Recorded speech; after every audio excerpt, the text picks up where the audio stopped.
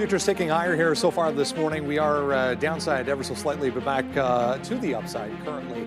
If you're joining for the first time this week, we've got a lot to come over the next couple of days, including more AI earnings to talk about. We've got the Fed, of course, coming up tomorrow afternoon at 2 p.m.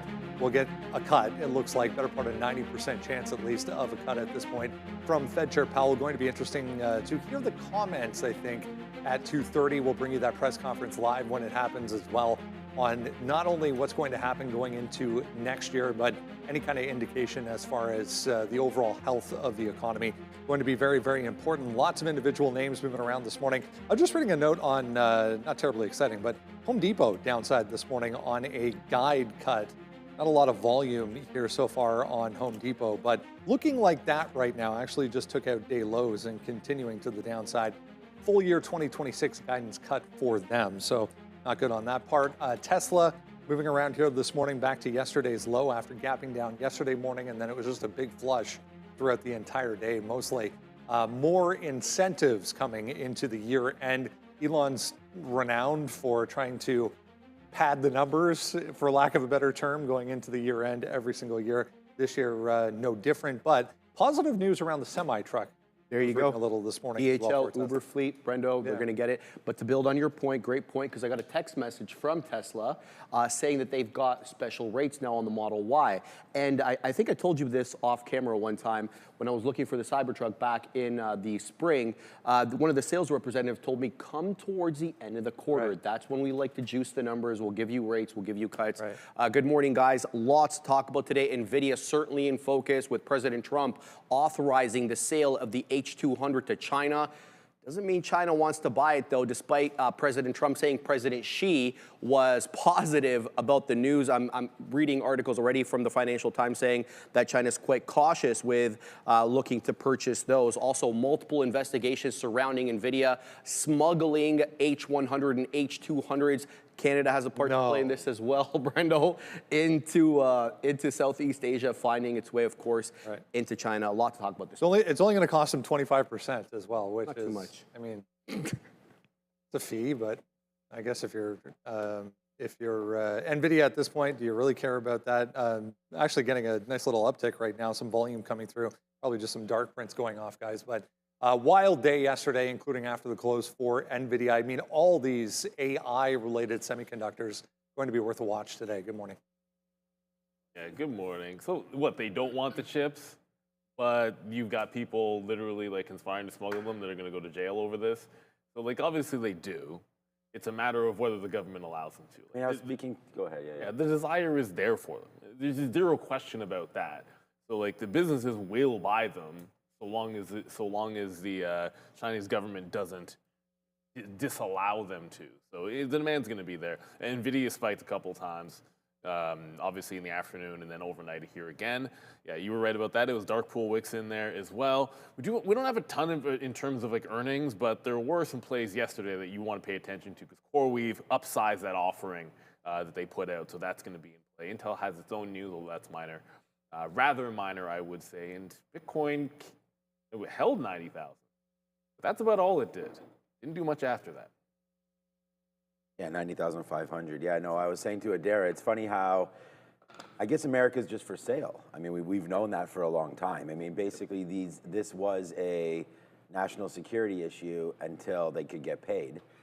And then all of a sudden now, it's not a problem. So it's just like, all right, you know, we don't want to have them, get them too much power, but if they're going to pay us 25%, that's all good. Now, but the thing is that these chips are more than 18 months now behind Blackwell as far as the technology is concerned. So I think that sort of weighs a little bit on that decision there. It's not like you're giving them the best and the biggest chips ever. I think it's affecting a stock like, and I might just get out of Alibaba, honestly. Like I bought some at 160. I'm not really feeling these Chinese names. It's gotten hit here today, down 2% on that news as well. So this news continues to fall down. And like I was saying, like if you could just import anything for a fee now, and we're not worried too much about national security, then yeah, I'm not sure some of these homegrown Chinese plays are going to be the jam that I was hoping for. You're actually pretty close to breaking lower right now on Alibaba, so I'm going to be watching this pretty carefully. And I may, you know, if this doesn't react well today, then I think we can dump it. We just bought a little bit more at 160 just like last week or 2 weeks ago.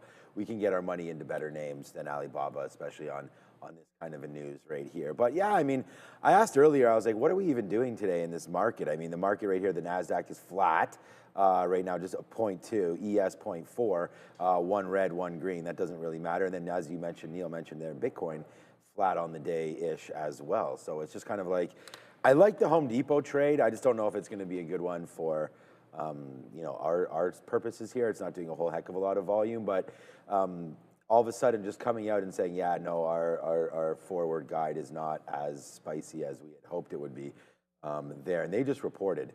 So they came back in and fell. And these were the levels that I was thinking like, hey man, maybe we missed the boat on buying some of these. But with a lower guide here, frog in the throat, the lower guide here, I'm not sure this level holds. So we'll have to wait to see for a 325 base down here for Home Depot. But just trying to, again, get into other names to diversify a little bit. And yesterday we had some interesting talk back and forth in the midday, basically near the end of the day, on John Deere and some of these tractor supply company, fertilizer companies, all of that. Oh, apples today?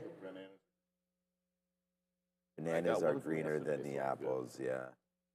Big apple fan, especially these ones. These are going to be way too acidic, I think. Oh, they're right there. But thank you, Randy, for that. And then it's earnings week, right? So we got a bunch of different names that we're going to look out for here on report there. You know, we got Lululemon coming through. And then tomorrow is, I see you have it up over there, but it's Fed Day. So yeah. I had just written down the TQ short. I wrote down some Netflix action today. And then, you know, I'll have to watch this off that 96 level. I'm pretty interested in this. If we can come back into here and see what happens. I think this is going to wind up being a good deal for Netflix, whether or not they get it or not. And what I mean by that with Warner Brothers is it's been hit so far now, down to the downside here, that even if they don't wind up getting it, I think most of this action here is assuming that they're going to pay and potentially not get the greatest deal, I guess, on Warner Brothers. I think even if they miss on getting this and it goes to Paramount, I think we can go back to the upside here. It shouldn't affect any of their earnings. It shouldn't affect any of their outlook or anything like that. In fact, they'll keep $86 billion or whatever. So I like this for Netflix coming right into a great spot. I don't know if I even want to wait for 90s anymore. Still a decent PE on Netflix, but I don't mind it down here. So we'll figure out right now what is going on. I have no idea. My mic is probably the same sound. You might want to turn your stuff up there. But Andre's working on the mics. So anyway, there you go. There's always something. So now it's more certain. Well, yeah, it depends on the source. Like whatever. Like we're getting a cut tomorrow, but the Kalshi has it at like 93%. The CME Fed Watch is still at 89. It's almost like this just isn't moving anymore, which I found a little bit surprising. Like usually, like I wouldn't be concerned necessarily, but by this point, the day before, when everyone's considering it's going to happen, usually this has crept over 90, and you know, tomorrow morning if we come in and it's still saying 89, I'd say it's not a gigantic probability that it doesn't come in, but it's high enough that you at least want to be ready at 2 o'clock on the off chance, right? So if this doesn't creep over 90%, like Kalshi is doing here, like 94, it's just a 93, now you're seeing 94, that would be not concerned, that's not the word, you just want to be prepared, I think. Because if we don't get a cut, remember those 2%, 3% type days we were having? Yeah, if somehow that small probability ends up truth, then you can see that'll happen in the market. 3% down would seem almost reasonable. And then watch out for the IWM. The Russell is going to be affected a lot. But in terms of actual, crazy movement going into it, like you look at the Russell, and just to show, like look where we are on the futures right now. Like we're sitting right in the middle of the last few days range. Ooh la la. Randy, thank you for the coffee. Thank you. The Russell's showing some signs of rolling over. I'm not saying it's rolling over. It's just showing, it's like a triple top on the Russell with a bit of a flat bottom here at 250, if you're looking at the IWM. So there's just enough in there that there's a few people that seem to be concerned about this rate cut, or at least maybe a little bit of a pullback in some of the smaller cap names. So I think at some point we're going to have Mitch coming on through. I'm going to be curious to see what his take will be on some of the small cappers going into this Fed decision, which, as probable as it is that we're getting a cut, there's just enough kernels out there. Keep it in the back of your mind. What you want to do if there's a surprise. I think the IWM is a place. That's probably going to be the best short in the small probability it were to happen tomorrow. Oh, I mean, that would not be happen tomorrow. Sorry. Yeah, if they don't cut the rates, you can just start whack-a-mole. You can punch short on any of those, but IWM for sure would be the thing, man. And you know I'll be trading the Qs tomorrow 100%. So watch out for that. There. We'll be trading some of these tomorrow. Join us tomorrow at 2 p.m. when this all happens. We'll try to light that on fire a little bit. We'll look at some Netflix today. We'll look at some Qs today. We'll look at the SPY, the IWM, Open Door, everything that was moving around yesterday. How about our guy SMX over here as well? $125. Where's Obi calling this thing 500? There goes SMX to the downside. And then TGL was quite a nice move yesterday and in the last couple of days as well. So some of these names just getting hit a little bit downside there today. Remember, we have GME and stuff coming through this week, so there's going to be lots of action, lots of things to talk about. Despite there not being, a crazy amount of stories happening here. Wow, that's a nice little GameStop move off that $20. I think we talked about that before.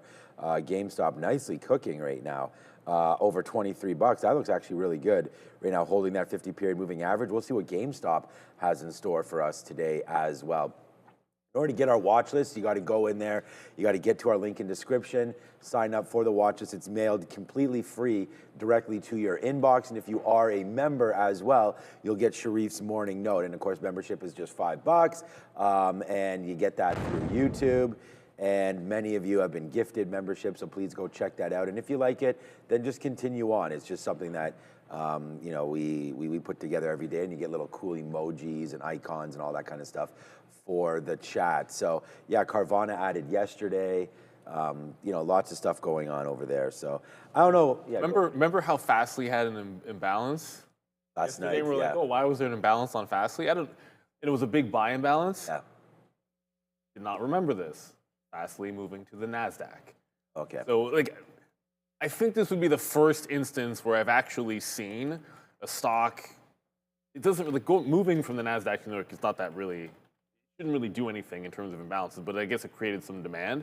But the FSLY, for us here at Real Trading, we actually put the market in the drop down. So for our charts at least, go to eSignal will be fine. But you go to our charts, you only have 1 day of data. And FSLY, if you're one that's curious, if you're looking, it is now joining the NASDAQ. Feels like it's been a bit of a thing recently. You have a lot of these companies that are moving from the NYSE over to the NASDAQ.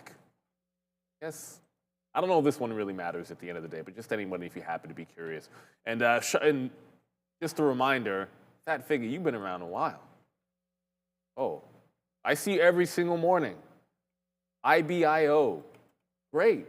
$ IBIO, that's what we got to do. Make sure, everybody, if you are typing, and just get in the habit. I know I muck it up every now and then. I just saw Walmart in there from Glass Half Full. IBIO was a mover yesterday. But if you wanted to get on that nice little list behind us so that when we're all paying attention to what's moving or what you guys are interested in, then we can all see it. Everyone here in the team, of course, and then anyone looking behind our backs will know what are the top symbol that the viewers are talking about, that you guys are talking about. It keeps us on our toes. Sometimes for the small cappers, it's the best way for us to know what's going on. Only up 10% here, but worth a look. And make sure you type in that $, even if it's GLD, Mike, in the chat. Any of those. GLD on the Amex. Of course, Walmart first day on the NASDAQ as well. We'll screw up all of our charts. Yeah, pain in the butt. All right, guys. Yeah, look, it's going to be a good day here. We've got Sharif and Brendan just chilling out in the back there. I see Randy might be on coffee duty back there as well. I'll say hi to Randy for everybody when he comes through. Again, this is Walmart. It's not doing too much going on here. But let's go back over to Brendan, see what he's up to. 8:15, guys. We got some numbers coming through here this morning. We'll get ADP employment change. That's a weekly number. Keep in mind, coming up at 10 o'clock this morning. These are actually there's two listed here, 2 different months. So we're still working through some of the backlog from the government shutdown going back a month ago or so. So there's both the September Jolts jobs number and the October Jolts job number coming through at 10 o'clock this morning. And then the conference board's leading index as well. That is also a September number, but coming up here in a few seconds, we'll get, hopefully, ADP employment change again on the week. It's supposed to be negative 13.5, or that was the prior, I should say, negative 13.5 on that number. We'll keep an eye out for that, but a little bit delayed here, it looks like anyways.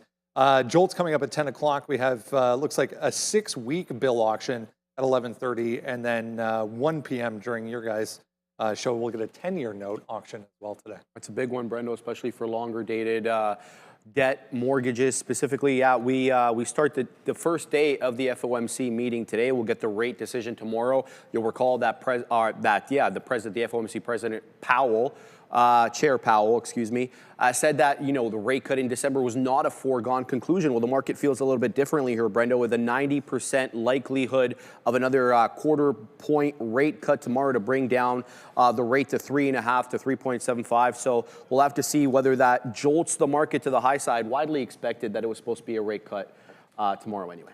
Just checking on, yeah, definitely. Just checking on, there it is, finally get this, 4.75 thousand.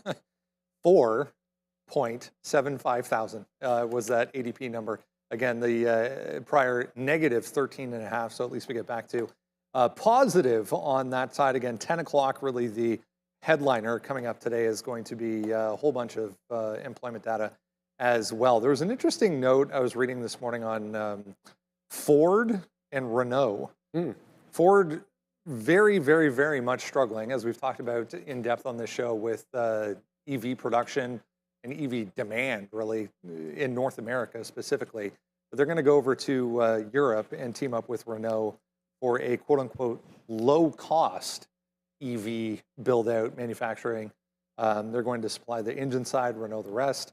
It comes at a time when this weekend, for Formula One fans out there, this weekend was Renault's final race as an engine supplier in Formula One. They're packing it in after, decades. They've been around that sport for 30, 40 years probably. Ford coming back, though, next season. So Renault out, Ford coming back, teaming up with Red Bull. They're going to supply engines to Red Bull next year. I've seen Ford try to take some European models, Brendo, and bring them over here.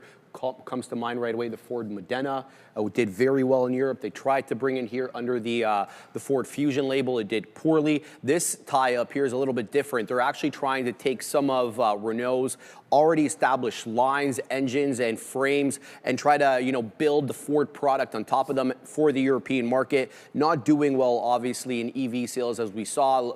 Widely speculated that they're going to cancel the Ford F-150 Lightning, and we heard about the Mustang Mach-E, where they were losing about $35,000 per car, or at least last report, Brendo. So nice to see them actually trying to gain some sort of foothold in the European market, but not having to invest as heavily as they would have. Yeah, and still, not really throwing in the towel altogether on the EV side of things, but, still attempting in maybe a different way that, let's face it, hopefully works out for them. Google back to lows here as well. Speaking of Europe, there's more on this EU antitrust note this morning for Google. It was a pretty ugly day yesterday, just straight downside all day long for Google. I mean, Brendo, I don't like to, point fingers, but yet another European investigation into an American company. This time, it's basically, are they using some of the content by publishers to train its AI model? So the European Commission launched a fresh antitrust probe on the use of online content for AI training and deployment, including materials from web publishers and YouTube creators. It's basically they're using their stuff without compensation, Brendo, and they don't have a choice to opt out. So, for example, can they maintain their web search, their web presence on Google's network, but Google not use that material to train its AI models? They're trying to say you have to divorce the two. It can't be that we don't put our product online on Google's network because we don't want you to train it on your model. So there has to be a bit of a differentiation. That's what the Europeans are saying. They'll come up with a fee, they'll pay the fee, and everyone will be magically happy again, as it happens most times. Google back to, what was it, 311, I guess, 311.50 at the lows there. We're sitting at 312 right now at support. Let's jump over to Joe. He's got options for us today. Good morning, everyone, and happy Tuesday. I hope everyone had a fantastic Monday session. A lot of interesting things going on with the options activity, guys, so let's get right into it. The top of the list here, we have Warner Brothers Discovery. Yes, at that $27 strike price, guys.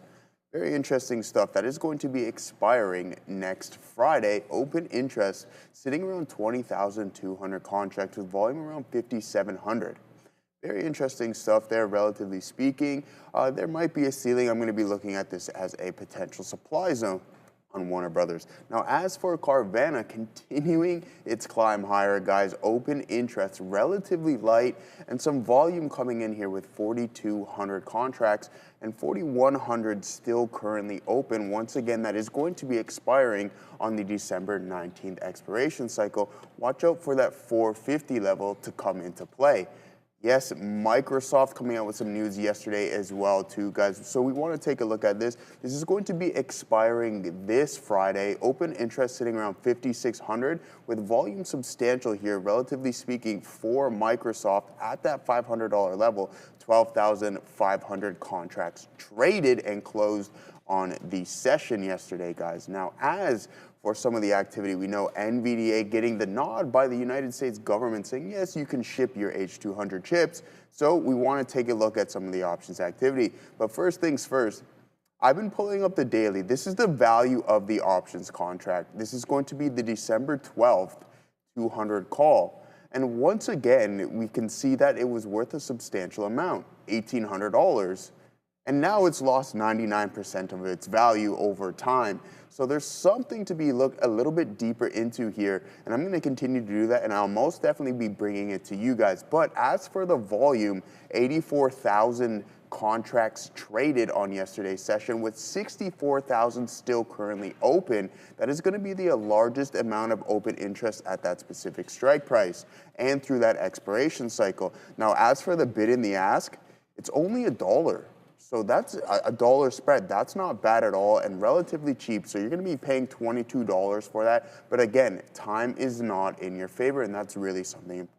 No, as for your delta exposure, extremely cool. Gamma as well too, guys, sitting around that 0.014. So your gamma being your rate of change may seem a little bit confusing, but once again, just for people who aren't informed, your delta is for every 1 point move in the underlying asset. That is the value in which the contract is going to change, all right? So it's not going to be changing drastically whatsoever on this specific contract. Your at-the-money IV sitting around 44.8%. And that's what we got going on for some of the options activity, guys. I'll see you momentarily with some upgrades. We will look forward to that, Joe. And I think, look, obviously NVIDIA is going to be on a lot of people's minds today with the news. At 200, can we get there? I feel like we'd be stronger. We're less than 1%. Right now. It's only Tuesday, and remember, of course, with Fed tomorrow, you'll probably see a little bit more volatility post, for sure. But one name on that you were talking about there, Joe, that I'm pretty sure is going to be a bit of a mover today. Remember Carvana? Don't forget Carvana, getting the nod for the S&P 500 edition. So far, it looks like the first red day in a while. If it just did nothing all day long, it would have the first red day in a while. But that was a big-time move up. We've seen this story before where you get all the exuberance, run into it, get your bounce, but at some point there is that, like, sell the news type of event. So I would think Carvana, if you don't make a fresh high relatively early on, like in that first 15 to a half an hour, then you could have a profit-taking type of day here. Like the news is already in, like everybody knows, they're going into the index. And then that close, whenever, we'll see what happens on the close when they get officially added. But for today, if you're not making some kind of a fresh high, I'd look for some profit takers to come in on CVNA. And no questions asked, the chips are going to be in play. But don't forget on some of these day two type plays. Like I was just looking at Coreweave, which is, actually Coreweave had a bit of a headline here, so I should maybe read that for you guys. Where is it?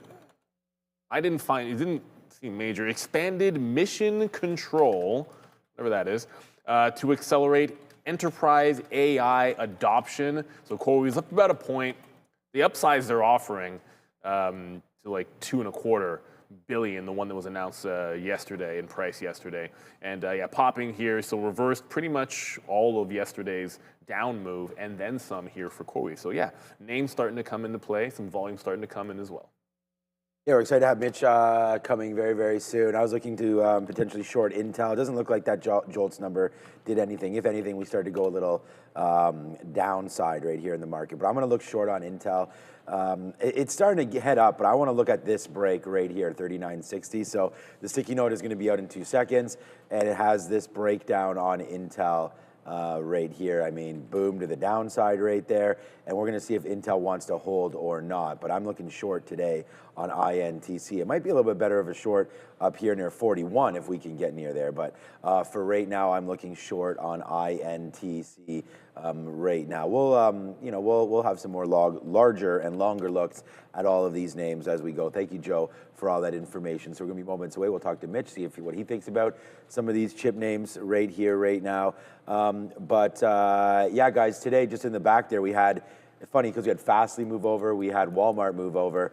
I don't know, Sharif, you think Walmart, this move over to the NASDAQ will create any sort of an action for the stock? You like this name these days? Katina, man, got to be honest with you, I didn't even know about the story until Neil told me this morning, but that seems to be kind of like a bit of a tailwind. We saw Palantir shift gears into the NASDAQ. Also, some other companies moved over, Brendo, too, as well. We were on vacation the last time that came out. Regarding that shift for Walmart, I was just reading a note here from UBS on Apple. You and I were just discussing Apple on the AI side of things. UBS analyst David Voigt maintaining a neutral rating on Apple, 280 price target, noting App Store revenue grew 6% in November after 7 and 9 in September and October, down from 12 last year. So not going in the right direction as far as the App Store specifically goes, but you were just making an interesting point as far as Meta on the AI side versus Apple on the spend. Yeah, well, see, the thing is, Meta took a bit of a different approach to their AI. They wanted to go open source, much like what the Chinese were doing. And so far, it's failed. Llama 4 is far behind all the other competitors. In fact, Brendo, when Jensen Huang was on the call, he mentioned every major AI customer, as well as their model, except Meta. A glaring omission as they shift gears. And what they're trying to do now, Brendo, is they're trying to shift to a new closed source model called Avocado. We reported on this a few months ago. You gotta love the names Avocado, Llama, it's fantastic. Katina is already hungry there. No, but seriously. A little guacamole. What this says to me is Apple's gambling. They're gambling here because they're focusing on small language models on device. That doesn't necessitate that much CapEx. However, if that ends up being a dead or failed or not a good enough technology, they're going to be 2-3 years behind their competitors. Big tech overall pretty weak the past couple of days. Meta included in that. Apple, kind of choppy as far as yesterday goes. But again, Apple on the neutral side of things as far as today goes for some of the ratings anyways. Meta is still a lot of question marks, I think, going forward, going into 2026 as far as what their plan is. Here's Microsoft, meanwhile, looking pretty good. 2 days in a row here, popped up in the pre-market. They're going to drop $17.5 billion into India. And Canada. And got a nice little pop on that this morning, yeah. And yeah, we can't forget about Canada, Brendo. Another 5.4 billion Americans. So I was asking in the chat, I'm like, where is that going to be built? But by the time I got to writing the last word, Katina Man asked me about Walmart. So yeah, here's the tie-up. I didn't see the India headline, Brendo, but the tie-up here with respect to Canada is 7.5 billion Canadian, about 5.42 billion American. They're looking at building data centers and AI, cloud, obviously, infrastructure. It's supposed to go live the second half of 2026. So that's a quick turnaround. We're talking, maximum from now, a year, which is pretty good for that kind of scale. Yeah. If you zoom out a little bit, going back a couple of weeks here, guys, Microsoft has some decent levels up here, 493, 494. Microsoft, I was looking at. Go ahead. Yeah. Before we get into that, I just want to clarify something. It's in the chat right now because there's a couple of movers this morning that I want to get to. ATMC, which thank you, Shaggy, for putting this one in the chat. This is Alpha, what are they called? Alpha Time Acquisition Corp. Announced the deal yesterday in the aftermarket. So Alpha Time, it's a SPAC, they announced the combination. They're the one that moved and are moving on that, and it's halted, I guess, because of that news. Now there's another one, ATMV, which is Alpha Vest Acquisition Corp. No clue whether these are even related, But this spiked on the other one's news aftermarket and seems to be running in sympathy. If I can find a connection between, if there's a connection between the two, fair enough, but I haven't seen any connection between the two. It seems to me like this one's just moving because the other one is, which makes it a little bit precarious. I just want to make sure everyone knew that. And again, if there's a connection I'm unaware of, then let us know for sure. No, but Microsoft is around some key levels. But the thing is, Microsoft's telling you what to do right now. If we're not busting through prior support, like it's like this 500 area, right? Inside of this range, you're still downward trending. The 200 period's been the jam. That's the place to buy. I felt like when Amazon did this, it showed you where the place to buy was post earnings, and then that was where you did it 3 times in a row. So I think you got to be a little bit patient here and just wait for this 470 to 472 iron softy until it proves that we can hold back above the 500 level. I think you just play the patience game. This one's still downward trending.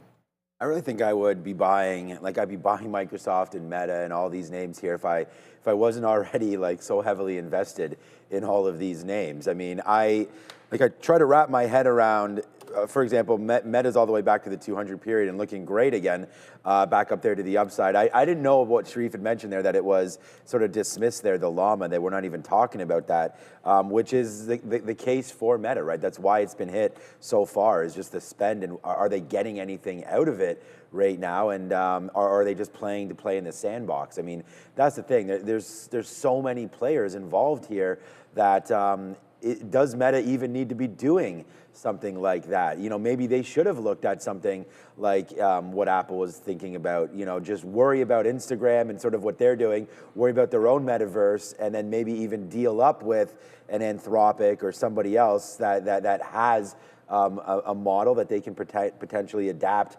to their software. I mean, they have such amazing, consumer-facing products. I mean, we were talking about this yesterday, even with a couple dads at hockey yesterday.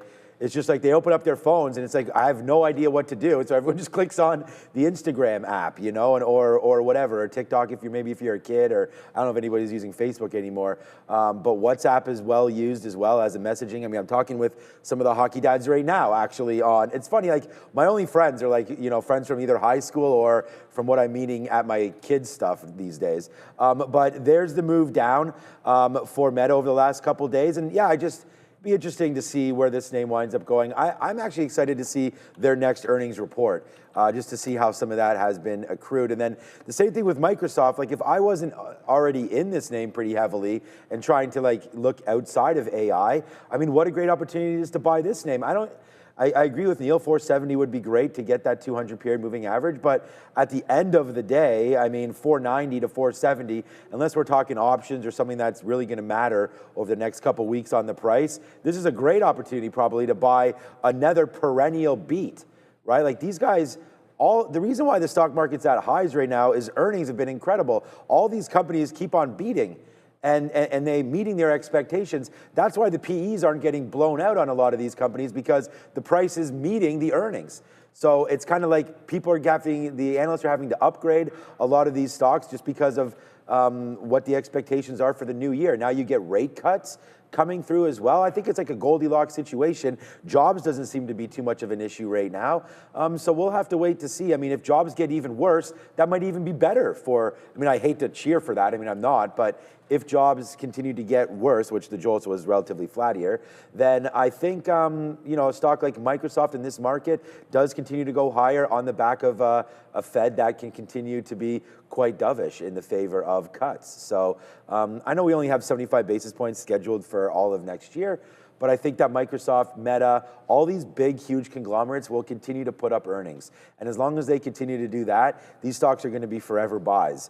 And I'm just bags full, man, right now. So I don't know what to do. If anything, buy some Costco down here. If you wanted to sort of diversify a little bit away from some of these names, we have Home Depot on the watch today as well, as that's down 2% and near some nice lows. So you don't get Costco too much hanging underneath the 200 period for very long. This trend eventually will reverse. I don't know when, but look at this support area right back into tariff tantrum lows again for Costco.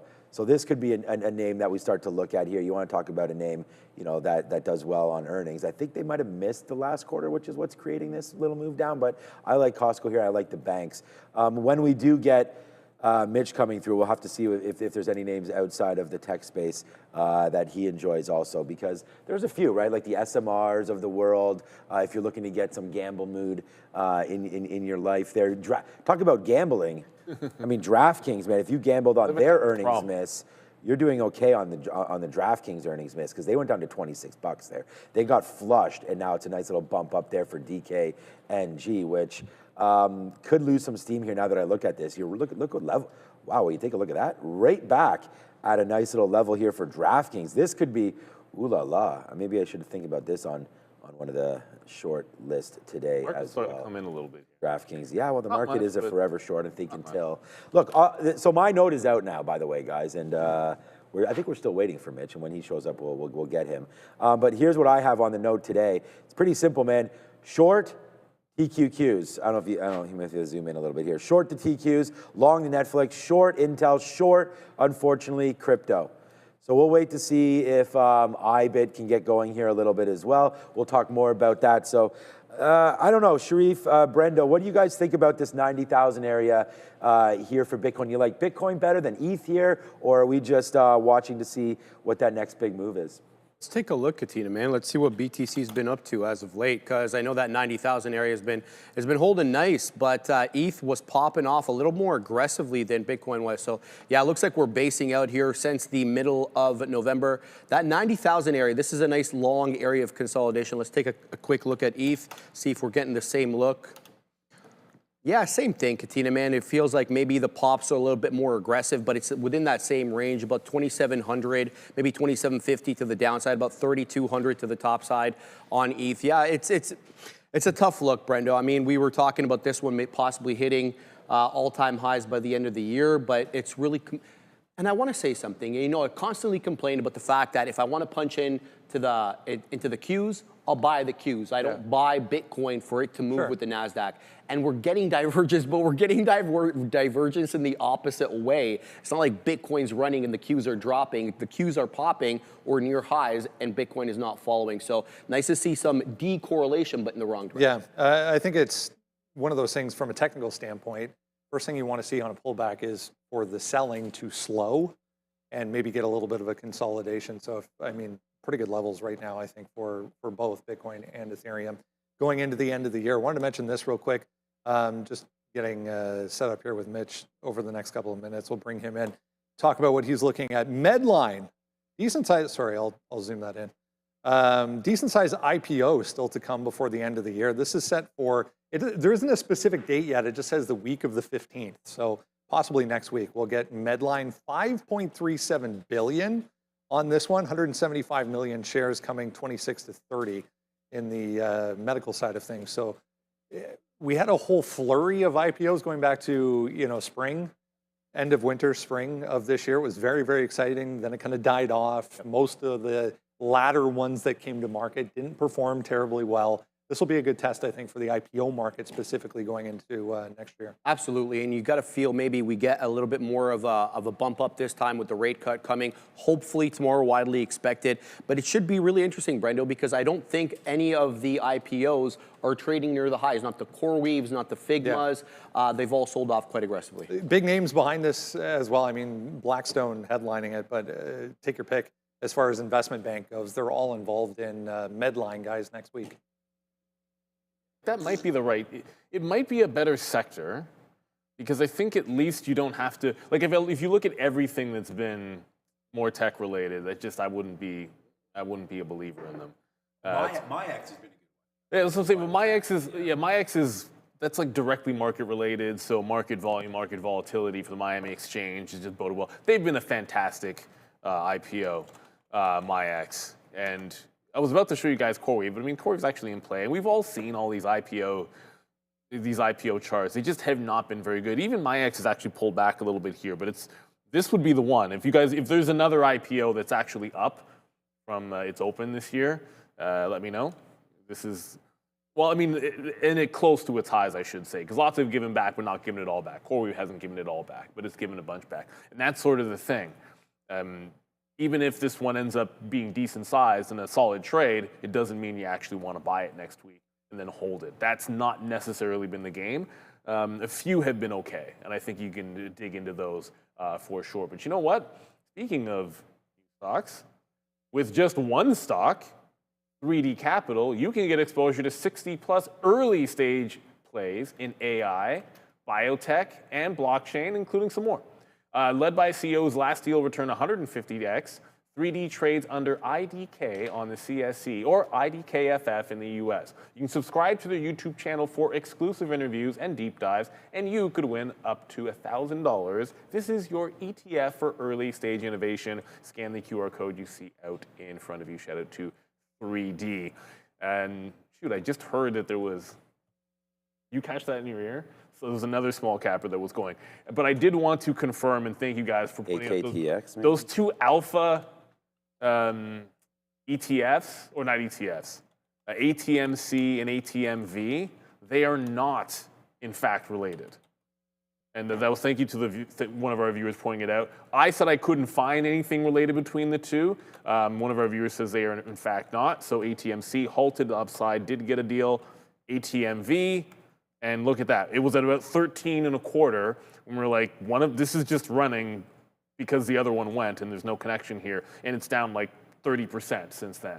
This is why you've got to do your diligence here. Sometimes things run when there's no news, and maybe there's something going on there that it might continue. But in this particular case, it looks like people just followed the leader for some reason.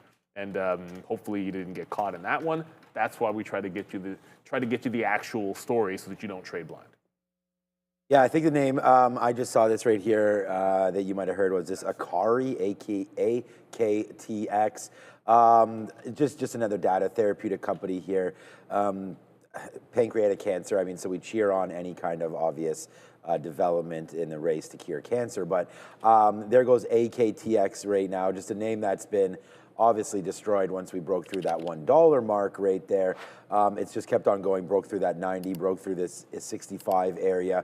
I would say a take of 65 would be, potentially start of some sort of a new trend here. That's also your 50-period moving average here. But this is Akari Therapeutics, and right there on that little bit of a bump to the north side. It was just up 25% when it popped, and now we're up that 4 or 5% rate there again. So AKTX, potential runner right there. Redbook retail sales out at plus 5.7% year over year. Maybe a little bit of a bump up there, but as Neil said, we are starting to head downside a little bit right now. And we had indicated the short.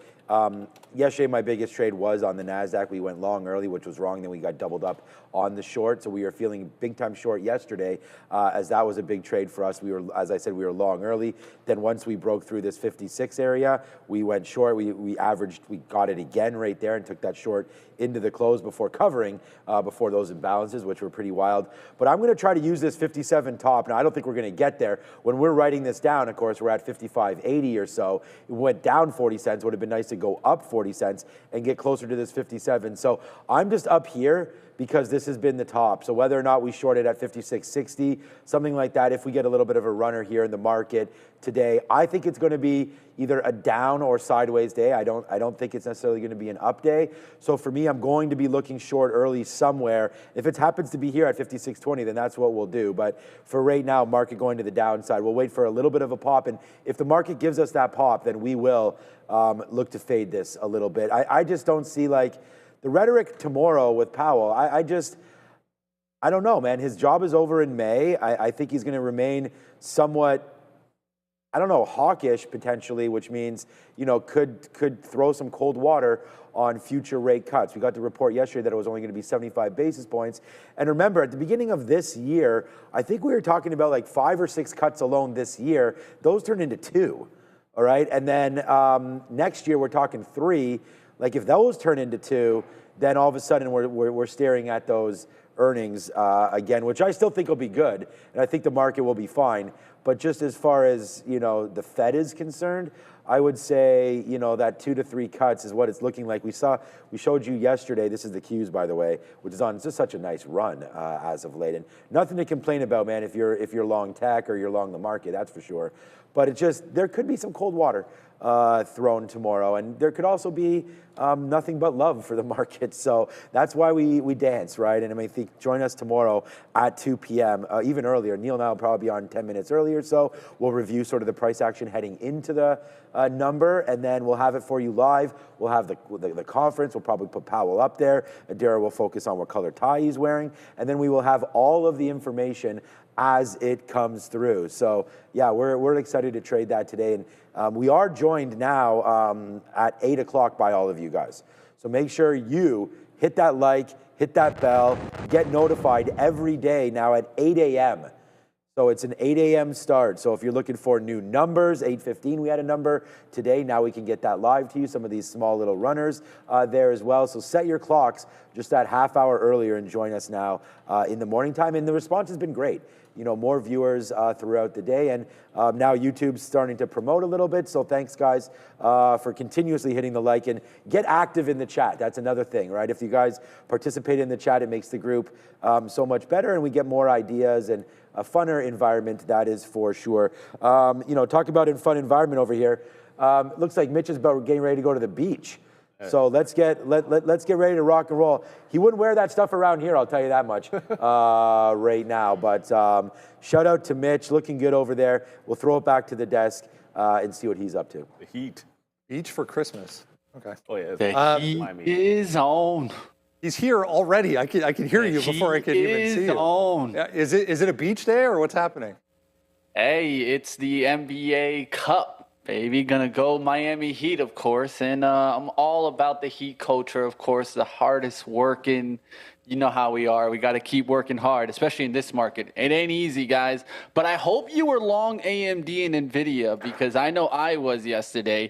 And on stream, calling exactly China chips going over there. I had a feeling Trump has been talking lately to the CEO of Nvidia, and I think that this has been something in the works. And I think that this is the way that they can really start structuring the China deal, with the addition of going to Nvidia, going to Intel, going to AMD, understanding what they need, right? And what they need to continue moving forward, because Trump understands this one thing, is that if the AI trade is going to continue, it's going to be because Nvidia does well, it's because AMD does well, it's because Intel does well, Broadcom. So he's here to support them, and he's trying to make money during this, right? So the tariff situation, instead of tariffing China 25, 30%, he's find another loophole. He's like, why don't I just go through the companies themselves and say, hey, do you want to sell more? Well, you're going to give me the cut. And that's what's happened here. So we go back 8, 9, 10 months or whatever it is now to find the actual date when these H200s were even somewhat relevant. So there's that standpoint. China's already come out and said they're going to heavily limit the availability of these H200s going into the country. And as you said, it's only going to cost them 25%, Nvidia, to be able to go and sell them. So if you look at all of that from a whole, Mitch, is it actually that positive? And I say this simply because, yeah, we got that nice pop after the close yesterday, but we're coming right back in here again this morning. Yeah, I think you got to look into now what's the hard work, right? The TAM, the research behind the customers that are needed. And if I look at both of these companies, and I'm just going to compare NVIDIA and AMD because we'd be here all day to compare all four, but AMD actually has the better chance of China revenue than NVIDIA. But China, of course, has a high-end GPU market that's estimated at $50 billion. So there's money here to be had. And if we think about AMD, AMD is pretty strong in their China revenue. It was about a quarter of their 2024 revenue. Of course, this doesn't have to do specifically with AI chips, but also shows me more and more that they have relationships in China that they can start pulling on now, that they have access to sell them these AI chips. So if there's one that benefits more, actually, it's not the one that got the higher pop yesterday, NVIDIA, it's AMD. But full disclosure, I still got an AMD swing on, so I'm reaping the benefits. Completely agree. Just from a sentiment standpoint, definitely positive going into 2026 for all of these. Let's go to crypto here. You had ETH on your list this morning. We were just discussing overall where this entire market sits. I mean, I think both of these coming off a little bit of a bounce, Bitcoin included, still at really, really good levels. Yeah, we talked about this one last week. This was my call on the Bitcoin, right? I was looking for Bitcoin, I was looking for Ethereum weakness, and I was looking for them to start popping back in a relief rally. I think we got that relief rally, but if you really think about it, this has been very small bounce back, especially like if you look at an ETHU, kind of more of that leverage approach. Now, today's the big day. Either we continue going green and I think tech starts to really rally, or tech drops off here. And if you noticed around the other sectors, we've really started to pull back. Even healthcare has started to pull back. So technology needs to hold today. And I'm looking right now, the Qs are losing a little altitude. So we have to be on alert. Today is definitely more of that day where the bulls can either stay in control or start losing control. I don't think the bears take control here, but it definitely is at the point where we could see some further pullbacks come into play. So today's a big watch for Ethereum. We'll see what happens. Can it go right back up, ETHU back to 65, or are we going to get 60 undercuts? If we start to get back to 60, well, we're right back to where we were last week, and this just starts the concern right back in. And really, Bitcoin has been leading the markets. I know Tom Lee said that, and a lot of people gave him, junk for that. But hey, the truth is it has been leading the markets.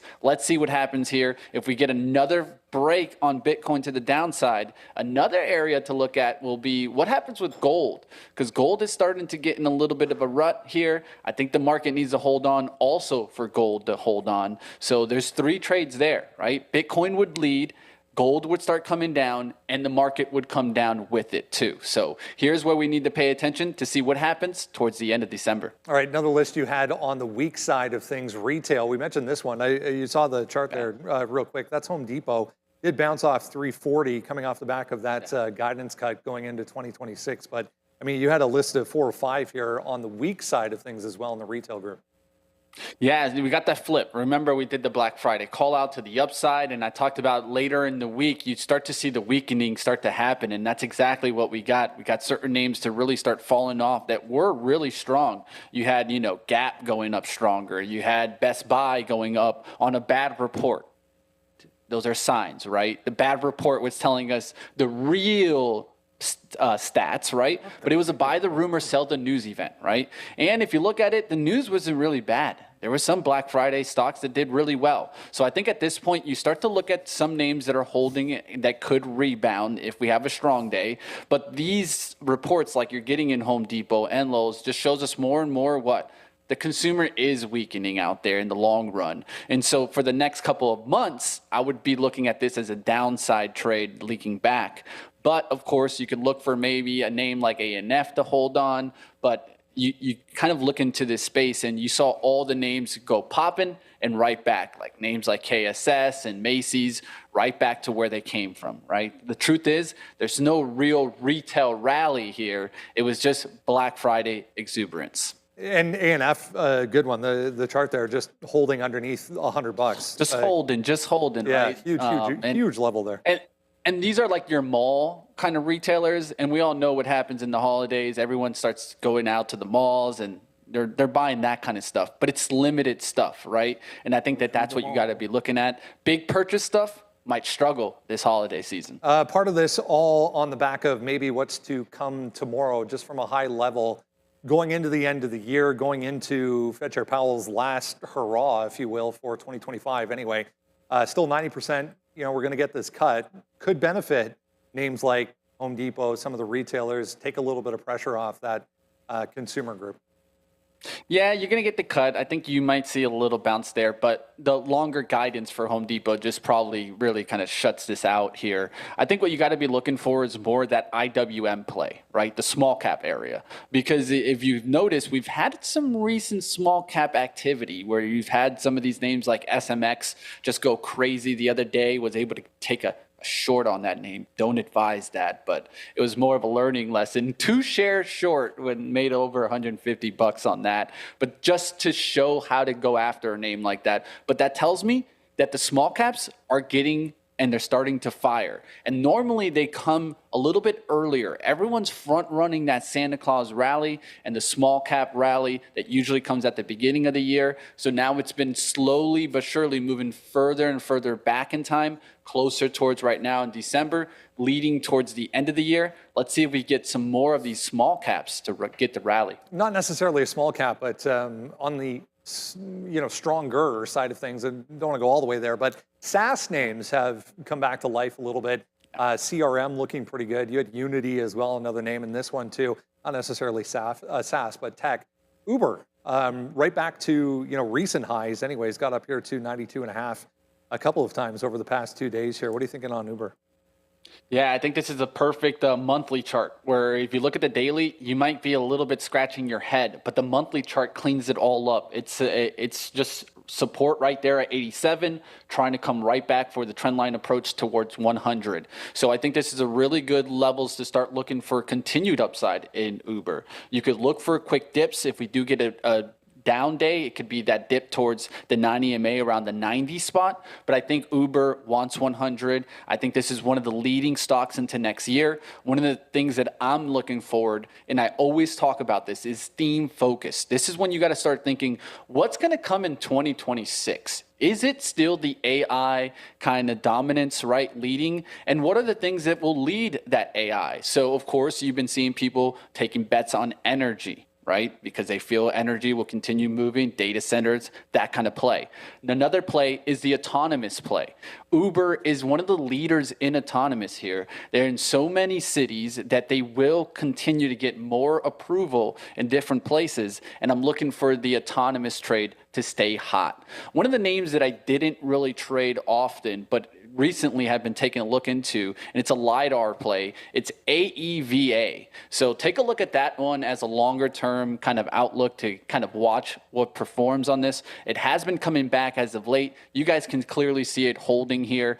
Let's see if it can really start making a move. And if I think about it, it's been leading my 5-day price trend towards the market. And I have a watch list of over 76 names there, and this is the one that's leading it. And what is it? It's a LiDAR play. You can look at this one also running with like a name like Ouster, which is OUST. Look for LiDAR autonomous plays to kind of come working back in 2026. And so for that mention, also Tesla at some discount will be attractive, at some discount. Right now, I don't think is a time. And the semi-catalyst coming through this morning as well, a few more anyways, orders for Tesla.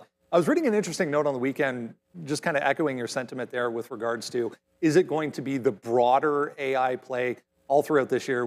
I mean, it feels like we've only talked about, the AI semiconductors or GPUs, yeah, Nvidia's, AMD's, or as you're saying, are we going to get that trickle down to the next level? And those uses of, those actual practical uses of AI, including the autonomous side of things. Last but not least here, healthcare. What do we do with healthcare stocks today? One that I'm watching that has a ton of accumulation, and I'm looking for stocks that can start showing accumulation on this pullback, because I feel like that healthcare move was a strong move that could get reloaded into towards the end of this year. So Pfizer has been a name that I've seen tons of accumulation at the 25 to 24 range. It looks institutional to me. It doesn't look retail. It looks like they're here for the long term. So I want to try to play that rally. If Pfizer could really get back above 26, hold, and really start getting towards the 27, it's going to be looking really good with a huge base on the bottom, tons of volume. You can really see this on further charts like weeklies and monthlies. That's where you see the change in the spike of volume that's down here. So the base has been created. Now we need to see the momentum really start taking part. Another thing to look at in healthcare is the genomic space.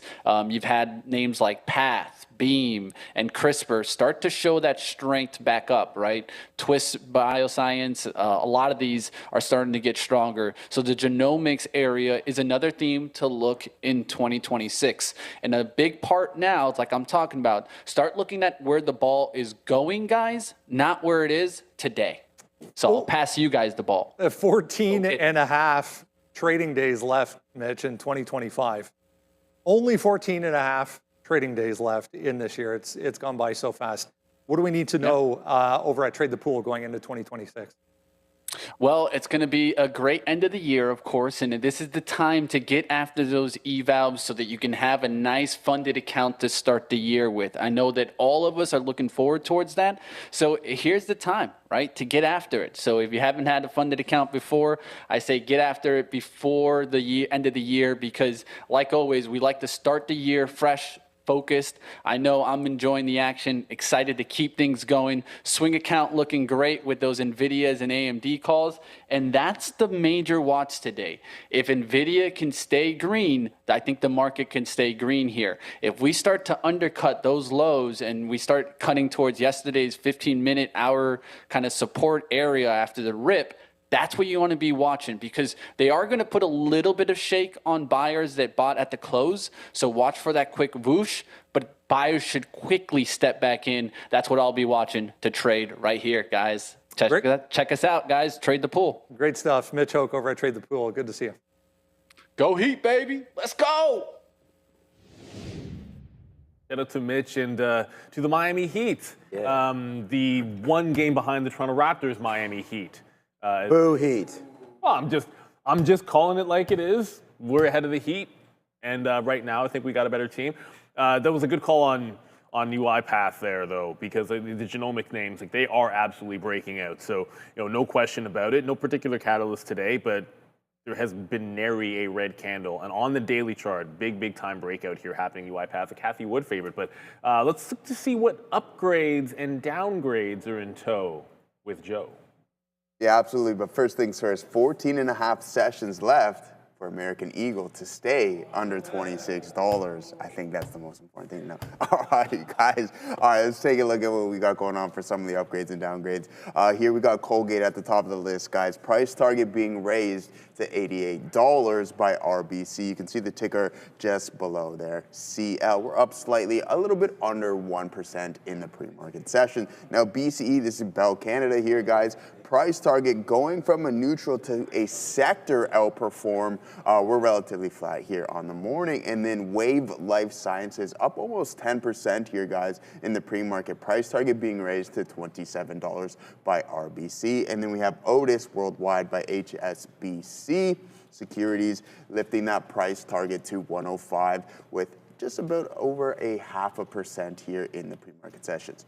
All right, guys, now Norwegian Cruise Lines getting the downgrade here, lowering that price target to $21. You're down 1.88%. And then Confluent here, guys, you're down 0.07%. Price target being lower to $31 by UBS Group. And then we have Chimera by RBC Capital, lowering that price target to $13, down about 0.25% here. And then Paychecks by BMO Capital Markets, lowering that price target to $121. One thing before we send it back over to the guys, I know we want to get into the rundown, but just a quick look here.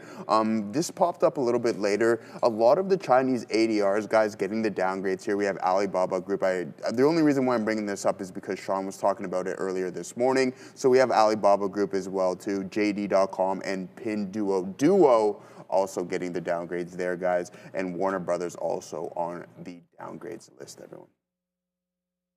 68.55, guys. That's where we closed out yesterday on the ES December contract. We're below that level right now, and we're below that key technical area of resistance we've been talking about for a period of weeks now. 68.75, despite us having been above that level yesterday and having knocked on the door of 6,900. We're going to say 68.35, which is yesterday's low as our first area of support. If we continue to sell off, we're looking to the 25-point level. If we catch a bid, Brendo, our first area of resistance is going to be that 75-point area again. If we really get going here, we're looking at that 100-point area, 6,900 as resistance number 2. All right, lots to understand here this morning. If you haven't done so, make sure you grab that. Free, F-R-E-E. Link is below. Top one in the description will get you to the sign-up page for the watch list. Grab that. It has everything you need to know on it. Every single morning comes right to your inbox. As I was saying with Mitch here, we're coming back in a hurry here for Nvidia. Just bounced off 186, maybe temporarily back to 186.50, but somewhat consolidating. I mean, it seemed very positive when it came out yesterday, midday-ish, or the hints at which this was going to come. And then after the close, we get the huge run-up. But I mean, we've given a lot of this back already. Yeah, Brendo, this is a big development, and I have a lot to say about this. 3 different stories in the morning note are devoted to Nvidia. Obviously, the main one here, President Trump authorizing the H200. The second one is China's reluctance to even want to buy the H200, and the third is a smuggling ring involving a Canadian and several Americans who were smuggling H100 and H200s into China. Nothing we don't know already, Brendo. Those damn Canadians. So I'll just quickly review this one. President Trump announced Nvidia will be allowed to ship the H200 to approved customers, though, in China, as well as other regions, as well as give the U.S. government 25% of the revenue. Recall, the previous agreement had been 15%, Brendo. That's now 10% higher. The Department of Commerce will vet every single different buyer according to the statement, and the policy is, of course, supportive of American AI dominance. The idea here is let's keep everybody reliant on American technology and not allow the Chinese to fill the gap. And we'll see. I mean, the question mark remains, do they even want these? And if that answer is yes, to a scale of how much and whether or not they'll actually even be allowed to. But anyway, top end of the range here, still holding for support anyways, guys, after the breakout for Nvidia. Yeah, I think one of the things Mitch said, the afternoon buyers have already been tested here, because in the pre-market, these are the afternoon buyers. I was from like 185 half, and then the aftermarket was all above 187 and a half. So all of that has already been heavily tested, and it's been mostly sell on Nvidia since. So the story of whether or not China, look, are there firms in China that want them? Absolutely 100% true, because they have fraud going on right now to make sure that they can get them. Like, let's just be real for a quick little second. Now, the real question becomes, does the Chinese government restrict any of it? Right? I think that's maybe the next shoe to drop. But for price action today, I'm just sort of squarely looking at that 185. I think we can be pretty simple here. If you hold on to 185, okay, look, acceptance that this is positive news, and then maybe you can hold and get going. But underneath 185, I think all the chips look short. Now, the first one I put on my note was Intel. And I said this yesterday, like, after fail, pop, fail, 42, so fail 43, fail 42 half, fail 42, 41 is the jam. So, like, underneath 41, I'm looking short on Intel. And then AMD, I think, is, if you lose 185, AMD is actually a prime candidate to fall heavily, just because it has so much room to its prior support at the 218 level. But you have to play this in both ways. AMD got multiple spikes up and through the 220 level, not just on this news. It was doing of its own volition.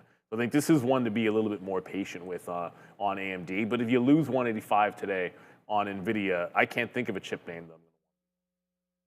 You already have it written down here. I mean, I love that 185 level, but I still have Intel breaking that 3960, which is sort of that bottom that we had seen lately. I'd rather, I want to be part of the move down, or that 41 top that we talked about. Look, like I said, man, we went from a national security issue to now just pay up and it's fine. So I think that's great for Nvidia. I like that story there for NVDA. I think it continues to work out for them in their favor, and it's not great for Baba and some of those Chinese names. So I'm trying to get out of some Alibaba there. I put an offer at 158. I'm not going to get there today, but if we do tomorrow on the Fed, I like to get out of it. Yeah, on 185, just looking here at the, it looks better on here on the 30-minute chart. So here's a chart from eSignal on Nvidia. Here's 185. So there's 185 right there. There it is right there again. Here it is over here. So 185 has been a good level to look out for. And when we broke through it yesterday, you saw there was a little bit of an up and down. It happened early, came back in, then broke, and then now it's come back in and tested and held. So I think the 185 level there for Nvidia is one to play off of. But for me, I'm looking red today. I mean, we've talked about that. I'm looking short. So waiting to see a pop on Intel. To me, it's not as clean, sort of these top side levels there. I mean, I don't know if we get to 41, 42 would be good. And then if you deal with 42 and it's ripping, then you're going to think about holding against this level right there, 4250s, 4270s right there yesterday. So if this really starts to rip up, I'm going to get caught shorting it up here. I know I would just pick this level, and then once it gets up here, I feel like I would be nervous and thinking about holding, and then if it rips my face off, it's a problem. So what I'm going to do is just play this break right here. So this is where I marked down for the day trade. Why didn't that work? There it is. We'll do this right into here. So that right there is 39.60. That's the level that I wrote down here on the note. So for today's sticky note, 39.60, downside push. If we break that, we can use 40 or so as our out. I think it's worth 50 cents. And then if we're right, we collapse back in, and who knows what kind of a move we could have there on Intel. So I like that short break right there on INTC. If you didn't sell at the top, you might have missed it temporarily now on Intel. We've had a couple bounces in around that $42 mark. Doesn't look like it wants to go higher for now. I'm going to fade Intel, although it's a tough decision because we're up on the day. And then Mitch was talking all about, we're going to have to go back over the desk here to get some more stories in. But Mitch was saying that this is maybe a big win for AMD as well. So yeah, I could see that happening. AMD actually looks a little bit better than everything else on the long side of things, right? I mean, you're still going to have a lot of pressure up here in your 223, but it looks like right now you can ride this sort of 200 period moving average, which happens to be at such an awesome level of 220. So again, if the market comes down and you're feeling like a long somewhere, 185 in Nvidia, and then 220-ish change here on AMD. So yeah, I mean, I'm looking short on Intel, but I do think a couple longs are setting up, but I'm not going for those. I'm not going to fish for those unless the market can completely turn around, and we're going to give ourselves some time to see if that does wind up happening. All right, man, Tesla. Apparently there's a sale happening here, Sharif. You mentioned better call for the rates. Let's go find out what that sale word means as far as Tesla. Oh, Randy's head perk up there. Are concerned. Like, huh? Tesla? Tesla? Huh? On the back of a pretty ugly day yesterday, that's a note from Piper Sandler this morning, essentially saying they're very, very close to unsupervised FSD, as we've mentioned many times on this show. They're reaffirming overweight on the stock, $500 on the price target. So what is that, $60+ more from where we are right now. Yeah, Tesla basically, not only a sale, but basically, as far as this note is concerned anyways, begging you to take a Model Y normal range before the end of the year. Sharif, 0% APR, 0 down payment, and free upgrades right across the board if you want one. I wonder what those Tesla dealerships are looking like, Brendo. Probably packed with these Model Ys, as I can verify.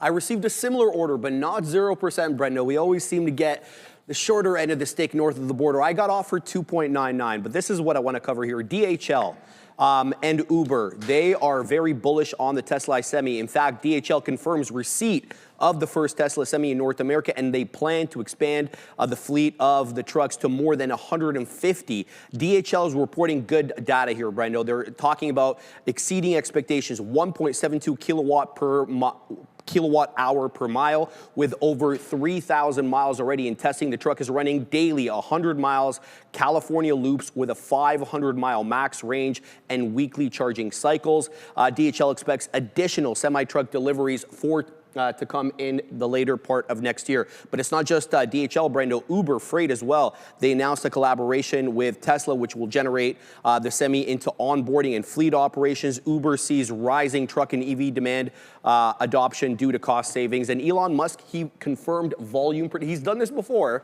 as we know, but he confirmed volume production next year for the Tesla Semi. So let's see what they do. Yeah, going back to the investor day, that was one of the things he really harped on as the robots were dancing on stage. He was talking about the semi-trucks. But yeah, no, it's great to see finally getting some results on that. If anyone's keeping track, just seeing a note here saying the Fed says FOMC meeting began as scheduled. So on with your day. As it always does. Thank God. Oh no. Well, you know what? The one day that it doesn't, they're like clockwork. I can't even remember a time that there was anything recently like abnormal. We don't even get rate decisions that are in question that much anymore, which in some ways that's a good thing. For Tesla today, yeah, nice to see Elon talk about everything that doesn't necessarily involve current sales. But if you look at,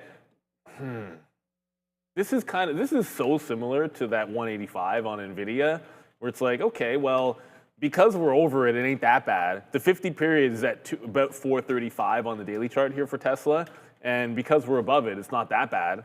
Down almost 1%, but that doesn't look good if we break it.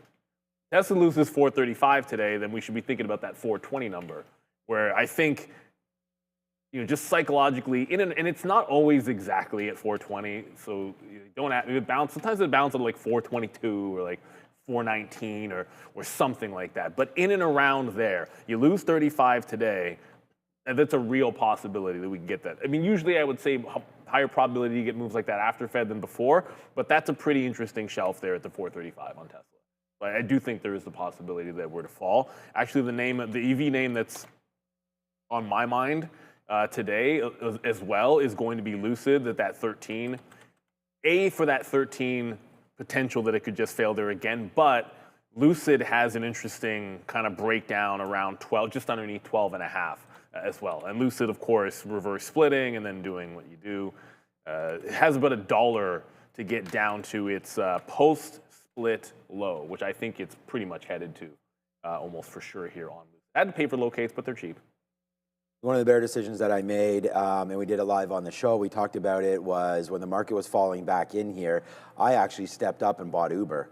And so we did good on Uber. The day it broke through this 200 period moving average. It was either the next day or even in that day where we were able to get some 84s and change here on Uber. And it's really done well, back up to 91 there. So just a couple percentage points there, back up to the 50 period moving average. But now looking like it wants to come back in a little bit. Mitch was talking about it too. I like Uber. The story there is the Uber Freight as well. I like the space. It's not just a Tesla story, of course, is they're involved with many different, we had, there's that one that they had to deal with there. I think it was in Dallas. It wasn't Waymo. It was another one that they were coming through with. And I really like Uber here. And it's coming up to the 50 period moving average. We'll see if it can wind up holding that. As I said, like another test there and a hold and a move up, I don't think is the end of the world there either. But here's Uber right now, not doing anything in the pre-market. But what about some of these lows?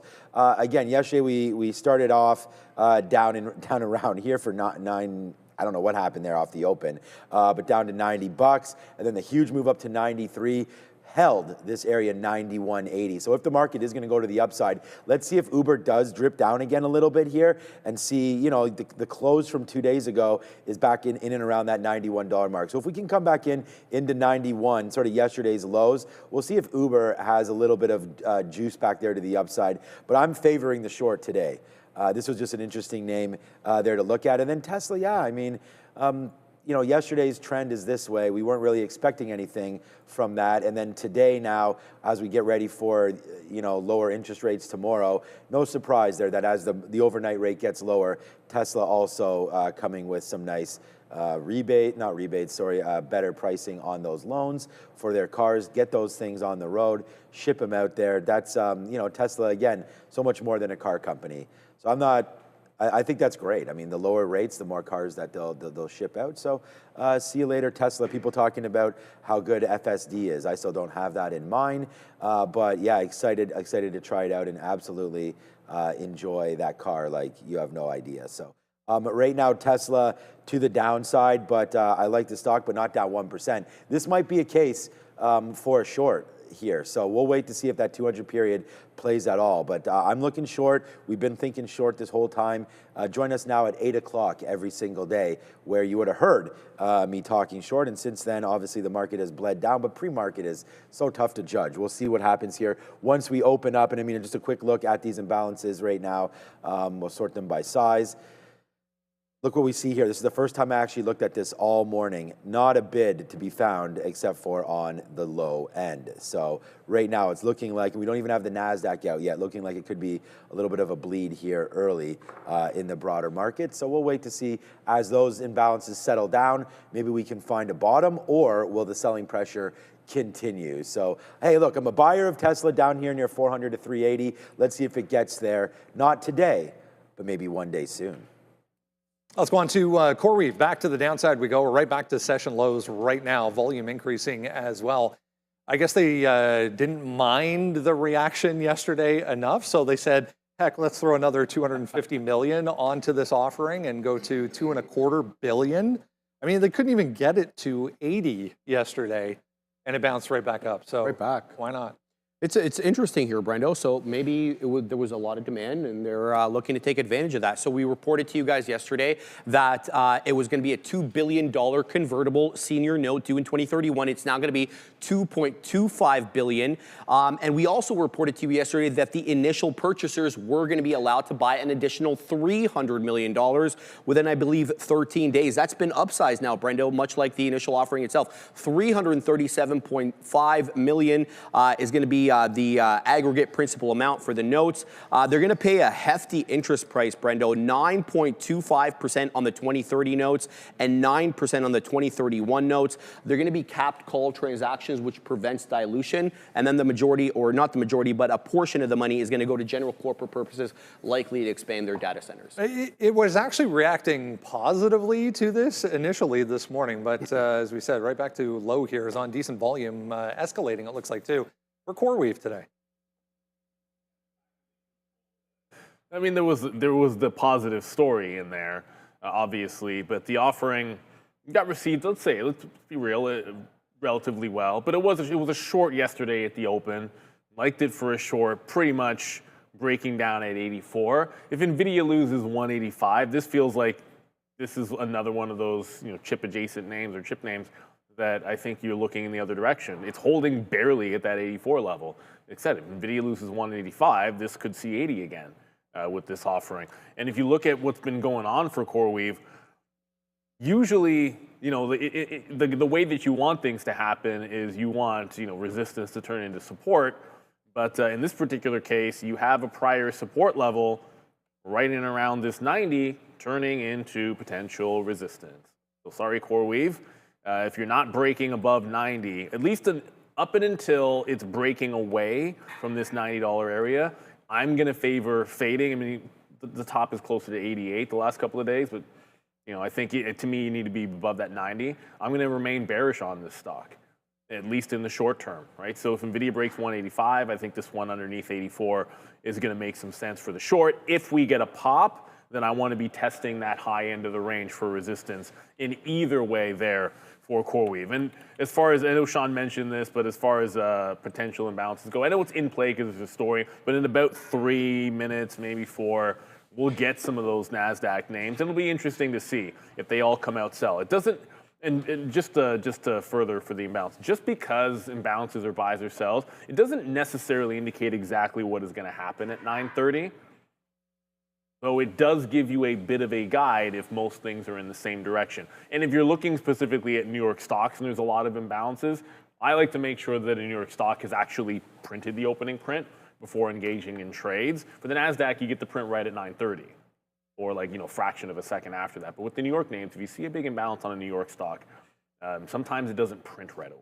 And it can be 10, 20, 30 seconds in, sometimes like a minute, and you're like, oh, the stock hasn't opened. Let me just back off until that opening equilibrium has been met, and then maybe make a bit of it.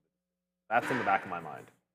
I mean, Coreweave bounced off nicely yesterday, and right now, it's just, I think it's just still, I hate to be Debbie Downer again here, but I still think it's a short up here near 89 bucks for Coreweave. I mean, I don't really like, I mean, I was saying this, I'm not sure what this business is all about here, and breaking underneath this 90, I showed this yesterday, we were talking about here, you got a little handle here, and then the cup is, I don't like this break right here. If it happens, great, but you still have some work to do to even get back up. Like that's 110 is your 50-period moving average. So this name is just a violent one. I mean, it has big, huge moves all over the place. I don't know like what this story means with China and all these chips going. I mean, obviously Coreweave operates in the United States, so I don't think it's a big, huge thing for them there either. But the whole renting of all of these GPUs and all this stuff, it's just that it feels like it's part of that whole financing circle here. So I don't know what to think about Coreweave, man. I'm just going to leave it to more people to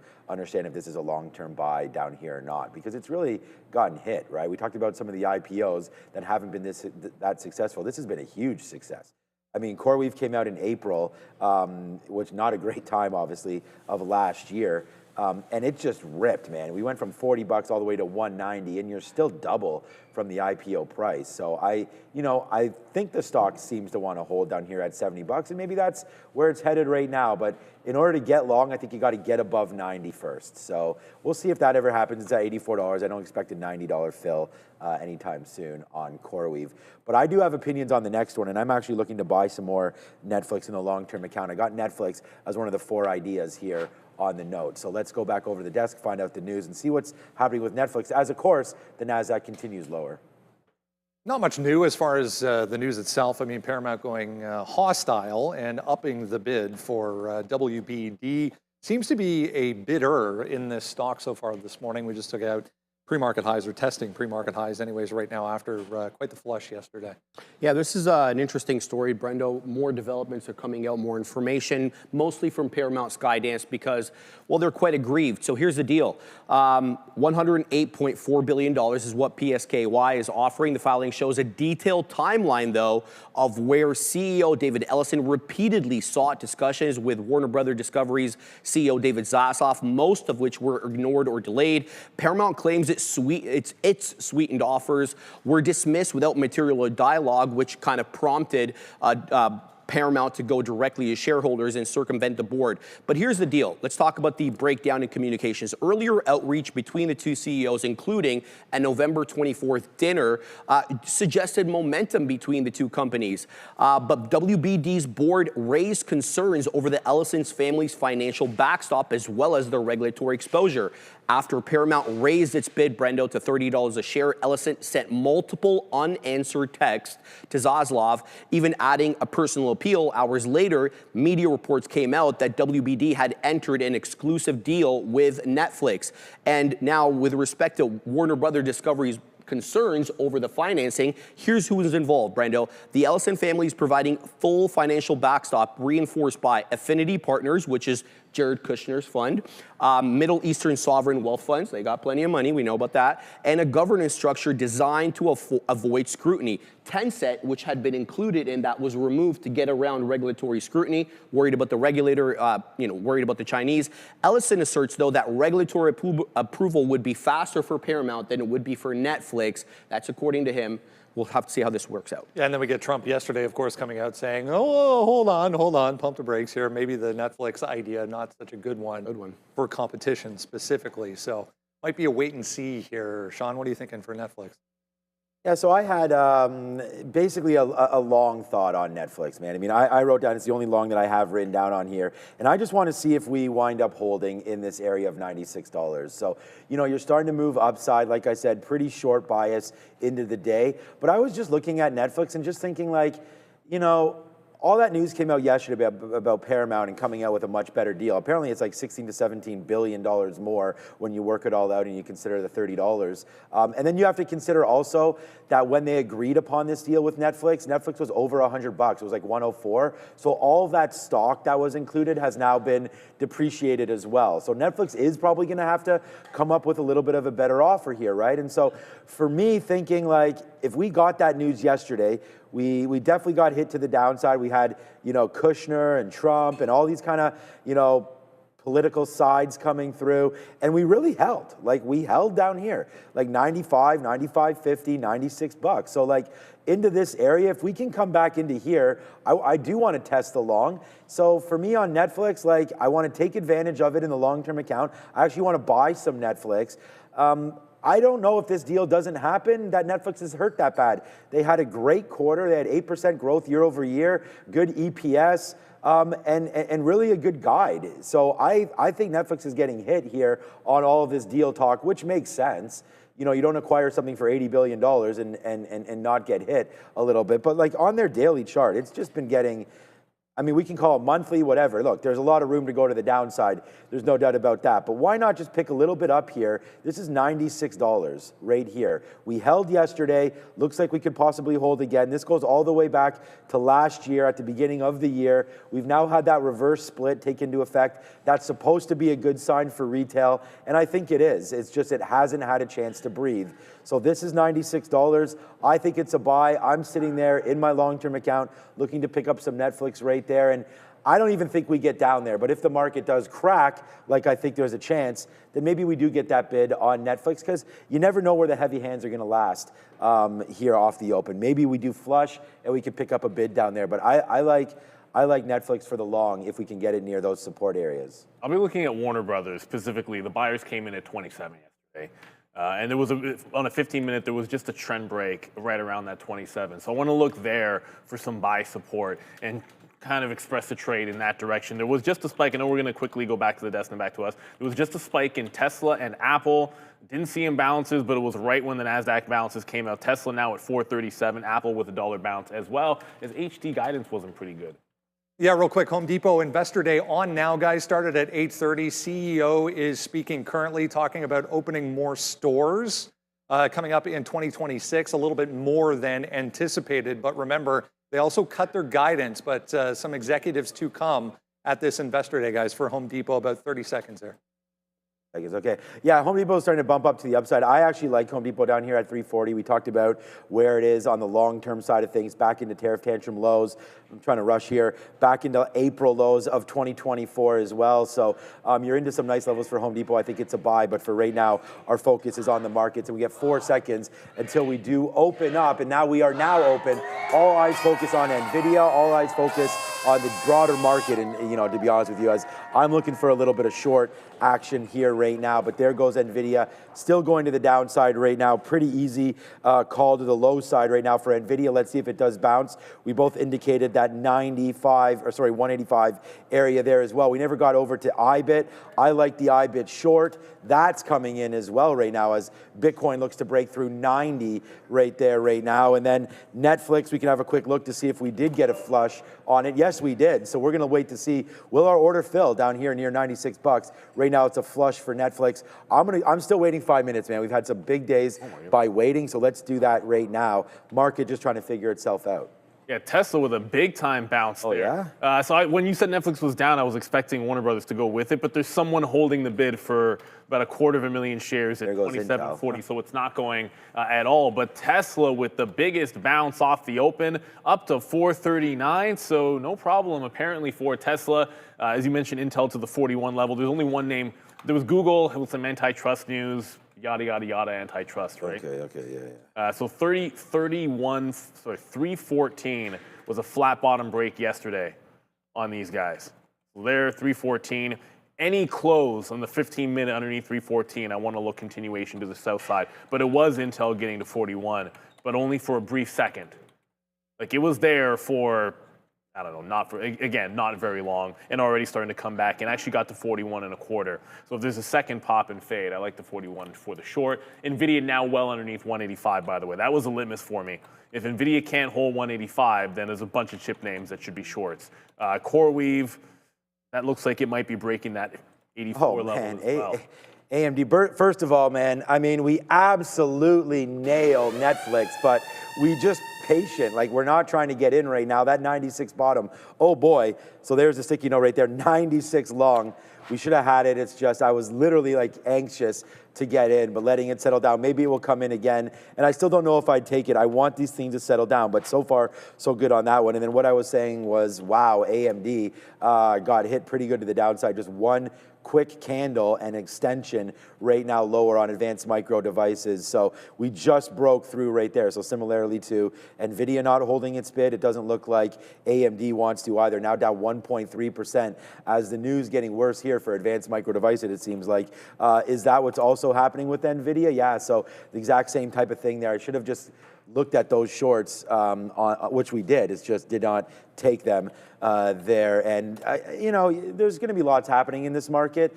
There's, again, remember we talked about Intel, and I said, like, we could short this, but then if I get into the short, I want to be scared and think about where to punch out. Well, that, I think we were right, man. I would have been scared there. That moved up $1 straight early, and now all the way back down in. So, wow, everything is actually happening where we sort of thought it would right now. But yeah, Netflix did touch 96, man. So, you know, the idea generation is right. Timing right now is off. So we'll wait to see if it comes back in right now. Being patient with it, like really, I want to let this market settle down. The market is making a nice move, lower rate here, and we do want to short eventually this NASDAQ. So maybe we have to start watching VWAP. We said we liked 57. That might not come in. So we'll see maybe about here, 55.50. Give it a couple more minutes and see what's going on right now. But yeah, it's crypto holding 90 there. Neither one of us in position yet. So when something hits, we definitely look at it. Oh, SoFi. Yeah, no break of 90 is kind of disappointing. WBD's not even, no, on Bitcoin. Oh, Bitcoin, yeah. Yeah, so that's not even going anywhere. It's actually going a little bit higher. Yeah, still nothing happening on Warner Brothers, despite all that movement that you saw in Netflix. Actually, no, now Bitcoin's really starting to go. So it's not disappointing if you were looking for longs, I suppose, because it's actually headed to the upside, is going to be BTC. All right, so Nvidia is popping back into 180, maybe into 185. I shouldn't say hopefully. But if we get back to 185, that's that key price level where I think you got to make that decision to look for those shorts to come in. Coreweave and Intel, those would be the two. We're already heading right back lower. Coreweave's actually a bit strong. Yeah, Coreweave's breaking out a little bit here. Don't necessarily like that. Intel's going the other way. That's almost at 40 bucks. Intel's going to break 40 here. All right, VWAP yeah, on Intel. Intel's my trade over here. Yeah, it's going to be Intel at VWAP instead of Intel at 41, at least in the short term. So watch out for Bitcoin. If it holds on to 90,000, maybe it's going to have some relative strength here today. But if it's not breaking 90, I was looking for the false breaks. I think there's room to 88 if we lose 90,000 on BTC, but it hasn't yet. And the market trying to hold up here, maybe it's because Tesla's looking strong. I don't see anything else that's going upside here. Tesla's about to go green. The biggest and the baddest stock is going up. What, so Apple might be, but it's Palantir right now, from 180 up to 181 and change. Yeah, I'd take Apple or Palantir to the upside right now. But there goes Palantir, man. So this one trying to hold out right now. I mean, it's not near any key levels, but that was a nice move off of 180 as well. Yeah, I didn't really have Apple on my radar here. That's also starting to go upside right there as well. So yeah, Apple and whatnot. I'm looking, so I just put an order out, see if it gets filled. What about 185.50 here for Nvidia? That is where VWAP is. So if we do make a little bit of a run north side right there, I will. More than 25, asked if there's room. Yeah, we know that. Thanks, Hassett. So right into there, 185.50 or so right there for Nvidia. Yeah, I mean, I think that there's going to be more rate cuts to come, more than a quarter point. So yeah, I'd say there is room. But I don't know if he meant did he mean that for yesterday or for tomorrow, Adara, or? It's unclear. I think it just kind of means in general. But either way, yeah, worth noting, he has been talking a lot about rates here. Okay, well, he can't mean tomorrow because it's not even 100% that we're getting a cut tomorrow. But whatever. Yeah, the next man in line. It's pretty what close are the odds at? I haven't double checked to see what the odds are at for him. Yeah, I think he was 75 or 80%. Yeah, it got way up there, and then there was some jockeying back and forth. But I mean, everyone suspects it's going to be him. All right, so Intel got the VWAP first. Wow, Tesla. $441. Yeah. Do your thing, Tesla. Do your thing. It is now green, by the way. The market's not green, but Tesla is going to be green on the session. Hopefully I'm not jinxing it, everybody. But Intel short at VWAP and not 41. So if we break the prior bar, I'm jumping out of this thing. But let's short it to the $40 level. Nvidia is still underneath 185 bucks. So, I mean, the chips to me are still shorts. But I guess the story this morning is that candle. Yes. Elon. Yes. 435. Well, that's the thing about support. It's support until it's not. And right now, it is. So good look here for Tesla. It is the strongest one for sure.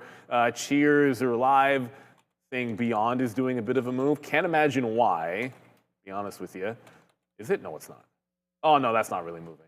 For Beyond Meat, moving would be like 10%. Only up a couple of points here. Yeah. When it goes like 10, 15%, then it gets a little bit interesting for potential fades, but not that big of a move there for Beyond Meat, unfortunately. So the NASDAQ is trying to rebound a little bit. Maybe it's this Tesla, Apple. You said Palantir catching a bit as well. Yeah, I mean, it's I'm going to sit here on Netflix. I'm bidding 96.20s right now, which is that low. We'll see if that can come in and fill us. So we're getting ready to see now what this market wants to do for us. I mean, it's a nice move higher. I mean, shorting VWAP could also be a play right now for our friendly NASDAQ. But I was trying to wait even a little bit higher. If we can get 96.20s, we are sitting there. So let's pay attention to possibly that coming through at some point here. Would like for it to come through. So if it does, we'll take it. They're 96.20. Then we're just going to honestly use like 96 as our out. I know that seems like real quick to get in and out of a name there. But if we break below, maybe we'll give it. Yeah, I mean, we're not taking a whole bunch of shares. We can give it to this 95. You know, we won't get out immediately if we get this 96.20. We're going to let it settle down a little bit. So I am going to wait for a 95, like basically break on this 96. So be prepared if you do get this long that we're going to try to hold it for a little bit to see if there is any sort of love back in there for that one. The other name that we have on our mind right now is Nvidia. I'm still waiting at 185.50 to see about that short. So hopefully that will come through. The other one we have on, Neil's already in it. So I do like that Intel short. I'm going to wait for that short to come in though for me and 39.50. So we'll wait for that. And then I mentioned here IBIT on a short as well, but most of these stocks didn't run early. Like during the pre-market, they actually went the other way, so we have to now wait for that. But for me, Intel 39.50 is what we've written down on here, so good short over there. But I'm going to have to wait for that name. And then, you know, we talked a little bit about Meta and Microsoft earlier on as well. Look at both that, I don't want to say both, but this name dripping down, that's Meta. And then Microsoft also as a chance there. Google got hit yesterday. I think you got to wait for that 200. Microsoft Oh, Google's could give upside today, okay. Microsoft's going to give you some value, I think, soon. Yeah, that's what I was wondering about when really to buy think some those Microsoft, but I'm already in that name. I never buy. That's the stock I probably well, obviously it's been a mag for like a bajillion years. One of the biggest big cap tech names, but I hadn't bought that in a very long time. So look, I shorted. Nvidia's at 185, Intel's at the low, which is good. So I'm looking for this to get to that 40 level, but I think this is going to be an auto reload at VWAP here, as long as we're still seeing the same resistance in the chip name. So we've scalped some out going into the lows. Now we'll look for the reload of the position. I guess there's so many things that didn't come in here, like Warner Brothers. I don't want to pivot. Early on yesterday, it was a VWAP bounce trade on WBD. Today, I kind of thought 27 even. We didn't get a pop down. I'm trying to be really patient about this and not just jumping in here to try and catch it off VWAP, which only worked really just once on a Warner Brothers. Not a lot of action in that name. I know there's some small cappers moving around here, everybody. PRMR was a halt earlier, but it was Wave. Oh. Wave Life. This is the day 2 play. Some weird stuff happening at 20 bucks. Like it's broken a few times. It just can't seem to get going. WPP, very sideways. For a stock that's so volatile, it is barely moving, guys. All right, right here.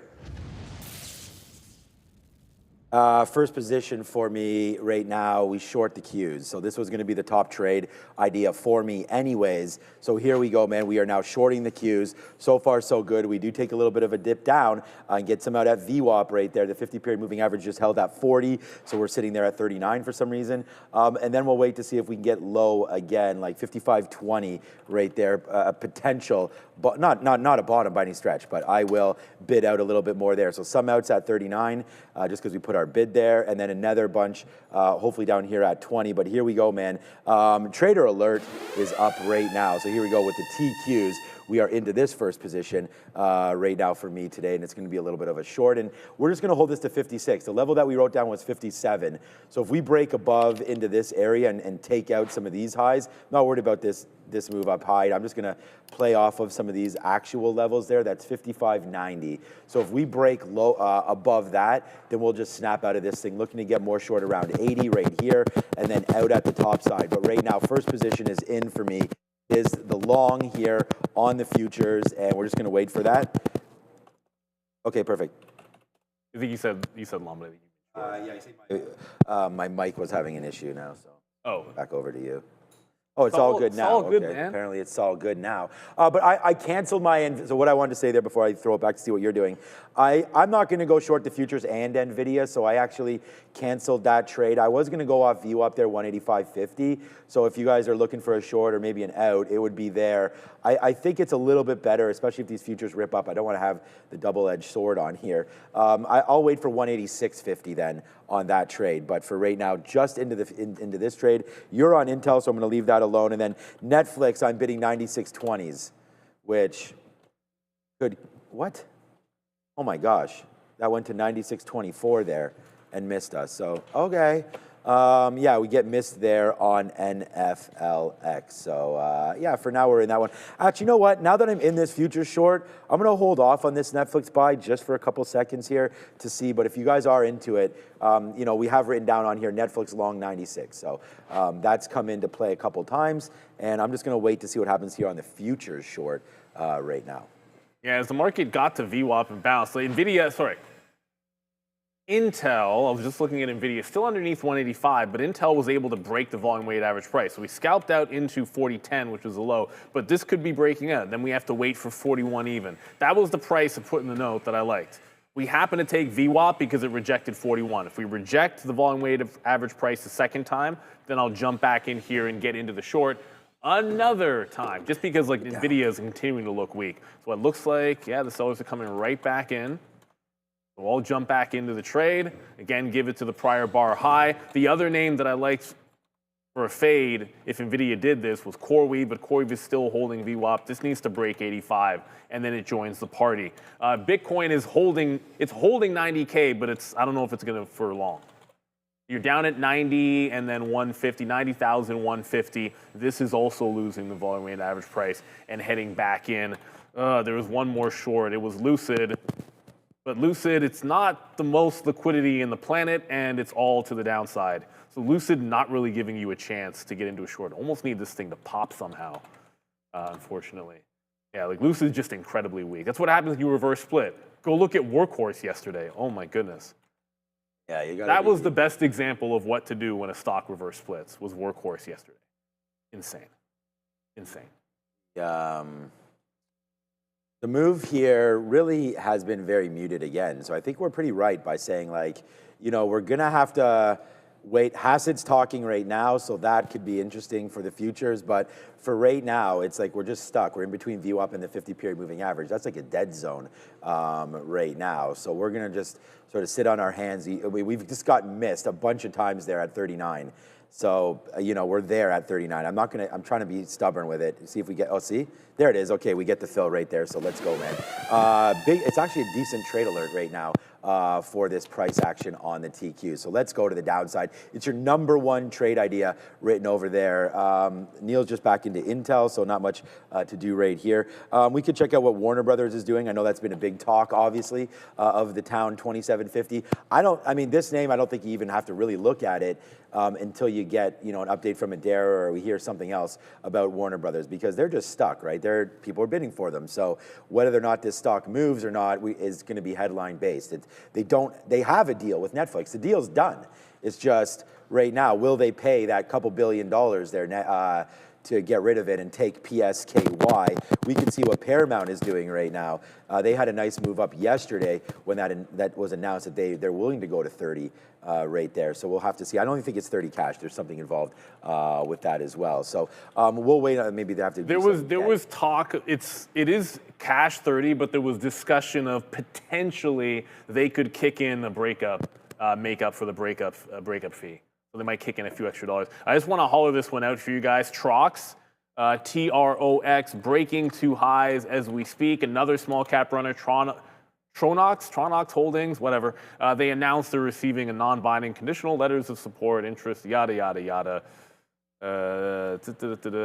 600 million in financing, it looks like they're receiving. He's trying to get to the nuts and bolts. Sometimes it's way too long-winded of a press release. How much money are they getting? Let us know. Then you can look at the market cap and make your own decision. So 600 million in financing, 35% to the upside. I do not know the float on this or the short float. I'm just going to quickly find it for you. T-Rox, 94 million float, 22% short on TROX. So that is juicy.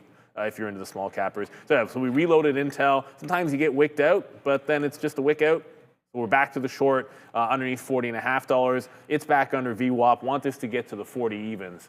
As long as Nvidia does what it's doing, which is a rejection of the 185. See, that's the key price level. Underneath 185, the shorts have every reason to win here, at least in the things that are going to follow the market, and then chip names especially here, unfortunately, for the bids. Yeah, there it is. We want to say thank you to Beta Pro again. Scan that QR code if you're looking for a triple levered ETF. Beta Pro is your game here in Canada. We're trading the TQQs right now, but scan that QR code. This is completely levered and hedged, I should say, against the US dollar for you Canadian savvy investors. betapro.ca/3x daily. They also do have that fee that they are passing off until December the 31st. So please go make sure you do give our sponsor a check there, Beta Pro, for 3x daily levered. Good for that short-term swing. That is for sure. And oh boy, oh boy, oh boy. Yeah, man, we are kind of doing it again right now. And for those of you that don't believe, man, just come back every single day. There's the TQQs, man. We're going to go 1 for 1, and that's it. We only have one trade on, and it is a big one. So I have no problem sitting here watching out for that. Where's my Back to the Futures call? Ever since I know about this, now I'm probably never going to stop using it. Another fill right there. It's not like it's moving around that much, but again, the first important thing is pick which way you think the market's going. I thought downside, wait for an opportunity to short it. That came in right there at 940 at the 200 period moving average. We do exactly that. Now we're starting to go back up. I'll put another bid here at 48s. We'll take a piece out right there. And now we'll wait to see where this market exactly goes. I'm still trying to get more short. Hey, this trade could blow up and not work out for us. But there it is, man. Good job, XL Card. I did not make my daily goal as of yet. This is just basically a unit and a half, 2 units or so there on the TQs, waiting to get a little bit more. If we can get up into this 80 spot, we will take a little bit more, and then we can start to think about it. And then the only trade that I canceled that I did have an offer for was this. It was 185.50 for Nvidia. So that would be the only other idea I'm looking at. And then for the long side, I still have Netflix on my mind, but that's 96.20, and I actually canceled it. But that's where we were bidding. We did get missed the first time. So in a thought that these futures go downside, I do want to wait out for Netflix. So let's see if that does follow it. All the big stocks are, I mean, it's mixed. So here, let me just show you something quickly. We are expecting Jolts at 10, so that's going to come through. But just take a quick look at this is what I was going to show you quickly instead of showing you everything. Apple up, right? Nvidia down, Broadcom down. Google and Microsoft relatively flat, Meta down, Oracle up, Palantir up. So ExxonMobil giving some guidance now, up 3.5% we're hearing for ExxonMobil. So that, shout out to Randy if he's around. Exxon right now starting to tick up. Like, is this an investor day for Exxon here? Adara, ExxonMobil with the biggest move I've ever seen on this stock without me knowing what the heck's going on. They unveiled their corporate plan. This came out this morning. I didn't put it on the watch list because there was no volume at the time, but now I guess moving higher. This is their corporate plan through 2030. Yeah, well, hire that accountant. Doesn't do that. I mean, that's what I was saying. Like, I've never seen XOM do stuff like this, unless it was on earnings day or something. This might be this might be the largest single day candle here, if it continues, anyways, on XOM. Like, this is just basically buy best stocks at 50 period, buy even more at the 200. But there goes ExxonMobil, nice upside play. One more note on that. This is happening with oil futures doing nothing and actually heading to the downside. Let's go back over to Adara for an update.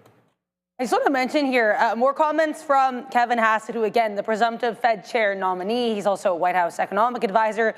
He did make a comment here that I think is pretty interesting. So on Trump's schedule, Trump is set to make comments about the economy, according to the schedule. That's all it says, as of 6:10 p.m. Hassett actually kind of teasing these comments, saying that Trump's going to be, quote, laying out the facts on the economy. Obviously, I can't cover that for you guys because it'll be at 6:10 p.m. Eastern, but I'm sure we'll have a lot to say about it tomorrow, and I do think it's worth being aware that that will be happening, and Hassett's just kind of reminded us of that as well. In 8 minutes, we're supposed to be getting Jolts for both September and October. We'll come to myself early, and we'll make sure that we give you guys all the info you need on that. Back to you. Thank you very much. ARK is FX. ARK is FX. Oh, there it is. Hey, Sean and Neil. Hey, that's South African? Yes, I believe so. African. Been a while. Great show as always. Thank you so much. Shouting it to you. I'm pretty sure it is from South We do start at 8 a.m., brother Mike. Exactly. So What's up, brother man? If it's been a while, every day we're starting at 8 a.m. Eastern time. Markets preparation is going to be a little bit bigger. But there was no story here for iRobot outside of a few days ago when the administration was like, hey, we're pumping the robotics and the bounce off $3. So iRobot's going on volume here off this $3 level.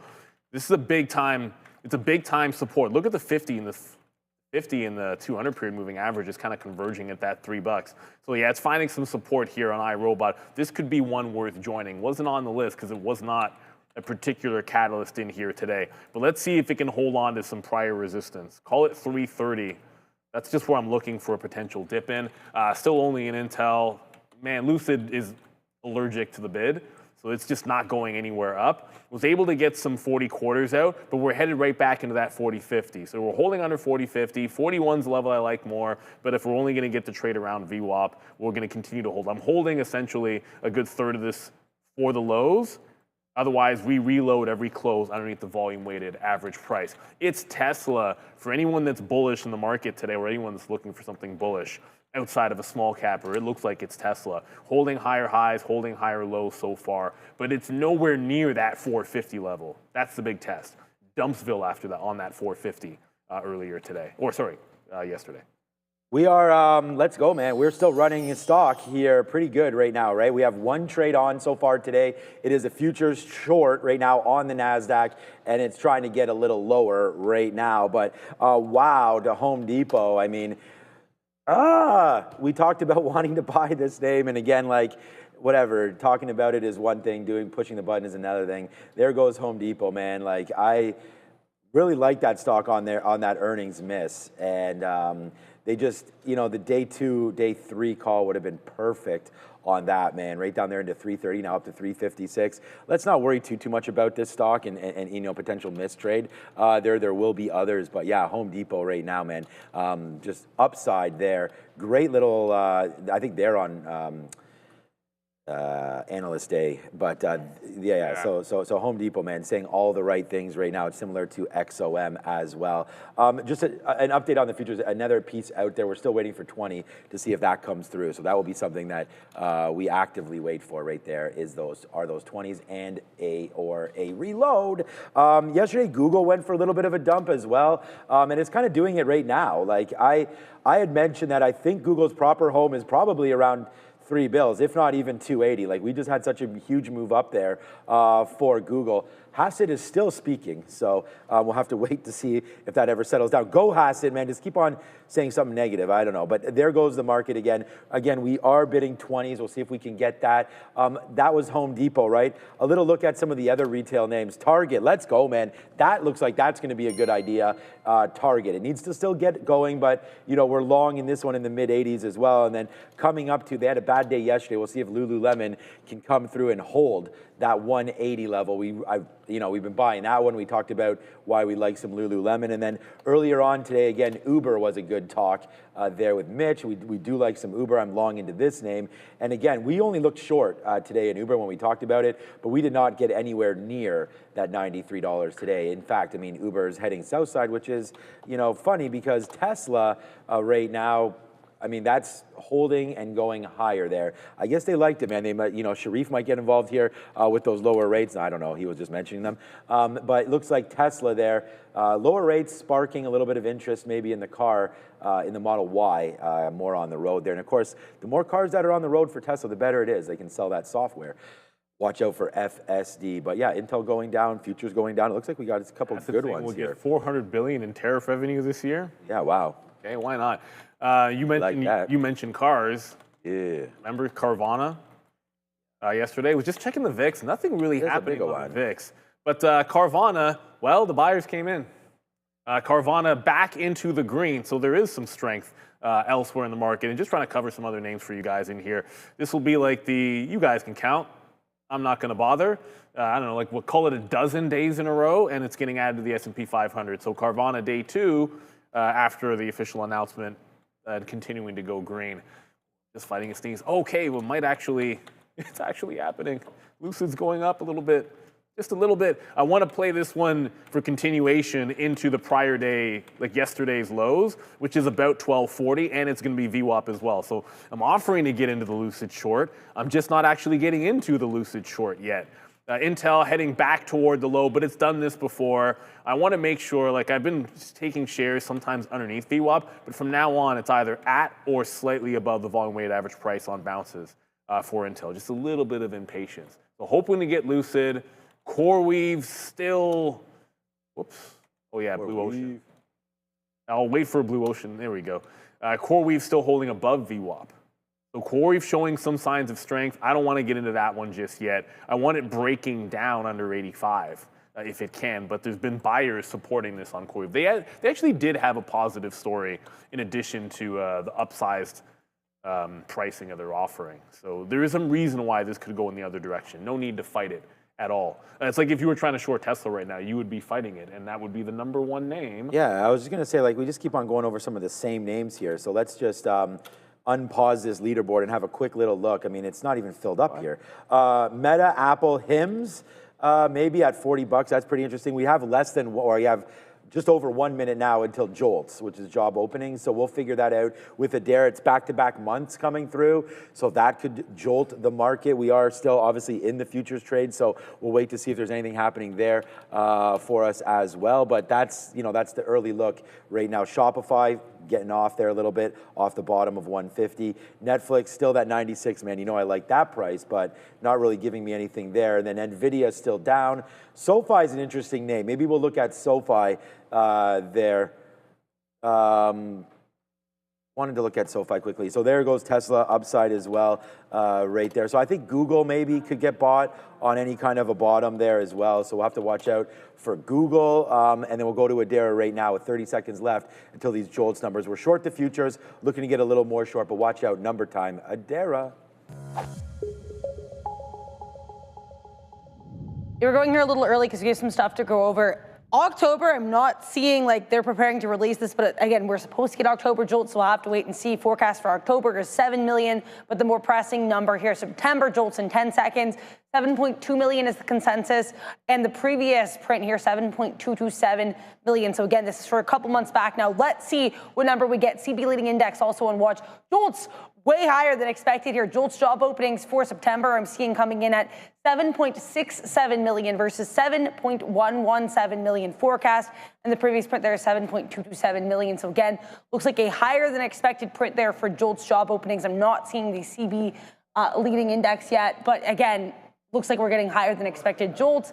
Let's see if I get any more numbers populating. In the meantime, we'll take a look to see how this market's reacting. Not too much of a market reaction here. Here is the NASDAQ trying to break out of this resistance level at that 623 level. And we're going to take a look here as well at NVDA. We know Nvidia has been on watch here with U.S. President Donald Trump announcing that the company will be able to send its H200 chips to China, though China basically saying, according to Financial Times, they still don't want these chips. They're still going to limit this access. So the battle continues here with the U.S. and China. And there are a ton, as Sean mentioned there here, a lot of financial analyst days or updates being provided by companies. Here's Home Depot moving a lot higher here, though they initially moved lower after reaffirming their fiscal 2025 guidance and announcing their market recovery case, but XOM and CVS also on the move with similar catalysts. I want to see if I have any more data here to share with you guys with regards to Jolts. Again, 7.67 million, way above estimates here for the month of September. October coming in at 7.67, it looks like for October. September coming in at 7.658 million. So again, both of them here around 7.6 million for these Jolts for September and October. September leading index change here coming in at negative 0.3%. So those are the economic numbers to go over here. And we're going to send you back to Sean and Neil right after we thank our friends at Oragenics. Millions of concussions, 0 approved therapies. Oragenics, trading on the NYSE as OGEN, is advancing a new standard with its intranasal brain-first approach to concussion treatment. With an $8.9 billion market on the horizon, Oragenics is positioned to drive what comes next. See what's ahead. Book a meeting today. Make sure to like, make sure to subscribe, and let's jolt over to Sean and Neil. there. I feel like we're getting trolled by the Fed there. There was a lot of 6.7s I heard in there, Adara. So a little bit of a troll job there. We don't, I don't think so, obviously. But right there, 55.60. So we did short a little bit more of these futures on that pop up. We actually took a little bit at VWAP there and then short a little bit. And we're going to watch out for 56. We could get, I mean, this trade could come out and then it turns red. So trying to short this. You know, more job openings, so not great, which is actually kind of good for the market. Big time spike in Bitcoin. Yeah, so that's the problem, and a big time spike in the market, and a big time spike in Bitcoin. So there you go, man. Bitcoin has not even come close to decoupling right now, but there goes the market. That's a good sign, right? But I mean, the jobs market, if it's weaker and there's a lot of openings up there, it does help the case for a move in rates. So we'll watch out to see if that goes anywhere. But right now, we're loaded up now on the TQs. So we've got the position we want. Look at my price. Oh, no. 55, 67, 67. Oh. So that's probably bad. I might just punch out. I might just add some shares right now just to get rid of that price. So we'll wait to see if it comes back down in now, right now for the futures and the TQQs. But yeah, nice aggressive push now. I am not holding this short through 56. So that's the top right there from yesterday afternoon. If it breaks through there, then we are gonzo. But there it is, man. Nice move down right now. There we are, back to flat, 55.67 right there. So hopefully it comes back in a little bit. We'll take some out at VWAP, which is 50, and then we'll deal with it after that. But so far, so good here on the reload for these futures. Yeah, the irony, I just got some under VWAP on it. It's the same thing. Yeah. It just goes right back to the local high and then starting to come back in. But I did finally get lucid. I also marked down the time that you did the 6-7 thing, so my daughter's going to get a kick out of it. Oh, good. Well, you should do it. No, you did. You already did it. I don't have to. Because you did this. All right, all right. Well, I'm just saying, I don't have to. I mean, I don't know. I mean, because you did. You know, I don't know, Aaron. I don't know. I don't know. Like, what price do I have here? Over this. All right. So yeah, the only new position we didn't use the reload graph. The first available pop was right here on Lucid.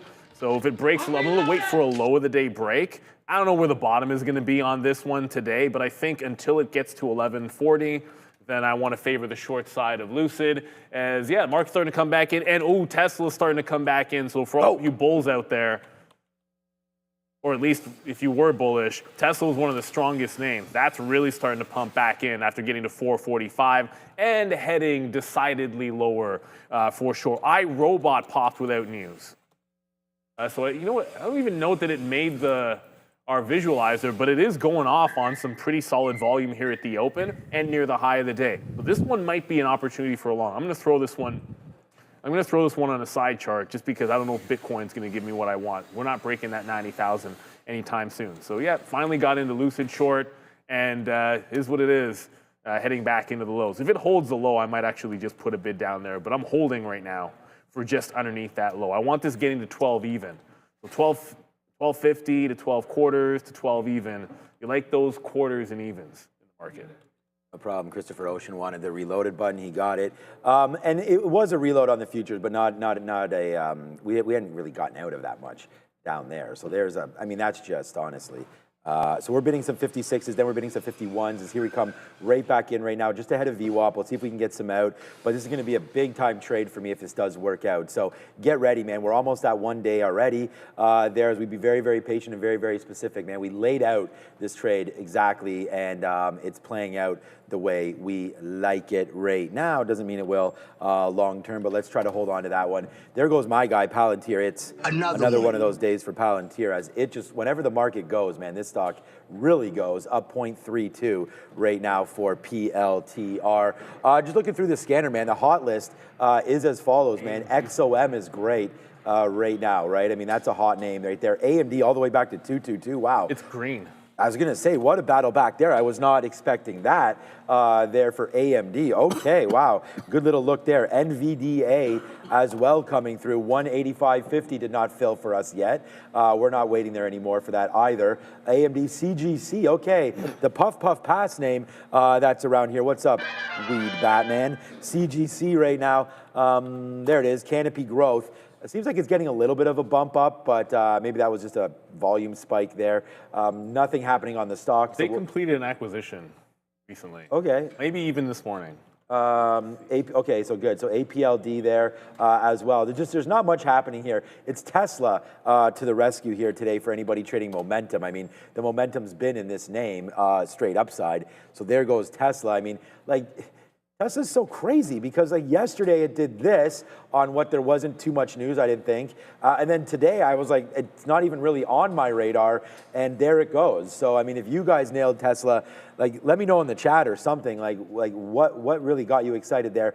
I mean, either way, it's a great support trade. I mean, it comes right into that 435, which was yesterday's bottom, and that's where we opened off. So, you know, no surprise that it goes upside, but that's a pretty aggressive move there for TSLA.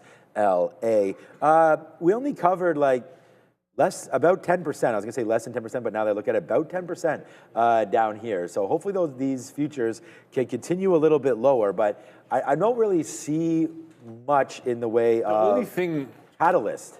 Well, AMD, Home Depot's pulling AMD back, going, and Nvidia. Look at how 185 is behaving, everybody. Like, it is exactly at that 185 that we're running into resistance on Nvidia. If this breaks out above that, I mean, all bets are off. This market, I mean, the market, it's easy enough to say it's going to go green if we bust this resistance on Nvidia. So AMD being relatively strong. If you want to craft theories, then you could make the argument that if they're selling a lesser chip to China, then AMD all of a sudden comparatively would have a solid option that's, I guess, closer to Nvidia for competition. I don't know, like maybe that's why it's strong. I don't really know why AMD is going to be stronger, but it is. So there you go. And shout out to the real Gary F saying, check out the banks, Neil. Okay. Philip Needs Banks? to be going up. Philip Banks. XLF? Oh, yeah. Oh, yeah. Let's go XLF. That one. We like the XLF. We love the XLF. We want the XLF to break. The XLF doesn't want to break. On the daily, look at this top on the XLF. It is begging. It is begging to break out. But it's been begging to break out for the last quarter. It just needs to push through. It's 54. It looks gorgeous. Look at it hold higher lows. Look at it hold the 200 period. Look at it now hold the 50. Yeah, I don't know what's going to just push it through. Maybe after Fed. Maybe that's what we're waiting for. Okay, so Lucid's heading back in. Was able to get filled just under the quarters. I'm now bidding in front of 12s on Lucid. It's down 5%. There is no story here except for stock that reverse split goes down. Should anybody be shocked? I don't think you should be shocked. And if you are, then you haven't been looking at the charts of stocks that reverse split. They all pretty much go down. Oh, I promised I would do this one. Workhorse. Workhorse reverse split as well yesterday. This is where it's at.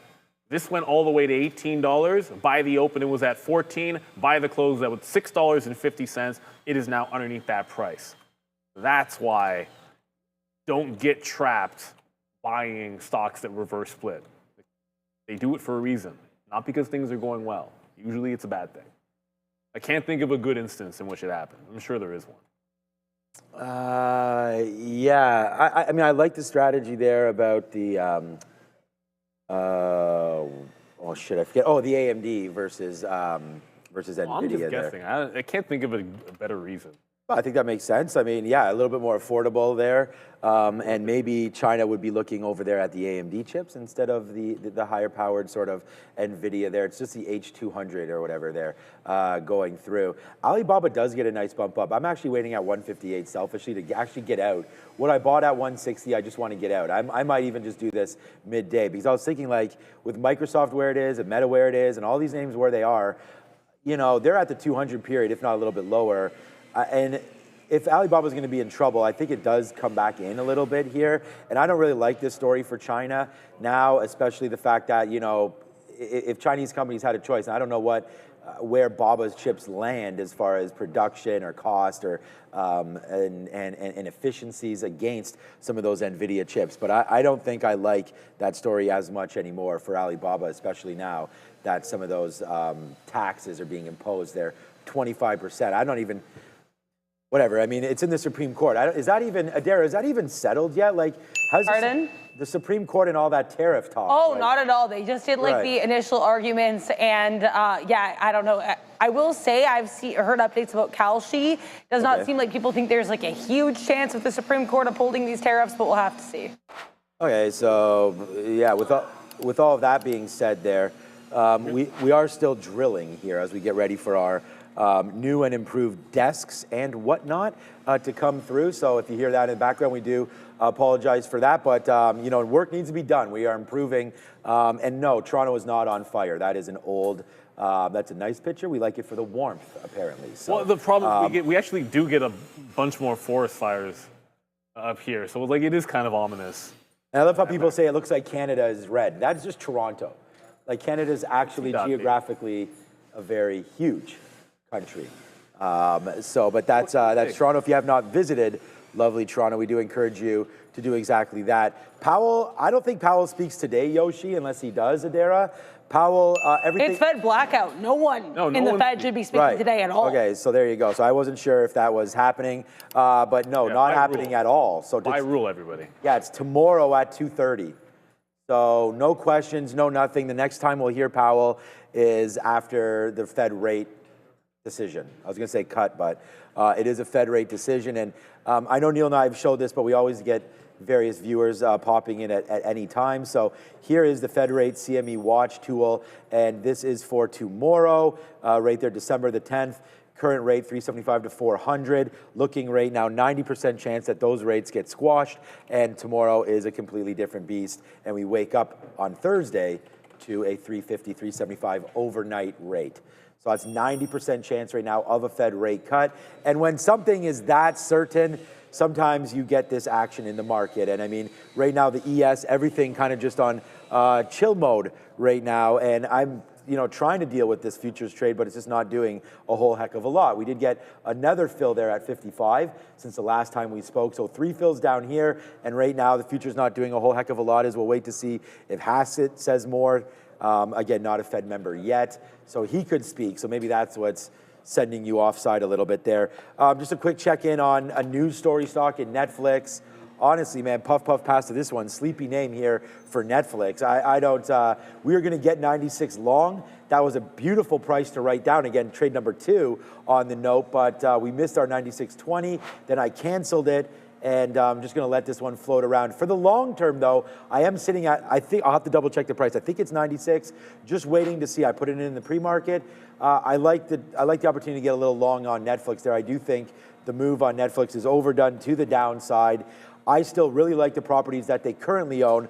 I really like the quarter that they had. I think Netflix can win. They split on purpose, get more retail action, and then all of a sudden this WBD, Warner Brothers Paramount, started to hit the radar. So down into here, $96. I like the stock for a little bit of a buy into there. It is the lightest, like, big cap tech name that I have. It's not really similar to the rest. Netflix is a sort of completely their own beast there as well. So if you like the streaming game, Netflix might be it. Maybe Disney's undervalued then at current prices, right? I mean, if we're thinking right now that Netflix and Warner Brothers and Paramount all have all this IP and all this content, what about Disney, man? I know they're a theme park business, but at the same time, a lot of IP with them as well, right? They bought Fox last year or 2 years ago, and that is going to be a good one for them as well. Okay, futures, man, right back into this area. All bid 52s. We'll sit there on ARCA. We'll see if we could take a fill.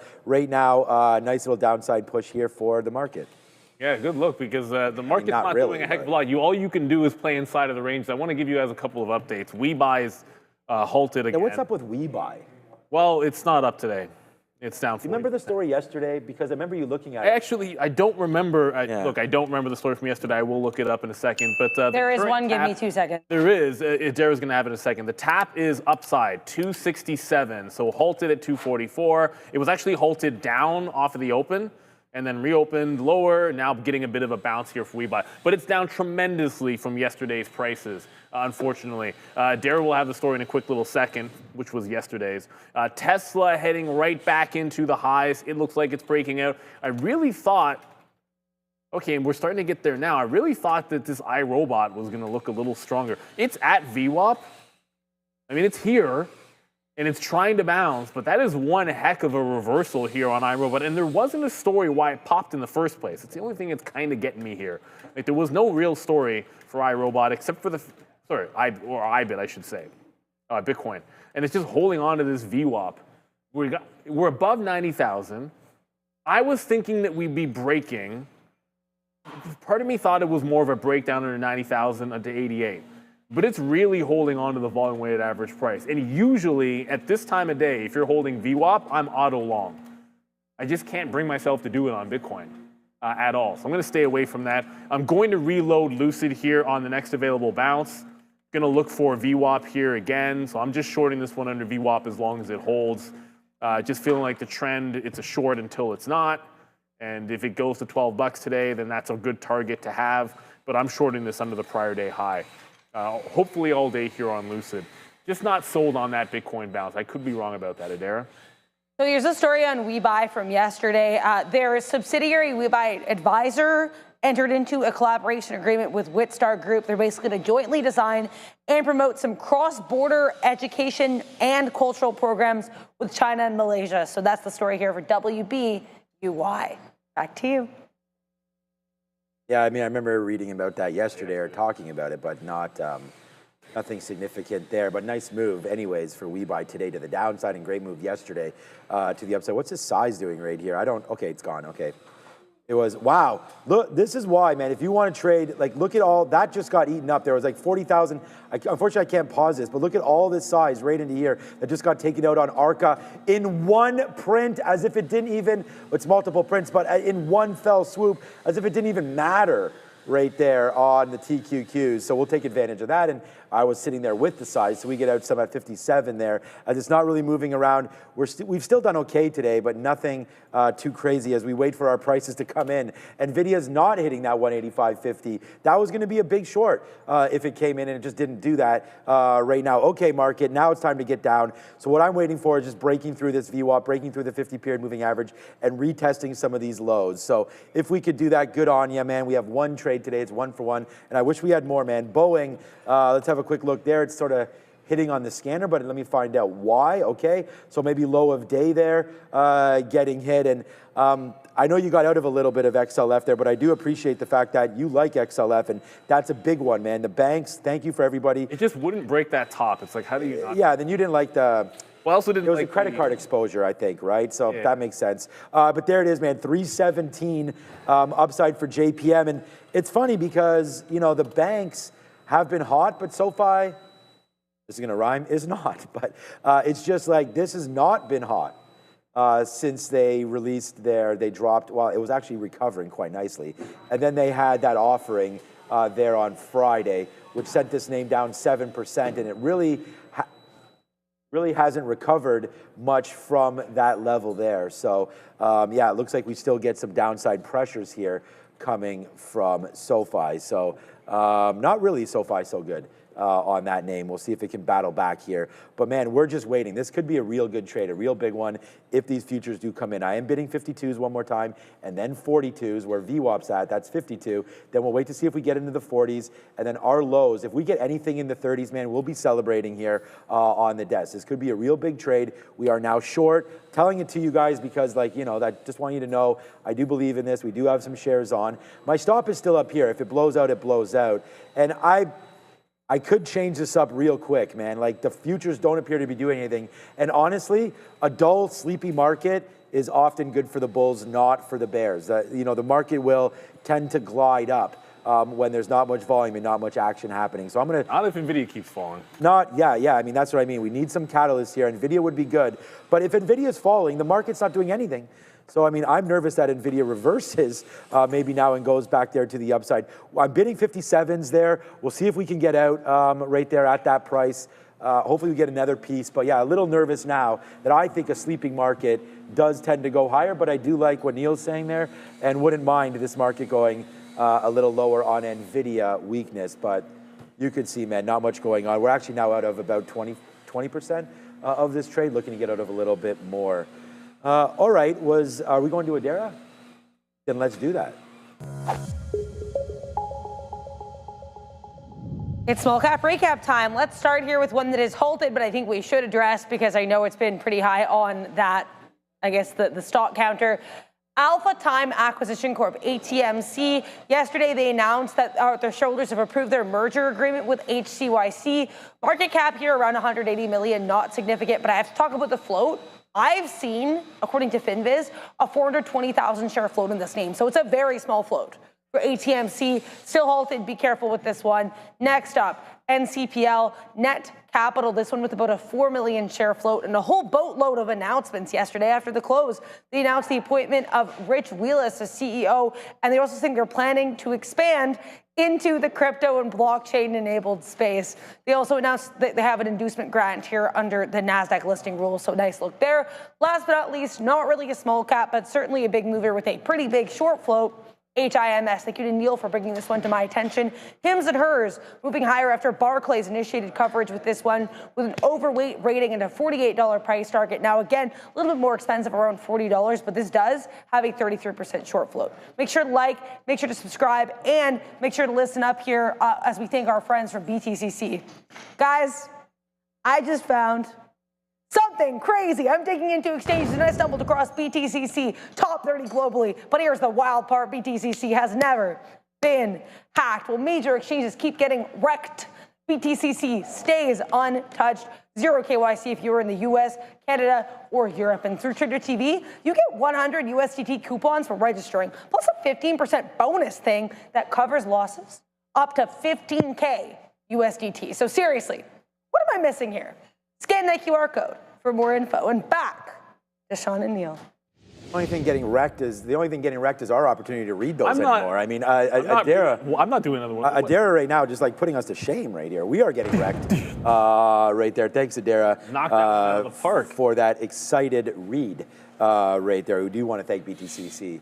Of course, we did get some more bids there on the TQs, but looking for more there as well. And Neil, I know Adara. No, I was going to go to Hims just for everybody here. Yeah, no, I was going to say, and I just want to show you guys one thing. Get that voting going right there, because Neil nor I would have been able to find it, and we already showed this once. You got to go $ into the chat. Actually, I got to refresh this because it must not be working right there. So all I did was refresh this. We'll let this load up, but as you start typing in here, you will be able to populate that chart, which we have right there. And those are the top names for today. So mine's going to refresh, and then we'll get looking on there. So Hims on there, as you can see on the right. And as you start to vote, it gives us an idea of names that you want to look at, which stops us from always asking you what exactly you're interested in. So yeah, there it goes, man. Apple, NCPL is one we want to talk about. And Tesla, obviously, they're at 44444 right now. Good job, Tesla, going higher, it looks like. Yeah, the only problem, Hims is kind of falling asleep here. There's a lot of it's pretty low volume right now.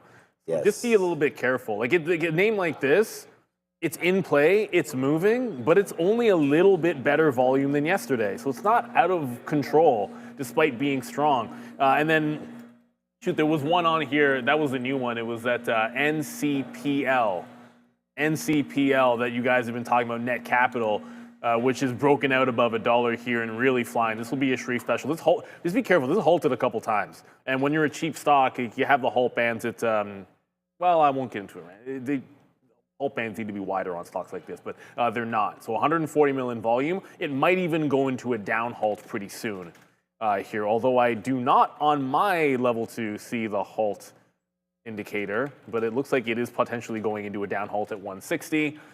For NCPL, that's going to halt, as I said, relatively easy being such a cheap name. Intel, it cannot seem to break down underneath the lows, and we're catching a bit of a bid. What's Nvidia doing? Nvidia's coming back up to VWAP here. So I might thinking I should just be, like, if it's only scalping between 40.50 and 40.10, like it's essentially a 1% range on Intel, and it's just traveling it back and forth. If there's not going to be anything more than that, at some point might actually have to take it. Nvidia is starting to bounce back up to VWAP. Tesla trying to break back out above highs here. We could just end up, I hate to say it, we could end up with a bit of an inside day. Like, look at the bottom of the range yesterday. Okay, so we've tagged yesterday's low. We're making lower highs. Even if you bust and close above VWAP here and the NASDAQ goes green, then you've got overnight resistance and afternoon, like late afternoon and midday resistance from yesterday on the NQ. So you've got a lot to chop through, and I don't know if there's enough volume to get us going. So we got to try to find some other names that are going to try to move. I see a bunch of people saying silver is going.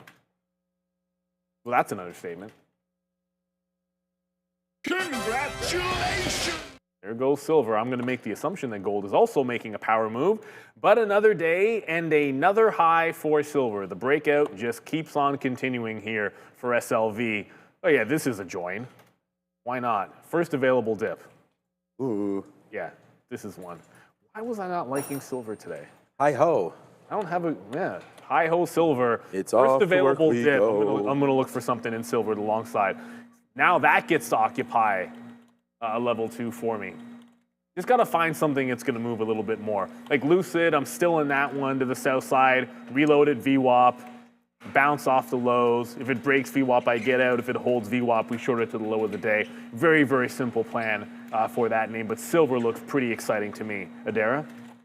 Yeah, just an update here. Keep an eye on NFLX and WBD. We have some commentary coming out from the Independent Cinema Alliance, which describes itself as a cinema trade association dedicated to the empowerment of independent movie theaters. So, not shockingly, they are not a fan here of WBD and NFLX. They said they actually oppose the deal. So again, Independent Cinema Alliance coming out here opposing this WBD NFLX deal. Back to you. All right. Yeah, I mean, looking at, so first of all, futures just made a little bit of a move down. Like, I hate still talking about the same stuff, but like nothing's happening right now. Look at this market. Like, you know, if there was a stone, you couldn't get blood from it. And this market right here is, honestly, man, like we shorted the, like we have that short. We have the top and we have the bottoms. It's just looking for this bottom and it's just not coming through. So we'll take another bid right there at 57 and just continue to watch this and really trying to heat up here. But I don't know, man, this market is definitely not hot right now as we wait for Fed. I mean, when it's so certain of 90% right now, I'm just getting lighter and lighter in this position. Like I said, I really wish that there was something that would create this market to do something, but we're just getting light on this and not willing to like lose it on a market that's not doing anything. So, we got to fix it. I think it's every time you take one of those positions there, it changes there. So I'm going to see if, actually, what am I doing? I don't want to get out of the queues. I was just about to get out of the queues just to reload that position board. But all right, we'll just have to let that go and see if the position board comes back at some point over there. Okay, SMH, AMD, Netflix. We can have a quick look at Netflix. I'm just checking the scanner. That's why I keep looking up. Like if there's anything going on. Like, okay, nothing going on here again. So that would be something to look at. All right, futures, not going to reload this position, man. Not even reloading it there. Maybe I'll take something around 90 just to see, but you know, this could be a relatively flat opening push for me, especially if these futures don't do anything. So right now on this trade, we're going to have to wait for it. So right now it's TQs looking to let this go. Yeah, there was some news, wasn't there, Dara, on Spotify earlier today. So a shout out to you guys there in the chat, Kat Caxavin there. Up 2.68% right there for Spotify. Something, yes, go. Yeah, I didn't even see this on my blotter. I apologize. But yeah, they announced they're expanding music videos in beta to premium users in the US and Canada. Okay. And I just want to answer a question from Yannick in the chat. Yannick saying, you know, why wouldn't the fact that the deal with Netflix is looking less likely cause the stock to pop? And you're talking about Netflix in particular. So that would be my theory as well. I think the problem with that theory is there's also the chance that Netflix, who haven't responded yet, could come out with a higher bid. And if the market didn't like it to begin with, then they'd really not like it if they come up with a higher bid. So while we're in this limbo that Netflix could respond with a higher bid, I think they're getting punished a little bit. That said, if they come back saying, that's our offer, we're not raising it, and then leave it to Warner Brothers to decide whether they want to accept this new Skydance bid or at least engage seriously with it or ask Netflix for a revised bid, whatever. We'll wait for that response. I think if Netflix doesn't move, the stock will pop. If they respond with a higher bid, I think there's more downside. Oh, that's not split. Sorry, that's not split adjusted. Whatever, I'll just leave it on this chart. Yeah, I think we're going, like you could see at least the low 90s if Netflix comes out and says, oh, we're going to sweeten the bid. I just feel like that's inevitability. We're just waiting for them to actually respond here. Yeah, so still looking at a couple of the same things with now silver waiting for a pullback. Haven't gotten any out in the last reload there. But and by the way, I know I'm saying silver. The reason SLV is what we'll trade, right? So we'll trade the ETF. It's not spot silver. It's just this is what we trade in. The ETFs are the easiest way to go here at real trading. So that's where the execution is going to be, and I will let you know those prices. So it's not going to be actual spot prices, but that's fine. I think the chart's going to be exactly the same, everybody. It's not like it's that big of a deal. So the market, once again, hits a high and starts to pull back. Why? Nvidia hits VWAP, pulls back. Every single time at 185. You can't break through. I think at this point, if you see a close above the volume weighted average price in 85, it's a get out of the shorts at that moment. But here comes the test of the low on Intel. The good news is the futures and everything was at resistance, and this is already at the support. So that's clearly weaker than others. I'm gonna get another reload in here because the same thing keeps happening. We keep popping up and fading. So just keep shorting the pops, or if you're going long and you find something strong and you're buying dips and doing the same thing, market's not moving much. You can be playing this in either way. Like you can be going long something at the bottom and shorting the top of the range, but it is range bound. Unless you are looking at something like a small capper that's going, let us know in the chat. I know there was a few that were really running. And then of course, as I said, like silver and to a lesser extent, to a much lesser extent, gold. Actually, gold is very range bound. Yuck. Silver's breaking out. Gold's not even doing it. Yeah, this isn't even doing anything. I'm really disappointed today. There's not much going on. And obviously, I wish there was as well. Maybe ARM, looking to see if there's anything going on there with ARM up to 140 again. Wow, it's very, very choppy with the volume here on ARM today. It doesn't even look like a great chart there, but ARM looking to get going a little bit there. We haven't talked about this name in quite a while there. ARM Holdings. So, you know, another look there, something to talk about there with ARM. And then, you know, we looked at Uber early. Let's have a check back on Tesla. Should have just bought Tesla, man. When we were like uncertain of what we were doing here today, Tesla could have been something to buy there just on momentum breaking higher. TSLA keeps on going. So there it goes, 45.50s. Tesla right now taking out the high of the day. And well, maybe it's having a little bit of a problem here, but yeah, it looks like just for now, Tesla is having that problem, but there it goes right now, 446. I mean, is that a key breaking spot maybe for Tesla? You know, I'm still short the market here, and that's obviously not doing anything. So you got to look over to names that have some kind of momentum. So it was XOM, had a great bid underneath it early as well. So let's have a quick look to see if XOM is now doing something. Okay, they had a bid early, falling back in. We also saw Home Depot. So these are two investor day trades right there in Home Depot from 340. They dropped a bad guide early, which sent this name down on limited volume in the pre-market. And then all of a sudden the market opened up and they're like, well, you know, we still like the stock, I guess. A nice upside play there. And again, lowering the rates, I think, is good for Home Depot. A little bit cheaper for cost of capital. You know, it's not really going to, quarter basis point cut's not going to do anything for mortgage rates or anything, I would think. People changing their minds, but maybe staying in their current homes and making some adjustments there and, you know, renovations and whatnot. Obviously, winter months, not the strong ones at all for Home Depot, so we'll have to watch out for that. APLD, okay, we can have a quick look over there. Applied Digital, this is a name that has definitely had its movement in the sun as well. Good one there, 20 up to 35. Nice move there for APLD right now. Breaking through the day's high there for Applied Digital. This is a strong name. Bounced, I think, off the 200 period moving average in and around there, $21. No, not even really got that close. And now escalating itself to the high side into around $36, $40. So APLD looking great on the daily. Came in, retested the 50, now breaking higher. ARKQ, my robotics name, I believe has some APLD in it. And this is a name that I bought at 109 there, so not bad there, 4 or 5% up on Kathy Wood's robotic name. And we bought that just over, right down into here, that day that it was announced in the pre-market and that's sort of what's helping Tesla as well, and Rich Tech, and a lot of these robotic names continue to climb higher. And this morning, of course, we had IRBT on the mind. It's still strong. Is it still strong today? I think that's how it was about, what, 420 or so into there over the last couple of days? No, it looks like it popped into 5. But yeah, 380, 375 or so there for IRBT, looking like a trade to happen there. It's 1036 right now. See, that's the problem. I'm just going to put this on the chat right here. Oh, my page. There is some other strength going It on. was just here. about being It's- chopped out, someone said. I think it's a choppy market. It's a very choppy market. You got to try to find something which is either holding a range that you can respect, which is fine, or something which is breaking. So we're talking about silver, iRobot's making some moves, although that's even kind of pulling back a little bit. Coinbase breaking out. So Bitcoin's above 91,000 now. So, we're not breaking under 90K anytime soon if we're at 91. You got Coin breaking to the upside. What is Robinhood doing? I load it up. Robinhood strong day, but hasn't broken yesterday's high. So Coin maybe a little bit stronger, but the story of what might make them go and continue is Bitcoin just broke the high.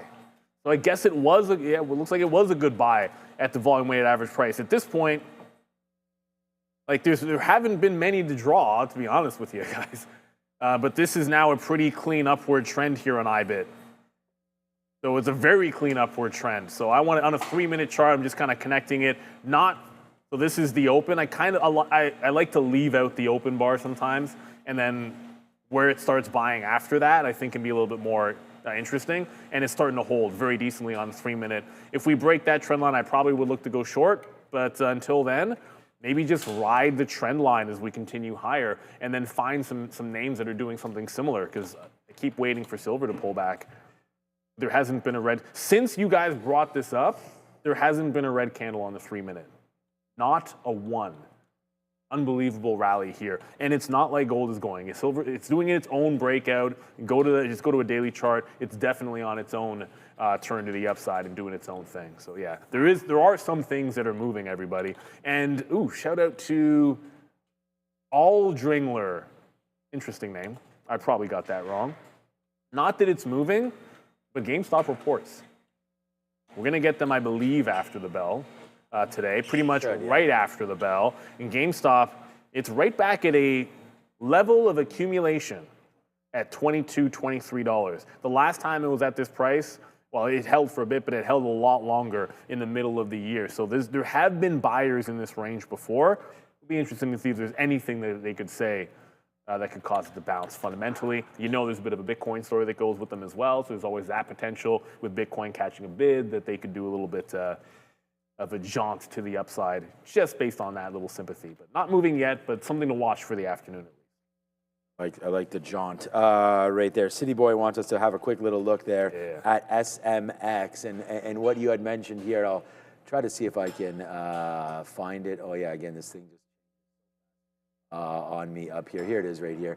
All right, let's send this through and talk about some of these levels that you just mentioned there. So incoming over 190 to 200. So let's see if it does break out here. And you're looking for that, City Boy, right now. So you are a little bit away from this level right now. But yeah, I don't think there's anything wrong with that. Yesterday, pretty halty up and around these areas. And that's the level that we got to there in the pre-market. That's the post-market yesterday, up to 190 to 200. So if we're going to look at a little bit of a bigger break, I think that's about right. You might want to look, 200 is fine, a psychological level for sure. The last time we did break through 200, though, we did stop at 216. And I think if you take a 200 break, look out for 250 area right into here. Could be some kind of sell there, but I don't know. This level, again, it's like a 1 million share float. It's not a big, huge level of shares to be sold in the first place. And I'll just double check, because I said I would look at this stock just quickly, then we'll go over to Adair for the 1040 update. SMX, right into here. Security matters, it sure does, that is for sure. And this stock right there, there's the float, so we nailed that one right. 1.05 million with 21% short. So yeah, man, it is, City Boy, it is sort of primed to get that move. Now, will we get it is another story. So yeah, look at that, look for a breakout. I would say, breaking through, that's almost 170 right there is the top. So that might be even better than your 200 call. But market just kind of figuring itself out. SMX a good call, and I don't know if we've halted on TGL yet today. This is I see my halt scanner right here has TGL on it, and AFJK. Is that a stock, or is that like one of those testing stocks? Okay, Amy Healthcare right there. So this is another name that's starting to move around a little bit. This is halted a bunch of times there today. So AFJK on the halt list as well today. So yeah, not much going on here. We'll go over to Adara, find out some stories, look at the broader market, and get right back and see if we can find a trade before we throw it over to the midday. What's up, Adara? It's a pretty green board all in all, guys. Finance really strong. Berkshire Hathaway a little bit lower here, but we have a lot of strength in names like Morgan Stanley, JP Morgan, Goldman Sachs, etc. Saw some comments coming from Wells Fargo CEO Charlie Scharf about AI earlier today. Probably not what's moving the sector, but either way, banking looks great. Consumer non-durables generally looking pretty good as well. Consumer durables, Tesla leading this one to the upside. Industrial services, distribution, retail trade, kind of mixed, but we do have a lot of strength here in names like Amazon and actually Home Depot, which did initially gap down. On the other hand, AZO AutoZone on earnings day one. This is a $3,000 ticker, but this name is a little bit weaker, sending the sector to the downside. Let's take a look here at some sectors that are a bit weaker. Health technology trying to be held up here by Johnson & Johnson and Eli Lilly, but a lot of this sector pretty red. Consumer services notably weak, and communications a really weak look today as well, guys. All three of these names bright red. Transportation, Uber, looks like the largest constituent in the sector, actually trying to send the rest of the group to the downside. We'll talk tech. Meta, red here, down 1.5%. But the rest of the sector generally looking pretty good. Adobe to the upside, Apple up nearly 3%, ACN and CrowdStrike with some strength. Electronic tech, though, really mixed as traders try to digest the impacts of the announcement that, yes, the Trump administration will allow Nvidia and potentially AMD and Intel to send their chips to China. However, China might not want these chips in the first place. So this sector here for chips still absolutely going to be in play. Back to you.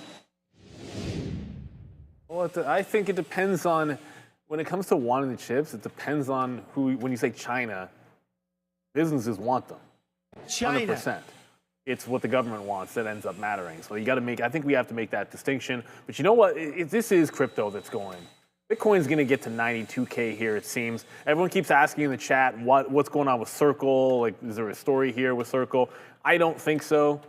I haven't seen anything particular to them. But obviously, crypto adjacent. We're at 91.75. We're heading to the upside. So Circle making a big bounce. This is the continued break over here on BTC. It just keeps on going and going and going. Looking incredibly strong. So, yeah, you're still getting, I don't want to, you shouldn't short a dull market on something which is relatively strong. It's that simple. So it doesn't matter what direction. Like, I was looking at this level in here thinking, heck, you break down underneath that supply zone, that's an easy trip into 50. That's what the setup looked like this morning, and instead we go the other way to the upside. So a little bit disappointing.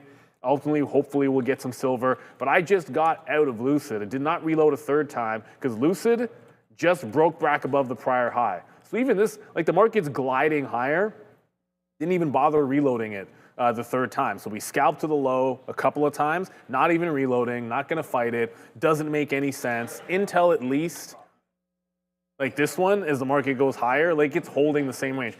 Look at the 15-minute event, like the 15-minute chart. You've got the initial spike, and then you're just holding at 40.5, and then you're holding and compressing this zone. So you're getting higher lows, and you're getting higher highs into a bit of a compression pattern. The other reason why I'm not reloading the short right now would be that rule break. Nvidia's broken 185, at least temporarily, so it's starting to wake up a little bit here. Nvidia over VWAP, Nvidia over that 185 zone. If it can hold, I think that sets it a little bit bullish, and we try to set up some long plays. Obviously, AMD was already strong. But yeah, you're starting to go up because Nvidia wasn't really participating in the move. Now Nvidia's here, and now Nvidia's really starting to go. So silver strong, Bitcoin 92,000 just broke. Nvidia now breaking the 185. Going higher. AMD was already up 1 percentage point. And yeah, it does look like the bulls are starting to come in. But as the second I say that, the market pulls back a bit. Yeah, I mean, so who said don't short a dull market yet is short the market? I mean, I'll put my hand up for that one. We had that discussion earlier, and I was like, generally when the market's dull, you get this drift higher. And so we were very, very patient, waited for that drift to come through. And I'm actually bidding, let me take a little bit out here at 76 if we're able to do that, and then watch out where we go from here. So, you know, we're back into this short. It's been pretty good shorting tops, but we have to be able to get out. So we'll have to take it out there. I'm waiting for a bigger piece. Let me put a 75 here as well, just capturing some of this movement from that top side in case we don't drift, or in case we keep on drifting and we don't actually make the move back to the downside right now. So we'll pay attention there and see what winds up happening. There's a fill. And we do have a much bigger one at 70s. Maybe we can get that out, and then we'll let it go. I mean, we're up on the futures today, but if it does break 56, then we will get out of that one as we continue to drift on and on and on and on and on. So yeah, man, there is a lot of stuff happening in behind us. We want to thank everybody for their patience. As you know, we have been having some obviously issues there with the drilling and whatnot in the back. But for right now, we do go to the downside here on the TQs. So I'm bidding 70s, man. This is going to be a big, there it is. Yes, sir, let's go.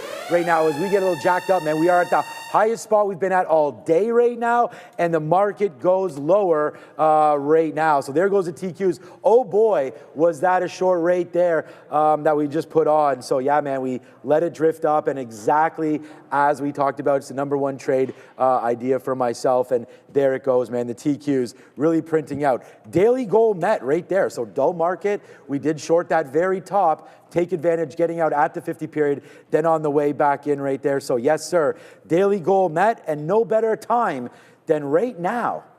We talked about him the last couple of days. We had some big moves in Fannie Mae and Freddie Mac. He's a very, very good friend of the show and might have been our first guest ever. It is Jeff Mendel. What is up? It's either you or that gentleman that we know, Karsh. I think it so was. I'm not sure which one was first, but Jeff, you may recall. But by the way, you know, it's a toss-up. You know, neither of us can remember that far back, right? Yeah, true. We've Probably been doing true. for so long, right? You know, funny news. You bring up Karsh. He's back. Ooh, retirement. all right. I don't know the name of the firm that he's doing some stuff for, but you know, I'm sure he'll be bugging you guys soon. Good, man. Awesome. Good to hear. How you been lately? Not bad, but you know, I'm getting texts from people yesterday, you know, saying that I'm going to be on the ski slope today, or traveling, or something like that. Not on the show. So That's right. like, you know, that's all you got to do to get me on is talk smack. So Exactly. appreciate it. Hey, man, I'm honored to slide into your DMs there, man. I'm glad to know someone as famous as you, Jeff. But yesterday we had a good move up there. We had some talk from Mr. Michael Burry. About Fannie Mae and Freddie Mac, and we got a really big bump up yesterday. If we come over to the chart here, and we talked about it live on the show there, we traded a little bit of it as well. As we break through right there, you never know where volume's going to come through. And then look at here today again, nicely cooking, man. 5 million shares there for Fannie Mae and Freddie Mac, as both of these names look to get juiced up a little bit here in the market, as up another 6 or 7%. So I think these are probably the names leading the way volume-wise. Good to see them trade so consistently, and good to see OTCN right here at the top of the book. So you guys definitely providing liquidity in these two names. Anything to talk about over here? I guess you guys got a big bump yesterday. Yeah, I mean, look, Fannie Mae and Freddie Mac, you know, lots of news on this so far this year, right? You know, it was up around this $12 mark. I don't know how long ago, but it was definitely up here if you go further out a couple months, right? So, you know, it's been in this range, it's been in this area before. You know, you mentioned that it's you know, it's traded 4.7 million shares so far. That the 20-day average on this name has been, you know, 7.8 million shares a day. And so, you know, there is a lot of activity going on in this name. It's going to continue, right? Today it's up almost 6%. And so, you know, Fannie Mae and Freddie Mac, great names to look at when, you know, it's also at the top of the list too. Freddie Mac is up almost 7% today.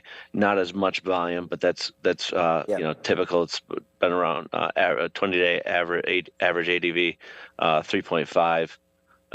You know, once again, Jeff, I do have this website up, and it's one that I have bookmarked, and it's always on my screen as well. It's your most active page. So this is where I just a little trick of the trade here. I suggest sorting by trades. Sometimes you'll get big time share volumes that might be, you know, 1 or 2 prints, but if you sort by trades, that's where you see the Tencent, the BYD. So we talked about them over there in China, Luckin Coffee as well, Rolls-Royce. So a lot of these names, different ADRs, but today led by Fannie Mae and Freddie Mac. I do have to ask you a question though. You mentioned that there was a Luckin Coffee there just outside your office. Were you able to test out the Luckin Coffee there, LKNCY?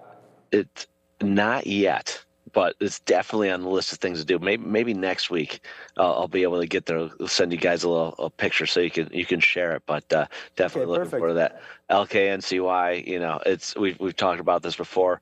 Symbol that delisted from, I think it was NASDAQ. Yep. Right, came down here. It was trading below $5. Look at it now. It's up to $37 here. And you know, it's another one of those names. It's, you know, if you look at the notional traded per day, right? There's already been, you know, over $13 million worth of this traded of Luckin Coffee today. So great name to look at. Saw one of the other names on that list, Tencent, TCEHY. You know, what's it doing today? Doing pretty good. It's right now down 1%. You know, so there's something there as well too. Also, BYDDY. Yep. I think it's one of the largest electric car vehicle manufacturers in the world. Just because, you know, it's not here in the U.S. and North America doesn't mean that, you know, not in a lot of other places. So big names to look at. You know, it's all these are ADRs as well too. So it's, you know, if you look at that list that you brought up, right? Well, Fannie Mae, Freddie Mac, you know, you name it. Well, in addition to what is moving right now, I think a big event for anyone tuning in for the first time, maybe you haven't seen Jeff come on here. We know next year we're just gravitating towards markets being open almost 24 hours, effectively 24 hours. But there is an opportunity OTC you guys have right now to be able to trade in the aftermarket. Like names are reporting in the evenings, and you can look at those on the Moon ATS. How's that roll up and going? We have them up here at Real Trading now. So, you know, over the past week, Moon has had its high watermarks for activity on the platform. You know, last night was another one of those examples. And so Nvidia led the way with the most trades. Meta, Tesla, you know, TQQQ, Netflix, you know, a few names out there. So these are single stock names, right? And then also ETFs as well too. And you know, Moon market data is actually available now, I believe, through your provider as well too, right? So you guys can take a look at nighttime, see Moon. You know, there's Boats, which has been in the space for a few years now, and you know, we're working alongside them, gaining some market share, but also gaining a lot of new participants in there as well too that are first timers for the 8 p.m. to 4 a.m. Eastern Standard Time trading session. You know, I think by the as we move into next year, there will be more firms that have kind of adopted to that. And you know, I mentioned this already, but you guys just pulled in our market data for the first time, so then you can actually see the inside of you know, what stocks are trading, you know, where the volume is in real time in these names, which is very important, right? Bringing more transparency into that space. That just brings, you know, more liquidity, more participants, and you know, we'll see what next year brings. Well, that's the important thing, the more liquidity, because look, last night we know we're still in an environment where a lot of times you'll get overnight news. Like, so a lot of this reaction to maybe the Nvidia chip story is happening in the aftermarkets, and now with more liquidity via another ATS, it gives traders more confidence to trade. And I still think there's a lot of traders that are understanding, and hopefully more going forward, that at least exposing yourself to these new opportunities and learning to trade in that session or understanding how they move is going to be very important. There was something Sean brought up yesterday, and I was like, and we were like, oh, we got to make sure we ask Jeff, and it has nothing to do with the Cowboys. Although I will tell you guys this: before I get into it, I want to talk to you about if there's going to be the auction possibilities at open and close at OTC. But I will say this: here is the nice thing I'm going to say, because I know you're a Cowboys fan. Dak Prescott is a better quarterback than Jalen Hurts. That's it. Anyone can comment how they want, and you don't even have to respond. But that's me being very nice, because I really don't like the Cowboys. But back to the markets. Real quick. How many Super Bowls does Jalen Hurts have? It doesn't matter. Mendo, he's a Bills fan. Right now I'm watching Jerry's Netflix. I delayed watching it for a little bit. Figured Cowboys go on a little run. Let's start this thing. It's like I'm watching this. With my 1-year-old, making him wear a Cowboys T-shirt. And I'm like, Cole. I'm like, this is what I grew up watching right here. Right? It's amazing. But now I'm to like the last episode where they haven't been to an NFC Championship game since 1995, and I'm like. It's been a hot minute, but that was my compliment to the Cowboys. And again, maybe it speaks more to Jalen Hurts than anything else, not being that good. But when it comes to the open and closing auctions, we talk about them a lot here. And for everyone that watches the show in the morning, we always go over like the open auction, and then we go over the closing auction and all the activity. Is something like that potentially coming to the OTC? And would there be any timeline? The last time we talked, I know there was a possibility, and I just wanted to get that to you, because I know we only get to talk to you every now and then. So any updates along those lines? Well, I like that little jab there, right there. I'm a little hurt, but come on, guys. Okay, so great question. Let's take a step back, right? So exchanges, right? NASDAQ, New York Stock Exchange, they run their own opening and closing auctions every day for symbols, right? And those exchanges also have the concept of a unified closing print as well too. And so for NASDAQ, at 4 p.m. you wait for it. For NYSE, 4 p.m. and change, you wait for that closing print that goes off, right? And so whatever that print is, market makers and participants and firms come together. There's an auction process. There are imbalances that are disseminated out to the marketplace over a period of time as well too. And so through that process, it's made to match buyers and sellers. And then it culminates into that print that matches as much liquidity as possible with those. In the over-the-counter market, the FINRA's ORF does not have the concept of that closing print, right? And so that one print that goes off at 4 p.m. or sometime shortly thereafter, like it does on the exchanges, it does not exist on the trade feed, right?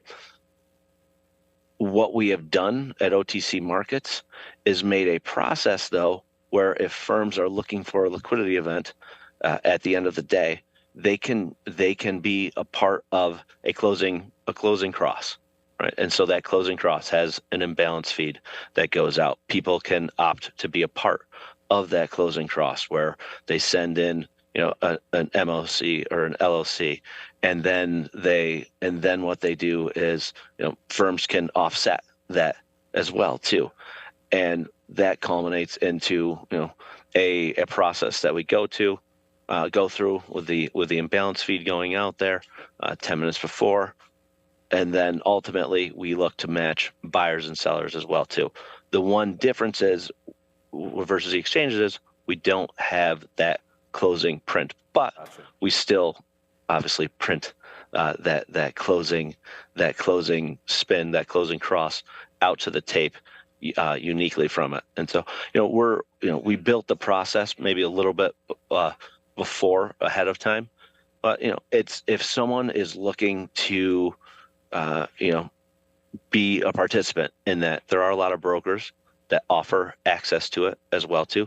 There are firms that are providing liquidity in there as well too, and there are some firms that are actually taking advantage of that as well too. Long way to go on it, but if anyone has any questions on it, right, if you guys field them, feel free, send them over. love to talk about it. Appreciate it, Jeff. And you know what you just did? For all of the questions, and we get a lot of these, explaining what the closing auctions are, how they work, why they exist. And now all of a sudden you can just listen to the market breakdown of the mechanics from your good friend Jeff Mendel. Again, thank you so much, Jeffrey Mendel, head of broker-dealer sales at the OTC markets. Enjoy the skiing. I know you're going to be doing a lot of it. It's always skiing or golf, and obviously it's skiing right now, so enjoy it. I'll see you on Thursday. How about that? Oh, yeah, that's right. We're going to lunch. We'll see you in a couple of days. Okay, thanks, Jeff. We'll see you in a couple of days. That's Jeff Mendel from the OTC marketplace there. And as I mentioned yesterday, yeah, this gentleman's coming in just a couple of days. So, all right, thank you, everybody. It's been a blast. Neil and I are back at 2 p.m. Thank you, Jeff. And we will go over immediately to Adara. So we're back at 2 p.m. Then it's the guys after that. Ciao for now. I have Boeing deliveries to talk about here. BA with their November orders, 126 net new orders in November after 164 gross orders and 38 cancellations. Jet deliveries have fallen to 44 on a month-over-month basis versus 53 in October. So month-over-month declines here in jet deliveries. Net new orders coming in at 126 for November for the Boeing companies. We send you over to the midday. All right, let's do it. Understand.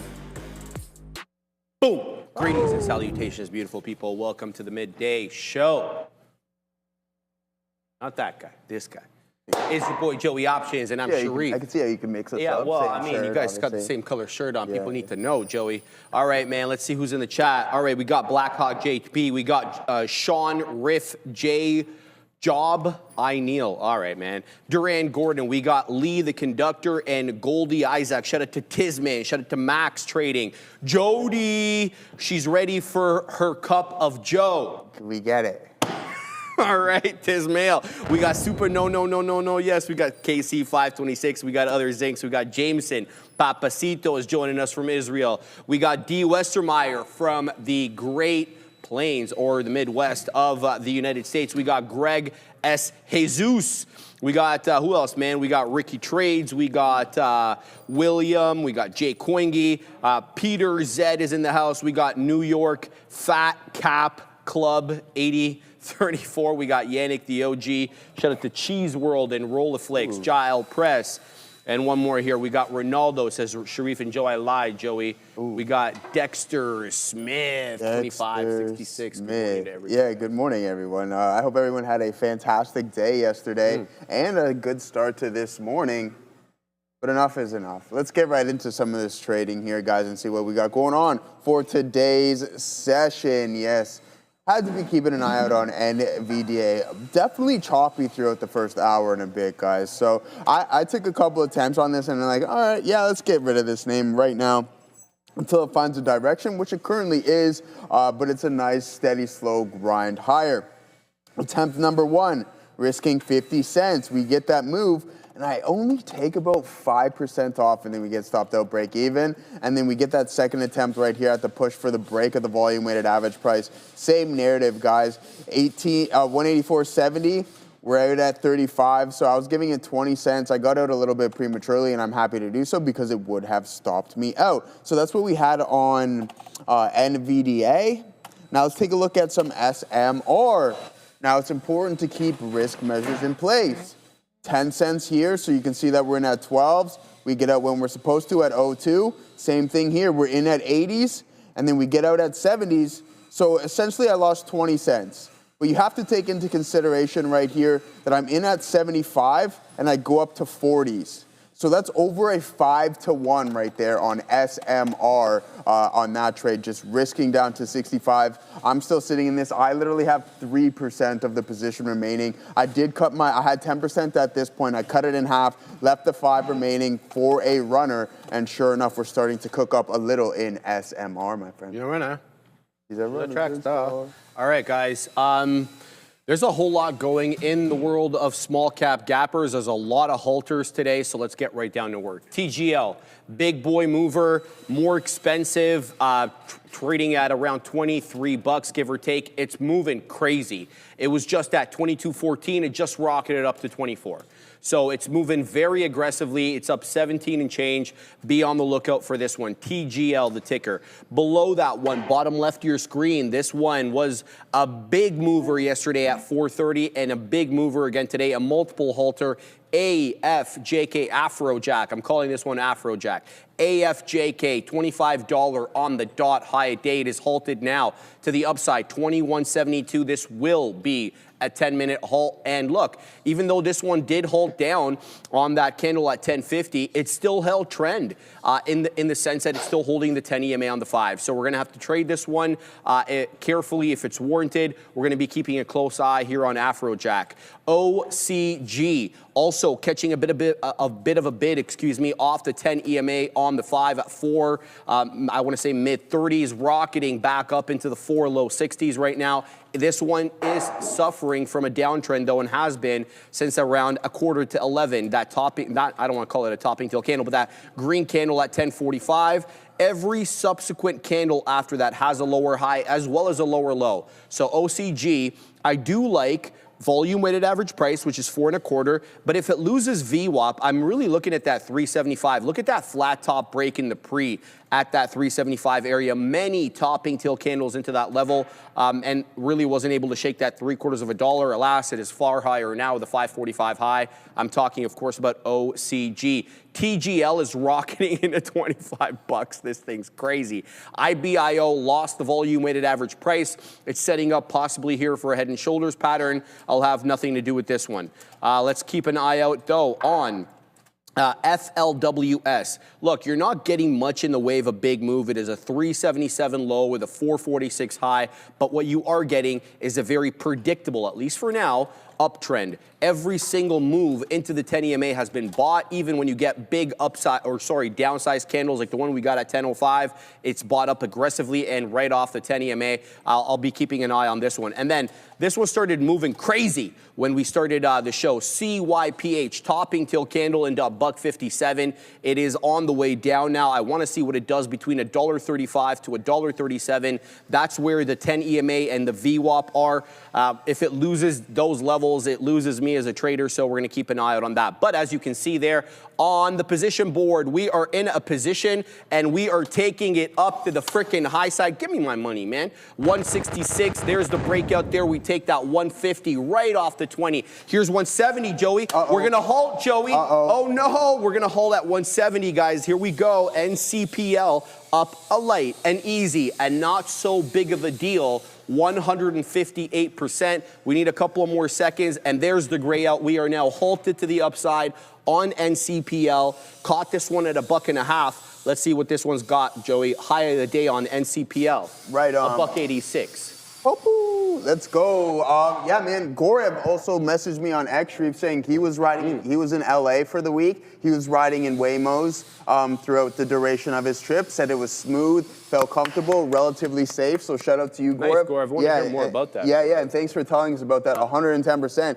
All right, guys, let's go new scale power here, man. We're short this, and we're gonna take a short on the market, seeing what Katina Man's up to. If it breaks the top, then we'll get out of that. We're gonna start relatively slow. But what I'm looking at here this morning, Rusty Dutch is like, oh my days, hell is frozen over. Joe wasn't trading IBIT today. I'm like, bro, it wasn't even on my radar. I didn't even think about it, to be honest with you. And putting in a stellar session, a couple dollars here on IBIT. And then now we're having some topping tail signals in the overall market. That's what's making me get involved with this move potentially to the downside in the TQs. But we have to take into consideration the nice steady channel to the top side. I like what Katina Man was saying. He's like, yeah, just boring markets typically tend to grind higher. Why? There's no fear, right? VIX is cool, VIX cooling down, and then now we're just forming this channel to the top side in the TQQs and obviously with the NASDAQ, but a new high of the day in IBIT, so not too bad. Let's see if we can get this short to work for us on the TQs. If not, we take a small L, keeping those risk measures in place, and there goes SMR right back to the top end here, guys. Let's see if we can break this 2140. I'll post up at 42s to see if we can get some. I only have a couple outs left, ladies and gentlemen. Otherwise, yeah, I mean, it's not too bad of a trade whatsoever. I was telling Sharif, We took a couple hits this morning, but just due to the fact of sticking to the risk to reward, keeping your stops exactly where they need to be allows you to stay in the game significantly longer and be able to put on the trades. When you see something, you're like, that's it, and I need to take it. And that's what we fell into. Hypercube. I've been using Waymo a little in LA. Right now, there is a much longer wait for pickup, and they don't drive you. You walk to pickup point. Fair enough. Yeah, that's a valid point. I'm sure things will change. A lot of demand for these things. People want to ride in them and see what it's like. But Sharif, what do you got for We got to show that video I sent you earlier. But Joey, with just one stock, 3D Capital, you get exposure to 60+ early stage plays in AI, blockchain, biotech, and much more. It's led by a CEO whose last deal returned 150x, guys. 3D trades under IDK on the Canadian Stock Exchange, the CSE, and under IDKFF on the OTC markets in the US. Subscribe to their YouTube channel for exclusive interviews and deep dives. And you could win $1,000. This is your ETF for early stage innovation. Shout out to 3D Capital. That sounds like a hell of an idea there. I like that, man. Absolutely. I like that. The dude returned 150 times. I could get behind that. Guys, call this guy. Hold on, sorry, Sharif. Go ahead, 1 second, Joey. brother. Go ahead, Bang. Oh, Assassino, you missed it. 2 more fills right there. We posted at 43s and at 45s, and we caught that fill on SMR. Might get stopped out of the TQs here, guys, as it's heading towards the HO. All right, first things first. We're halted here on NCPL. The halt time, 108.58. So essentially 109. We add 5 minutes onto that. That's 114. It is 112.45 right now. So we still have another minute and change at the earliest before this bad boy opens. If you're a newer trader, volatility halts come in waves of 5 minutes. They could be 5, 10, 15, etc. Okay? So we're going to keep an eye out on this one. Now, I just made my, oh, whoa. What's happening over here, Joey? This thing's panicking. I'm panicking. All right, here's the deal. Afrojack is halted to the upside again, 25.84. Ironically enough, we're still below yesterday's pre-market high, which is a little above 29. It is 29.20. We're halted at 25.84. It's holding trend. It's insanely spready. Very dangerous to trade with size. If you're going to trade this, please have a plan, okay? But we're going to keep an eye here on AFJK, which I'm lovingly calling Afrojack. We're also keeping an eye here on OCG, catching a bit of a bid off the volume weighted average price, but I want you guys to be careful with these lower highs. Despite the fact that we got that bounce, the lower high trend is still very much intact. So keeping an eye out for that. All right, we should be a few more seconds here on NCPL. Let's see what we do. TAP is showing 179. We'll take another print there. It doesn't fill us because we hit it too early. We're going to get that. Nice. We get into 185. We're very close to the high of the day. We're still packing some more sharage over here.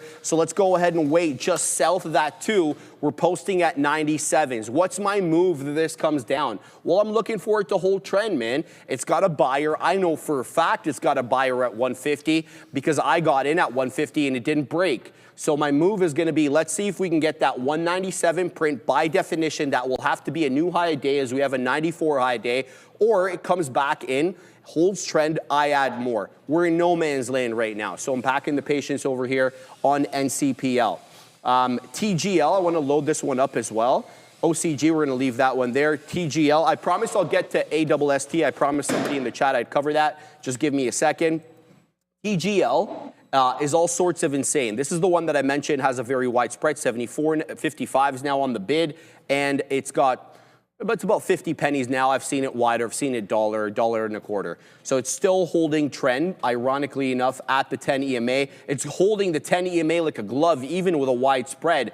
TGL looks like it's going to rocket back up into 25. There's 24. Could we see a little bit more here on TGL? It's a 26.50 high a day, by the way. So keep your eye out on that one. And OCG I already spoke about.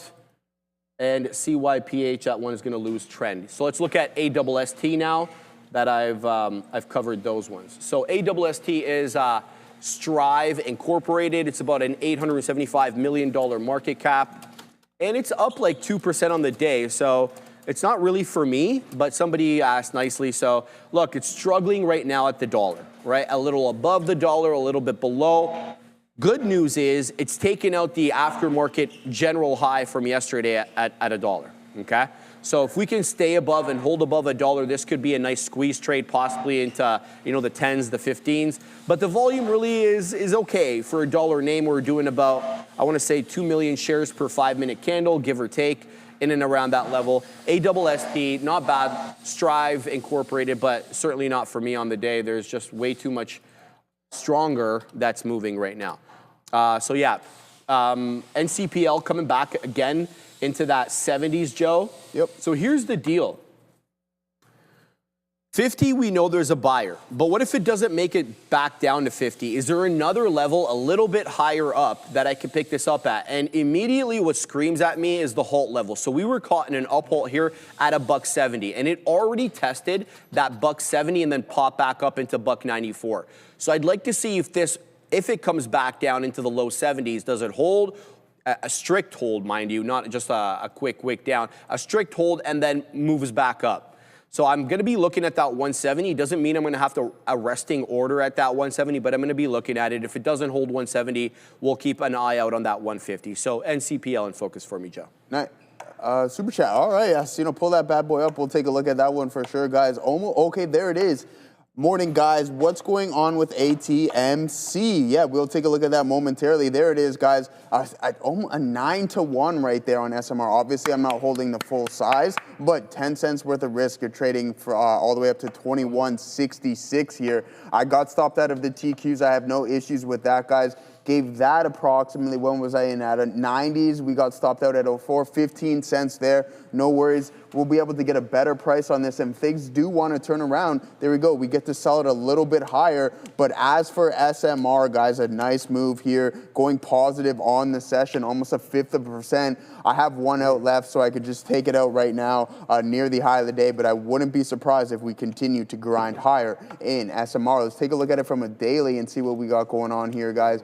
Essentially, when I bought this name, was right here at that breakout level of 2040 is my average price. Well, I bought some more, so it would have went up a little bit. I haven't looked at it, to be honest with you, but starting to climb back. So I'm thinking maybe we get into that ABCD type pattern, leg 1A, B, consolidation, and then we take that CD to the top, CD lamb to the top side, take the top off the defense there, Shreve, if people are looking to play a little bit there at 23.34. So SMR continuing to grind high. I don't know why my trusty tool is up. Yeah, so I mean, 21.58. We got to answer the super chat though, brother. Oh, yeah, sorry, I totally forgot about it. Okay, so here's the information, guys. So ATMC is halted at 93.01, and it's more information being requested by the NASDAQ. So this is a halt pending news, which is fundamentally different than a volatility halt. We will not know when this one will open. When we have a volatility halt, we know the wave, they come in waves of 5 minutes, right? So if it's not 5, it's 10. If it's not 10, it's 15, etc. This one we have no idea, but it was halted at 8:25 a.m.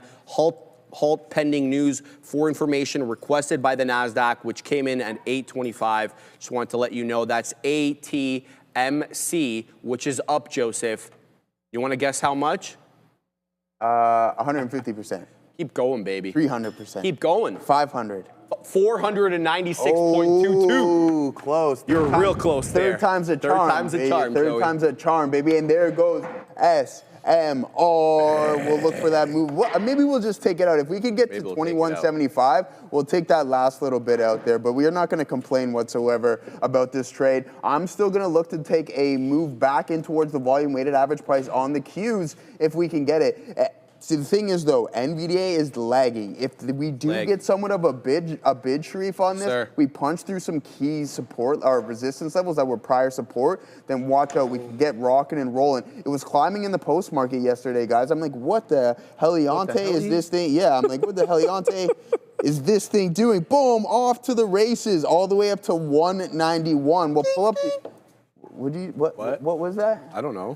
What happened, Joe? But how come I've heard that before? I don't know. Oh, okay, all right, I think you're hearing things, bro. I might be, man. I thought I was old. Oh, I know. Listen, I have to repeat myself, and I'm always like, huh?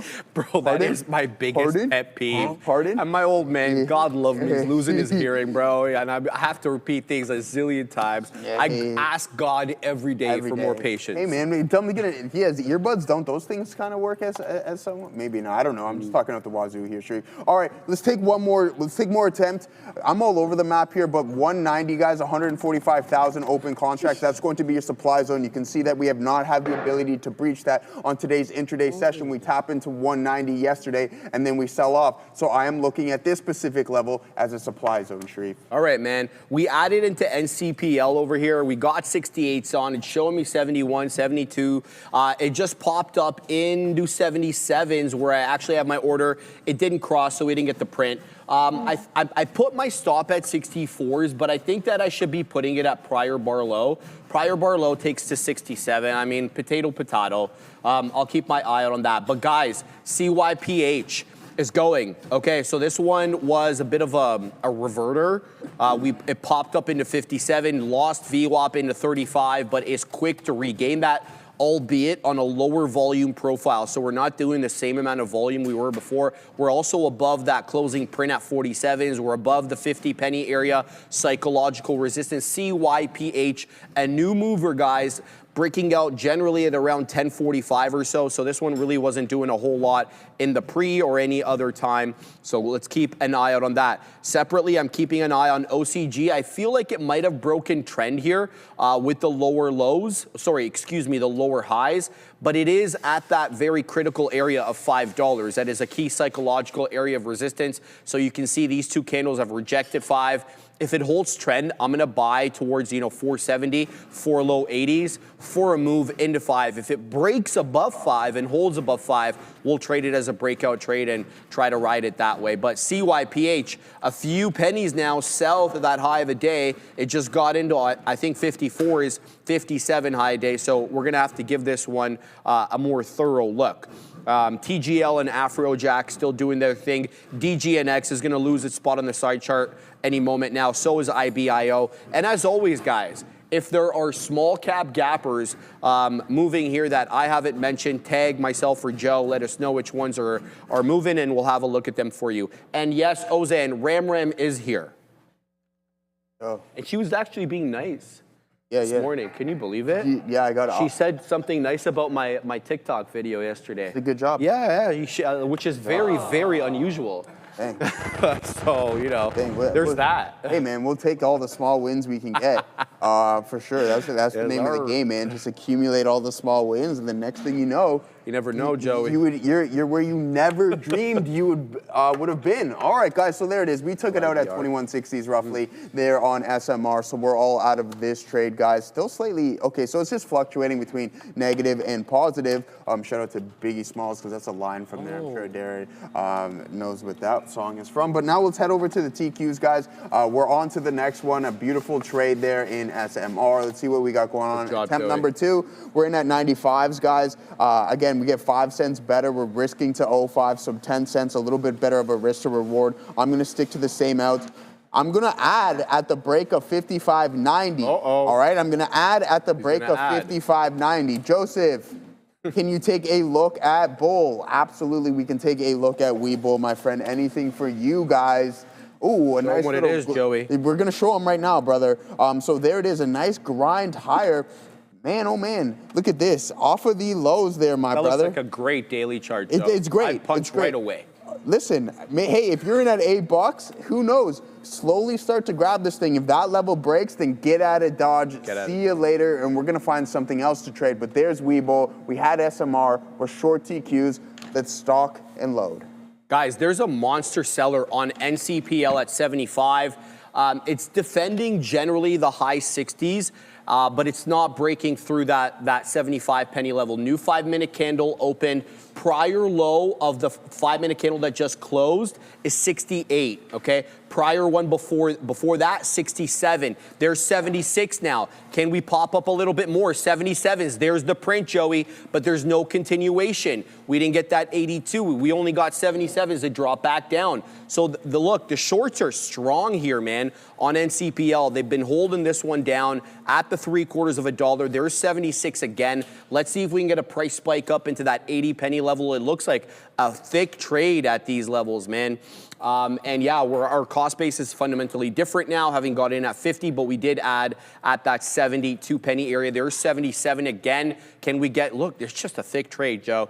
There's a lot. Stop saying thick, man. It is, bro. Look at it. It's thick, bro. You ever see during COVID, it's like stay home if you're sick, come over if you're thick? Oh, no, I like that one. No, I like that one. Oh, wow, we're going to get bid. No, I like that one. Yeah, dude, I'm not even close to the OB innuendos, man, about backsides and stuff like that. I'm not even anywhere near that. No. But this is good. But it is I don't know. Now you got me self-conscious. It's a hefty trade over here at the $0.75. So here's what I'm doing, guys. I'm going to ride prior bar low. So as I mentioned, 68 is a prior bar low. That's where the new stop goes, a penny below that. And that's kind of what we're doing there. So we're moving up the stop from 64 into 67. We don't give back too much on this trade, by the way. So we're just going to go ahead, do some housekeeping, delete some of the older ones over there. Which one is the 67? There we go, Joey. We can take those ones off. We're good to go now.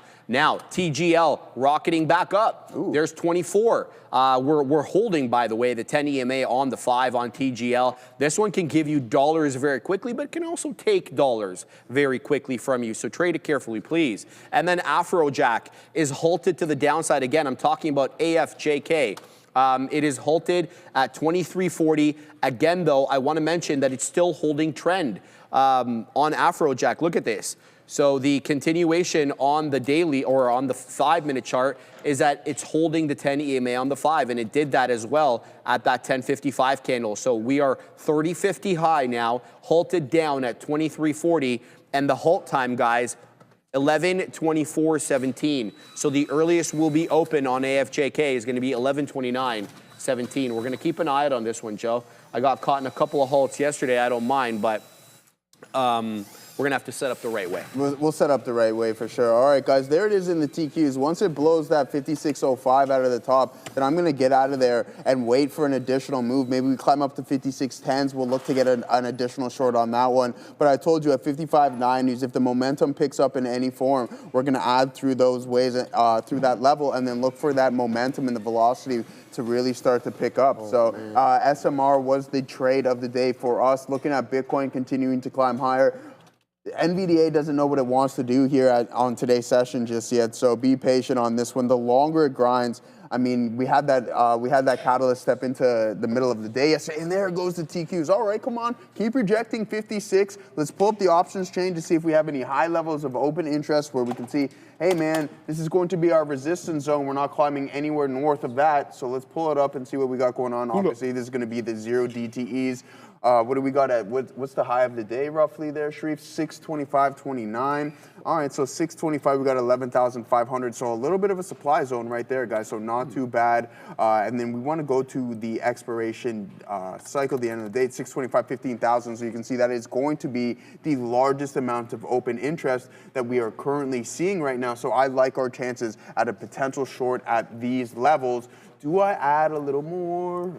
No, not just yet, because it doesn't want to kind of give away. And every time it sells off, it's just immediately bid back up. So that's just still some signs of strength. And we have that upward channel. I'm going to pull up a couple of the other big boys. What's Meta been up to? All right, so some buying pressure in the lower end of this price action chart here. You can see this indecision print, another hammer candle right there. They're not overly isolated, guys. So I'm just going to be keeping my eyes out on this. And we still have that downtrend still fully intact. There it goes, a nice little flush to the downside. Boom, maybe we add some. One thing is though, I don't want to sell into support. I would rather get it at the top end of the range. So we'll wait for an additional move higher. We'll post up. If it does crack that 90 level, consolidates, and then that's when we're going to add more shares. All right, guys, OCG is going. I got this one wrong. Quite frankly, I thought we were making lower highs. That trend broke at 11.10. I lacked conviction on that, and I didn't take it. And now it's at the high of the day, 589. Just quickly, sorry, I got stopped out for the last remaining amount on NCPL, so we'll give back a little bit there, but we'll still stay positive on it. This one lost trend. If it comes back into the 20 where it found support twice and holds, I don't want to have a resting order at the 20, I'll get back in. But I want to mention OCG here because the breakout is still on, guys, okay? It's up 117.5%. It's very, very strong. We got multiple triple-digit winners today, whether it's Afrojack or it's that other one that we're news pending, I forget the name of it. OCG is up over 100% as well. So a lot of triple-digit winners, and usually that means that the small caps are trading real nice. And quite frankly, I look at the Russ. So Russ is leading all four major averages, and it's not even close. 0.7 in the Greensville for the Russ. The next best one, the Dow, up 0.3. So it makes absolute sense that the small caps are running. Now, how we get in to OCG is going to be, I think, the trick here. I see certainly some support at 50, given that we had resistance at that 50 penny area earlier. I'm talking about the 1045 and the 1050 candle. But we're awfully close to 50 right now, with the 10 EMA on the 5 actually at $5. So I'd like to see this already losing 50 pennies here. Let's let this one set up. I want to see where this is going to find support. If it comes back into $5, fantastic. Holds up there, we'll get in. But I don't want to punch in willy-nilly at these random levels where we don't have key areas of support and resistance. I'm going to keep my eye out on there. I like what Sadie Buffalo said. Look what she said, Joey. What'd Sadie say? Prior bar low equals my new trend. Come to me, please. After the desk. I like that. That's great. I like that, bro. I like that. In Prior honor bar of low, like of that's how Obi. you show your conviction to the Yeah, trading. that's exactly I love it. how you do it. I absolutely love it. There you go, guys. I told you I was going to add at the break of 90s. We head right into it. Getting a bounce now. I'm still risking until 03, so we're going to only give this one 10 cents. We're in about half of a risk, so a nice pop there in the overall market as Meta looks like it wants to climb a little bit higher. I'm going to give myself this regular at-bats on this one. I also obviously have to keep an eye on the big boys and what they're up to, so I'm going to switch a couple names. I mean, I have Hood up there climbing up to 140 almost on today's intraday session, so let's get that name rolling. MSFT. Yeah, we'll pull up Microsoft to see what it's up to, because if those big boys are continuing to climb higher, then I want no part in the TP short. But we're going to go over to Adair and see what she's got in for us.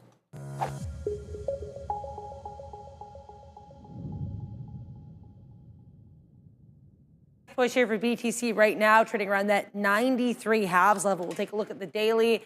I mean, right now, still a little bit of overhead resistance potentially from last Wednesday around that 94.2 area. But let's see where things go from here now. It's pretty interesting. Some comments here from Coin Bureau investment analyst Nick Puckrin about what the rate cut and comments from Fed Chair Powell after this rate cut that we're expecting tomorrow could actually mean for crypto and also for the market as a whole. So according to this investment analyst at Coin Bureau, what Powell could do here, even if they get a rate cut, could be that he delivers a hawkish speech, sort of similar to what we saw at the last Fed meeting. So even though we get this rate cut, concerns that these rate cuts could slow going forward could lead to some concerns here in the market. Same thing that we saw happening with the last meeting. So again, that's something to be aware of, what they're calling here a hawkish rate cut. So we get the cut, but we get some indications that we might not get so much going forward. We also had lots of commentary from Kevin Hassett this morning. He is the presumptive Fed nominee for Fed chair. He basically said that he is more likely to cut rates than Powell. He's echoing a lot of previous comments there. So interesting stuff. We're going to have to wait and see if he does, in fact, become that Fed chair, or at least is nominated for the Fed chair position by U.S. President Donald Trump. But Ethereum, just to do a quick comparison here to Bitcoin, actually breaking out of its most recent level of resistance. As mentioned, BTC has yet to do that. We have to see what we do here at 94.2. Back to you. Here we go on OCG. Boom, Joey. There's the breakout through the high of the day. We actually finished this one out, man. We got in super quick. We got in at 82s, the best print I just got there. 38s, man. OCG is on that good stuff right now, up 137%. It's got a monster breakout. The small caps are in play today, man. Here we go. Multiple triple-digit winners. OCG, one of them. And we're going to have to look to get more in, man. So, Joey, this one is all gas, no brakes. Damn. Last time I reported to you guys, the 10 EMA on the 5 was at $5. It's now at $5.33, so 5 1/3. That's how quickly the price action is developing on OCG. So strong is this one. So let's keep an eye out on OCG over here. I want to get more in. The breakout level to me is 5.5. We really haven't tested 5.5 quite yet because we didn't get far enough away from it. We got to 580s. That's 30 pennies away from 5.5. So let's see if it wants to come back in to that $0.50 area. I'm a buyer there, but I'm also in another trade, CYPH. This isn't a triple digit winner, but it's got a good chart pattern under its belt right now. Let's keep an eye out on this one. It's a 57 high. I got in at 53s. I just wet the beak at 55. We're waiting for 57s. And this one also has a tendency to have an aggressive price spike. It was a bit of a bamboozler earlier, I want to say at 5 to 11 when it had that topping tail candle, came back in. Funny enough, even though it breached VWAP and the 10 EMA on the 5 on a wick basis, it actually closed above those levels. So let's keep an eye out here on CYPH. But I don't want to take too much too quickly out of this one. This one could be one that squeezes into 2. We'll keep an eye out on that. Back to OCG we go, moving into $6 after a 636 high a day. I want to see that 5.5, guys. That's the key level of support for me. It's a former area of resistance. I want to see what it does when it comes to get tested as support. Afrojack is going to halt to the upside over here. It is halted, Joey. Again, AFJK up 234%, is halted at 26.76 halt time. 11:36:23. The earliest we will be open is 11:41:23. The tap, the theoretical auction price, actually showing lower.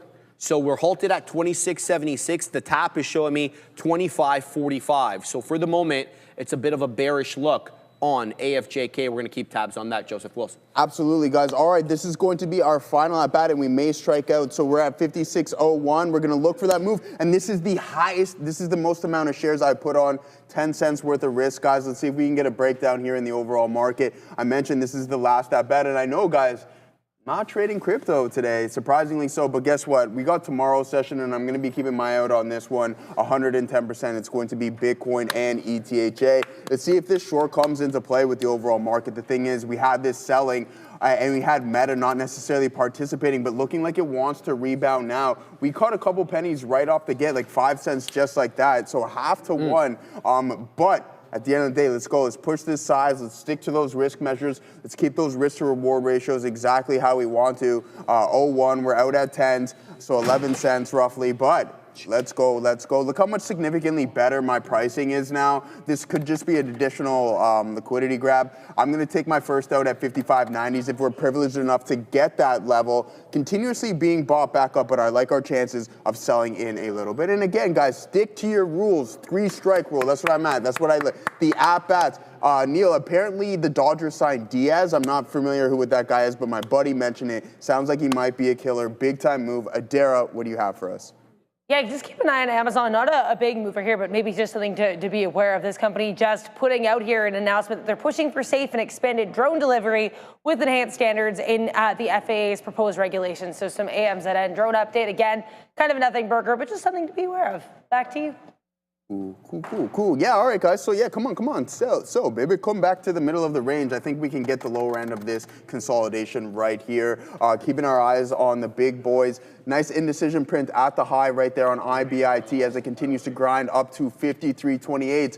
ETHA up a whopping. I was looking at my phone there. Ethereum up 6.5%, while Bitcoin is only up half of that, guys. But, hey, This is what you got to do. Use your risk to reward, regardless if it works out or not. You don't really need to panic. Why? Because you have that fixed amount in which you know you're going to lose. And if you already know the worst case scenario, it's like what John Jones said when he was about to face, I believe it was Rampage Jackson or somebody along those lines. He's like, I just came to terms with the worst case scenario, and that's going to be getting knocked out. So if you know that your knockout is going to be a loss of X amount of dollars, what are you fearing about? Let it rock and roll. Let's ride, regardless of what happens. We're in at the right place. We're in at the right time, putting probability in. I love how you just said that, dude. If you get the worst case scenario and you like absorb that and you're okay with it, what's left to hold you back? What do you fear? What do you fear? You don't fear it, dude. You don't, because there's nothing holding you back. I love that example, Joseph. Yeah. Thank you for mentioning that. No problem. I think that's a solid thing, a solid mentality to have.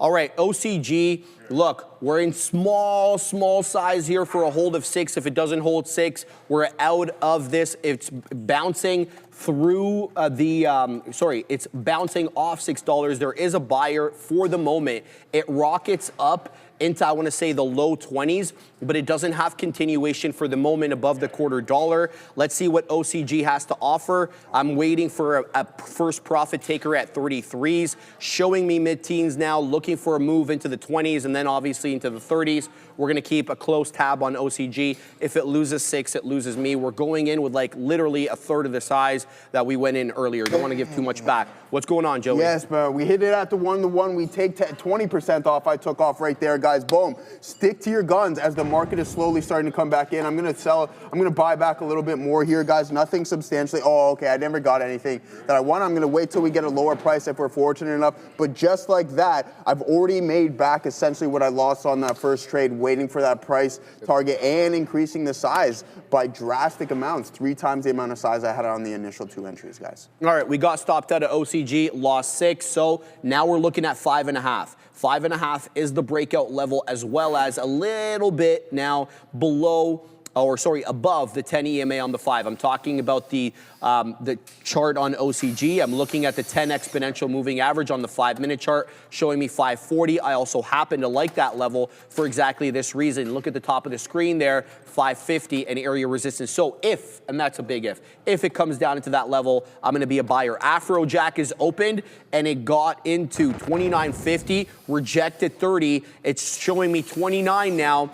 This thing is going to take out 30.50. That is the high of the day. It feels like it's going to take it out right now, but there's basically a tug of war happening between buyers and sellers in the high 20s over here, a little 29 and a little 28. Some even they sprinkle in a little 27 from time to time. So Afrojack in focus right now as we try to take out that 30.50 HOD. I'm also involved in CYPH. I'm looking at getting more in, man. So we got in near the highs. I got in very small size. We're going to add at 45 and add at 40. The 10 EMA on the 5 is at 46. So I'll be adding at 46, and the 41 penny level is the volume weighted average price. So I'm keeping a close eye here on CYPH for another move up. I'm looking for a trend continuation, though, to hold up off these levels. Joey, what's going on? What's that short doing? It's cooking right now. Sports and Stonks got this one right. Afrojack. Is that breaking out too? It made a new high a day. New high a day. We're posted up at 85s, guys. That's going to be a 2-to-1 right there for us. A little bit less than that, a 1.5 to 1. So let's go. All right, Joe gets a high 5. No, all right, thanks, man. I appreciate that. I could always use a high 5. I want to go back to my MMA references here and to what my guy Johnny Bones Jones said when Daniel Cormier said, "Hey, listen, you don't deserve this. You don't deserve anything that you've accomplished that, and I'm prepared to die doing anything to beat you."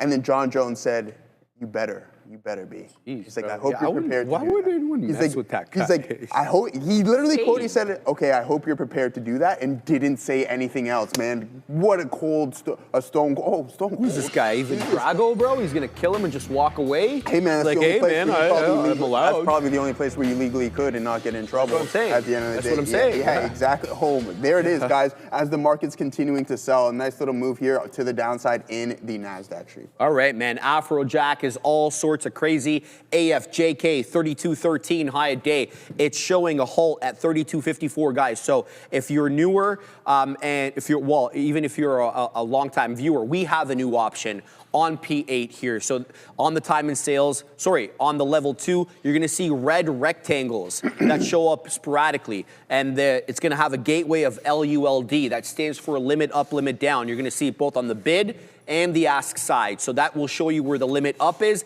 and the limit down. And there's another high a day, Joey, 3254. So see that where it says limit up, limit down, 3254. That is where we would halt. It doesn't mean if we get into that level, we're automatically going to halt. We're going to have to spend 10 seconds at that level, and that price will change as the timer starts developing. 3287 now, not 3254 is the limit up. So keep your eye right now on AFJK. It's 3261 high. It's up 305%. It's all gas, no freaking brakes on this bad boy, but it'll rip your face off both ways, in a good way and in a bad way. So trade it carefully, guys. 3287. This is continuing to go. I'm keeping my eye, of course, on CYPH. It didn't fill my dip trade there. I tried to get more at 47s, and I've got another one at 42s. Right back into 52 it goes, so we're going to keep an eye here on CYPH. OCG, we can't forget about this one. There's $6 again. Now, I'm not going to get lured into this one until this one makes the first 5-minute candle to make a new high.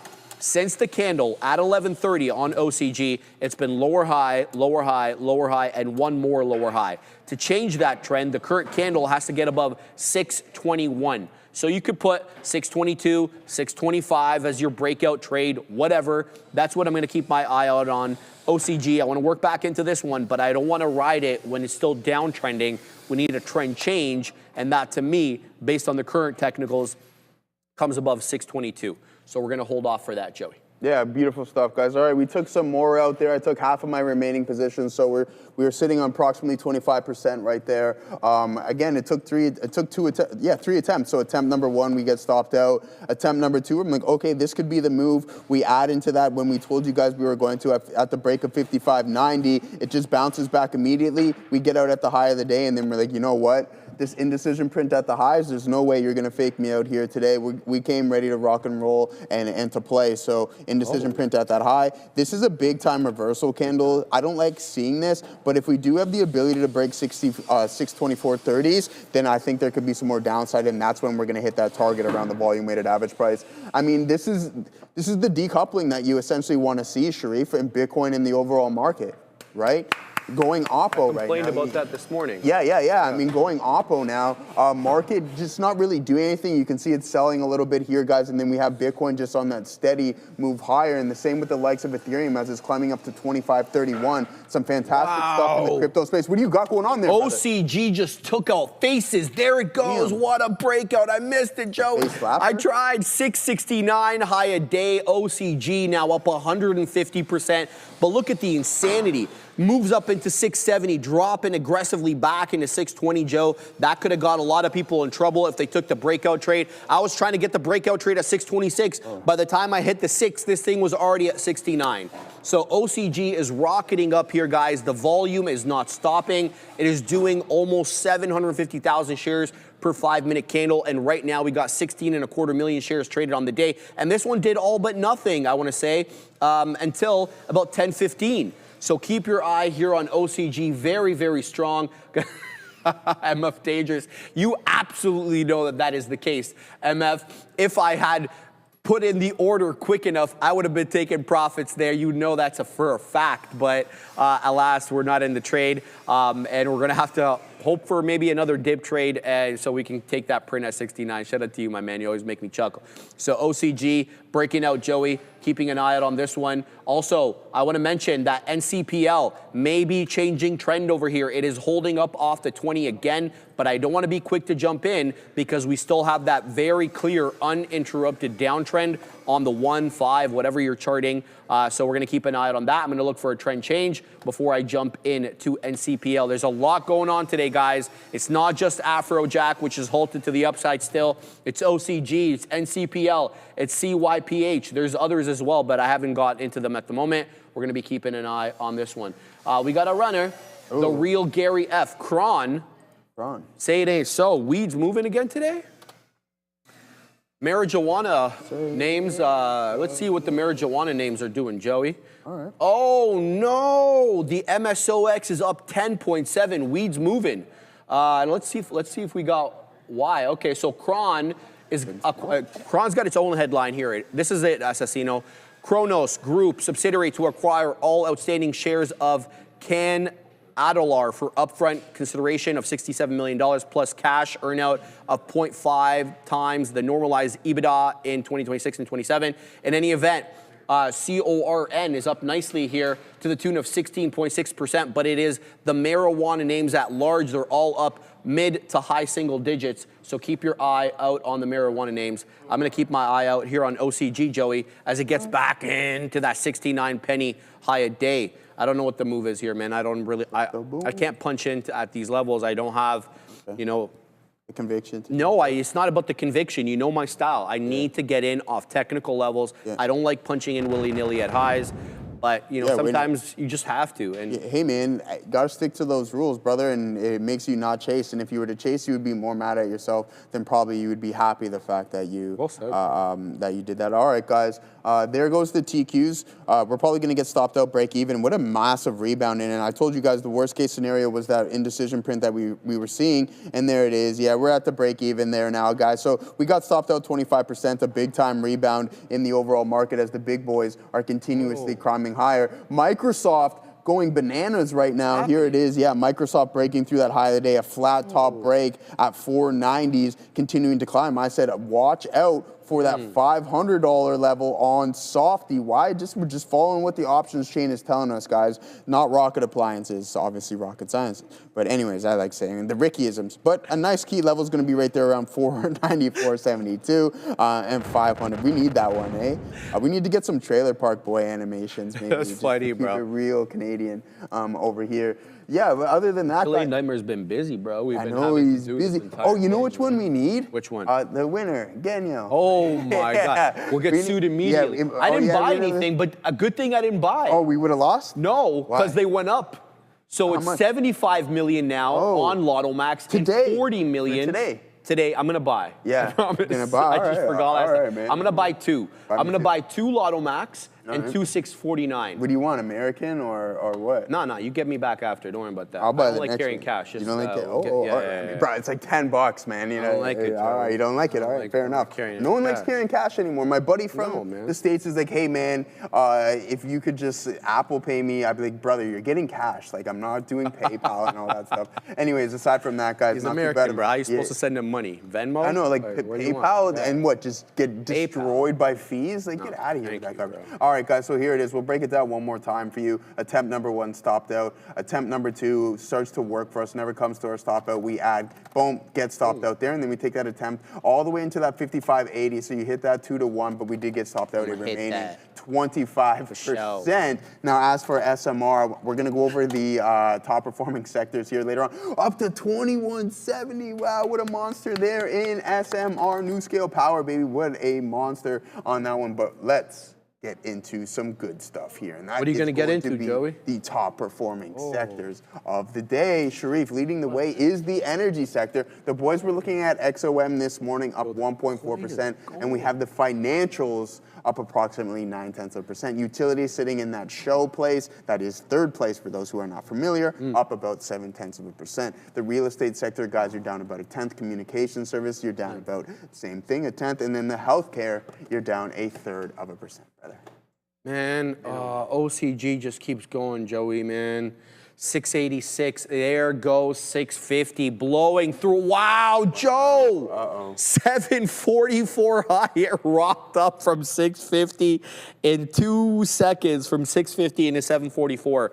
OCG's on that stuff right now. Here we go. This is very strong. I feel so stupid not having gotten into this one. This one's all gas, no brakes, man.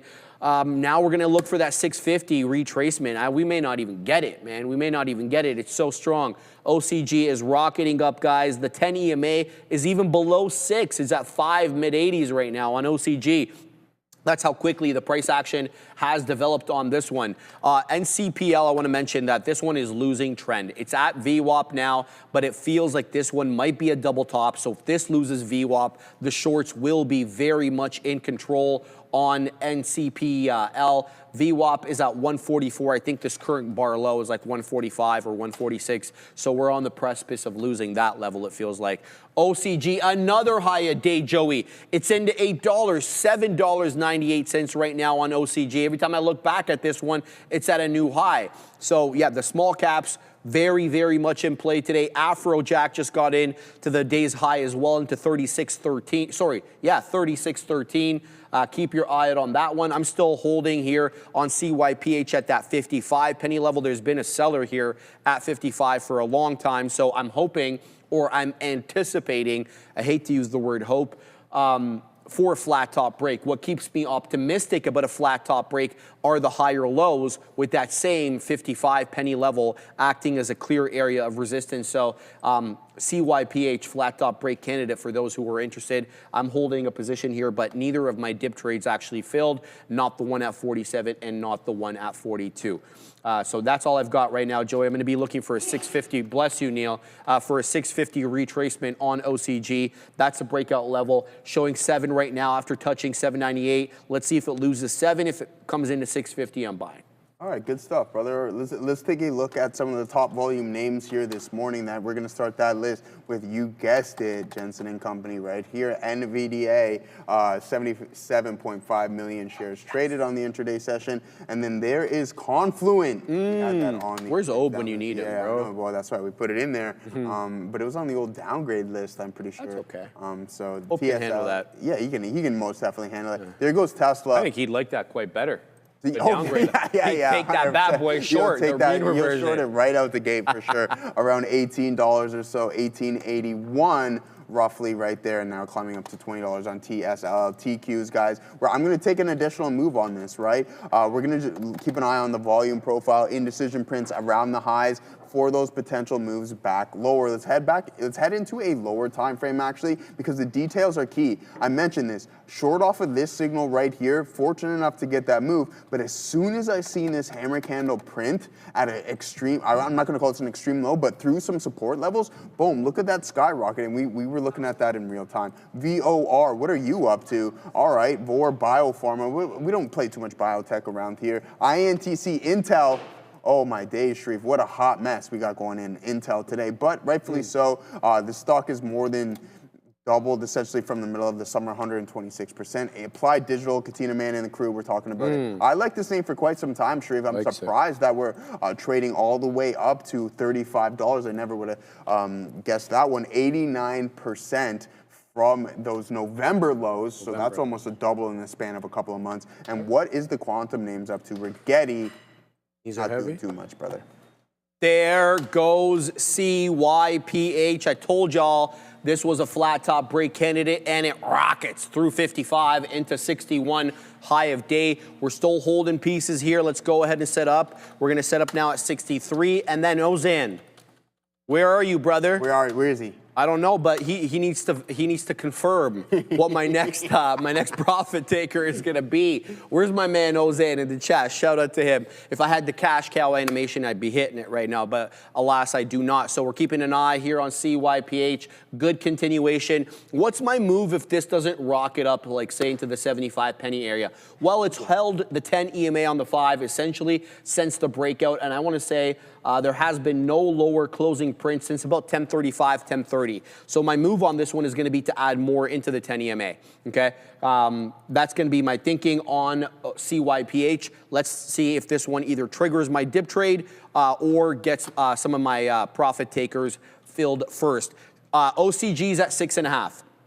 Okay, so this is the breakout level we were talking about. There was a whole lot of chop and churn here at 6.5. Wow, I didn't even get a chance to punch in, man. Here's 6.5, Joey. Do we get in here? There's a lot of chop and churn, and if we do get in, where do we give it to? We're going to get in smaller size here because this is an aggressive retracement. So prior bar low, that's where I'm going to get out. So that takes me to 630. So let's go ahead and see if this one's going to make another area low. If it doesn't, I'll punch in a little bit higher. So what I'm waiting for here is to see how this candle closed, 640. Okay, so let's see if it loses prior bar low. The answer is no. So let's see if we can get in a little bit over here. What do we got on? We got 55s. Let's go ahead and post something in the 60s. And then we're going to post something in the 70s, with the idea being if it loses 630, it loses me as a trader, at least on this trade. We're posting, we put in the stop. There's now a seller at the $0.50 since it lost the $0.50. We got 55s. Now we're seeing selling come in at the $0.50 over here. Uh-oh, it's dropping, Joey. If it loses that 630, we're going to get into some trouble on this one. 40 showing up. 10 EMA on the 5, by the way, is 6. So the breakout level, the support level could be at that $6. Let's see, up into 55s, looking for continuation into the 60s right now. We're getting prints in the mid 50s, so there are buyers at this level, just not enough to outdo the sellers at 6.5. We got 55s on. It's showing 46. I'm going to keep my eye out on this one during the break. But for now, I'm going to have to send you to Adara for happening now. Then Neil has his lesson of the day. What a recovery for this market. I mean, this is quite the bottoming tail candle here to open the day on the 15-minute chart. But market just keeps recovering and trying to curl higher. Now, it is worth noting we're still below the post-market highs from yesterday, but potentially ready to curl above it. Certainly some resistance here around that 625.20 area. Let's see if this ends up clearing. And it's a pretty big day for the market. We are right now like almost 24 hours away from the FOMC meeting, or the FOMC rate announcement, rather, for December of 2025. That'll be tomorrow, December 10th at 2 p.m. Eastern. We will also get the SEP, or the Summary of Economic Projections, at this time. And then, of course, at 2:30 p.m., Fed Chair Powell will deliver one of his last press conferences. Again, he will be leaving the role in May of 26. Let's talk here about NVDA and all these chips in general here. We get U.S. President Donald Trump going on Truth Social announcing that he has approved Nvidia to send their H200 chips to China. AMD and Intel likely to receive similar approval, but Financial Times reporting, as expected, that China, or the Chinese government, will probably still limit access to these chips. Here's MSTR. We have to talk about crypto here because it's been an insane run now. To be fair, still kind of mirroring that strength off the lows for the market, but still trading very much near day highs. Let's see, much like what happens here with the market, if we can clear past these levels of resistance or just reject a little bit right now. GameStop, the earnings report everyone's waiting for. GME set to report earnings after the bell tonight around 4 p.m. Here is our earnings preview for GME. You can find it on X at TTV Research. I also have an earnings preview for Cracker Barrel, CBRL, on X at TTV Research as well. They're reporting tonight after the bell. But you know what's happening right now. We're going to thank our friends at Origenics, OGEN, because concussions demand fast solutions. NYSE-listed Origenics, or OGEN, they're developing one designed to reach the brain quickly and non-invasively. Learn more by scheduling a meeting today. And you don't have to schedule anything trying to get a lesson, because Neil's right there, and he's going to deliver his lesson of the day. And so, Neil, you want to give the people that lesson? Thanks, Adara, but you got to deliver a few things for me for the lesson of the day here, but you should be doing that every single day. 1, make sure you hit that like and subscribe. 2, make sure you enjoy the show. 3, make sure, if you haven't, jump into the chat, engage with the community so everyone can learn and get better together, and we can have the best, continue to have the best trading community out there. But I think I heard something more today than anything. I can't remember the last time. I actually turned this on at one point. I said, I can't remember the last time the market felt like this the day before a Fed day. Like, I know sometimes we'll slow down or not have crazy volatility, but it felt a little different today. I saw more people say it's a choppy mess than, I can't even remember the last time it was a chop. And you know what's interesting is it felt like chop, right? But as Adara pointed out, it's not what it really looks like.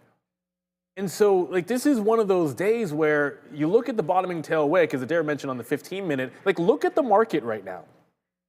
This is the original bottoming tail wick. And I feel like anchoring, like if you think about the term anchoring, that first push down maybe anchors you to some weakness. But on a 15-minute, it's been all up, and it's been holding, like the first bar low has been holding trend. And even this biggest pullback we had, now we're taking out the highs, is again, holding trend. Like holding. Channel up. I could even do you this one. Like, yeah, it's been choppy inside of a very clean uptrend. And I think sometimes when the volatility is not huge, sometimes it's like you don't see the forest for the trees.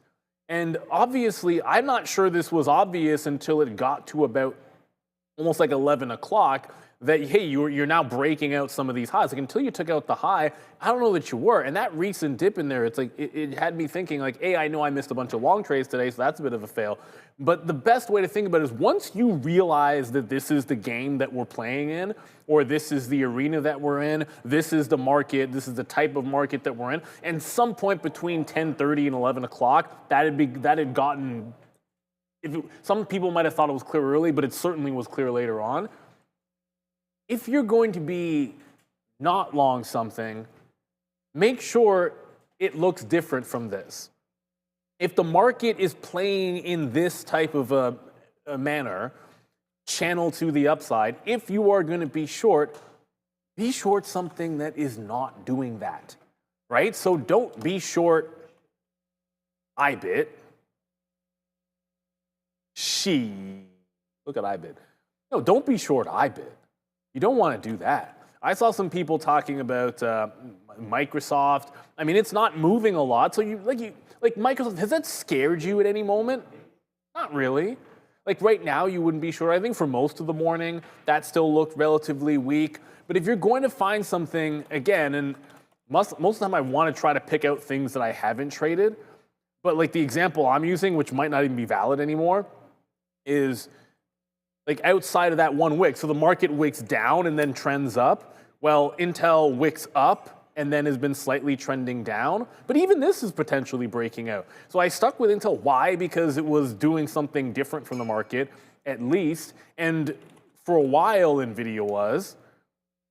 Same thing, like Nvidia goes down, it tries to come up, it rejects, the future's still going higher, it breaks trend. Now it's even joining the party, so I'm not even sure that one qualifies anymore. But if you have to sit there hunting, okay, well, if I'm determined that this is going to be a short today, well, then look for something that is not behaving like the futures, or look for a distinct sign that the futures break trend. And there were a million things out there. And I'm going to show you an example of one, because this, and again, this is like I said, you got to be willing to stop or fail, regardless of how your day turns out. Like if you shorted all day long and are up or flat, then you had a good day, in my opinion, because the market's trending higher. That being said, that doesn't mean that you had your best day, because as the market was trying to figure itself out, and it wasn't so obvious that you weren't just going to have an inside morning and then a reversal day, there were other names out there while we're gently going higher that were showing you explosion. And one of them was silver. Another one I've already shown you was IBIT. Like those were the two places where you could go to actual, doing something different type of trends. And I think a lot of times what'll happen is you do a bunch of preparation and you have your ideas out there. And if your ideas don't get blown out of the water, you get married to them, right? So if the market's not going crazy to the upside, and hey, I picked a stock that's relatively weak, great. Intel's not going anywhere. It gave you a % move up and down. But you know what? Just because it was working for me when I'm short and the market's going up, didn't mean that that was the optimal thing to be doing. You get to feel smart about it because it's like, look at me, I shorted today and it worked. Well, who the hell cares? Because silver was better if you just went long that. And you know I like silver breaking out to all-time highs. Bitcoin bounced off that 90K and is at 94. If it doesn't break the resistance level or support level, Neil, you can't go short. So why weren't you long? So you can't, again, like a lot of times it comes down to not just grading yourself on, well, were you green today or did you pull this off or whatever. Sometimes you've got to understand that at that point where it was getting obvious what the market was doing, what did I say to myself? First available dip on that upward trend. Look at what the first available dip was on silver. It was right here at 54.5. Do you see me execute it? No, you don't.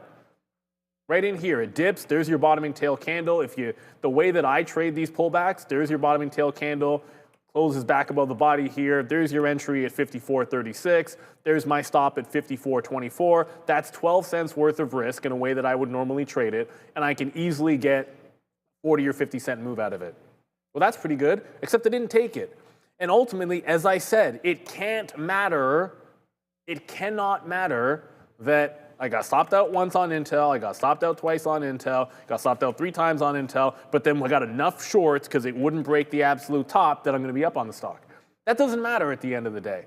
Because, yeah, I got it to work, but you shouldn't have had to. You know, because there's always, a lot of times there's something easier out there for you. And when there is something easier out there for you, it behooves you to do it. So part of being a trader is being a little bit, sometimes self-critical.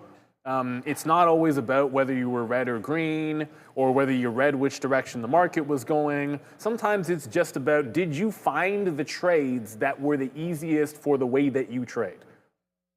And if the answer is yes and they didn't work, fine.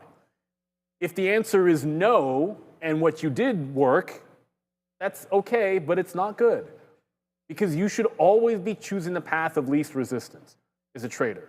What are your setups that will work the best with the least amount of risk? Regardless of whether you're green or red. If you did that, good.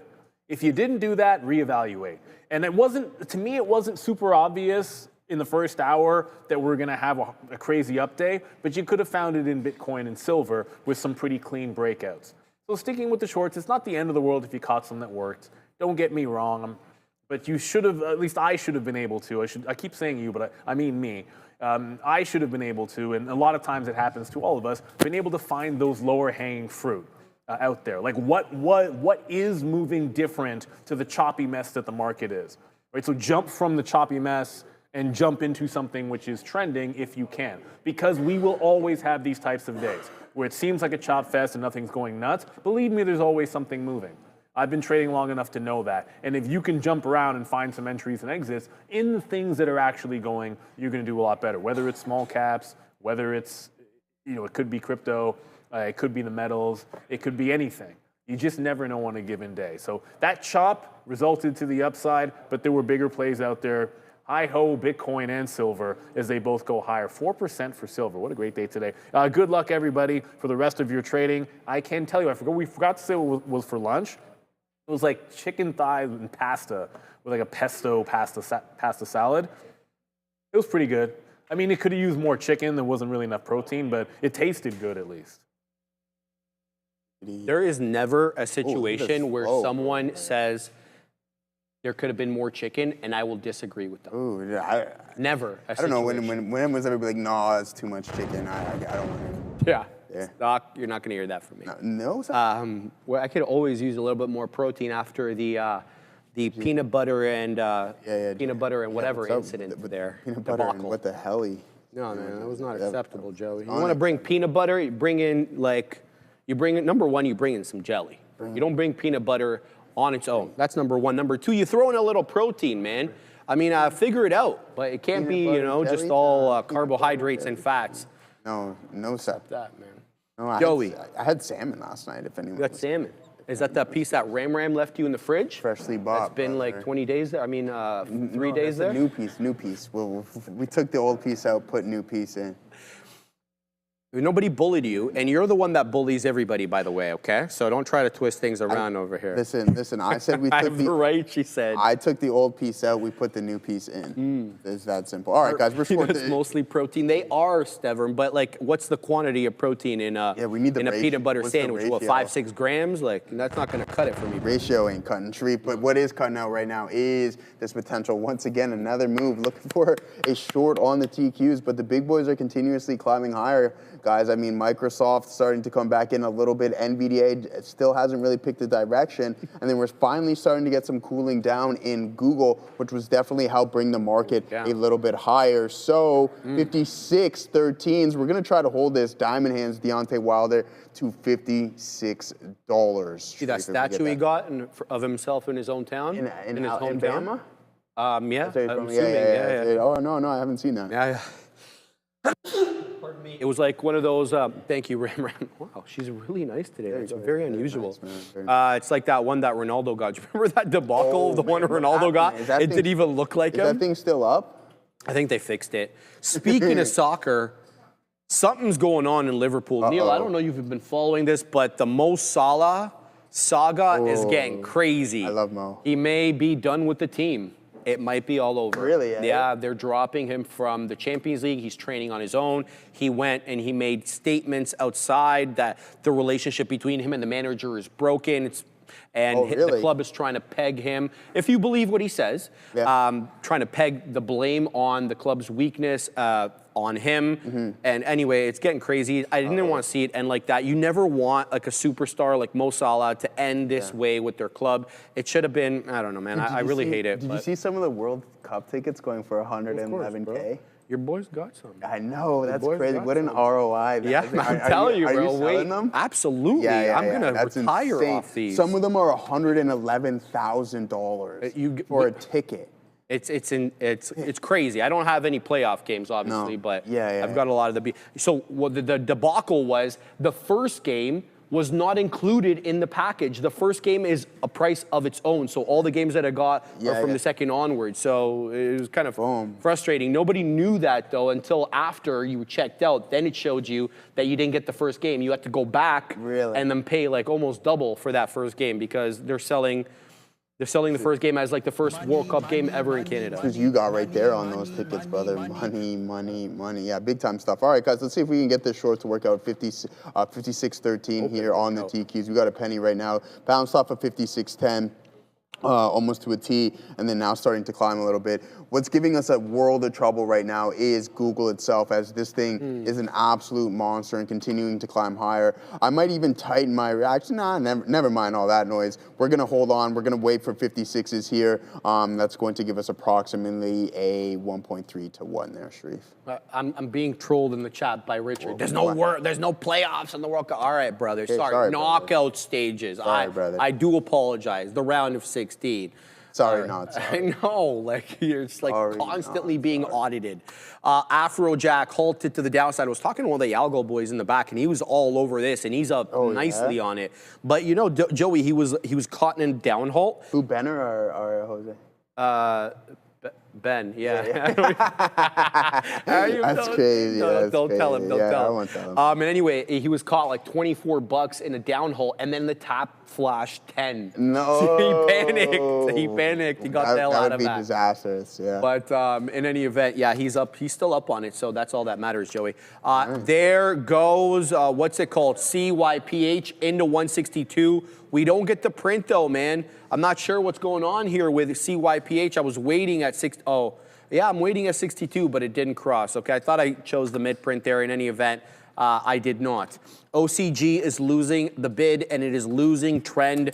It false broke too, and that's the thing. This one could have gotten a lot of people offside. Let me show you exactly where it all went wrong here with OCG. This candle, this topping tail candle that broke trend, held 7. What I was looking for here was the first 5-minute candle to make a new high, right? You didn't get it on this 12:05 candle. Then you got it on the 12:10 candle. But that's the bamboozlement that you're going to have to put up with as a small cap gapper trader, as these ones are easier to manipulate with bigger accounts. So what I mean is, I was waiting for that 707 break. Technically, it was a 703, but I was going to give it to 707. You do get that because this candle went to 729, but that trapped all the longs. And look what is happening now. The blood is in the streets for OCG. So if you punched in 710, 715, you are substantially out of the money, as we just lost 6 into 575. So the next level for me on OCG will be that 5.25 to 5 1/3. I say that for a couple of reasons. Firstly, the volume weighted average price at 5 1/3. Get it, SSE? No, I like that. And the breakout level as well is at that level. So look at that 1045 area resistance into 550. So I'm going to be looking to this level right here for a possible dip trade on OCG. We're going to pack our patience and see if it does make it into that level. NCPL will lose its spot on the side chart here, at least on my screens momentarily, as this one has lost the volume weighted average price. DGNX is hot garbage, so we're going to put open. You guys are yelling about open door as well as you should. because it just went Greensville on the day, and it took out that 710 seller. 710 had been a very clear area of resistance, at least into the pre-market. So Open Door, OPEN, looking real good over here with a 725 high, Joey. It did finish this candle as a topping tail. But most importantly, though, the current candle doesn't make a new low. It hasn't quite made a new high yet, but it doesn't make a new low. So you know that the buyers are buying this up at higher and higher levels. To me, that's good news. So we're going to keep an eye here on Open Door, and we'll see if we can finagle a trade into this one, but don't need to be quick to it just yet. What's his name? That Kaz Najatian guy, he's the CEO of Open Door. I follow him on X. Interesting guy. I like him obviously because he's Canadian, but the point is, he said he's going to have an announcement for homeownership for seniors next week. And anybody who's been, following the cost of living lately knows that seniors are, most of them are on fixed budgets. So some of these, the increases in rates has certainly affected them, and the inflation as well. So I want to see what he has to offer for our beloved seniors, man. We're going to put Open Door here on a trading screen, Joey, because it is getting bought up. So OPEN on the NQ showing 720, prior bar high 725. Let's see what we can do here. So you can take it out if it loses. If you punch in here, you can take it out at current bar low. Current bar low is at 716, 715. Prior bar low is 714. So just like right here. I'm going to punch. I'm getting into Open Door. If it loses 714, we've risked all of like 4 pennies. So I'm good with that. Let's go ahead and throw that there. I'm going to put 12s because, my affinity with 13, or lack thereof, actually. So let's post here, Joey. We're going to go ahead and post, shut it to 23 in Jordan, and then we're going to take a possible profit taker above the high of the day, which is 725. Beautiful stuff. All right, guys, here we go once again in the TQs. Out of 1-to-1, we take a little bit off. Now we're starting to climb a little bit lower. I'm looking at some of the big boys here, and the one thing that's holding us up is Google. There we go. We got the 56s with the majority of our position left. I told you we were going to try to hold on to this for as long as we can. We'll take an additional piece off right there, guys. Another big time move in the market. If there's any form of selling coming into Google, we're going to be rocking and rolling into that 55.90 level, and that's what we're going to be aiming for. So how much do I have? 65% of my position remaining, but a nice little move once again, just sticking to our guns, sticking to those risk measures, and using risk to reward ratios in our favor. All right, guys, let's get a little bit more out here, maybe. Nothing substantial. All right, we got a better price at 56.01 there. So yeah, a nice move, guys. We'll wait for 55.95 to come into play if it's going to. I'll pull up our screen here and see what we got going on. So you can see that the SPY actually ran right into the volume weighted average price. We have Apple starting to come back in a little bit here. Nvidia is still doing not much, but it's the big dog over here, and that's going to be GOOGL holding up the overall market.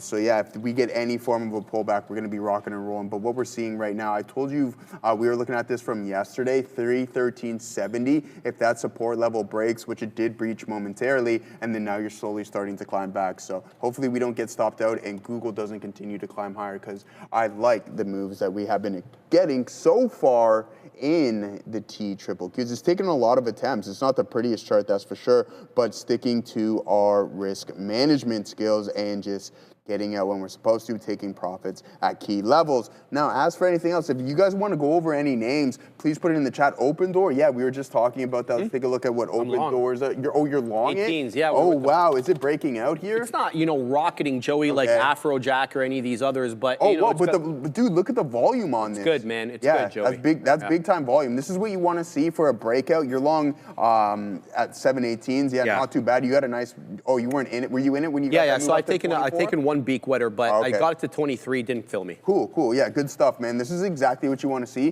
When we talk about looking at your volume by time profile, it's like when you're a breakout trader, you want to keep an eye on the volume. And if you see this, that's just going to give you more conviction within your setup and even potentially add more size. So a nice play right there on OPEN, trading at 55.99 now on the TQs. Can we establish a new low? We're going to wait for 55.95s before we take anything else. So God willing, we get that. None of that hopium stuff there, Shreve. We're just going to play the technicals and see what we got going on. I have to keep my eye on Google because this thing doesn't want to stop. Another 5-minute inverted hammer candle just getting blown past, it looks like. So that is holding up nice and steady. Maybe we take a small piece out here at 99s just because for good luck.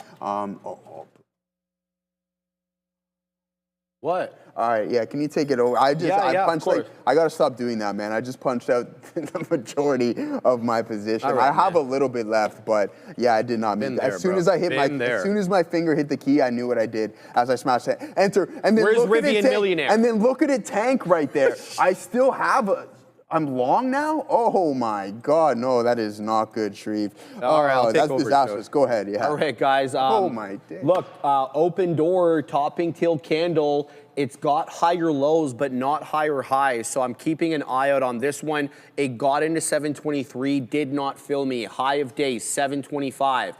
The candle that made the high of day, 1210. The current candle, obviously, we're on 1220. We did make a higher high and a higher low relative to the candle at 1215.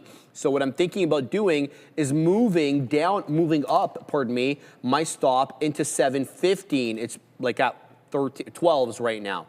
So, oh, there it is. Here comes into 15. So it is losing trend. Right now, open door might be losing trend. The 10 EMA on the 5 is 712.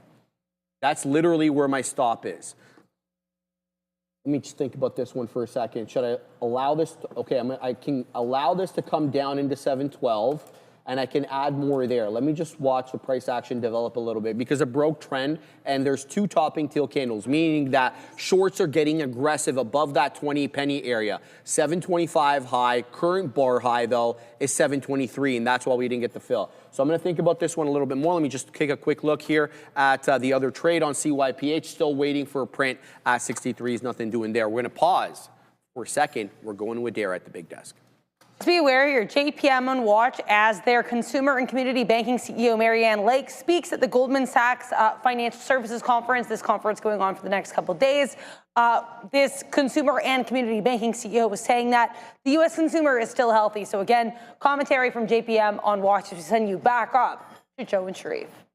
All right, Joey, what do you got, brother? Yeah, same thing. All right, guys, so we're just going to stay in calm and cool. Look at Microsoft come back in aggressively, so that helped the NASDAQ move a little bit lower. Now we just need Google. I'm out of it right now, so I'm going to have to be patient. That was a prime time entry, in my opinion.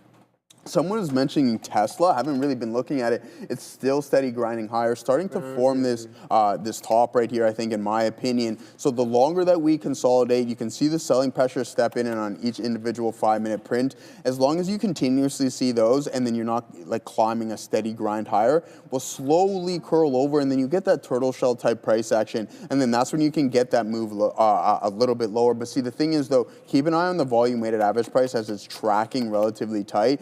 That's the key signal of extreme strength. And if you do get somewhat of a pullback, it's probably going to be relatively shallow. So you had 15 minutes of selling, but at the end of the day, you only drop a couple of points opposed to when we open up this morning around 437. We're now trading around 449, so that's $12 right there. So not too bad whatsoever on TSLA, guys. Market coming in. Adair, what do you have for us? Keep an eye here in SHEL, guys. I'm seeing reports that Shell is in advanced talks to buy LLOG Exploration Offshore for more than $3 billion. So again, Shell reportedly in talks to acquire a company. Just keep an eye on it. Back to you.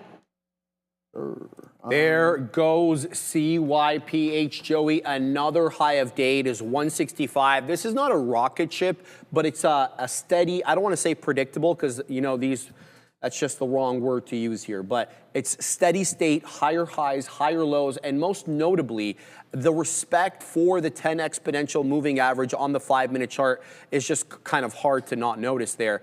Even when we were a little bit more volatile at that breakout on the retracement after the initial breakout, I'm talking about 1055.11. Look at that. It just dropped back down into the 10 EMA, holds the 10 EMA, and just like a glove makes higher highs and higher lows. CYPH, Joey, keeping my eye out on this one. All right, guys, for too long, trading meant risking your own money or never having enough to start.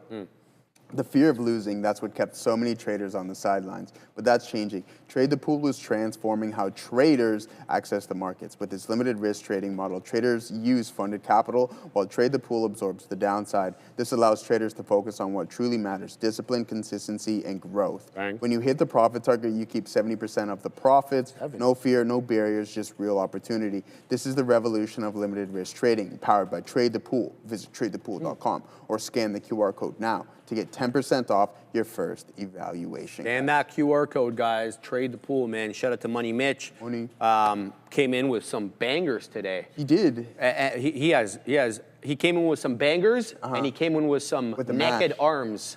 Oh, He was flashing the arms. that was crazy, man. Yeah, and then he was smack talking. Was he smack talking? I don't think he wasn't. was smack talking, but indirectly so, because you know the Raps and the Heat now are That's crazy. close to the table there, Joey. That's yeah. I mean, hey, man, he's got the guts to come on the show with a Heat jersey. Yeah, and he was front double bicep decided too. He at did the front end, double decided bicep. Yeah, he decided to flex on money. us a little bit, man. Hey, he's got the warm weather and everything along those lines, so it's hard for us to kind of What a compete guy, with eh? that. Yeah, I mean, here it goes, guys. Google 316 to 317 as quick as you like. I know Sage in the chat has some options, some calls on that, so way to rock and roll on those. Let's pull up the options chain on Google and see what we got cooking up, guys, because this is a big time move here, and we got to figure this stuff out. We got to find that next supply zone where there's going to be that potential. supply? Where is it, Sharif? And we're going to figure that out Joey. right now as we do it live. You're gonna do There's it no live? other way that we really do it. Attaboy. 325. What?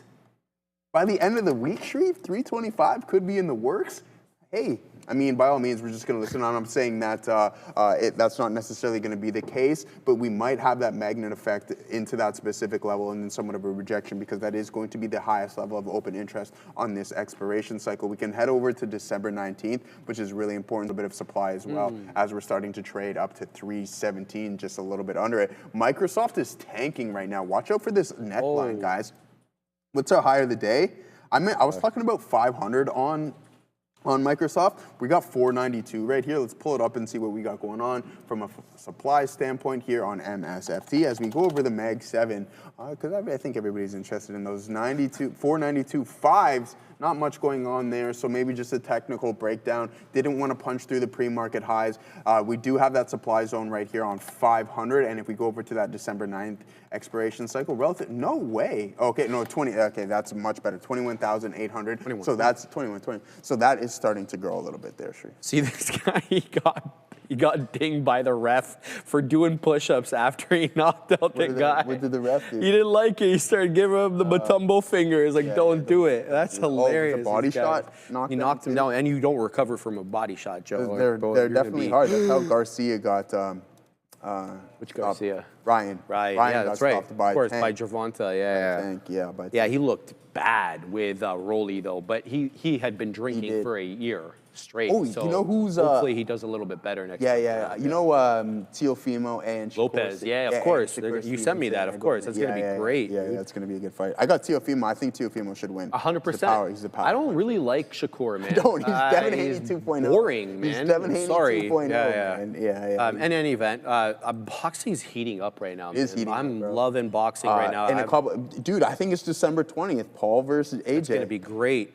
Everybody's laughing about that. They're like, see AJ making weight too, and he's posting pictures of him in the skill, because there's a stipulation in the contract, 245 max pounds. And he's already at that weight. He's already at that so he's level, like, man, I'm good to he go. has no issues with that. No. But I don't understand how people can make fun of them, like AJ and Paul. Those guys are bringing home 8 figures each. 8 figures. More like, and it's I think they're just substantial talking amount. about it from like the From a moral standpoint? not just Moral- morals, but Joey, for like the actual what's it called, the integrity of the sport, right? I don't want to say Jake Paul's not a boxer. He's a good boxer, He's a dude. fighter, man. He's got hands, but it's, I don't know. You can't. Can you shake that YouTube moniker? But that's the thing, right? Like, put that aside, and then how are you going to kind of argue that this guy hasn't been successful in the fight world? He's got hands. That's just the way it is. Yeah. Open, we added to this one, we took some more out, but the problem is we're still putting in lower highs. So on the 5-minute chart, all 3 topping tail candles are lower than their predecessors. I'm talking about this one here, 1210, high of that one, 714. How about that 1220 candle? Sorry, the high of that one is 725. Then the 1220 candle, 723. And this one, 722. So we're going to have to break trend here. I'm alive to this very much so, but I also see the higher lows. So this is kind of where I'm caught in between two minds. Let's see what we can do here on open. And then you guys calling out IRBT. I did not have eyes on this one today. It was not on the initial small cap scanner list that we had put on initially, but IRBT looking real good, taking out that prior high at 370, I want to say 373, getting into 384. Let's see if it holds trend. It's only up 17%. I say only because these monsters today are running up triple digits. There's so many triple digit winners today, not least of which is Afrojack. So that's what I'm looking at right now. I'm keeping my eye on open. I'm keeping my eye as well on CYPH, as this one did make a new high a day. 166 is the area high. It's coming back down into the 10 EMA on the 5, and I haven't added at all on CYPH. So I think I'm going to throw in a small order here to get more at 59s. Let's see if we get 59s. If we do, it'll be a small order, and this one will give me some more shareage with which to work. So we're going to keep an eye out on CYPH. We're keeping an eye out, of course, on open. And I think it's probably fair right now to say, let's take a look at IRBT, because it pulled, it just as we mentioned it pulled into the 10 EMA on the 5, and this is the 370 breakout. I'm getting in here, Joe, and if it loses, I'm going to give it a few pennies worth of risk. Yeah, so I'm long now IRBT. Let's go ahead and throw in an order for a stop at 67. If we lose, we lose. We lose 4 pennies on this one, and I'm willing to absolutely deal with that. So let's go ahead and throw that one out there, and then we'll put a first profit taker at 73. It looks like it's going to stop me out already, which is fine. You can't take shots. You can't make money unless you take shots. So that's what we're doing right now. We're long IRBT at 71. It's showing me 70. If it holds trend, fantastic. If it doesn't, I'm out. 384 high day. I'm keeping an eye as well on CYPH. I got more there as this one did pull into the 10. So now we're going to put in a stop for the new amount of shares that we have. Let's go ahead and do that. IRBT, if it loses 55, which it might right now, it loses me as a trader. Let's go ahead and throw in this one, and we're going to put a $1.53. And yeah, it feels like this one will lose pretty quickly. So this is CYPH. There we go. Going to get that one. IRBT rocketing up, Joe. Man, so that was a good entry on that. So we get a nice move into the 10 EMA on the 5. Looking for continuation. I'm waiting at 77s. It's showing me 77s, but it's got to cross. IRBT, good dip trade off 70. Now showing 77s. Let's go ahead and wait as well in the mid 80s should we get that price spike up. This will be a high of daybreak. So 77 seller that we can't shake, and as a result, I'm not getting the second profit taker. Let's see. There it goes, Joe, into 79 now. Let's see, look for that continuation there on IRBT into 80. Shout out to my man Yannick for pointing this one out. Almost like 11 pennies in the money on IRBT, quick as you freaking like. There's 82. Can we get a little bit higher, my man? There's 84, Joey. We're going to go ahead and there it is. Oh, good trade on this one. Very pleased with IRBT. Let's let this one run. Next area we're waiting is 88s. Let's post that 88s. Oh no, that's too close to my entry now. We're going to go ahead and with low 90s, excuse me, and then we're going to look for a $4 move. So IRBT, all gas, no brakes right now. There's 88s, and there's a new high of day on iRobot. Good look right now on IRBT. How's that CYPH trade doing? Well, our new cost basis takes us to 57s. So let's go ahead and post some profit takers here. We're going to go 63 on that bad boy. Shout out to my man T-Money. He's in at 371. That's money, T-Money. There you go, my man. Nice breakout trade there, but careful. Topping tail candle now on IRBT into 88s. It loses prior bar low. It loses my trade as a long. Prior bar low, 68. We're moving up the stop now, and we're going to put it just below prior bar low, Joey. What do you got? Yeah, I'm looking to get involved with some Tesla short here, guys. So I'm going to wait for this pullback if we do get one. I mean, 2013s, I could give this thing 5 cents of risk. I like this profile a lot. Let's get involved. No, why? Why would you do that? I don't get it. Okay, so we got a little rejection. We're going to try this one more time. We're going to put it. We're going full size again. Okay, wow. Okay, this is not going as planned, Sharif. You want me to take over? No. That's okay. We'll talk about it because we're doing it real time. Yeah. Okay. That is why, my friend. Oh, okay, yeah. Anyways, I can't short TSLL. I'll have to go the actual underlying. I wanted to kind of leverage my system here. To the individual in the chat, his name is Channel Trades. All right, let's go over some things here. All right, 10 cents a risk, stopped out. We double it up right here, stopped out. Triple size right here, you get that 2-to-1 all the way down here. We try it one more time, doesn't work out. Yeah, we get a little bit of a key error, but once again, risk measures in place right around the top. I didn't mean to get all out right there, but we did. Aside from that, fair enough. Okay, not the cleanest chart on the session, no problem, but we did get this nice move here in SMR after a couple of attempts. Boom, boom, boom, boom, boom, boom. So we rocking and rolling on that one. So TSLZ, I believe, is going to be that inverse ETF. Oh, I didn't want to hit it on that one, but let's get TSLZ. And that is going to bring us to the Amex here. We can finally get it right. There it is on the AMX, guys. And I'm going to pull it up over here and get in LZ. And then we are going to send it over to Adara as I mess around with my keys. JP Morgan is dropping here, guys. As I mentioned, they're at that Goldman Sachs financial conference, specifically Marianne Lake, who's one of their consumer CEOs. She's saying that the company expects revenue here in one of their segments to be low single-digit percentage here in for Q4. So they're only expecting low single-digit percentage growth for Q4. They expect Q4 markets revenue here in the low teens. And yeah, again here, we do have some management speaking for JPM at a conference. The stock is dropping. Furthermore, JP Morgan apparently seeing full year 2026 expenses at $105 billion. So if I get more details, I'll let you know. But yeah, JPM here dropping on some investment banking fees and full year expense guidance. Back to you. That's ugly. And this thing was on the precipice of taking out a trilly, by the way. With that big drop from 317.71, which is the high, to the price right now, which is like 306. Joey, we're still $842 billion market cap. So this one was on the precipice of hitting that trillion, or close too. But that's a monster drop. That's a big time drop. But in the grand scheme of things, Shreve, I think that we're just trading around in the zone. It's funny. As soon as I seen it drop, do you have the mentality now? It's like, oh, you see these great names having these overextended moves, and you're like, oh yeah, I'm buying that 110%. Oh yeah. So that was literally when I seen that, the first thing I thought was like, all right, yeah, I'm gonna let it sell off a little bit more, and then I'm gonna get involved in it. I'm gonna buy some, sitting on some cash. I did buy a little bit more Netflix this morning, actually at 95 roughly or something along those lines. So shout out to I know you don't like that one. But hey man, we gotta go with the flow. This thing is down almost 30. I'm just a hater. Yeah. I'm a hater. No, that's totally fine. Yeah. I mean, the thing's down 30%, right? Like at JPM, XLF, you can see that's helping drag the SPY down as well too. We'll pull up XLF and see what we got going on.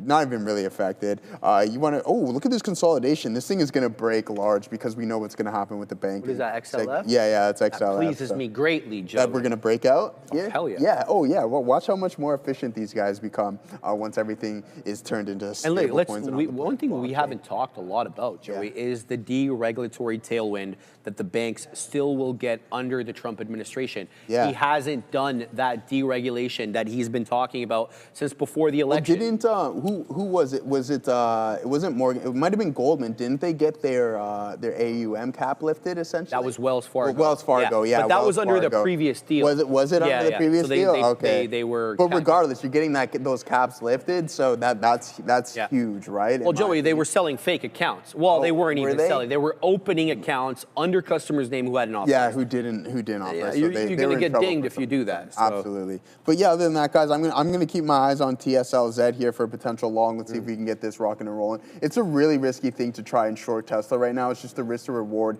It's really hard for me to deny. XLF selling here as well with JPM, guys. All right, I'm flattening out IRBT, that lost trend. I'm also about to flatten out here Open. Open is at the 10 EMA on the 5. So I feel like this is not the right thing to do to flatten it out because it's still above the 10 EMA. So I think I'm going to pack my patience on Open a little bit more than IRBT. IRBT, it's just, it feels like it's on the way down to 355. We'll have to wait and see what that one does. But CYPH, another profit taker there in the low 60s, looking for continuation to the 70s. They're 62 again. We did add, recall, on IRBT, so we got some more shareage with which to play. We're going to go ahead and post up now at 69. Let's see if we can get that high a day, by the way, 66. OCG is changing its tune. It has now found support at 5.5, okay? and now it's kind of doing a little bit of a rounded bottom off that key area of technical support. I'm talking about the 550 area and or the volume weighted average price. They're overlapping. So OCG, we had a good trade on this one. I could be certainly persuaded to get back in, but this one wasn't without bamboozlement. Recall that $7 break probably caught a lot of people offside. Sorry, not $7 break. That retake of $7, this candle here at 12.10, caught a bunch of people offside. I was one of those people that was going to get caught offside, but I didn't punch. And what I was looking for was the taking or the making of a new area high above the 12 o'clock candle, which was 703. So I was debating putting a breakout trade at 707. And if I did, I would have been substantially out of the money as this one dropped into almost 550 after making a 7 1/3 touch. So OCG, you're gonna have to trade this carefully, but it feels like it might be changing its tune here. So that's what I'm looking at now. There goes CYPH again, Joey, into the area high. It's still a couple of pennies below the high of the day, but now we're posted at 69er. So let's see if we can get a nice move up there. And last but not least, Afrojack is continuing to do its thing. Where the hell is my Afrojack screen? I don't have one. Okay, so we're gonna have to make one here. All right, we're gonna take off Yas AFJK. This one held the 20 quite well. I held $30 really well, and up it goes into 37.5. The current candle is around 33.75. So keep your eye out here on Afrojack AFJK. I know that, what's her name? KC526 was all over AFJK this morning, and she was putting her levels in the chat. Shout out to Case. This is probably a banger for her today, so we're going to shout out KC526, a great trader and always trading the small caps. So she's in my good books right away, Joey. What do you got? Yeah, good stuff here. I'm just trying to snipe here on Tesla. I see what you're saying, Wyatt, brother. I totally agree with you, right? Like we're going against the grain on this one, and I just want to break it down.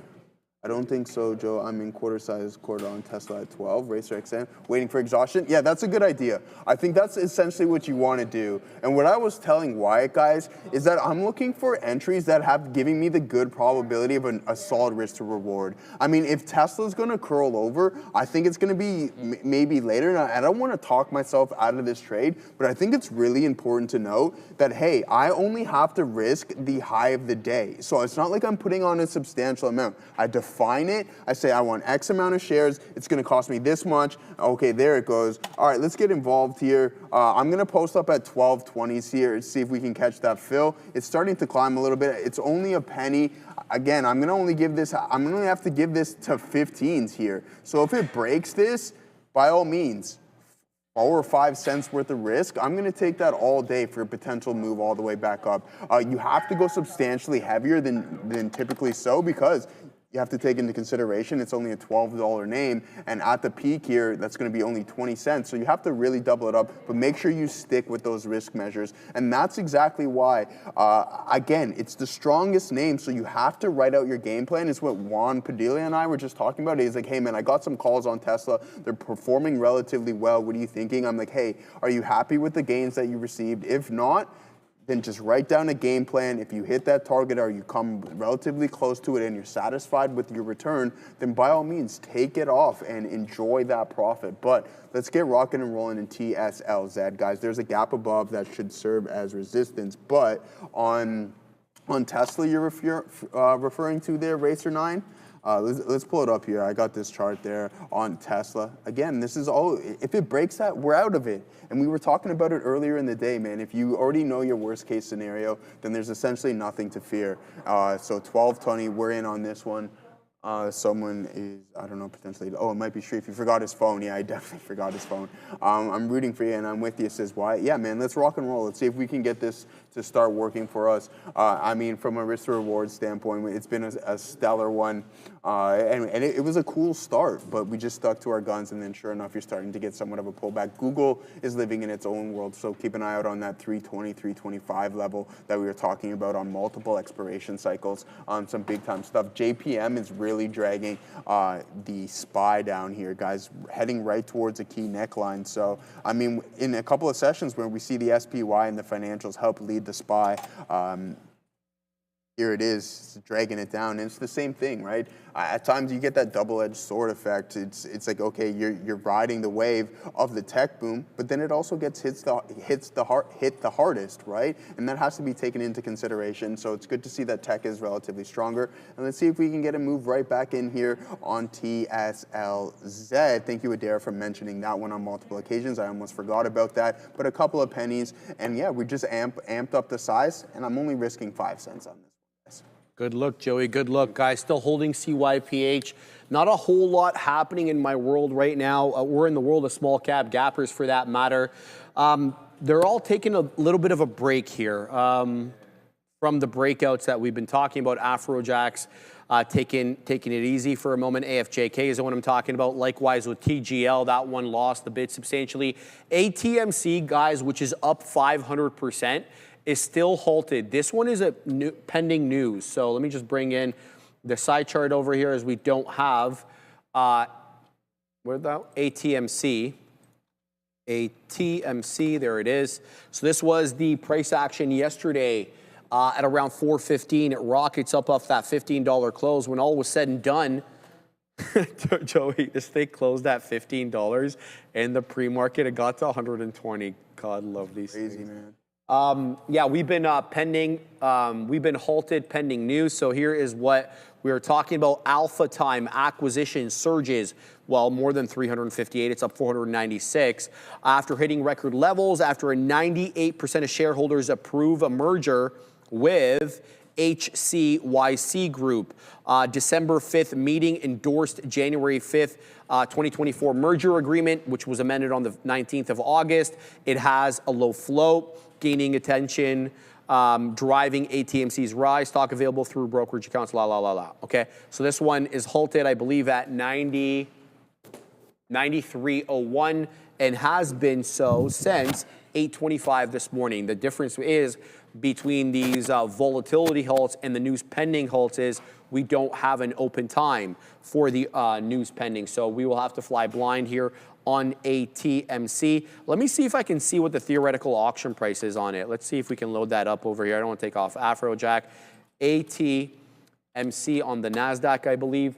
It's not showing me a tap. So I guess that's the difference between news pending and volatility. It only did 587,000 shares on the day. No theoretical auction price, though, for this bad boy. So, yeah, ATMV on watch for a move back to VWAP, says Wookman. Let's see what ATMV is. ATMV. I heard the boys talking about these pairs this morning. That, you know, they were suspecting that they were trading together. This one is trading much below the volume weighted average price, 11 2/3. VWAP is at 13. So, yeah, this one not tradable for me, but it's obviously still big on the day to the tune of 48%, but well off the highs. So nothing for me to do on that one. Still keeping an eye here on CYPH as it continues to accumulate south of that 2/3 of a dollar with the high of the day 66s. I did add into this area in the mid 50s. We've got, high 50s.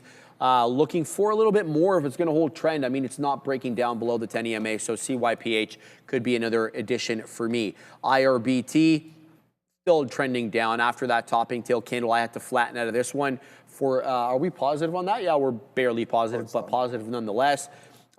It's trying to hold, I guess, this 365 breakout area. If you look at the majority of the prints here from 10 o'clock to about 10:55, most of them reject off 365, save and except for these two candles at 10:20 and 10:25, which did breach into the 70s. So if it comes down into 365, it holds. I could certainly be persuaded to get back into this one off a key area of technical support. But for the moment, it's in no man's land, and I'm not interested in jumping into this one. Afrojack is still strong. It's well off the highs, obviously, 40.87 highs, but there's that $35 move. Guys, this is going to halt up here at $35, or it looked like it was. 30.75 is the current candle low, so it's already a $5 range on one 5-minute candle here on AFJK. So be on the lookout for that. This one could absolutely rock it up with a 40.87 high, guys. So Joseph and I, we're going to take a little bit of a break here. We're going to send you to Adara at the big desk, who's got a special guest during the midday. Actually, we have two special guests, which is really exciting. We're very pleased to announce. to introduce to you guys Sean Koon-Koon, CEO of Dolly Varden Silver, as well as Rick Van Nieuwenhuis, CEO of Contango Ore. Thank you guys both so much for being here with us today. So Sean and Rick, your companies are merging to create Contango Silver and Gold. Can you each describe briefly what makes this merger so attractive to your company's leadership and what benefits this deal is going to hold for shareholders? Sean, I'll start with you. Okay, so really delighted to be on. Thank you for having us. We're proposing to merge to create North America's next mid-tier silver and gold producer. And, I'll hit on a couple of the points that make this a merger that is very, very strategic. First of all, we've got a geographically complementary and consistent asset base. So, Rick Van Nieuwenhuis has built a number of companies in Alaska, companies like NovaGold from inception. Today, the company's valued at $6 billion. Trilogy Metals is another success story. And, Rick has driven Contango to the $500 million valuation it is today. The merger takes us to about $1 billion valuation. We've got $100 million in cash, $100 million of cash flow. So the two companies have complementary assets. We're well funded. We have production, development, and exploration. And then the last thing I'll point on before I hand it over to Rick to get into some of the more specifics is we're in a market where size matters, scales matters, having that enhanced presence, that liquidity. We've got wonderful shareholders on both sides, whether they're corporates like Hecla Mining or institutions like Franklin, Alyeska. So we've got support from our shareholders. These are seasoned management teams that have delivered a lot of value to their shareholders. And at a time that both silver and gold are hitting record nominal highs, we're giving investors an opportunity to get exposure to high-grade assets in a safe jurisdiction with a management team that's delivered a lot of value in their careers. Yeah, Rick, I'd love to hear from you. Yeah, I mean, I think the thing, you see mergers happen all the time, but there's a lot of times they're not real synergies. And I think that's what's different about this merger. And from Contango's side, we've developed a business model where we get our projects into production relatively quickly from the mining standpoint and getting them in for production by using what we call a direct shipping ore model. And that requires that we start with high grades. And we ship our ore directly to an existing mill and tailings facility that can process the ore. And what that means is it lowers capital, lowers our environmental footprint, and lowers our permitting timelines. And that's important in the mining business, especially for a smaller junior company, because the access to capital is always a challenge. And so, as Sean says, now we're merging and getting bigger, but it's with a consistent high grade deposits. Our deposits are 10, 15 gram gold. Sean's is high grade silver and gold. So putting these companies together, now we have a high grade gold, silver, precious metal focused, North American focused company, and that's well capitalized. When we put the two companies together, we'll have 31 million shares outstanding, which gives us a nice tight share structure to work with. And I think it's a great launching platform for a rocket ship. Building off of your answer here, I want to go back to Sean for a second because Dolly Varden has traditionally been viewed as a pure high-grade explorer. So how does this deal actually impact your long-term vision for the Kitso Valley project? And do you expect production timelines are going to be pulled forward as a result? One of the biggest challenges you have in mining is how do you get the silver out of the ground? It's expensive. You need a certain expertise. What this deal does for Dolly is by partnering with a well-funded, experienced team that has operated in the North with a lot of success, it gives us a chance to move from explorer through development and into production. It's really unlocking that silver potential to our investors. And in addition, we're actually expecting a new report that's going to be coming out with a new mineral resource estimate where we expect to increase our current silver inventory by 50%. So that's an exciting development for the company. It's keeping in our silver-centric focus, but we're getting exposure to production and high-grade gold. Awesome, and I want to go back to Rick here for a second. You did mention the direct shipping ore in your first response. I want to talk a little bit more about this because you have emphasized this DSO here strategy as the core differentiator for this deal. So with Kitso Valley and Johnson Tract now all under one roof, how do you prioritize which project is going to get fast-tracked towards DSO development first, and under what economic conditions? You know, that's one of the nice, truly synergistic things about this is that Johnson Tract and Kitsault, they're both sulfide, precious metal-rich sulfide deposits, and so they can be processed in the same kind of facility. And so that's where the real synergies are, and I don't see that we have to prioritize one or the other. They just fit naturally into a flow stream that's going to just augment production. So we're starting with when we combine these companies, we're starting with a gold resource base of over 3 million ounces gold equivalent. You think about it as in silver terms, it's 250 million ounces of silver, and on a silver equivalent basis. So, you know, and roughly when Sean gets his MRE done first half of next year, I think you'll see that the combined company will be sort of 50% gold and 50% silver. And there's only one other company in the North American space that looks like that, and that's Hecla, and that's a $10 billion market cap company. So that's where we're headed. Excellent point. I do have a couple more questions here, Sean, just to touch back on the Kitso Valley here, because that just completed one of the district's most aggressive drill programs in years. So in what ways do you expect your exploration strategy to evolve following this merger? Well, we've been really focused on discovery, growing ounces, both with the drill bit, but also we've done some accretive M&A transactions.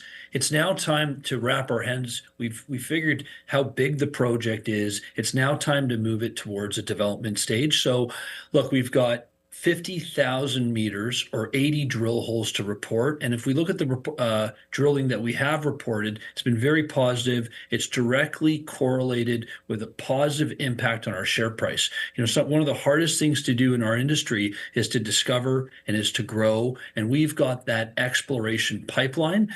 But now that we've identified such a large mineral inventory, and there are some underutilized processing facilities in the neighborhood that are hungry for ore, Rick and his team will help us move the project from exploration through development and into production. And by leveraging this DSO model, with this unique model where it reduces CapEx by not building processing facilities and permitting tailings, you're cutting your timelines in half, and you're drastically reducing CapEx. Awesome. I do want to end here by asking Rick, can you provide me with one major takeaway here about this merger that you'd like to leave our audience with regards to Contango Silver and Gold, your new company? Yeah, so I would wrap it up by just saying simply, Contango had a great 5-year plan, and by combining with Dolly Varden and creating Contango Silver and Gold, we've got a 20-year business model now, and so it's solid, it's well financed. It's got a great team of executives behind it, solid independent board, and it's a great platform to keep growing. Thank you so much both for being here. Sean Koon, CEO of Dolly Varden Silver, and Rick Van Nieuwenhuis, CEO of Contango Ore. Great to have you both with us and sharing some facts about the new merged company. Appreciate it. Thanks for having us on. Great interview there, guys. Great look and great information from the pair of them. Thank you very much for that. Obviously, metals very much in play. Gold, silver, everything's really strong right now, Joey. Silver has been on an absolute tear. Obviously, we know what gold's been doing as of late as well, too, guys. So some big-time moves. Here it is, right? That last attempt on these Tesla short, it's really strong. So I have no issues with it, right? You go 0 for 2 on this specific name. It's the strongest in the market. Google continuing to climb a little bit higher, and it looks like the NASDAQ wants to come and test these highs as well, too. So other than that, guys, 5 cents a risk, exact same thing. If I get back to where my previous entry was, then we're already Ponyboy Golden right there. So there it is. 12.10 is going to be the stop on TSL's edge. All right, guys, still holding some here on position boards out, but CYPH, I think I'm going to end this trade If it continues into the, I want to say 57, I'm going to move up my stop on this one. We've got 59s on at the moment. We've taken out some,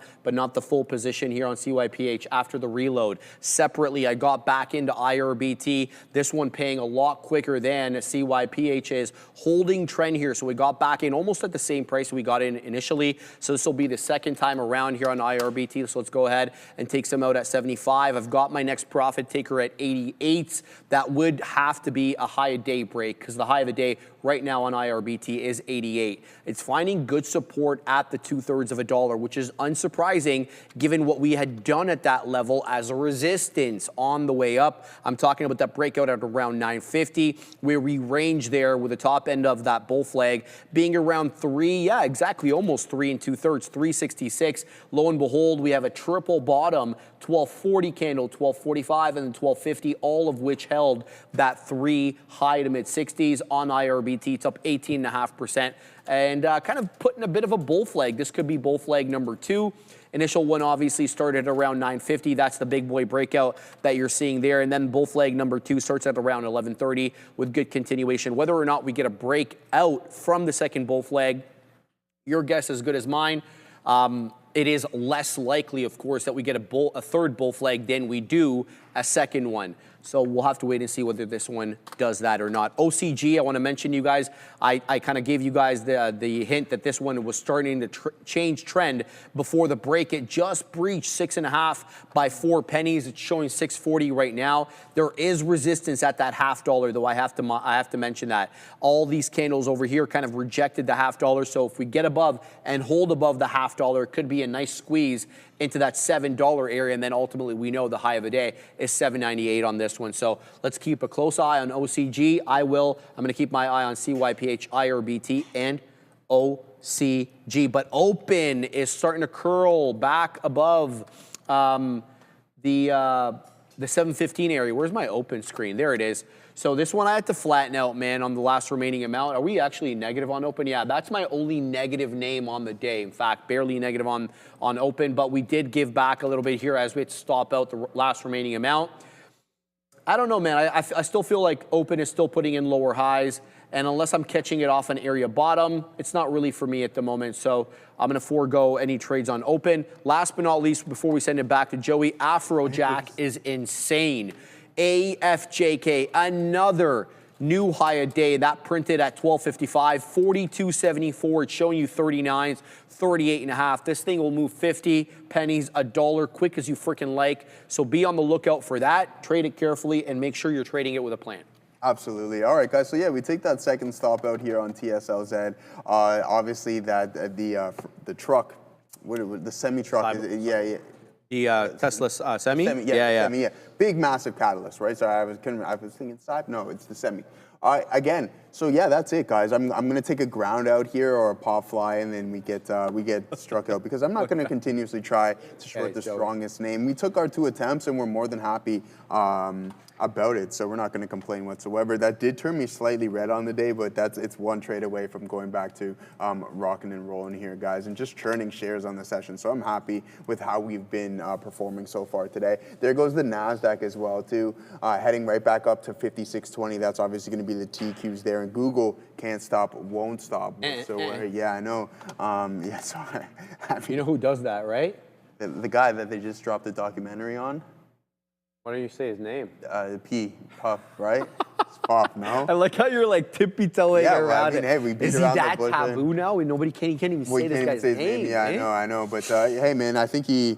Yeah, he's. Did you happen to? I'm not even. No. Did you happen to see any of that documentary? I have not. Is it on the flakes? It's on the flake. And I won't. But brother, you have the other thing too that you can go and check it out, which you would only. What is that one called, type. Joey? IPTV. Yeah, so you can go and check it out there. Netflix 5 minutes said Gorb, don't tempt me, my friend, on a Netflix long here because I would love to. Oh, okay, yeah, it's so late. Why why you tell me 5 minutes later, brother? But again, that's nothing that I love at the lows, right? We're extremely picky with our entries and our exits and where we're going to be putting them. But yeah, that's not a bad level to get involved with, around $95. I grabbed some more around 96 or something along those lines this morning. So yeah, let's keep an eye on it. What is this name up to? I had the strong feeling, Sharif, that this morning it's like, hey, we had this nice catalyst, obviously in the likes of Nvidia, but there's literally been no continuation. You're right back to those breakout levels, roughly a little bit more. It's holding something, but zero continuation on today's intraday price action. Maybe around 230, we'll get a volume spike, and I'm going to try to follow it here. So we're just going to continuously be a hunter and a sniper here in the overall market, looking for those precise entries. And I mean, look at this. We have a key resistance zone right here. That's going to be your flap top, and then you have the continuous higher lows, which is something positive, and it will break, but it's just only a matter of if and when. And it may not be today, it might be in the post-market or the pre-market tomorrow. Just be patient and wait for yourself for a precise entry, guys. Joey. Yes, sir. Did you look at BMNR today? Is it up bigly? 10%. Bang. But and hold I'm still out of the money on it. Hold on. Yes, sir. 10%, but Ether's up 8%. Yeah, well, it doesn't have to trade. I'm saying from like a 2 to 1. Well, it's not 10%, to be fair. It's 9 1/3. So I kind of, pushed it up a little bit higher there. Man? Why are you relaying me? 9.8. We're going to call it 8%. Sorry, I meant to say 8%. Did I say 10%? 8%. ETH is up 7.5. I got on my. I got 7.9. Everybody is different. Yeah, I got 7.9. Because it starts differently. Yeah, I got 7.9. Guys, I'm quite happy with the exit here. I'm never really celebrating stops, but this pleased me greatly. I took it out for a penny or two winner on CYPH. Then the bottom really came off. Right into 150. It is finding an area of support at that $1.50, but it's not showing me any higher high, so I'm not going to guess whether or not this is gonna hold at the $1.50. But there it goes. CYPH giving back a little bit here off that 166 area high. So we're packing the patience on CYPH. If it holds, we'll get back in. Simple as that. IRBT. Got back into this one. Scalp, all the way up to 82s. We went the beak as well at 77s. It's holding higher lows, but it's really not able to break decisively through that 380. I mean, look at all the prints above 380. They're all very short-lived, right? Case in point, you got 2 candles in the 1 minute that breach it at around 12.15. Same business here at 12.35. 2 candles that breach it right back down. And again, over here, you breach 80 and then you're right back down. So now we know for certain that there's a seller, a bigger seller at 80s and a seller with conviction. So what's the other side of the coin? The other side of the coin is we're putting in higher lows. And we're up 18.5% on the day. So I'm going to continue to hold this one. If it loses this area bottom, I'm talking about this area right here, which takes me into 66s, it ends the trade for me. Right now, I know the position board is out, but I'm long 73. So we're like 2 pennies in the money, nothing to write home about there. And quite frankly, other than OCG, I don't have any good trade ideas. OCG, though, is rounding. It is likely going to hit $7 here. At least it feels that way. What a move up off 5.5. It's now showing 660 with the high of the day being 798. OCG's up 150% despite the fact that it's $1.50 off the highs. So this one could be making a comeback for the afternoon. Keep your eye out on OCG. Looking very, very strong. Mike, PD Rider. Man, that's a second super he's dropped on the day. Mike, he just says TTV #1, bro. He's just all love. So he's all love, man. And is that how it is in the O banks?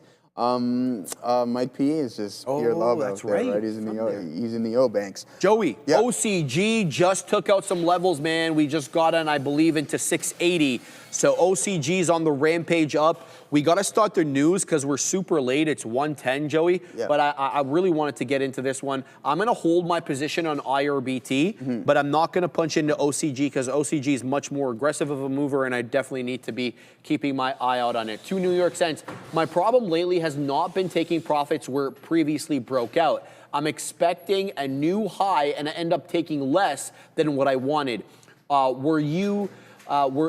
Where would you place your stop loss at? I'm assuming you're talking about IRBT. I told you, brother, I would place my stop right at that area low. Where's the IRBT? trade. There it is right there. So if this consolidation area low doesn't hold, I'm talking about the 3 mid to high 60s, that's the end of the trade for me, okay? It held up over here to New York's, and then it held up over here. If it doesn't, then the trend is changing, and I want nothing to do with it. So we're gonna put in another profit taker at 80. We took 82, so we'll put 83, and then we're gonna take off the prior one. We're gonna let that bad boy run, hopefully, into the low 90s. We're gonna put a profit taker there. But OCG's all gas, no brakes, guys. There it goes again, now into 680. There's a seller at 80 here on OCG that we can't shake. It feels like it's a matter of time till this dude, you know, gets taken out, but 680, a level 4 now on OCG. So I just want to mention that. All right, good stuff. There's a couple things that I want to go over here, but hey, we have the right idea, just timing a little bit off. As you can see, climbing a little bit higher in TSLs, that's going to be the inverse. But one thing that I wanted to talk about, Mike P, you're so lucky that it was you. Oh, it's Christoph. Okay, yeah, Christoph, I'll give you an exception, all right? But anyways, here it is. This is no coincidence. We talked about this how long ago? Literally when it was printed. When was this the largest print that we experienced from before? November. It's the same thing as Bitcoin, right? So, I mean, at the end of the day, December 1st, you have this largest volume print in over a year on MSTR, and then sure enough, you're rebounding. If you're not looking at volume, then I don't really know what you're doing at the end of the day, because it's a world. You can have any indicator on in the planet. I think this is one of the most telling, aside from price, all right? So that's it. Hold on one second. Yeah, no problem. Well, you have something? We'll get in the news there momentarily. I want to pull up something here. Oh, yeah, right. It would what do happened, this. Joey? Look at this. Aggressive sell puts in this print. This just tells me that this name is extremely, extremely strong. I was thinking about taking a potential short on NVDA. It's not there. It broke through the support levels, but immediately bought right back up. He's joking, I didn't see anything that you said. He's joking. No, I know, but no, the reason, because I just seen his name on so many different occasions. Thank you for the super chat, by the way, Khalid. You don't have to apologize ever. I just seen your name on multiple occasions, and I thought it was Mike P. DeRider, and then I seen it was you, and I'm like, oh, okay, there's the exception. There's only so many people that can spam the chat, and apparently you're one of them now, Christoph Ocean. So you and Mike P. DeRider will get the pass from me. Oh, Joey's decreed. He's just dropped a decree, my man. All right, let's get to work, Joey. By the way, IRBT new high a day. We're still holding. Where are we long? 73? 89 now high a day. All right, Assassino, we're good to go, my man. We're going to hit the full screen, and we have 3 different stories on NVIDIA today. So deep is this story, so let's get right down to work. President Trump announced NVIDIA will be allowed to ship the H200 series chips to approved customers, quote unquote. Approved customers, more on that in a second, in China as well as other regions, provided, of course, the U.S. government, now not 15% of revenue, but a light and interesting 25% of China revenue, not overall NVIDIA revenue. I want to make that very clear, but it is higher than the 15% he had previously agreed to Jensen with for the H20 exports. Trump said, President Xi, quote, responded positively. Policy pitched is here as supportive of U.S. jobs, manufacturing, taxpayer revenue, of course, by shipping these U.S. designed, U.S. made, some of them made in Arizona. It keeps, the world relying on American technology. The same structure will apply to AMD, Intel, and other chip makers, potentially, reshaping the competitive landscape. AMD, as I mentioned, already had an agreement with the U.S. government vis-a-vis President Trump in August to share 15% of the China chip sales. It was just chip sales. It was not revenue for the entire company. China earlier did warn, though, and we're going to get to this on the next story, they warned their domestic firms against using the H20 chip. Now we've got a new chip, the H200, much more sophisticated. It was the leading chip back in 2023 before the launch of Hopper in 24. As I kind of alluded to there, the H20 is a higher grade chip. The H200 is a higher grade chip than the H20, though not NVIDIA's top tier products like Blackwell and the new Vera Rubin. It creates an export middle ground, so to speak. I'm going to keep going because there's 3 stories that about NVIDIA, and then we'll comment about all of them. Go through all 3 of them, and then we will go through. All right. Why would NVIDIA accept 25% less? You're going to have to ask them, brother. China is preparing, though, to limit the domestic access to NVIDIA's H200 AI chips, despite President Trump authorizing it and despite President Xi's comment that, you know, it was positively received. Beijing regulators are discussing controlled, narrowed access to curb the widespread use of the H200 by Chinese firms. This move signals, of course, continued Chinese retaliation against U.S. semiconductor restrictions. If you're not going to sell us your best stuff, we're not really going to be inclined to want to use it. That's what they're saying. What really, though, you feel like they're doing is they're forcing their own domestic market to come up with a solution. So far, the solution has been to string together these less advanced chips. And for now, it's working. But how long is that going to work for? We're talking about the Huawei Ascend, a much less capable chip, but in large numbers, it seems to be able to train some of these larger models. China's new constraint adds yet another barrier for Nvidia, AMD, and others to grow in the world's largest, yes, it is the world's largest AI chip market, where Nvidia has no shares. Analysts warned, though, that the approval may have limited commercial benefit unless a heavier duty chip like the Blackwell is also cleared for export. China's limitations suggest, though, a strategic push, as I kind of alluded to reduce reliance on U.S. chips and to boost domestic AI hardware to combat, of course, or counter U.S. export leverage. One more story here, and then we're going to get comments from everybody. And then there was this. U.S. authorities have shut down a large-scale China-linked smuggling network trafficking about $160 million worth in export-controlled H100s and H200 GPUs. 2 businessmen were arrested. A Houston-based company and its owner have already pled guilty in the wider investigation, and the operation uncovered attempts to funnel these GPUs with military and advanced AI applications to prohibited entities. It wasn't just the GPU themselves. It was coming with military and advanced AI applications in addition to the actual chip. This Alan Howe Su of Texas and his company pled guilty on the 10th of October for selling H100s and H200s between October of 24 to May of 25. The scheme relied on falsified documents, misclassified shipping information, and concealed chips, destined, of course, to China, Hong Kong, and other restricted regions. Something tells me Singapore was likely involved in that as well. Investigators traced $50 million of the money used to China-originated funds, which were obviously used to buy these chips. So this Su guy, he faces 10 years in prison. Fan Yo Gong, he faces another 10-year in prison. And then Canada even has a hand to play in this. Ben Lin Yuan allegedly coordinated Hong Kong logistics, created cover stories, and hid their end destination. This dude faces 20 years in prison. They're always crapping on Canada, man. And the GPUs, Joey, as part of the scheme, were rebranded, relabeled, and shipped under fictitious names to make them appear as generic computer parts. And the team of those individuals allegedly coached inspectors on how to hide Chinese end users and release detained shipments. So this is yet another story. Yet another story in the saga of Nvidia and their chip restrictions. Joseph, what do you make? Yeah, there's a lot going on. Sorry, brother, there's a lot. No, there's a lot going on, and I was working on them. But I think something that's really important to note is, does China even really want the H200s? We know that a lot of the institutions applied for the permit when we were first talking about it, and it was granted. Now, is it is it going to be an outdated chip in the coming years? Obviously, it's already a couple of years old at this point, but is that going to leave them breathing room to give them a updated version? Or when you have the newest NVIDIA chip come out, they can sell down that lesser version? I think it's a good start. I think it's a good opening of the door to allow these chips in. We have the likes of AMD and NVIDIA in.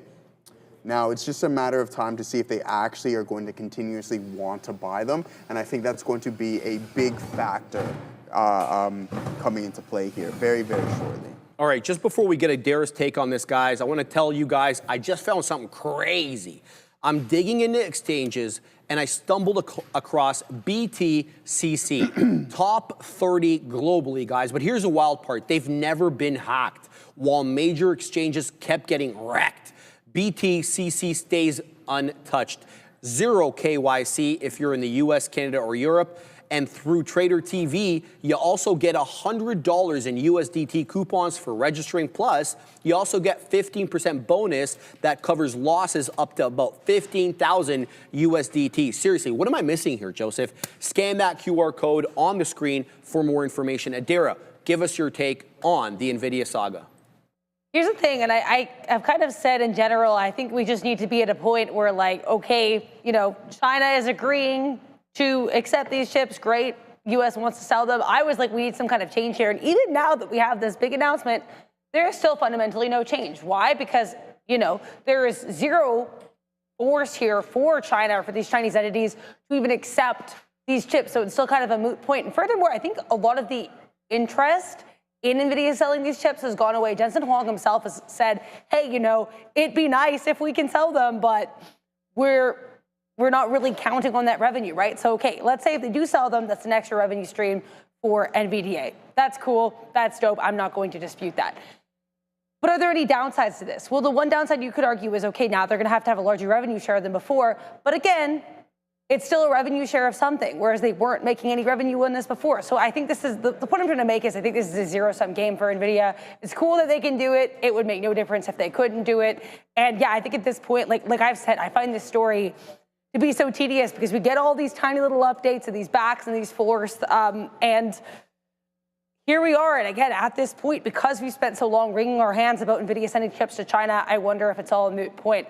My last final caveat that I must make is I love that Trump took the time to plug Intel in that post, like, hey, yo, INTC, and well, AMD too, but INTC, which of course Trump's government does have an ownership stake in, is going to be there potentially as well, selling chips in China. So interesting little caveat there. He had to get that Susan in that mention of INTC. So yeah, nice look there. But either way, like I said, for NVIDIA, I think this is a nothing burger. I think it will continue to be nothing burger unless something massive changes in the equilibrium to make this a something burger. Thank you very much for that. Guys, I want to mention open doors starting to curl back up again into that 720 area. Great hold off the 20 to 725 high. Keep your eye on open door. Likewise, keep your eye on OCG. Good call out by Casey, but I told you this as well. There it goes through 750. OCG was a fantastic rounded bottom off the volume weighted average price, off that 550, off the previous breakout level. Good look here for OCG, up 178%, a couple of shekels below the high of the day, Joseph. Yo, let's say one more thing about Absolutely. Go ahead, NVDA. brother.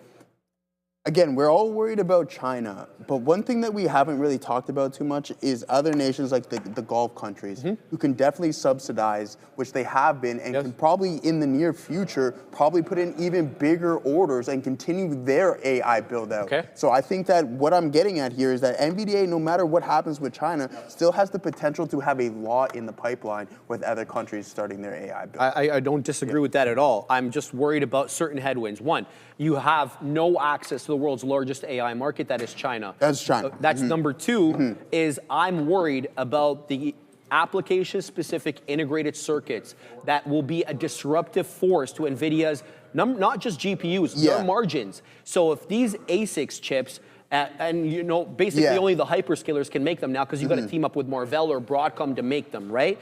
If they actually proliferate more and you know, they're being used more en masse, then what incentive do customers have to continue to pay 80%, 75% gross margins on NVIDIA's products? I think the gross margins start to drop. That's where you fear is that China's going to have the ability to make something equally as good at a significant It's not even discount. China, Joey. It's other countries as well. It's Broadcom. It's Marvell.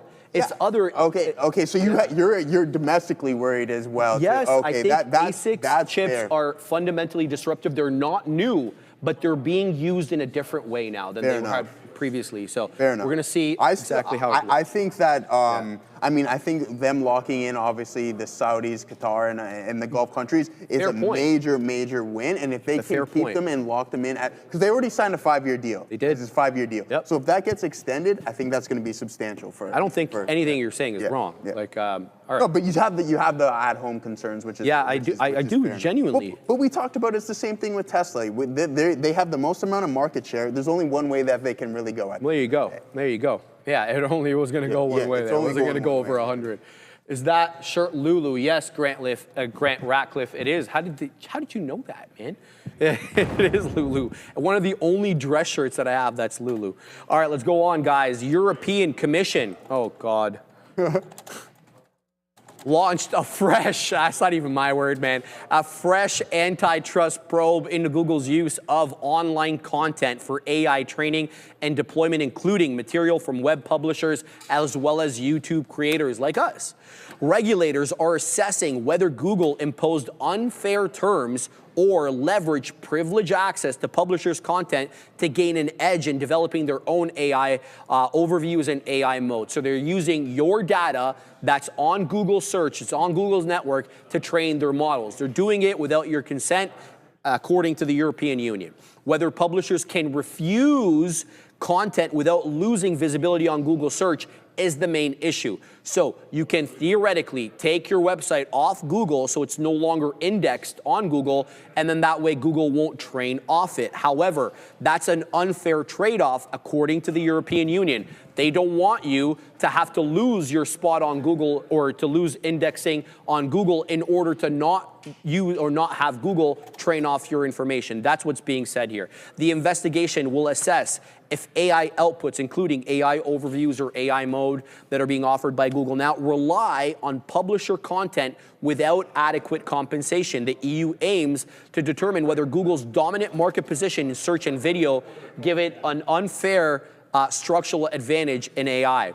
Google argues, for their part, the compliant risks is slowing innovation in a rapidly evolving competitive AI market. A spokesperson said the company continues working with publishers and the creative industries as they shift in the AI era. What do you make of this? If you use, if you use my content, should you be getting paid? Probably not, no. I'm not asking about what they're doing. I'm asking about your opinion. No. So why would I get paid for using your So it's your content. It's Joseph Options content. Okay. Google indexed your website. Yeah. And they're training their AI models off your website. Yeah, absolutely. Should you be getting paid? Absolutely. You're using my material. Okay. At the end of the day, yes. Now, that material was put online for free. Correct? Yeah. So anybody, a human, could have went in and read your material. Why is it fundamentally, and I could have made money off the knowledge that you gave on your website. So why is it different that a big company has to pay, but a smaller entity doesn't? To pay. Yeah, that's a fair question, man.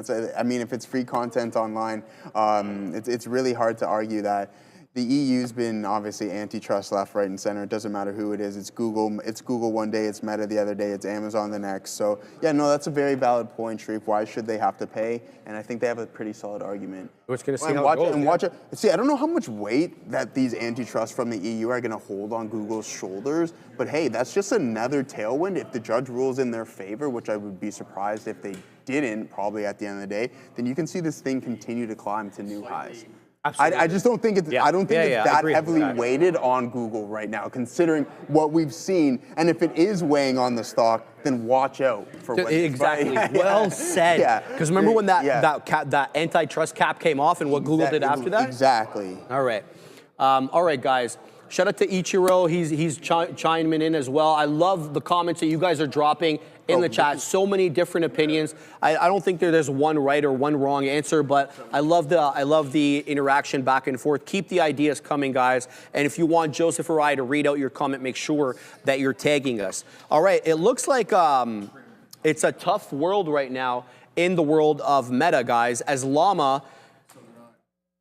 You know, we entered 2025 with the idea that Llama would become one of the industry's top open source AI models, but the internal momentum has faded sharply according to some reports coming out of the company, with Zuckerberg barely mentioning Llama on Meta's most recent earnings call. I wonder if someone picked up on that. The company is now pivoting to a more secretive, high-cost, talent-driven, and most notably, they are moving away from open source, which Llama pseudo was. And I say pseudo because you can only use a certain amount of tokens before you had to pay. In fact, they're going into a proprietary frontier closed source model, according to some reports, completely different than what we had seen the company say was going to be their take.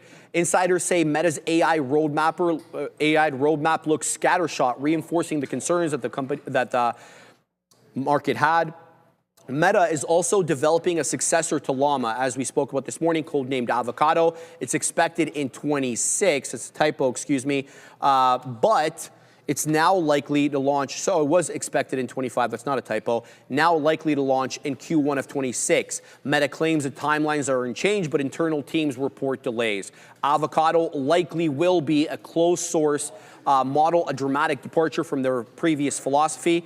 And here's the deal, dude. Llama 4 failed to excite developers, and Meta rushed product Vibes, which was an AI video feed. It was widely viewed as inferior to Sora 2. And Jensen, listen to this. Jensen listed all major AI customers, including their models, on his earnings call, but he didn't mention Llama. That's crazy. A notable omission.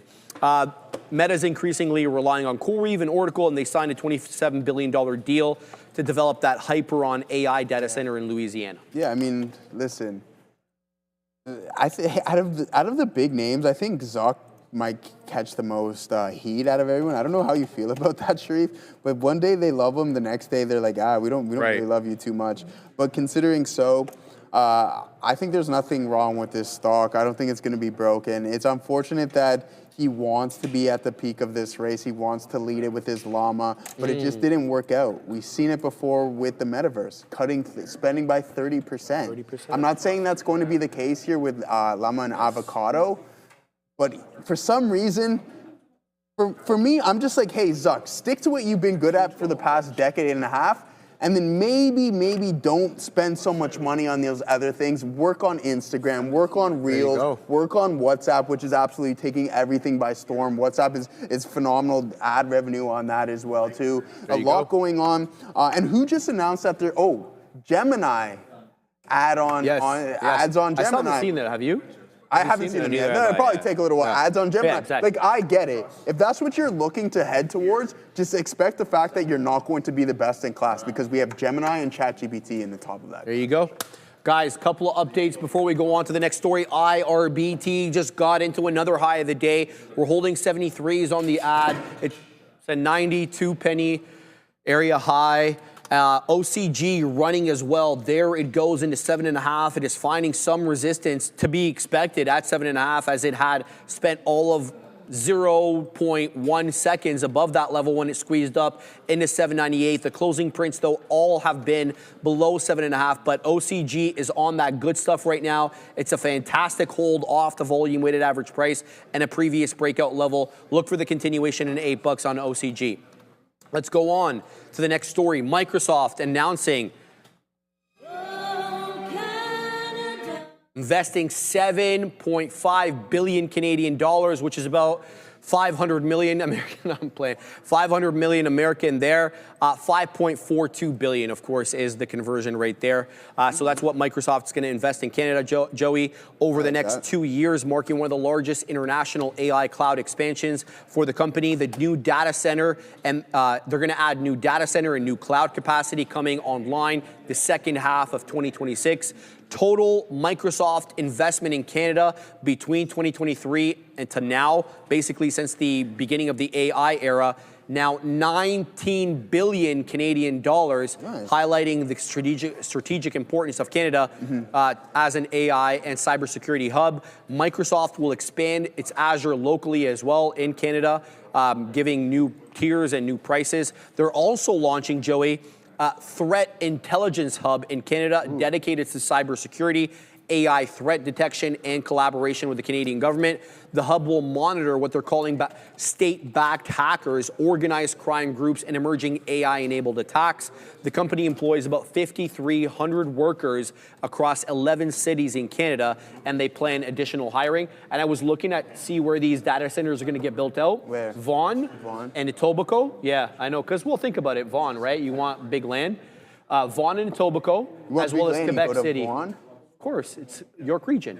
But I mean, like, we're talking big land. We go up north. You know what I mean? Well, do they need people to work at them, bro? They need people to work. But hey, we know that these things can kind of build their own ecosystems at the same time. Like you send that send that up north, you can get more people funneling out of the city to work there. I mean, hey, as long as Microsoft is ready to pay capital gains on these investments, then by all means, now 30%, thanks to the Canadian government, obviously being sarcastic at the end of the day. But hey, listen, we'll take it. It's going to help boost the economy, obviously, with the Ring of Fire as well, too. But I think that it's really important that us as the partner or the neighbors to the United States, that we try to not go tit for tat in a build-up, but we want to compete. And it's really good that we see the big boys participating in the build-out here. It's a great, 1 second, Assassino, it's like a great point that you just brought up, that, you know, because there's so much similarities. Even President Trump said it. He's like, the problem with Canada is that they're building a lot of the same stuff that we're building. It's like in parallel. That obviously creates competition, and I don't know if we're going to get the good I mean, end they're of that, still 10 times larger than we are, exactly. right? So, I mean, from a competitive standpoint.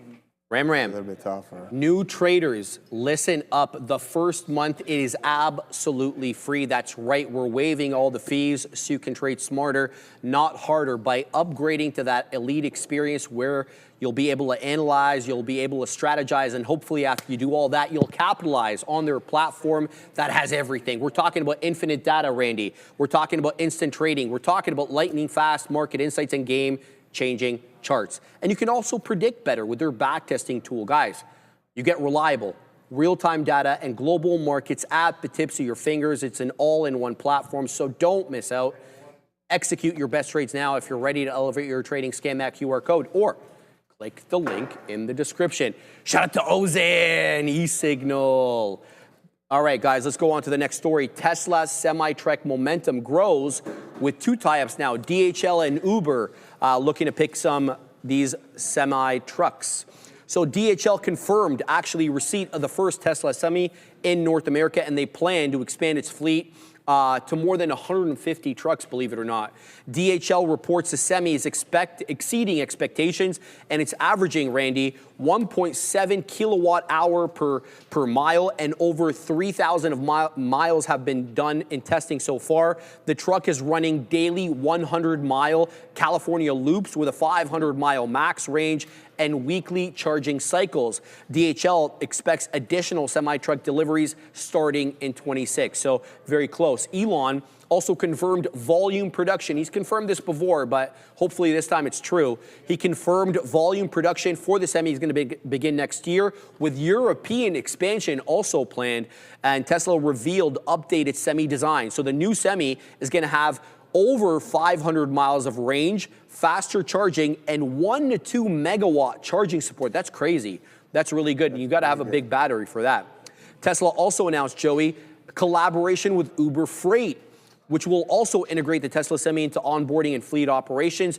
Uber sees rising truck demand for EV adoption due to the cost savings, of course, and the reliability advantages. I don't know about those reliability advantages in the more north, especially during winter. Yeah. I mean, we talk about the infrastructure, obviously, still needing to be upgraded. I mean, here's another short on the TQ, guys. I know you can't see it on the screen right there. So we're at a 1-to-1 roughly right now, heading into 56.02s. I was going to see if we can get 56s, but to add to your point, Sharif, I think it's great for some of these companies. Think about how much some of these ICE engines vehicles cost just from a fueling standpoint. So that's going to help with your margins there because you're not going to be spending as much on fuel, obviously. And the range is fantastic as well too. So that's what you want to see. It's just the AI the charging infrastructure needs to be amplified, and you're going to have to see more of that north of kind of wherever the general populace is here in Canada, and continue to kind of just build that north of 11.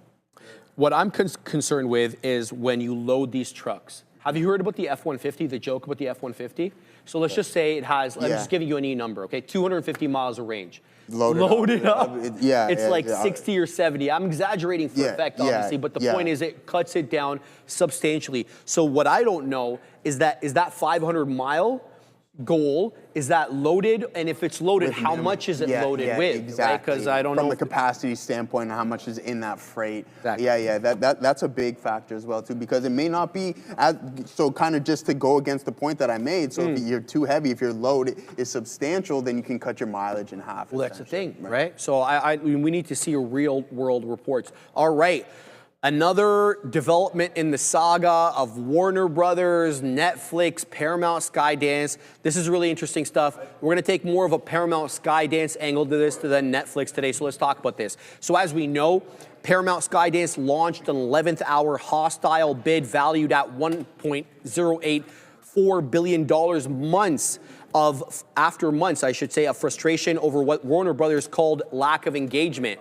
Apparently, according to Paramount Skydance, that's not true. The filing showed a detailed timeline of CEO David Ellison repeatedly seeking discussions with Warner Brother Discovery CEO David Zaslav, most of which were ignored or delayed. Paramount claims its sweetened offers were dismissed without material dialogue, triggering, of course, the decision to bypass the board altogether and to go hostile vis-a-vis shareholders. So here's the breakdown in communications that's being alleged by Paramount Skydance. They're saying earlier outreach between the two CEOs, which included a November 24th dinner, suggested momentum. But concerns started arising from the board at WBD, who raised concerns over Ellison's family's financial backstop and the regulatory exposure that they would be faced with the regulator.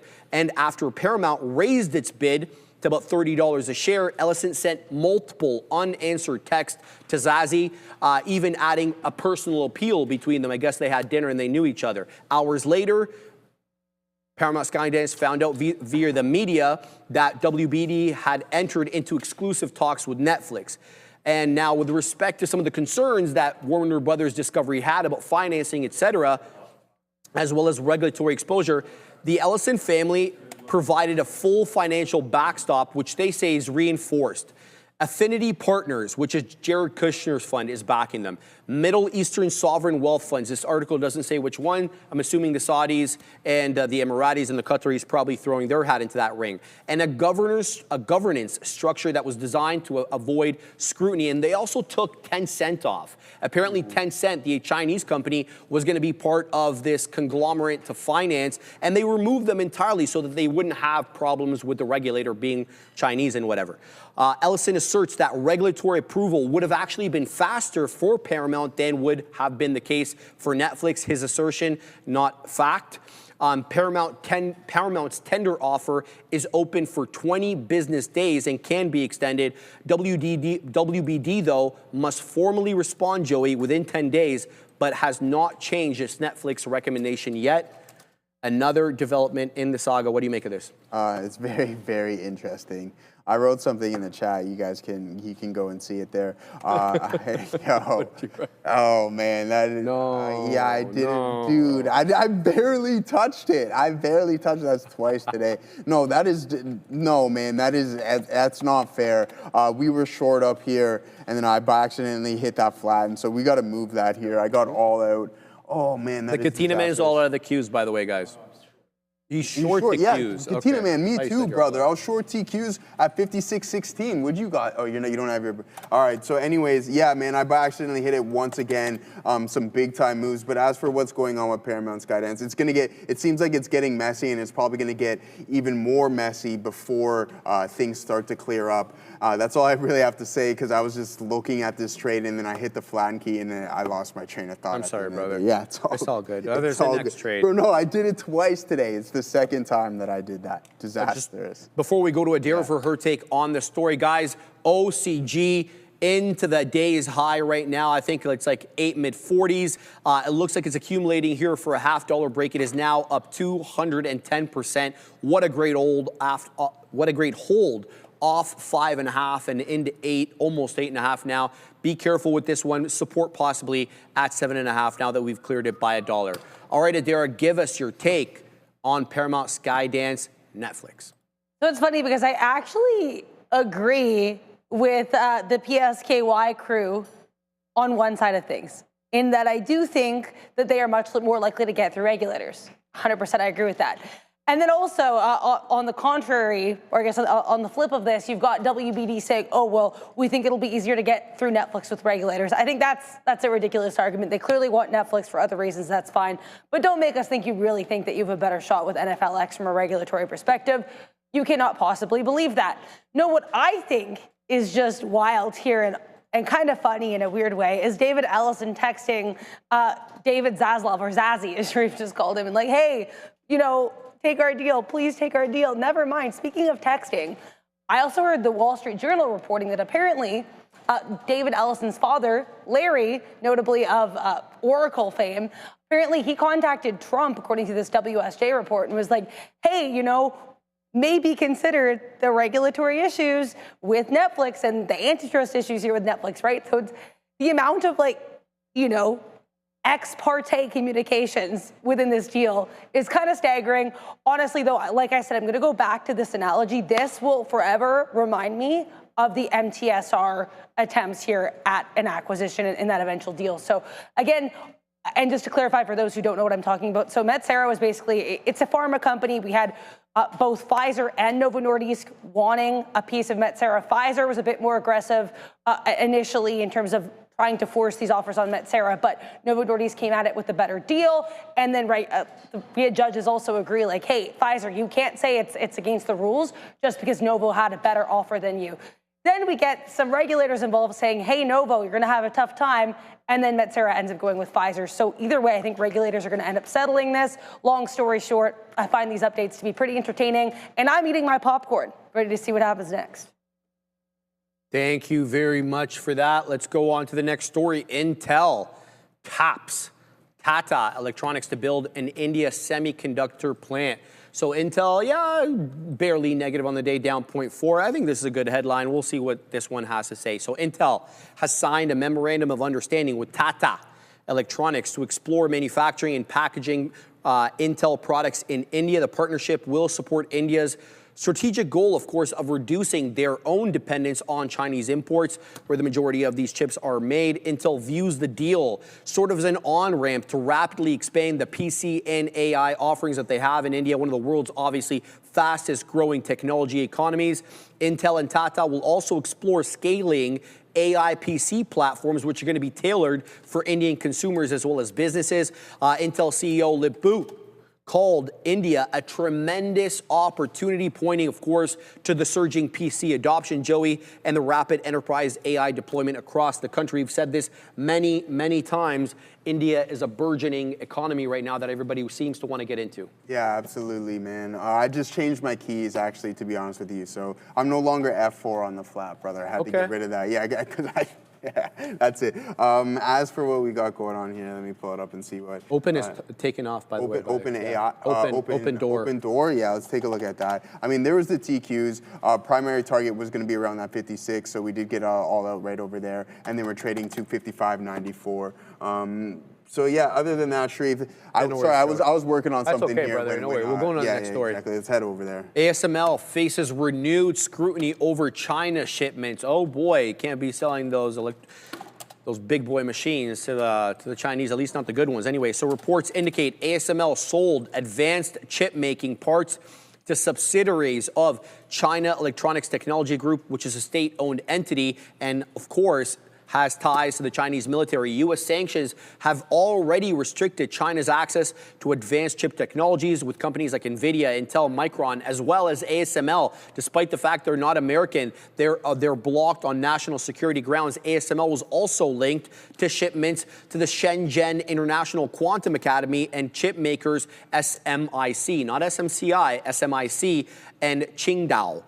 China remains ASML's largest market in 24, accounting for about 36% of their sales, which is about 11.6 billion euros. We're going to pause for the story for a second. Not anymore, okay. ASML's market cap stands at about 437 billion, and ASML is up 62% year to date, significantly outperforming the PHLS Semiconductor, which is up 48%. Goldman Sachs as well says ASML could add another EUV, extreme ultraviolet lithography chip making tool to its 2030 target due to, of course, the AI demand that's insatiable at the moment, and they remain the only company globally capable of producing these EUV lithography systems. And they have, I was going to say 104 EVU systems expected to be delivered this year. Revenue visibility for the company, Joey, remains strong with deepening partnerships in South Korea and sustained demand from hyperscalers and global foundries. Yeah, I remember for quite some time we were talking about how ASML essentially runs a monopoly in the space. There's not very many of these machines. The stock has been performing extraordinarily from those April lows. You're up 96%. And you have to take into consideration this was a $575 name, now trading around $1,100. You've put in a new all-time high last week, Sharif, around $1,137. At this pace, I think it's going to breach and it's going to continue on that path for sure. All right, WVE breaking out, guys. This was the monster mover from a few days ago. It's taking out levels 21.25. Great move off that. Let's just say that volume weighted average price hold at 19.5. This is the price action on WVE, guys. It is not giving it up. That was the breakout that we were looking at yesterday in the pre-market, continued in the aftermarket, and it is all gas. No freaking breaks right now on WVE, up 15%. The fact that this didn't give back almost any of that move from yesterday is a glowing endorsement, I think, for a multi-day runner. We're going to have to leave WVE on the side chart for a while here. Good look for them. Let's go on to the next story. So this is funny. Oh, man, did you see President Trump point out the small cars that he was seeing in Europe and how he liked them and stuff like that? And then he told his transportation secretary to make them legal because I guess they weren't street legal or whatever. What do you mean? We have the smart car. The Topolino, my boy. You want to pick? Can you pull up this picture while I read it? Yeah, absolutely. It's called the Fiat Topolino, Joey. This thing's probably tiny. It's tiny. There's no way it can't be smaller than the smart car. It's small. I don't know if it's a pickup truck, Joey. All right, so Stellantis confirmed it will bring the Fiat Topolino, an all-electric micro vehicle, to the U.S. Though no launch date has been announced, Fiat CEO Oliver Francois said more details will come in 2026. The Topolino, guys, is categorized as a quadricycle, not a car. It has about 28 miles per hour top speed and about a 50-mile range. Joey, show him real quick. No way. You think this car does well in the U.S., man? I don't know, man. The smart car did okay. It's a smart car, man. I mean, why not? Like, think about how many people would just grab this to rip around their yard and stuff like that. No, that's going to be on the street. You shouldn't even need a street car. I think at some point you shouldn't even need a driver's license for some of these things. Just allow people to buy, because I don't know what kind of motor it is. Is it electric? No, put a robo-taxi on that, man. A robo? Yeah, exactly. There you go, man. Just have this running around Canada's wonderland. It looks like a golf car, bro. What's the difference between that and another? You want to know the difference is that this has a full roof and a golf cart doesn't. It doesn't at the end. Look, it has ropes as it. No way. It's so dope. Obviously that's hilarious. Yeah, that's not gonna work in Toronto, bro. You need doors. It gets cold here. Yeah, in the wintertime. Oh, that one has doors. Yeah, this one has doors. That one has doors right there. Okay. But I think this is comical. That's more comical. Yeah. Shout out to the Topolino, bro. Man. All right, I like what the comments you guys are dropping there. Always makes me chuckle. Let's go on to the next story. I don't want to talk about CVS Health. What do we talk about here? Yeah, I think that's it, Joey. The other stories here, Criminal, which is obviously CRML, a 50-50 joint venture with the Romanian state owned to build and operate rare earth processing inside the EU. These are not big names, as well as CVS with 2026 profit outlooks, signals a turnaround in momentum. These are not names we often talk about, so I think we'll forego those. And we'll look at some trades over here with OCG really breaking out, guys, into 896. It's all gas, no brakes right now on OCG, and it held beautifully on that 5-minute candle that closed green, the one prior, the one that we're in right now. This candle, the 145 candle, cleanly holding off the 10 EMA on the 5, almost to a T, and then rockets right back up to make that 896 high a day. Let's see if this current candle here holds trend. Prior bar low on this one is 806. We're showing 834. This could be a $9 break and a move into $10. Keep your eye here on OCG. What a fantastic hold off VWAP, Joey, and a move into 9. This one looks like it may hit double digits on the day with that 10 not too far away. Absolutely, man. Let's pull up the daily here, and there goes the NASDAQ. I mean, we did get out of that trade, not intentionally whatsoever. And there you go. You just put in a new high of the day, 5-minute hammer candle. So we take some out right there at 56.04. We were short at 16s, and then it did dump to 95s, which would have been past, would have exceeded our primary target. But at the end of the day, we'll sit on our hands. Man, this market is just, the channel trading right now is insane as it continuously just grinds higher and higher. Okay, there's some strong momentum and volume starting to come in here, Sharif. So maybe that's going to be the move. But look at NVDA on today's session. Okay. If you want to talk about a hot mess. There, I mean, hey, you were trading within a $1.50 range throughout the whole day, a little bit less than that. We're going to call this peak at 185.37, and then you have the lows at 183.92. So it's not much whatsoever, guys. A choppy price action, and we got no continuation from yesterday's volume spikes, and I thought we would see a little bit more. Let's head over to the daily and just kind of gauge at what we got going on. So essentially what we got, and the options chain is really important. Obviously, we talk about that quite some time. Substantial size. We're going to pull that actually up right now before we do look at the daily and get more in depth on that. So as for NVDA, supply zone, being a little bit of a pain in the side here, December 12th, and there it is, 185. That's been our high of the day, 185, 118,000. So times this number by 100, roughly. That's sick. That's actually sick. Yeah, I like that one. Why? Yeah, send me Why, that. Ray? That's pretty cool. We look. Man. Do we even have a lower body on that? We don't even have a lower body, no Joey. Lower body. Oh, we're cut. Oh, come on, Ram. Ram. Why are you doing dirty like that, Ram? The look on your face is crazy. I like how you're driving. I like how I'm driving too, man. I'm chilling. I get mad car sick. I don't know about you, so I have to drive wherever I go. But no, that is. Oh my God. Would you buy a Topolino, Joey? Of course. Yeah? Absolutely. Why not? 100%. Yeah. Would you? No. Why not? No. Would you buy a Vespa? It doesn't have air suspension. Would you? Play it, bro. I don't know what. Would you buy a Vespa? If I was a different person in a different country, yeah. So if I don't think it works out here, Joey. Like, it doesn't work in Canada, bro. You can rip that around the city. Hey, you could be like the Uber drivers and just rip and not follow the rules or anything. Just go on the sidewalks, want to run everybody over. I like it. Personally, I know it drives a lot of people nuts, but I like that all these people on the mopeds and everything. No, I like don't, that. bro. I'm trying to walk in peace. I'm saying I do. I know, but why? Because it adds flavor to it. You like that, eh? You like the flavor. That's you know what I mean? It's not just vehicles going around and stuff like that. You look happy. I look annoyed in that picture. Which is probably I'm driving, right? Yeah. Fair enough. So it's fair enough to all right, guys. That's fine. I want to bring your attention to a small cap gapper that is halted up Assassino, LGHL. Nice breakout there, up 47.33%, halted at 638. This one closed out yesterday at about 432, so we're about $2 off yesterday's closing print. It did all but nothing, guys, all but nothing all morning, and then the volume started coming in at around 110, with the real volume coming in, though, this candle over here, 125, so it's a recent mover. LGHL halted to the upside.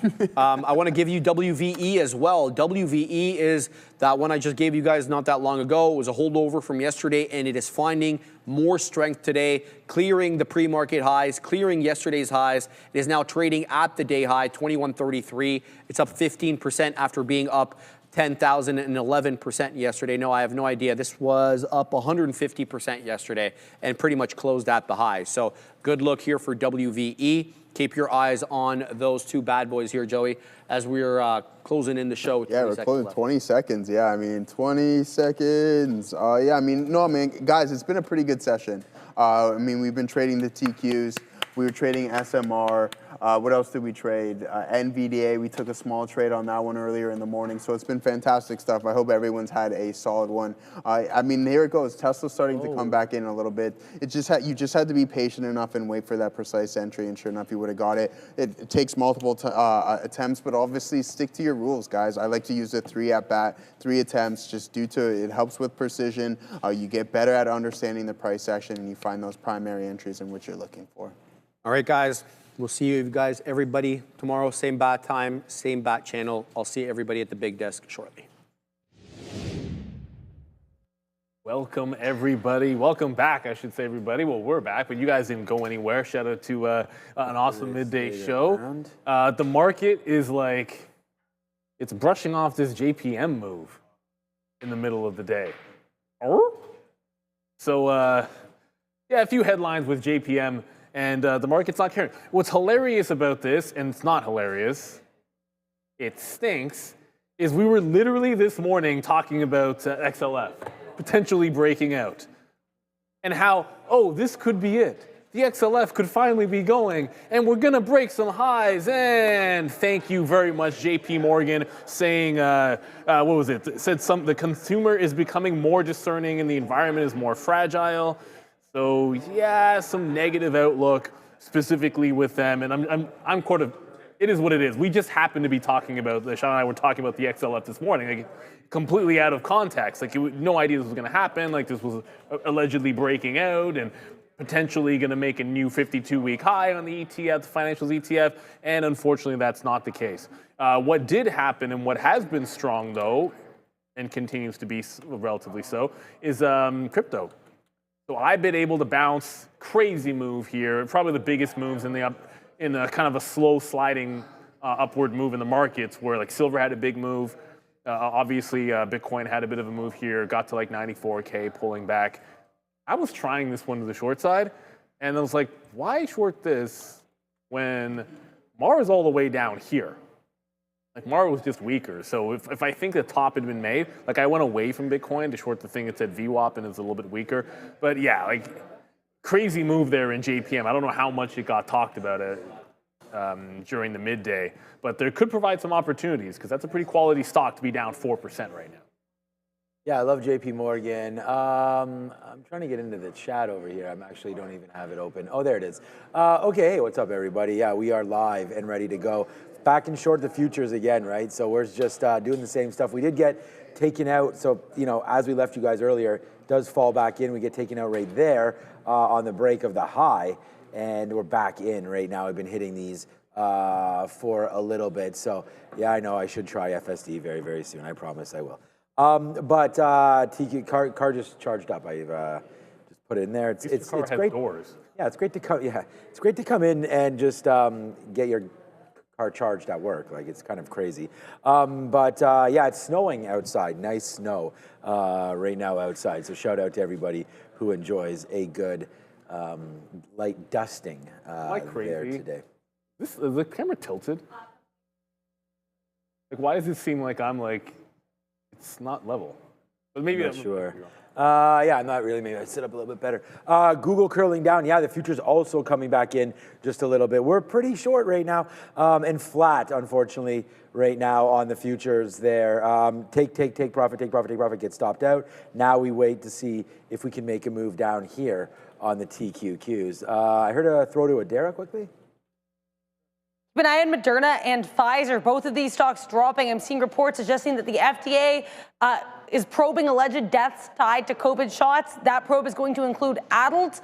Apparently, the FDA also saying that the COVID vaccine safety probe covers multiple age groups. So again, maybe looks like a wider than expected probe here into alleged deaths related to COVID-19 vaccinations. PFE and mRNA dropping on this as we send you back to Sean and Neil. Well, the algos wasted no time with the bid on that. You got to be kidding me. Like, look at this. Oh, I hate to be anybody that punched short. Like, yeah, that's pretty much. I mean, bad story, but. Oh, that's rough. Yeah. This is why sometimes, you know, you almost have to let the next candle decide what you want to do with some of those news stories, because like Pfizer legitimately did tank a little bit on that. It looks like a couple percentage points to the downside, and now it's higher than it was before. So yeah, that's gonna kind of stink. Yeah, not a good story, but sometimes it doesn't matter, man. Yeah. Like, the stock has been making a bottom forever, for a very, very long time. Hey, Randy got the coffee. Yeah, exactly. Action. The Winter Cup. Oh, you got the Winter Cup? Oh, yeah. The Winter Cup. Yeah, exactly. Me and Randy exchange coffees all the time. So what's up, Randy? Shout out to there. He's building more desks over here. So Well, it's like one big. I can say that. It's like one big desk around. So we can turn around and be at like, it's like we get 2 desks basically. Yeah. Turn around and be at a second desk where we can face Adara. Also, of course, Brendan and Sharif in the mornings, we're able to have a conversation. Thank you. All right, so yeah, just looking there. It's funny that this JP Morgan, I mean, it's getting lower into $300 right there, so we'll have to watch out there as they were on their some sort of a conference day or some thing, their global outlook not great here for JP Morgan. I actually looked it up there on Benzinga and didn't find a story about it, but maybe Adara, when she comes back there, will be able to have that story for us. Tesla on the run up, man. Yeah, it's right back to 450. I mean, I called 480 at the end of this week. I don't know if that's going to happen anymore. We did have a dip down yesterday, right there. 465 maybe incoming. That is for sure. Right there, 460 the high. That high right there, 475. Of course, 480 would be in and around all-time high. So you're now just moments away, basically, from an all-time high here on Tesla. I mean, a good story tomorrow, and this thing up another $10, and you're almost there. So we'll see what happens. I mean, this could even break through 450 into the close here again today. So, you know, respecting so far the 200 period, trying to hold out at 448 goes Tesla. Nothing but love there to the upside. And just some more covers here on the futures back down into the 200 period. Actually, I don't have a bid here. Let me put a bid at 56.03 just to get out of. Let's get out of about 15% of it if we, okay, well, there it goes. We do get some 03s there, or 04s maybe, right there as we take that fill. And now watch this, hopefully this market come back to the downside there. So that's what we're doing right now with the futures. And then looking at some JP Morgan. DraftKings was moving around a little bit. DKNG was moving around. Then we still have the visualizer as well. There's DraftKings. I just have to view up. I just got a note about it, so view up note there. We still have that stock visualizer. So if there's anything popping over on that thing, then we'll definitely come into it. Palantir as well, maybe on the lookout there. 180, 181, okay. Yeah, I just saw someone you mentioned there. Palantir hitting their, like, see, these are things that are starting to move now.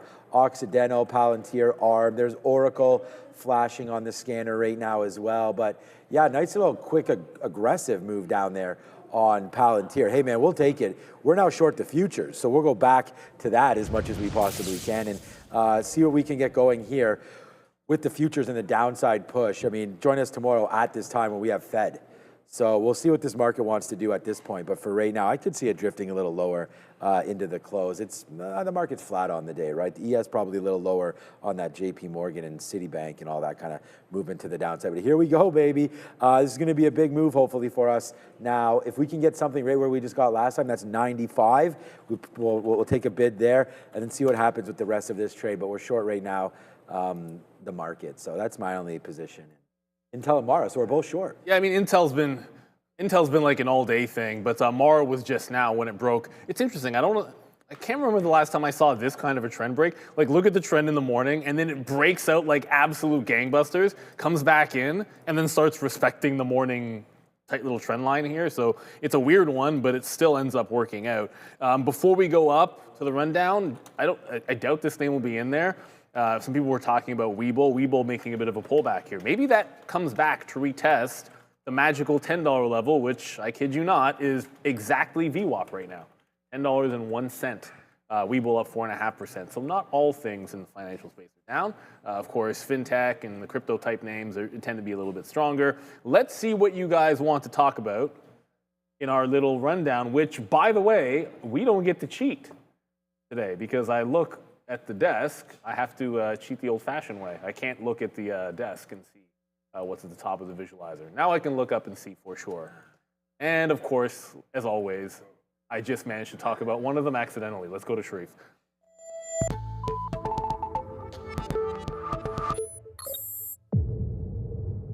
Welcome, everyone, to the afternoon rundown, the show where you guys decide what we talk about every afternoon. The big boys, they are ready. They're locked and they're loaded and they're ready to look at the tickers as decided by you. But the only way to get the tickers on the afternoon rundown is to join us in the chat and vote every day for whatever ticker your heart so desires. You got to throw in, though, that $sign before you throw in the ticker of your choice. Sean alluding to JPM, so we're going to start with this one before we look at the major averages. Blood in the street here on JPM, down over 4% after the bank told investors it will spend billions of dollars more in expenses next year at the Goldman Sachs conference in New York. Of course, Chief Operating Officer Marianne Lake told investors the bank had just completed budgeting for next year and is planning to spend $105 billion, largely because of higher costs in her division. So that is the news headline here. Barely holding on to 300 is JPM. Let's start with the NQ.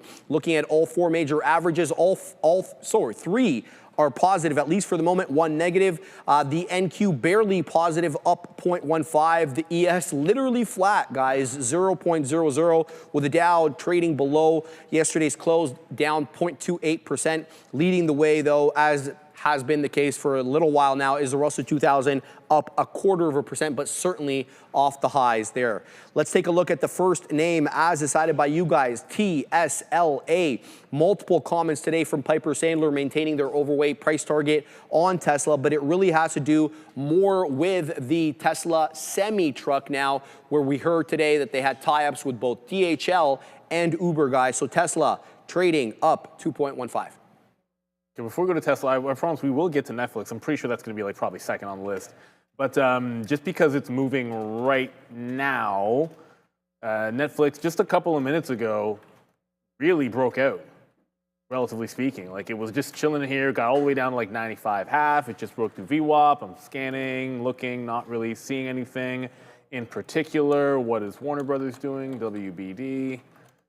Warner Brothers, yeah, but Warner Brothers has been trending higher the entire time, so it's hard to imagine what could be going on there. Like I would feel like if Netflix was making, like if Warner Brothers is going higher because there's potential for a higher bid, I don't think that would cause Netflix to shoot up. And if Netflix was not going to raise its bid, I don't think that would cause Warner Brothers to shoot up. So Netflix looks like it's moving on its own volition potentially. But going over to Tesla, the strongest of the Mag 7 names today.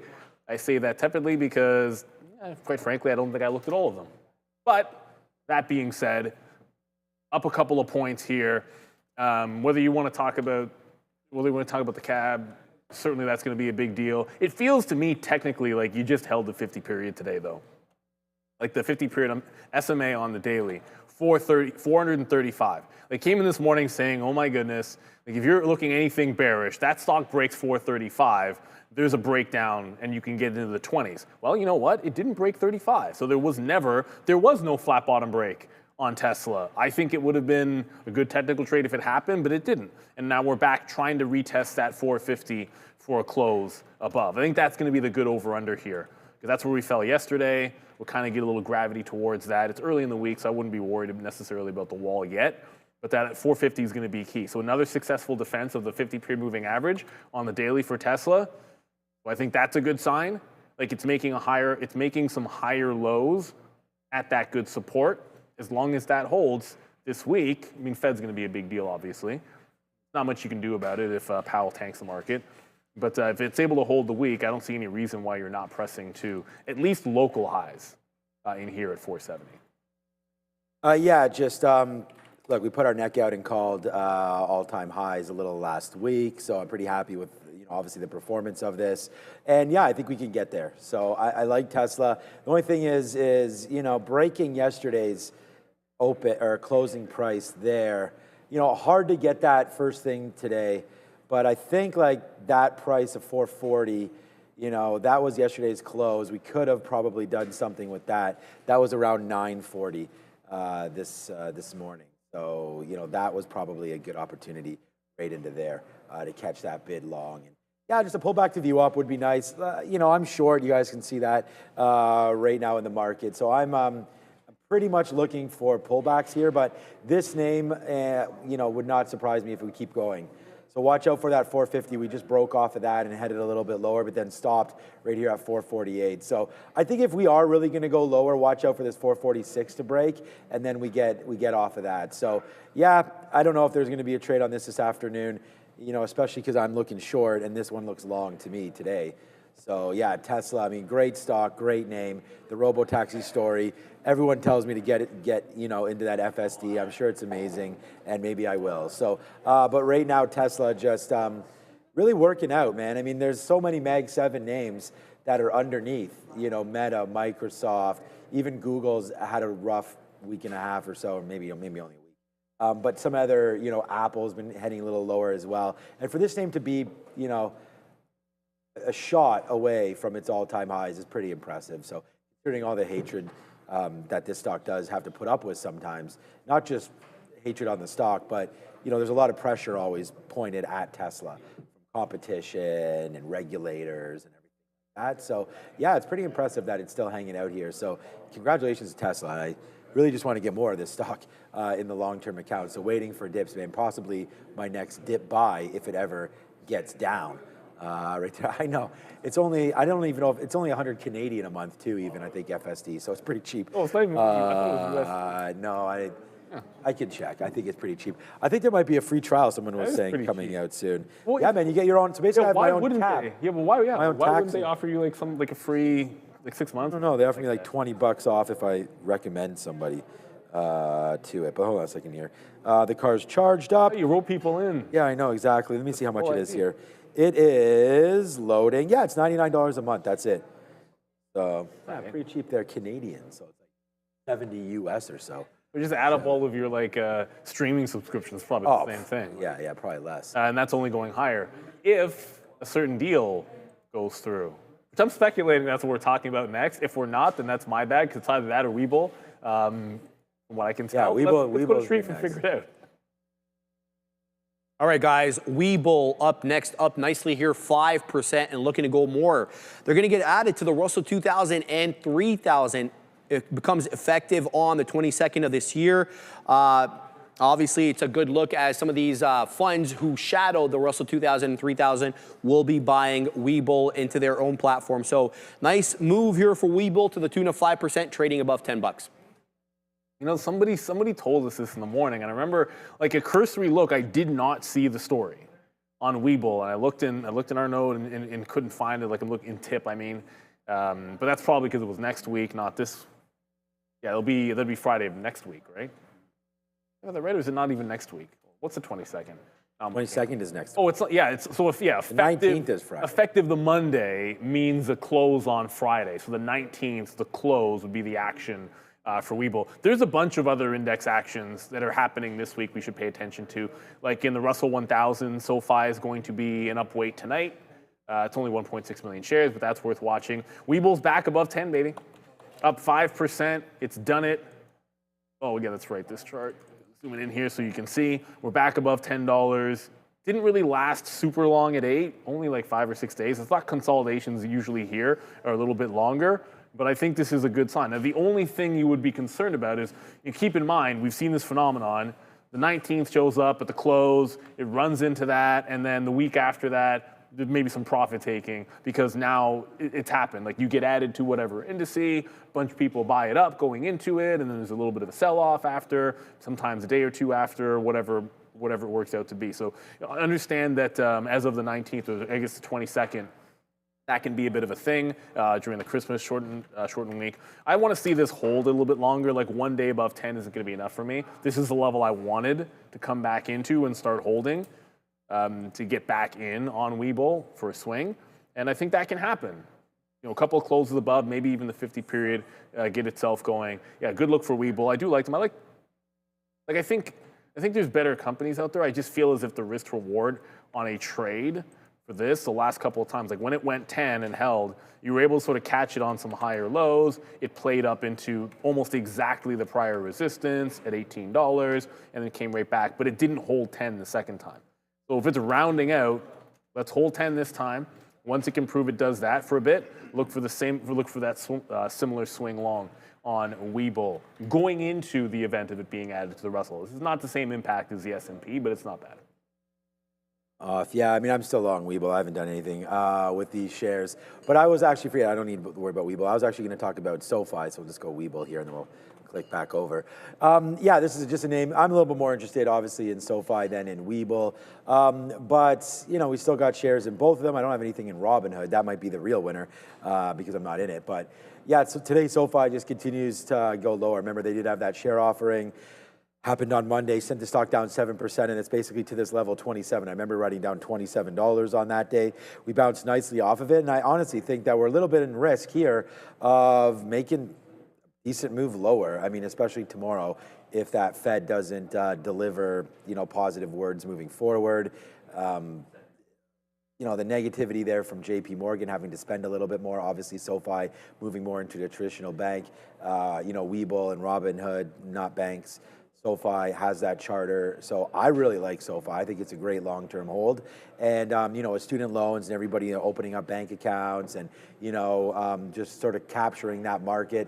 Plus, if crypto can bounce, they're into crypto as well. So I think SoFi works. You know, offering the credit cards, offering all that. So I'm long and a fan here of SoFi, but at these prices, I'd rather be a little more patient, wait for $25 now to come through on SoFi. So that's going to be a look that I have there as well. But there's Casey. Thank you so much for the 10 memberships right there. So if you have it selected in YouTube, you will instantly start to get those into your accounts. There it is, Casey526.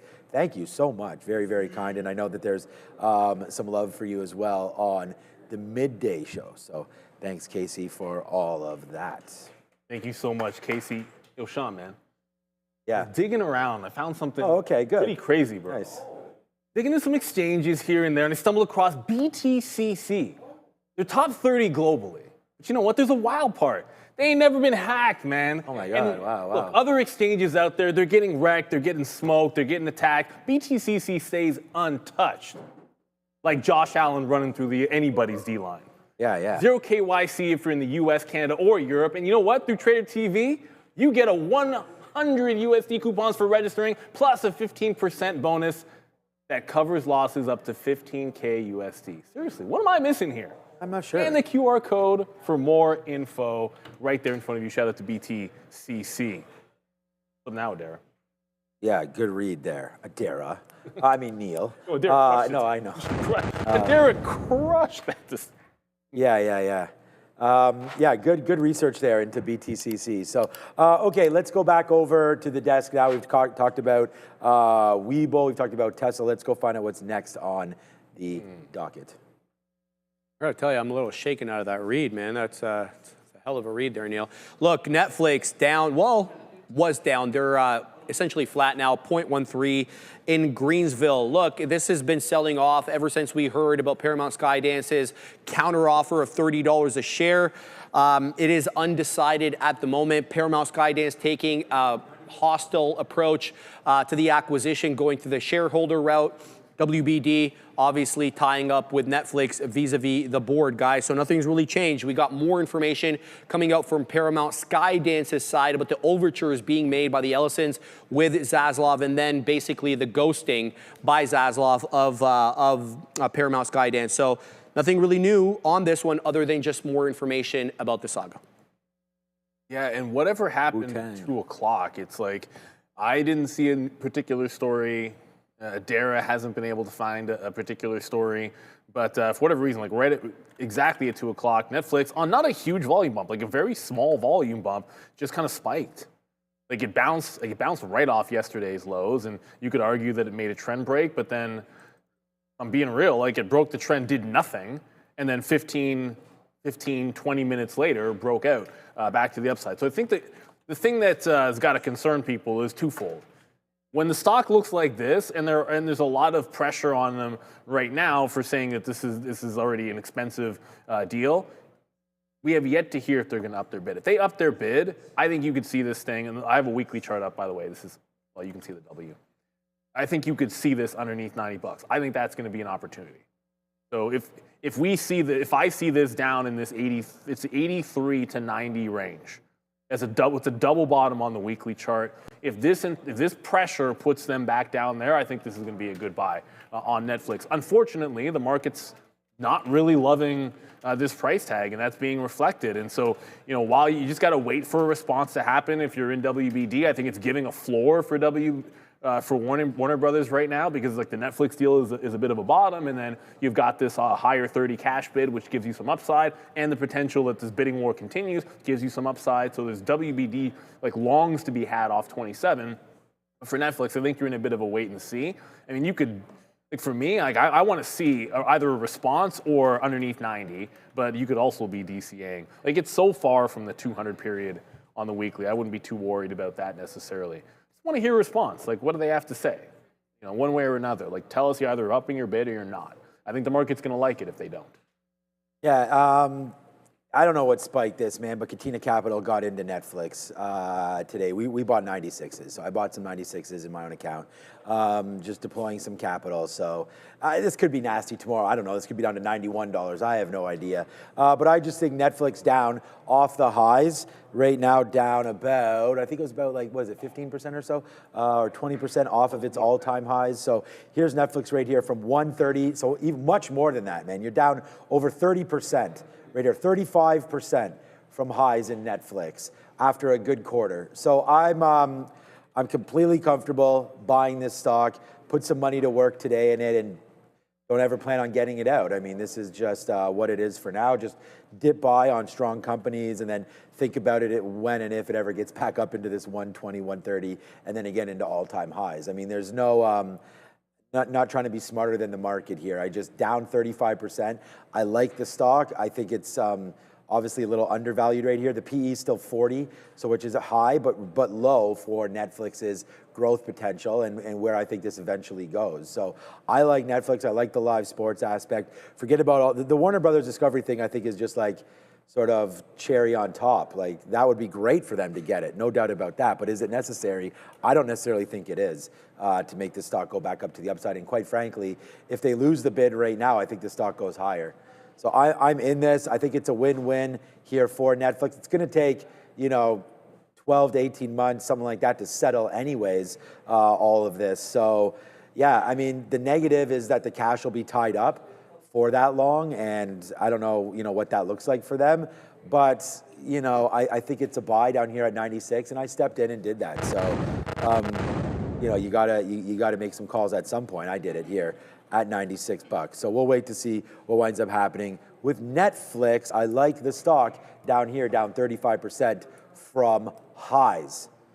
So that's that. All right, 227. We do have Brian Shannon coming in about 20 minutes. So a good friend of the show, is a good friend of the recap show, now joins us live every day on Tuesdays, every Tuesday, with Neil and myself. So that should be a lot of fun. Brian Shannon coming up in 20 minutes. Well, first of all, it's perfect because we get him before Fed. We have a lot, and 4 big earnings as well. Yeah. I'll get to you in a second, Ozan, before we go back to Sharif. But OCG, for those that are following this stock, up 260%. It is halted at highs. What is with that? This will probably fill in, but halted at $9.41. $10 is the current tap. It was $15. It's now down to $10, the theoretical auction price. And Ozan, if Netflix gets to $50, back to truck up. I'll say to that. Because a couple times he said Netflix to 50 easy. Easy. I had a weekly chart up. I mean, easy would be like you're breaking the 200 period moving average on a weekly chart, and then you're going another 20% down. That being said, actually I have to go to a monthly, so you can. I have to pull out a monthly chart so you can get an idea of where it would be if we got to $50. Like that's how crazy it is. Like you're underneath this gigantic double top here that broke out. So there's your 2021 high, and there's your 200 period. Like to me, it's like buying in front of this is what you want, and it's actually getting in front of that 80, so you can buy back into this high. If you saw 50, like that's a real breakdown. Like to me, like the stock is broken on a monthly if it loses $60, let alone 50. But let's see what the next name on the list is, and why is it SoFi? Was down 0.5% after having a good day yesterday during regular trading hours and breaking out in the aftermarket when we got word of this headline. President Trump approves Nvidia's H200 AI chip That's basically the 2023 chip before the H100 for exports to China for approved customers as well as some other countries. The caveat is that the U.S. government gets a 25% revenue of all the H20 or H200, excuse me, sales. The deal will include AMD as well as Intel, but Chinese authorities, they may not be quick to adopt this. In fact, word coming out that they may limit the use, favoring local semiconductors, and the deal excludes all the newer end chips, including Blackwell and Rubin. So Nvidia estimates, boys, about a $50 billion Chinese market that they have 0% in at the moment. All right, before we discuss that, we want to make sure that you guys check out, oh, this is OGen, okay. Make sure you do check out OGen, symbol listed OGEN on the NYSE. Of course, the concussion market looking at $8 billion this coming year, and there is no treatment. As we all know, over 69 million people worldwide have suffered from concussions, and 50% of them, of course, gone undiagnosed. So make sure that if you do have any questions about that, scan the QR code that will show up or check the link in description, find out more and book your appointment. Just to, you know, again, interesting talk there, intranasal. Go find out all about OGen. We want to thank them for their continued sponsorship, of course, of the show. I mean, look, I didn't have Nvidia written down today, but we did talk about 185.50, and there's 185.50. So we were talking about that basically all morning, never really came into it, finally does. And the reason why I liked 185.50, just yesterday's closing price. So that came in almost perfectly. And I mean, it gets up to 70 there. I don't think you punch out at least until 186, right? Like that break there. So the short was gold, man, and you should be in it. That was about 11 o'clock, made a move higher there.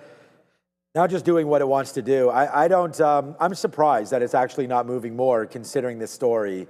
So for me, it is a little puzzling here on Nvidia and on its sort of overall blasé. We did have AMD go the other way this morning, but Nvidia drops back into that 183. I just think it's a buy at that 78 to 80 area that's been bought up in the past. So I would just rather wait for that. I still think Nvidia works. It's just a little bit of a hangover, right? I mean, it had huge move higher there after earnings. We broke through that $200. Oh, there's the split. We broke through the $200 mark and just kind of hung around for a couple days. And then once we've lost it, we've never regained. So we need to get back up there and have another look just to see if there's some pressure to push this through. But right now, I mean, Brian's coming on. I'll take something away from him. Like, this is, you got to wait for this to be out of the penalty box. And in my opinion here, you actually do have, if and when Brian comes on, I bet you this is a nice 5-day break right now, higher. So looks like we've settled now and starting to go back up right now. The trend is your friend on a 2-week look. So for me, I think this continues to go a little bit higher. And I think the sell point might be in and around that 2 bill mark. So if we can get back up to that spot, I think that's a sell there for Nvidia. And then you worry about all this garbage after that, right? I mean, if you break through 210, maybe you get back in. But a good little level coming up, $200 for Nvidia. I think we see 200 before we see, well, I mean, right in the middle, like so that's 170. So I think 170 is $14 down, 200 is $14 higher. So roughly in there, I think we go through 200 or at least look at it before we come back into 170. But there's a lot of earnings this week, man. There's Micron, there's Oracle, and there's a few things that could shake the tree a little bit. But, you know, we've always thought that, and NVIDIA is just its own monster, really. And it'll just continue to trade on headlines for now. I mean, I'd hate to say we have to wait for another earnings, but I mean, we're going to get a move before the next. Yeah, I would think we are. I don't expect much from the S&P and the Nasdaq this next following calendar year. So we'll see what happens with Netflix, with Nvidia. It was an analogy that just got thrown up by TLPO. China, can I get a freshly baked apple fritter? And then the second part of that, which I believe you put in after the fact, was no. The USA basically told them, no, you can get a 2-day-old one. But I actually don't, see, I feel like that's a bad analogy because I think it sells short how big of a deal, like it's still a pretty solid upgrade to get the $200 for them. So I think it's more along the lines of the best kind of apple fritters go to an actual like local or like a farmer's market and that's bakery. Yeah, like a local bakery, something like that. Yeah. And then instead of that, China's getting like a Tim Hortons one. So still good, still fresh, still delicious, not old and stale, necessarily, but obviously not the best. So I think I don't want to get too far away, but there's not much to add about Nvidia. And so when Nvidia does this, like look at the range. There was one move in the morning, and now we're right back to this 85, which has been resistance. Like you would think if we're going to hold 85 this long, you're going to lose it. I did because when it broke trend at VWAP, I'm like, okay, let's go. And then buyers just emerged, like a $0.50 into the move. The buyers are like, yeah, we're not going anywhere. And it's been in that same range ever since, 50-cent range from 12 o'clock to now. 2.5 hours, 50-cent range on Nvidia. You can't trade that. So I've been short Intel. Intel's a $40 stock with the same range on it today. That's what's so crazy. And this one's holding VWAP and trend down and all that stuff. But Nvidia, I think we got a lot of sideways action. I don't know if anything other than the Fed is going to cause this to start moving a bit more. But I suspect we're not going to do this. By this time tomorrow, Nvidia should be flying back around. I'm as surprised as anybody that we're getting this little volatility after this headline. But I think that's why, like, one shot at it today, and I don't think I'll take another. Guys, NCPL, Net Capital, a fintech company, small cap gapper, rocketing up over 100%, but well off the highs at $1.94. They added Richard Wheelis as the company's next chief executive officer. He's going to succeed Martin Kay, who's going to remain an advisor with the company. They also said they would expand beyond traditional securities as a fintech company and get into the crypto and blockchain-enabled investments, whether or not that means private market investments or already existing public market ones. Separately, they did issue this new CEO about 1 million shares worth of common stock, and they announced an inducement grant under the NASDAQ listing rules, trading nicely here on the day, but below the volume-weighted average price. Oh, we've got a dollar stock here, and it is making its run. It's making the run. You're lining it up, but can you get all the way to the exhaust port and blow up the Death Star? Meaning, can you close 10 days over $1? So catalyst or no catalyst, you know what the end goal is in these situations, is can you hold? This is certainly something that's entirely possible. It's holding on to some strength. The volume is good, 260 million in volume on NCPL, and it's doing better than just holding a buck. It's holding the prior highs right now. What it is not doing, however, is breaking this little downtrend yet on a 15-minute, which I didn't draw that good, but I don't know, apparently I did, which it's trying to break right now.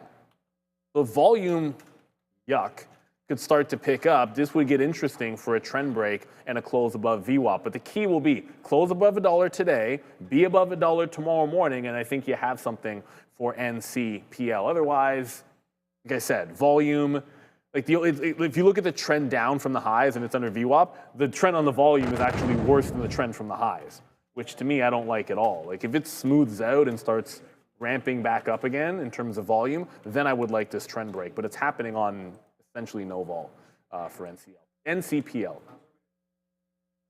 I'm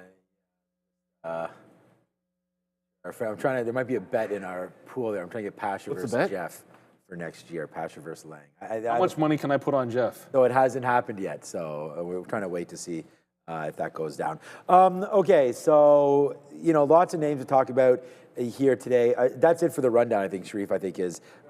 See you later. So thanks, Sharif, for all of that. Look, the one thing here is crypto. Like IBIT, I mean, now 94,000. Congratulations right there. That's a chicken dinner winner. If you are long right now, anything crypto related, I mean, it's a nice little boon here for the space. And there goes IBIT now up 3.5%. Just a quick little look at some of the other names in the space. There are ETFs that you could trade. There's the long Ripple ETF and all this kind of stuff. But let's have a quick little look to see what else is popping. There it is. So Ethereum, 3,300. Good job there, man. Up 8%. Like, wow. We had Money Mitch on talking. I think he was actually talking about going short, maybe crypto. But last week it was long. He hit that ETHU, I believe. But maybe it was the other way around. There's Ripple up 3% today. And when these things start to go, it's hard to slow them down sometimes. Solana up 6% there. Dogecoin. Wow, it's Cardano. Yes, finally. Okay. I might just sell some of these bags and just go all into Bitcoin. We've talked about that before. So Cardano right now up 10%. So some of these names continue to work out. 3.3 trillion on the market cap right now of Cryptoverse. So interesting little play there. And, just looking at a longer term chart, for BTC, which of course is right here. This is just a 1 minute chart, so we can get rid of that, but nice move anyways. Today, good levels, 89.5. Going back to yesterday and the day before there. So that's a 1 minute chart. If we just go over, let's go to an hourly right now. So there still is work to do, as we can see here with Bitcoin, just back up into that level of resistance again. So we'll see if we can hold through right here, 94,000. This was those levels we didn't think we needed, and it's there now. So that was real quick. I didn't know we'd get there today, but nice move there for BTC, looking a little higher. I mean, if some of those fears of liquidation from Sailor and all that stuff, now we don't have to really worry about that. When it was down here near 80,000, people were saying, well, isn't his level 74 or 73? And everyone's asking, you know, chat and all this kind of stuff to figure all that out. But I don't think he's selling at any level, so I'm not sure what's going on. There was a story there about taking out a loan or something against his Bitcoin, or I don't know what that was last week, but there it goes right now for BTCC on an hourly chart. And again, we're gonna have Brian soon. I mean, I know he's very, you know, focused on crypto as well, so good looks there from that. But yeah, this might be the level for now, 75, 76. So those of you waiting for that low, you might have missed your opportunity to buy a little bit at 80, but like 80 was the bottom. Let's just say it was 81 or 82. That is still like 10% plus move higher in the last couple days.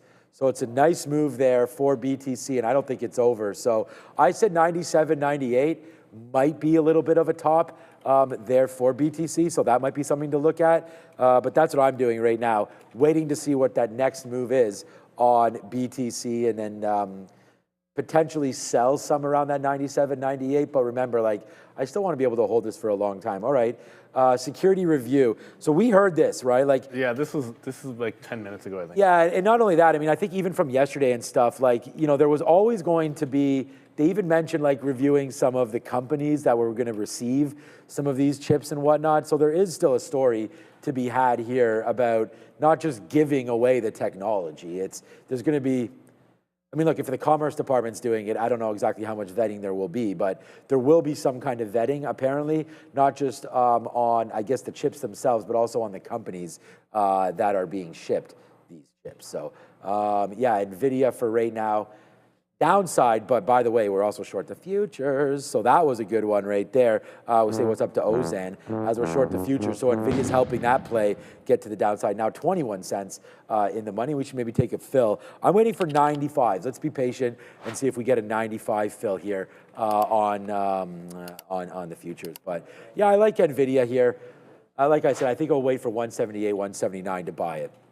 And speaking of buying, there's a lot of buying going on at Open Door right now. Okay. As it continues to break higher. No specific story that I can find, but can't be a bad thing that we're going to get a rate cut tomorrow. Like, that's not going to be a negative for Open Door. So this is what's happening now. Fresh highs just got made today, going into yesterday's highs.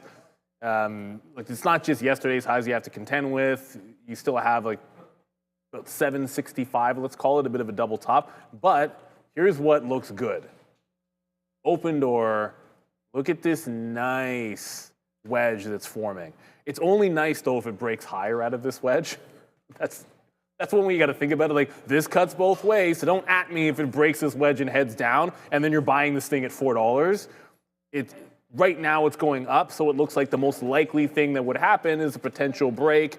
You're not only breaking this little bit of a wedge pattern, but you potentially would take the 50 period, that's the teal line, SMA on the daily chart. That could happen as soon as tomorrow. And when would it happen? When we get our rate cut? We get a chance to, tomorrow, potentially, with this rate cut, get a breakout on Open Door, which in theory should be a little bit rate sensitive. So I think that's a setup for, ideally, I would want this to happen before 2 o'clock. Like, I would rather Open Door make this breakout and be breaking above 760 going into the number. That way, if you're long it, you're longing going into 2 o'clock, as opposed to taking a shot to punch into some move at 2 o'clock that hits. Remember, last time there was zero move, right? That's what I'm saying. Like, it's like, because if you're in the money and it's going, it's like, well, maybe it goes in your favor. The fact that you're already in the money and then you get the cut that you want. Otherwise, if you just punch in and nothing happens, then a bunch of people punching the same level and nothing happens, you end up getting punked. There was just a halt, I do believe. That's this. I'll update this one. I know we have Brian coming through. I haven't heard a word just yet. LGHL. There's another one. Is there? There's AFJK. That was the other one this morning. LGHL halted. AFJK, But AFJ. Whoops. Oh, it's because it's still. Why is it still on Blue Ocean? There we go. What in the actual? There we go. There we go. Hit it like this third time I hit it. 480% to the upside. The stock is halted a bajillion times. You got 46.62. The current tap is $65. So if it were to open right now, they're indicating it's going to open 30% higher from here on AFJK. 5 million in volume. So watch out, everybody. This one looks like it's a untradeable mess. All right, let's get back to some trading over here. Look at this, man. The futures right now. Thanks, Joe. Joe's over there like, get it, Katina, man. It's always great to get the support from my guy, Joe. The guy's not even on the show, and the guy's loving this. There it is right there, 55.90s. We get our 95. We just put a 91 there as well. We're going to wait to see if we can get some love down here near VWAP, which is 80s. So, again, short. We have the master of the anchored VWAP coming up very, very soon with my good friend Brian Shannon from Alpha Trends. But if we can get a VWAP fill, that'd be good for me, baby. We've only spent a little bit of time underneath it, and that was at the beginning of the day. So maybe we do fall in. And I've been mentioning it on the chat for a couple minutes here, but we do have Sia coming up. How about right now? No, how about not right now with a segment? So she'll be up very, very shortly as Andre says, no, let's not do that. Okay, Joe also. Yo, Joe. There it is. He's back to the futures as well. This guy now short. He just put in the chat. Good to see that, Joe. Short at 56.10 right now on the NASDAQ. So we're in here trading. Well, obviously, we're all short here with Intel as well, but a big trade hopefully right now developing as we look forward to Brian coming through, and then tomorrow, at this time tomorrow, the market will be just a little bit more slippery. Hopefully. Is it tonight is Oracle? I have to double check. Is it tomorrow?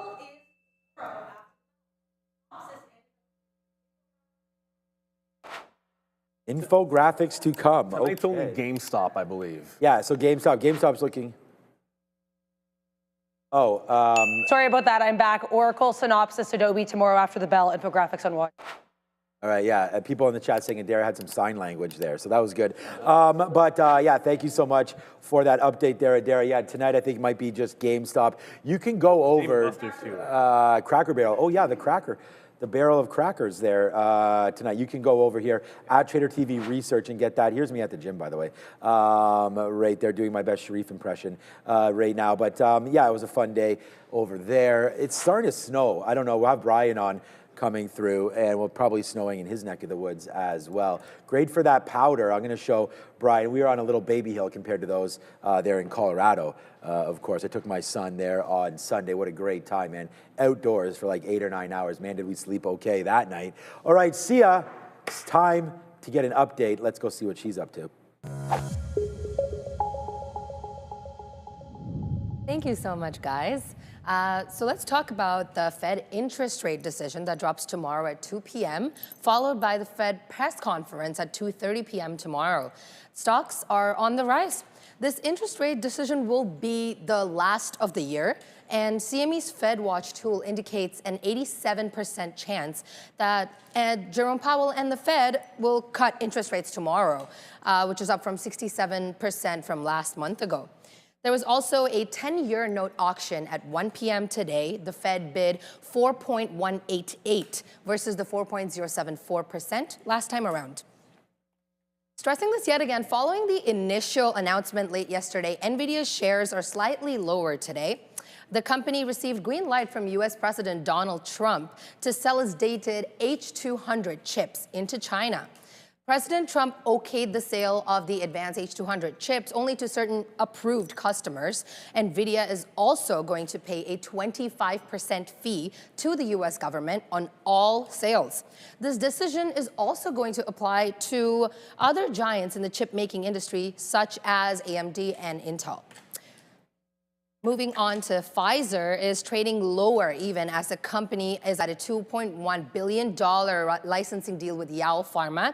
The aim is to develop and commercialize an obesity pill, which could basically boost the company's presence in the weight loss industry. And separately, the vaccine stocks are volatile after news this afternoon that the FDA has launched a probe into alleged deaths directly linked into COVID shots, including adults. Last but not the least, let's talk about Home Depot. Home Depot stock is trading at 0.8% lower. At its annual investor relations day yesterday, the company provided a rather lower than expected sales growth forecast for the past year, for the new year. Sorry, my apologies. The forecast for the company's 2026 fiscal year were made before the investor conference last Tuesday. And that's all from my end. Back to the guys. Thank you. Thank you so much, C. Getting love in the chat and lots of people saying what a fantastic job. And you know what? It's important. I'm glad that you brought up that percentage chance of the cut tomorrow, because oddly enough, that was 89 at one point yesterday, and it's 87 this morning. Well, this morning, but at Kalshi, it's all the way up to like 96%. So there's this weird thing where like the money markets are like, there's an outside chance we don't get the cut. But over at Kalshi, the actual betting markets are like essentially all in. That's been trending only higher. Like this was at 91, I believe, at one point, and now we're gonna get to this one will be at like 99, I bet, tomorrow. But there's that sliver. So I think in the back of our minds, like if we go into tomorrow and this is still hanging under 90%, I'm not saying you don't get a cut. I'd just simply saying at 2 o'clock, don't just sit there with your hands back expecting nothing to happen, because on the off chance, and it's now over a 10%, it's still over a 10% chance that we don't get that rate cut, you might want to be ready to pounce, because I think IWM could dump and there might be a chance to be able to punch in. It's good timing. Obviously, we have the Fed tomorrow. We've got some earnings coming out this week. And we even got a question before we came on. Someone asked me a question about VWAP that is probably perfect, because we get a chance to talk to one of our favorite guests and possibly ask him the question. We got Brian Shannon jumping on through. All right, let's go. It's wait, Brian. We have something to do. Okay, here it goes. It's Stock Blitz. There we go. We do have to have. I tried to. Next time we'll have the welcome trader thing hooked up there. But Brian, how are you doing? Welcome to the show here once again. I'm sorry. I was trying to get my camera, so I'm in the middle. Oh, okay. There you go. No, you're fine. You're all good. You're all good. Looks good over there. How's it going over there? We were just talking about a little snow happening right now in lovely Toronto. I'm sure maybe you're experiencing some there. It's Denver, right? Denver, yeah. It's pretty dry here, actually. We just had a nice storm, and it's going to be dry for the next 3 weeks. So kind of bummer for the mountains. I get that for sure. Tomorrow we have Jerome Powell coming through in the Fed rate decision, right? And we talked about that a couple of times here already today. It looks like it's going to be 89 to 90% or so. What's going on? Who's over there? Andre. What's up, Andre? Maybe me and Brian, if you get a second. 96% on Kalshi, 89% or so on the Fed rate tool. But maybe we're having some problems right now. Let me know, Andre, if we are or not. But okay, there we go. What is your opinion here on traders that are potentially looking to maybe sit on their hands from now until 2 p.m.? I feel like that might be a good idea. We're getting a sort of a good bounce here in the market today, a little bit. It was a little higher. Now we're kind of flattening out. I think the best strategy for now is look for stocks that have some sort of a headline risk. But other than that, I could see a little flattening out here leading into tomorrow. Any opinions on what to do in the moments heading into Fed rate? Yeah, it's been a good environment since last week. There's just been a lot of nice winners on the swing trade side, and going into tomorrow, I'm not planning on initiating any new swing trades, no matter what the setup looks like. Generally, the first hour and a half of the day is a good, busy. Got some trades to make in there, and then it slows way down. We get those jitters around the event, and then just all the madness after. So. I'm just trying to protect what I've got here so far. This, like I said, it's been a good week. You a believer? Yeah, exactly. It's still early. You a believer of the Santa Claus rally? I mean, I know there's statistics to back it up, but we had Michael Noss, of course, on Monday, and he was talking about, it's the last 5 days of the year, and then the first 2 or 3 days heading into January. Do you ever schedule any trading around that event either? I don't schedule trading around it, Sean, but I always find that, Thanksgiving, Christmas, New Year's, 4th of July, all the, Memorial Day, all those holidays seem to be great trading environments, in particular at the end of the year, because it seems like a lot of the big funds have kind of, winding things down.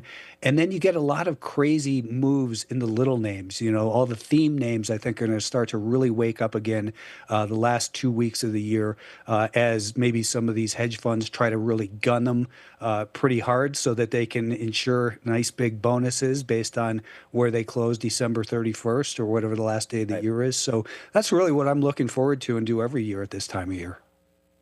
Yeah, I think that makes a lot of sense. Can I ask you a question? Can we circle back to the Fed tomorrow? And you mentioned, not necessarily putting anything new on. How far removed from the decision would you be before you're like, okay, well, we've been able to assess how the markets are moving. Russell does whatever in the days after tomorrow. How far after the event do you get enough information that you're like, okay, back to maybe looking for some setups going into the end of the year? Wait a day or almost like right after, depending on technicals? I usually kind of, treat it as it needs a little bit of time to settle down.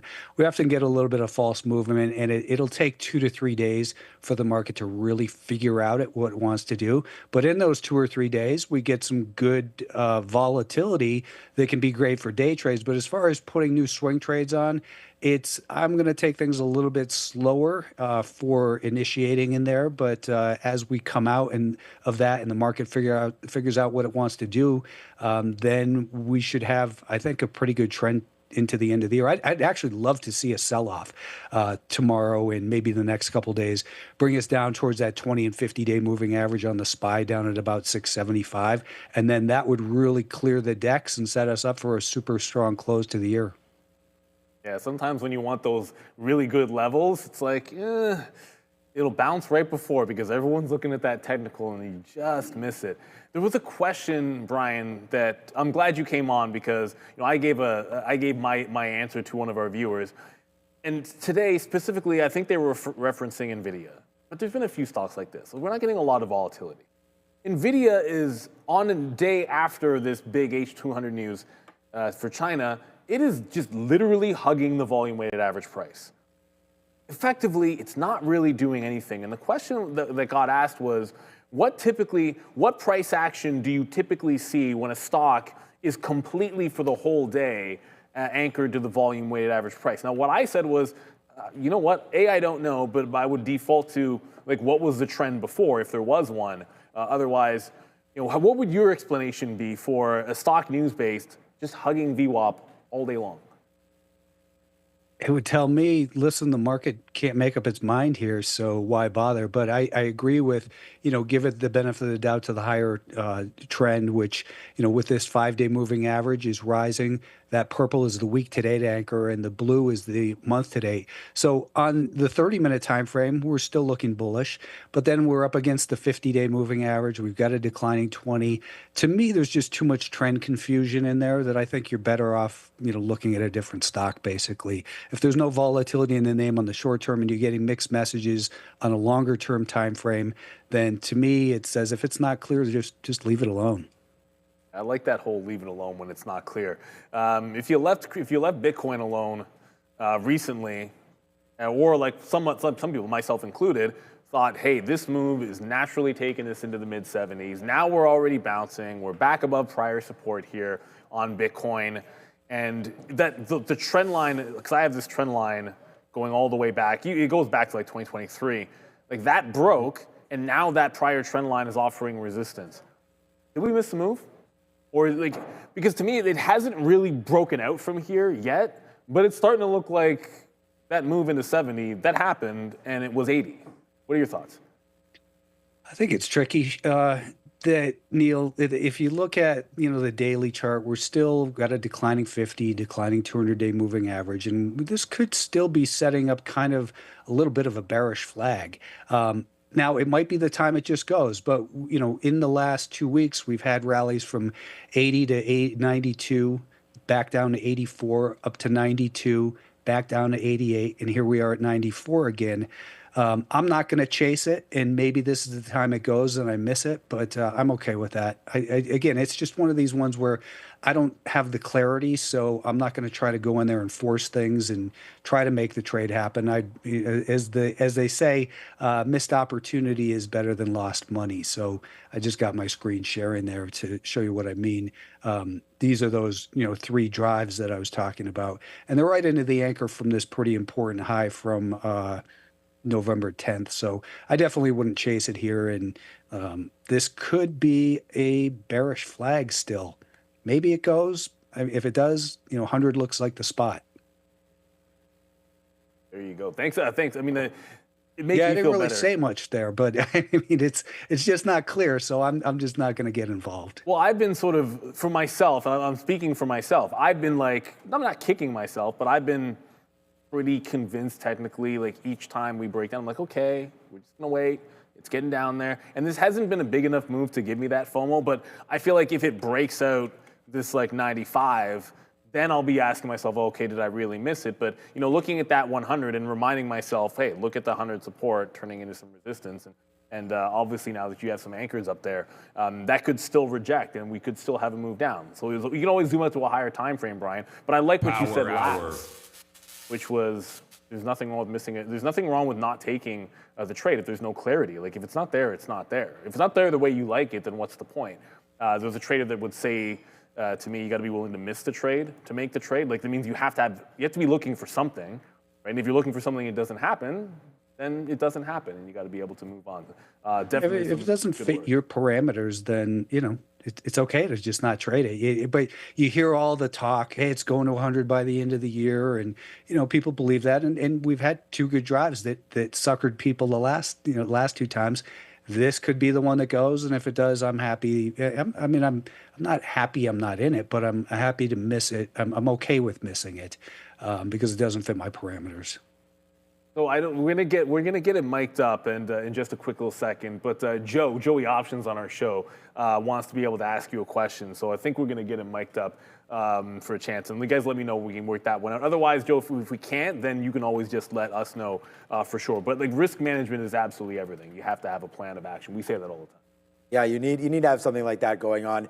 Brian, I stepped in today to Netflix. So, obviously with a lot of action now with Warner Brothers, and then we saw the Paramount Sky bid come in yesterday. Apparently they can offer more, and they're going to go try to give 30 as opposed to 27 and change that Netflix is looking at right now. For me, though, Netflix just reported a pretty good quarter, which they're not getting any credit for whatsoever because everyone's all worried now about how much they're going to pay, what this means for Netflix, and, are they going to, is all this money going to get tied up for how long until this deal settles down? Is it a good deal? Is it not? I'm not trying to play that game. What I'm trying to figure out right here is that we're back in. We're down over 35% from highs on Netflix. When they have increased subscribers, to me, the macro looks pretty good for them. Content continues to be king. They've got some good live properties now as well with the WWE and WFC coming on board. Netflix as well for some Christmas Day games, basketball, baseball now as well, looking to get some F1 stuff like that. But I think we go all the way back here. See this little gap that happened, Brian, back in the beginning of the year from January, basically the 21st, up here, gapping into $96. I've just bought today. So I waited this whole move out until we got into 96. Today, you get that. There's nothing better than getting that little alert in your account, eh, Brian? Like, ding, a trade filled, right? So we got that alert today that now we're long 96. I have a feeling you're going to tell me it's not great because it looks like it's still in the penalty box, Brian. I know, I see you. I know what we're going to say here. But I like it for a little nibble down here. 35% from the top. I think it's a fair time to get in. What does Netflix look like to you? And maybe you can digest or dissect this a little bit more for our viewers. It is not one that typically I would be looking to buy simply because, it's below all the key moving averages. In particular, Sean, on the weekly time frame, look at how long we spent above that 20, 31, and 42-week moving average. Years. And now we're breaking down below it. And, I look at it, if you're looking for a bounce, sure, maybe it rallies back up towards, the 20-day moving average up near 105. But for me, I look at it and just say, this seems most likely that it will, oops, what happened to my camera? Damn it. anyway, it just looks most likely that it's going to continue lower. The trend is established. For a bounce, it probably makes a lower high and continues down is my. Where would you put an anchor on that? Assessment. Would you put an anchor, like where's the anchor from the high? Because, you know, we're all the way back up there at about $132 or so. Remember, we just had the reverse split, or sorry, the split as well, Brian. So I was thinking that there could be some more retail love, and it doesn't seem like it's getting anything right now off that split, right? I mean, I know the split has nothing to do with the valuation of the company or anything like that, but generally speaking, you'll have a little bit of a downflow off of a recent split as it's just easier to short, and more traders, again, just a little cheaper to get those options and whatnot to the downside. And a $100 name's a lot easier to short than a $1,000 name. So I was thinking that some pressure could come off there. But is the anchor from the high telling you anything? I just saw you put it on there. Yeah, you know, it's probably too high really to have any significance. That's up at 116, and here we are 20 points below that. So it really doesn't really provide any value at this point. We broke below the year-to-date anchor. That's that blue one. And now we're coming into the anchor off of this low from, looks like the second quarter of 2024. And, you know, that could be a good place for a bounce. But I still think, Sean, it seems more likely that maybe it comes down towards this anchor, and it just doesn't, you know, have that bullish look. All right, we'll give it a couple seconds. And Joe. Oh, perfect. Hey, Brian, how's it going? Hey, Joe. Good. Yeah, I just wanted to take a couple of steps back here. I heard you and Neil talking about Bitcoin, and I'm looking at this in multiple ways, and I just want to know your thoughts on this. Considering from peak to that previous pivot low, we were down 36%. But what I was specifically looking at was not only the price action print on that November 20th low, so our November 21st low, but also the volume signature as well, too. It was the largest that we've seen in over a year span. I'm just curious on your thoughts in the correlation between the price action prints and an outstanding volume print as well, too. That's a very good point because, you know, volume expands in the direction of the trend and peaks at turning points. So I think that might be that you're right that, and here we can see it on the IBIT, that we saw volume expand on the way down, and then we had that volume stamp right here. And so far, and then people start to complain, well, it's, you know, rallying on light volume. That doesn't really matter because only price pays. But we can start to now put an anchor off of that low and look at it from there. And keep in mind this is also where we see, you know, the anchor from the inception of the Bitcoin ETFs. So that had been support back in 2025, kind of, you know, trying to find that buying support in here now. And so from a shorter term perspective, the volume did what it was supposed to. It expanded in the direction of the trend and peaked right at the turning point. The problem is when it is the turning point, you know, the day before you would have thought, hey, there's the biggest volume. So it's only after the fact that we can look at it and say, and that doesn't really make it mean it's not useful. But here when we look at it, you know, that's important. We're holding the anchor off of that low. So if you're a buyer in here recently because of that big volume stamp, I would say, you know, you trail your stops up, maybe underneath this higher low right here. Yeah, fantastic stuff. And I was pulling up the exact same thing on MicroStrategy, or strategy, I guess we should say now. Identical print as well, and starting to find somewhat of a rebound. So I was just curious on your thoughts of the correlation between price and the volume in itself. So fantastic stuff. Thank you very much. Yeah, I like it. Good point. Thank you. Okay, Brian, we're going to take a couple of questions here. I asked some people in the chat if they had any ideas for you. And here we go. This is from Drop System here. Ask Brian about Hood. So, you know, Neil and I, Joe, and I know Joe likes Robinhood as well, and some of us here on the desk have been looking at SoFi, we've been looking at Robinhood, we looked at Webull today as well, but what do you think about Robinhood here? And, you know, when you assess a stock, and when we're asking you these questions, just so everyone's aware, you pretty much just look at the technical analysis, right? I mean, are you looking, when you look at a stock like Robinhood, do you consider some of the macro, like maybe potentially what Bitcoin's doing, or some of the issues surrounding retail trade and how that's affected with Robinhood? Or when you make a stock, a call on a stock, are you just simply looking at technical analysis? Well, I'll consider fundamentals a little bit simply because I know that they're important to so much of the other, the rest of the market. And if it's a good company with, strong revenues and strong earnings, I'm not going to buy the stock while it's going down because of that. But as it presents to me a low risk, what I perceive to be a low risk entry, then I might size it up a little bit, knowing that there's likely fundamental support for the stock as well, and that those buyers are going to be there. Now, Robinhood has surprised me a little bit in that, we had this high and a lower high, and then we broke down. And I was kind of thinking we're going to see a little bit, maybe deeper pullback in this area before we're able to push through.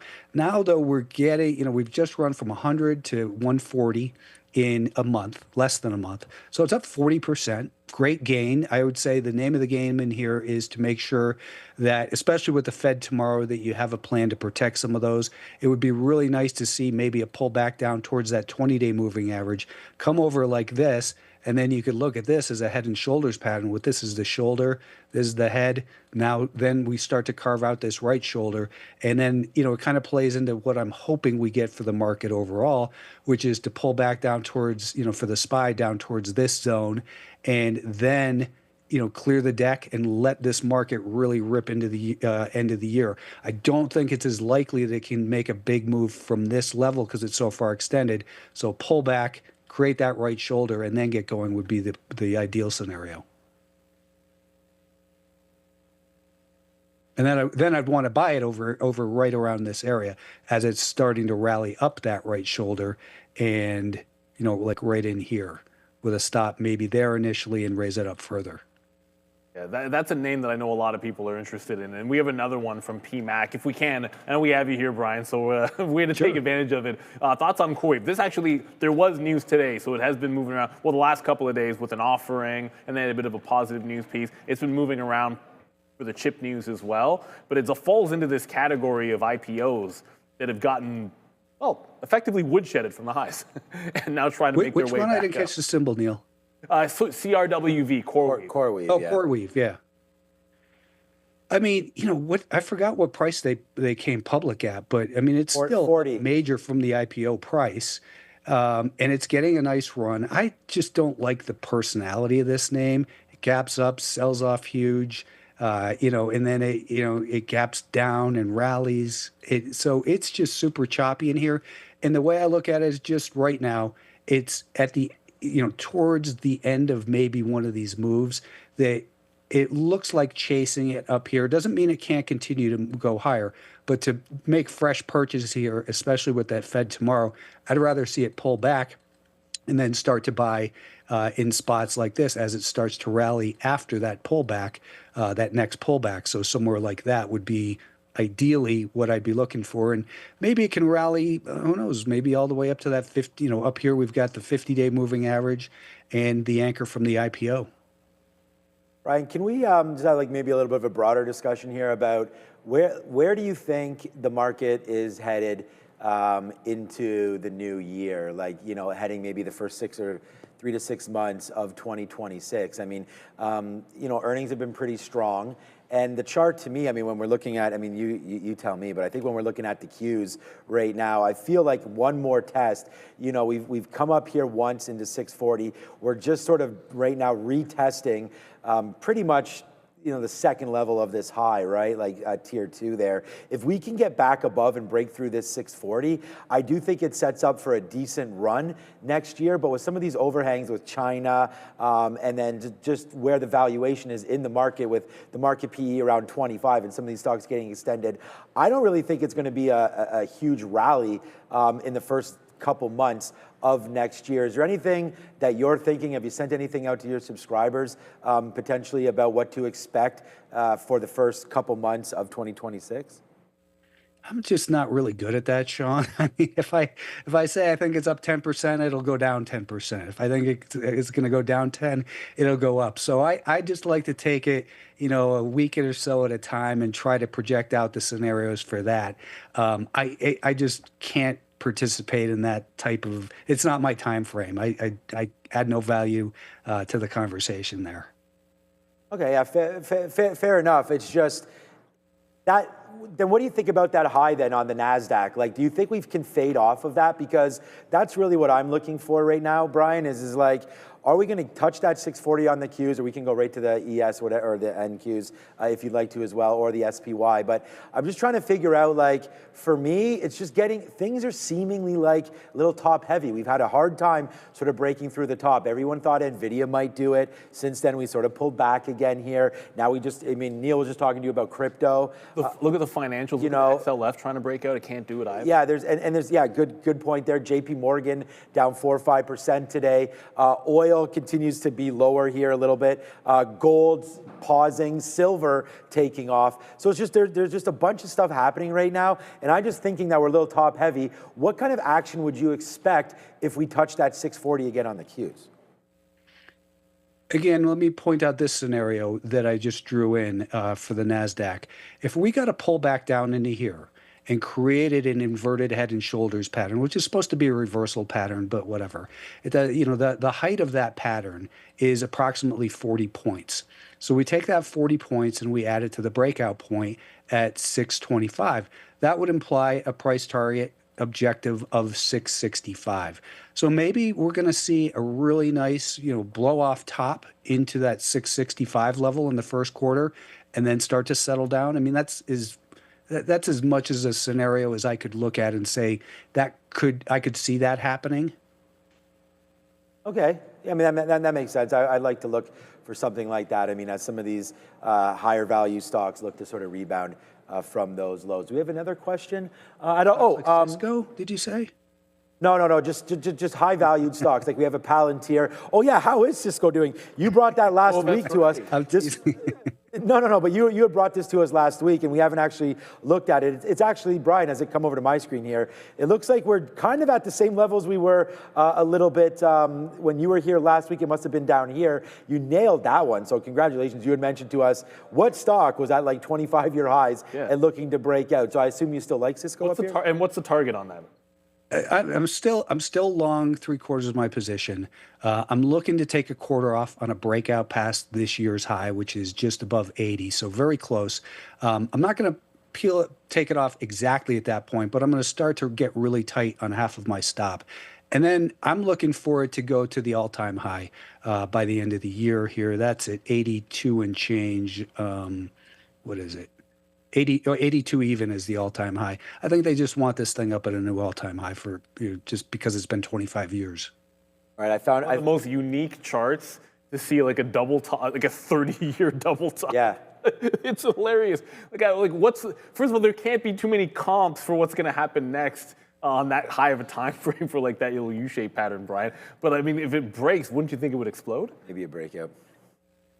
I don't know, only because it's it's doubled in the last 6 months, 9 months to get there. So I'm looking at it just from the swing trade perspective of, I'll sell a little bit on that break past 80. Then if I can get another 2 points up in here, and if it continues to run, well, I'll raise my stop up underneath the higher lows.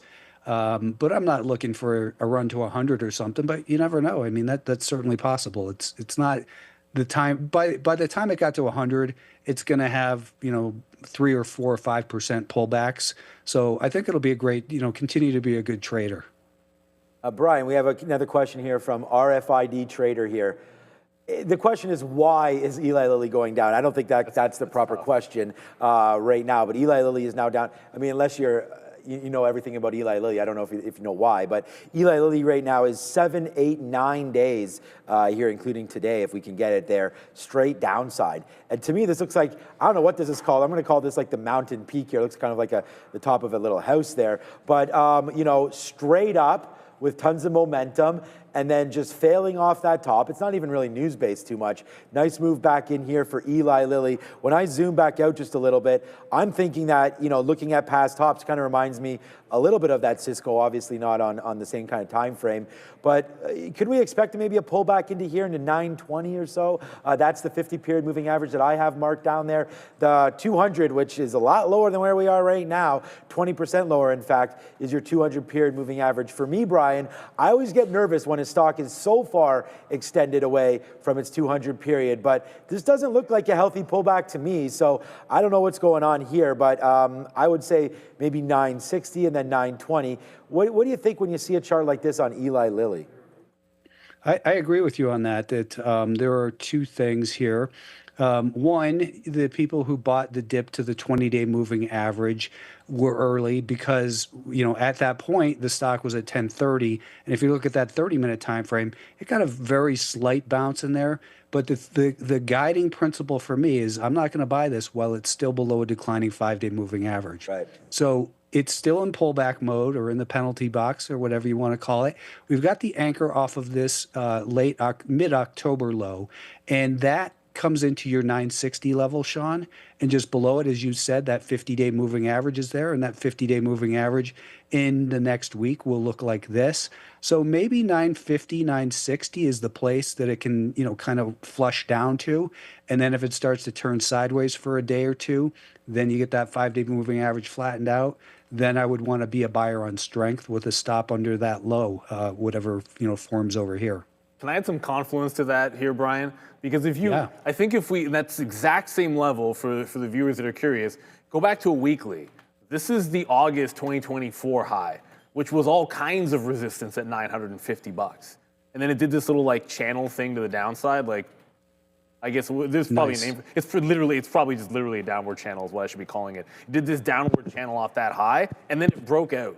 So to me, this makes sense at $950, so much so, we should put alerts there at the 950. I love the analysis on Lilly, but I think I love when you can find that kind of confluence where you're looking at a level zeroed in, you pull the chart back out, and then it tells you that level is even more important. Well, you know what? Well, you said confluence. It made me think, well, maybe I ought to throw a Fibonacci on there. So I went down to the August of this year's low and ran it up to the high, and look where a 38.2% retracement comes in, right at about 930. So this general zone somewhere in here, if it can start to consolidate in there, then again, what I want to look for on let's say the 30-minute time frame is that it would we'd start to see that 5-day moving average come down and flatten out. Let's say this thing goes down to 950 or whatever. It starts to come back up like this, starts to go sideways, builds some higher lows, and then buy a break here at, let's just call it 980, and then a stop will go underneath these lows, and then you can begin your bounce up towards maybe the anchor from the beginning of the month or from the now all-time high, meaning that would come into, a bounce would come into maybe this 1030 level. All right, here he is, Brian Shannon, at alphatrends.net is the look here. Go visit him, find him all over X as well as on StockTwits as well. Thank you, Brian. I mean, you went overtime today with us, and we want to thank you kindly for that. And appreciate it. If you stay in our chat, maybe some people could ask you some questions, but if you have to go, that would be fine too. So thanks, Brian. Was there one other name you might, we just dropped a bunch of names at you. As we wrap this up, is there maybe one more in 1 minute that you could discuss, something that you're looking at potentially? With the Fed tomorrow, I'm not really too excited about that much. But like I said, this time of year, we're going to start to see maybe some of those theme stocks. So I would start looking at, Rigetti and Friends. I would look at Oklo and NESMR and, maybe the flying cars, the Joby and the Archer and those types of things. Start culling a list from those ones that have had really big runs this year. Those are the ones that could have some pretty crazy runs into the end of the year. BBAI, SoundHound, those types of names. BBAI sounds like music to my ears, that's for sure, Brian. So I know you've been on SoundHound for a minute. So it's Brian Shannon, everybody. Thank you so much, Brian. We'll catch you next week. Thanks, Brian. Sean, I haven't told subscribers this yet, but I did buy a little bit of BBAI today. Ooh, I like Building. that idea. Good job there, Brian. I think it has a chance to run. We're looking forward to that too. World Cup, airports, all that kind of stuff, travel. Good name there for BBAI. Thank you, Brian, and we'll have you on next week. Thanks, everybody. Okay. Ciao. Ciao. Ciao, ciao, ciao. See you, Neil. Stock Blitz. All right. There it is. Thank you for that. Let's take a look here at ALKT because this one did make some moves, as you can see, while we had Brian Shannon on. Thanks again to Brian Shannon for being here. Bloomberg reporting that Jana, which is an activist investor, has been urging Alchemy Technology to explore a sale. Here's ALKT. So again, activist investor apparently pushing the company to explore a sale. They're moving around on this. Keep an eye as well here. I mean, you can check out this infographic on X at TTV Research. This just kind of explains that move in JP Morgan that we just had, but why am I bringing this up now? Because it's Citigroup's turn. We do have the company's incoming CFO, Gonzalo Luchetti. He's currently speaking at the Goldman Sachs Financial Services Conference, the same conference where Marianne Lake, CEO of Consumer and Community Banking at JP Morgan, spoke earlier today, and that led to that drop in the stock. So just be aware here for trading. See some commentary coming from CFO Luchetti, or incoming CFO Luchetti. It's also worth noting, Luchetti did just say, guys, that he expects the Fed to cut rates tomorrow, like everybody else does. Back to you. Genius Exactly. take. I'm waiting for the, see, this is the thing. How can it be at 87% chance of a rate cut? Yet where are the people actually saying it's not going to happen? If it's really like a 1 in 8 chance that we don't get a cut tomorrow, I haven't heard a single analyst or anyone that we usually. Again, I'm sure there's somebody out there. It's just I'm not following anybody on X that's hearing it. I'm not reading any articles that's seriously saying it either. It just kind of leads in the back of your mind to, okay, well then the more that's true, if it doesn't happen, be ready. Open door, I'm looking at you. AFJK, everybody. It's halted again. So this thing halted down while we were talking to Brian. And you look, the stock is up 800% or whatever it was, 700% at the time. Halts down, you think maybe it's the end? Nope. Halted down at 63 change. It is now halted to the upside at 72 with the implied open at $78. So, okay, there you go. It just opened up at 78 and continues to go higher. Now 83. This is going to be a potential. I don't want to jinx it. I don't know if anyone's long this thing or crazy enough to be. It's going to halt up again here. It just hit the halt band at 85.42. This could hit 1,000% to the upside. So yeah, congratulations. Congratulations. If you happen to be long this, all I will say is we had a bunch of stories about offerings in the last couple of days. There's at least a few of these, maybe not 1,000% to the upside, but there've been a few smaller cap, lower float names that have had runs. And then literally the day after, maybe 2 days later, we're talking about an offering. So you always want to have that in the back of your mind. You got to pay yourself out on these. Pretty much never do stocks do this and not fall back precipitously. Sometimes it's incredibly nasty. Again, the congrats has obviously been a fantastic one here for you today. But just to put it in perspective, well, I wanted to go back to the daily chart. Just to put it into perspective, like you were at 7. This went from 11 to 42. To 7 to now 85. Like as it gets more volatile to the upside, the reverse ends up being true more often than not. So good luck to anyone that happens to be in it. A reminder, now the tap is $91, now it's 88. Just a reminder for anybody, if it halts in the last 10 minutes, it opens at 4 regardless of time. So like that whole 5-minute halt or 10-minute halt doesn't matter if it halts into the end of the day. It will open up at 4 o'clock where things can get even more crazy on a stock like AFJK. Which I don't even think we've said the name of the company once. No, because we don't know it, I don't think. AMI Healthcare? Oh, yeah, Amy. Amy? Is it That's Amy? what I was calling it earlier. Amy Healthcare Technologies. It's a healthcare company. I wouldn't have guessed that. Okay, I don't know if you guys noticed, we just tweeted this out, but we've just been covering. I mean, we had Brian on for a while there, so during his, you might have seen me putting some trades in, but we've just been covering here. I mean, we saw, this was what was happening early, man. It was just kept on bouncing, did not break, but we're gonna hold this into this for a potential flush into the end of the day, and you know, what's gonna create this flush, I don't know, but just looking at this technically, I'd rather be short than long right now. At least this is the 200 period. We're starting to sort of slope down here. I feel like we could come back in and test this. That's 55.90, which isn't too far away from where we are right now. Unfortunately, the ranges are pretty tight here today, so it's not like I'm expecting a dollar move down, so we're gonna have to look at the charts, and that would be 55.90, so I do have a bid right now at 55.91. I just took some more out there at 96, so we do get that fill coming through, so that would be my first target. And then honestly, like, this is real choppy. To get into the low of the day right now would probably, I mean, there's only 20 minutes left until imbalances. We've been really stuck in a range here, so I'm happy if we get those 91s. So we'll sit there, cash out a little bit more, and then I do have a much bigger bid at 85. It's actually at 86. Maybe I'll have to up that. That is exactly the price. So I'm going to get something out at 90s and be pretty happy with the amount we get out there, and then looking to get out half of what we have left if we can hit the 200 period moving average, because like we did have, it has the pedigree to do that. Up here we kind of got into the 200. Then here, I don't know, that's gapped overnight. This is the 5-minute chart, right? And then right into there, we made it back again. So let's just see if we could drift a little bit lower. But there's that wick again, so there it is, just on a minute chart, like just came in again. So we got to, we got to take these fills, man. If we can get them. So I don't know. I just want to let you guys know that we're in this name. It'll be a decent name here. Just looking for it to flush. Don't know if it will. So we'll just start to piece this off with the biggest order waiting right here, right where VWAP is, as we just discussed. 55.85 is where we're sitting for that one. We do have a throw to Adara, so we'll go there now. Keep an eye on Citigroup. As I mentioned, Lucetti, who is their CFO, is appearing at this, or incoming CFO, sorry, is appearing at this Goldman Sachs conference.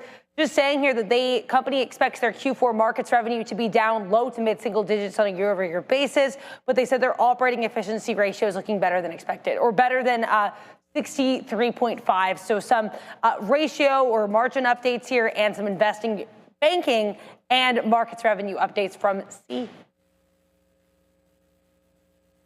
Hi guys, let's talk about the small cap update. So the Russell is up 0.9%. Let's talk about certain individual movers. Worthington Enterprises is up 0.87%, the leading gainer amid the broader industrial strength in small caps.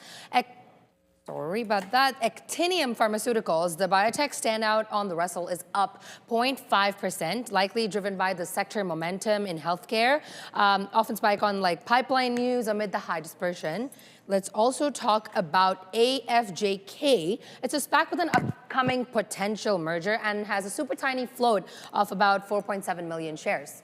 That's all. Back to the guys. Oh, that thing is a SPAC? That's got to be a guarantee. Oh, I shouldn't call it a Acolicious. But a SPAC doing that is insane. I mean, come on. That AFJ. No, I mean that AFJK. Yes. No, this chart, I mean. I thought this, I didn't think this was a SPAC. I think when people are bored, in the market, wild things can happen. If you had a hedge fund. Wild thoughts. This is one of those, if you have a hedge fund, you know what you're doing right now. Right. If you're a hedgie that can just, okay, I'm getting into this and I'm shorting this and I'm just going to do it until I'm right. There's so much money that gets made. The problem with that is, as a day trader, you can't do that as a day trader, because what will happen is you just wreck your account if you're not right away. You need to win right. You just can't hold it forever. That's insane if it's a SPAC.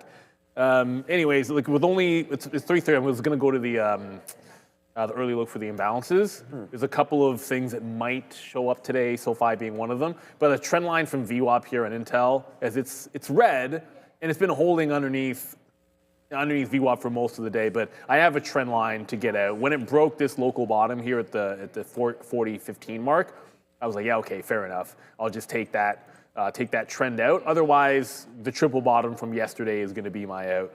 Early on, it was a chop fest early. I had one I don't like it stop out, and then just kind of waited for the highs. And then after it broke the tops, was just waiting for the volume weighted average price on this. It just continues to go down. AFJK, in case you're wondering, 95 is the current tap for anybody out there.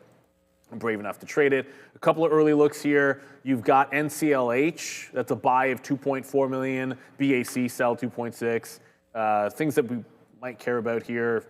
I saw BM&Rs on. BM&Rs there for 1.7, but it's there every day, and it tends to not matter. BlackBerry, 1.9 million to the sell side. These are all New York, and then of course you'll have some on the Amex as well. However, at the close today, there are some expected moves. Just trying to find it here. You have SoFi is a Russell 1000 increase, expected 1.6 million to buy. You've got HNI, which is an S&P 600. Net flow buy of 5 million shares, that's HNI. And then there is a Russell 2000 deletion, SCS, 11 million shares. That one I don't know SCS, but I have no idea what that company is. Steelcase? You know Steelcase? No, I don't know anything. Don't know Steelcase. So Steelcase, that would be big. If this shows up as 10 million sell, it's only done 1 million shares, but I don't know the company. SoFi, that's not a ton of shares for SoFi, 1.6 million, and it's done 46 million shares. That being said, SoFi is getting hit today. So if it does show up a buy imbalance, maybe you could get a bit of a relief rally, but that's a small fraction of the volume it's doing today. Dara? Good night here in Eli Lilly. LLY making new low of day. This stock, as mentioned here by you guys and Brian, has been pretty weak. The company just now announcing they're going to be creating 3,450 manufacturing jobs as they apparently manufacture active pharmaceutical ingredients. So again, it's going to be happening at their Huntsville site. Eli Lilly announcing some new manufacturing jobs, and the market manufacturing, the more downside for Eli Lilly. Back to you. And I didn't write it down there. I'm actually going to show how sort of frou-frou I am right here. I've set my schedule here for charging. So I want to make sure, not charging, for the heat on my car. So I set it to start at 4:15 right there to get that going. Why not? In the basement there. Why wouldn't you want to get into a warm car? I don't know, because it's in the garage. I don't know. So? I thought that it was maybe a little funny. I'm not trying to be cold. Funny to do that. Yeah, me neither. But the garage downstairs is okay. Just quickly here, let's go find out who's making the money here. I was trying it out because I wanted to see. It's plugged in down there, and when it heats up, it draws from the power source. So, anyways, whatever. I don't know if it's a heated garage, but it's definitely not super. Yeah. Okay. I mean, it's underground as well. So, okay, here we go. NASDAQ and New York. So this is the top traders yesterday here at Real Trading, okay? So these aren't like, sort of numbers that have been altered or anything like that. These are the top traders, all in U.S. funds. As, by the way, the futures... Let's go. Starting to go to the downside. We still watch out here for the TQs right over there. I think we just got a 91 fill, so that was pretty good. Oh, no, we didn't. We missed the 91. But anyways, New York and NASDAQ. So these are the markets that the traders would have traded yesterday to get to those levels. So pretty good trading there yesterday, New York and NASDAQ. This is what I wanted to sort of highlight, everybody. And I just call this up. I didn't look at it. This is the first time I've looked at this too. So Canada, Copenhagen, and again, here at Real Trading, we have over 60 live markets. So it just goes to show you that like this trader right here, putting in the hours right now, trading all over Europe, there, New York as well, Canada, Switzerland. Switzerland's going down. They are in our group for the World Cup. So bye-bye Switzerland and Qatar. You guys aren't winning against Team Canada, are you? The only team that will beat us will be Italy. They're here in Toronto as well, by the way. Amex, those tickets are going for like 50 to 60 grand right now. That's crazy. The very first game here in Toronto. When are you going? No, I'm not going. I didn't get tickets to that. I wish I did. Some of our other friends, I think, got them. Okay. I don't know. But other than that, man, it's kind of the same thing yesterday. NASDAQ, I would probably, if they were selling it paid that much, I would sell those tickets probably.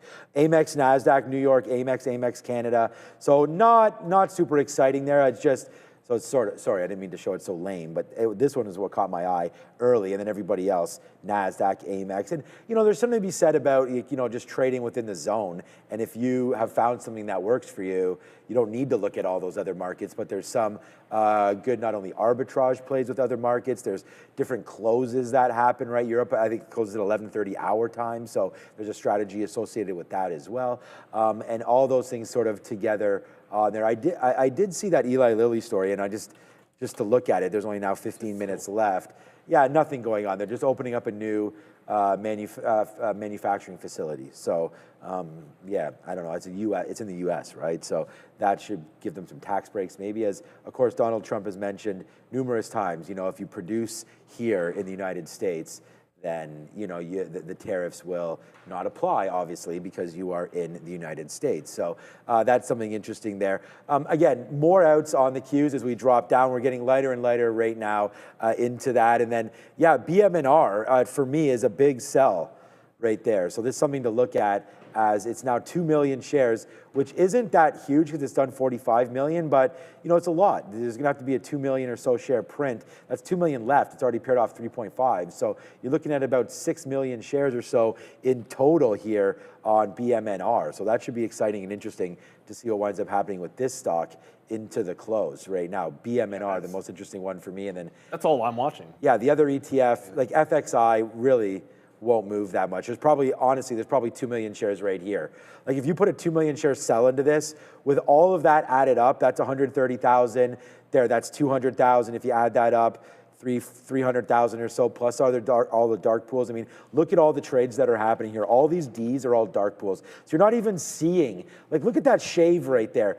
38,799,999. So that's someone running in front of your posted order. So if you're sitting at home there in retail and you're offering, most retailers will use one of these gateways. Well, someone just got like a fill instead of you, you know, and there's some more 99999s coming through again. So it's just like everyone just shaving a little bit just to get in front. And then when something changes, they build it back up, so on and so forth. So if it frustrates you, you're not alone. I mean, this is what happens with all these prints. And we talked about Citadel. We had a phrase for that I won't. Let's just say it was an expletive shaver. Yeah. Used to get said all the time on the trading floor. And then when I started out, I'll never forget this too. Like, if you were known to be like, sometimes there's a stock. It was happening when you trade penny stocks a lot, where like you'd know like X trader is the heaviest on this particular penny stock because it would happen on these stocks that didn't do a ton of volume. And so if that's a stock that you're on, like people would know based on like the gateway that our broker was on.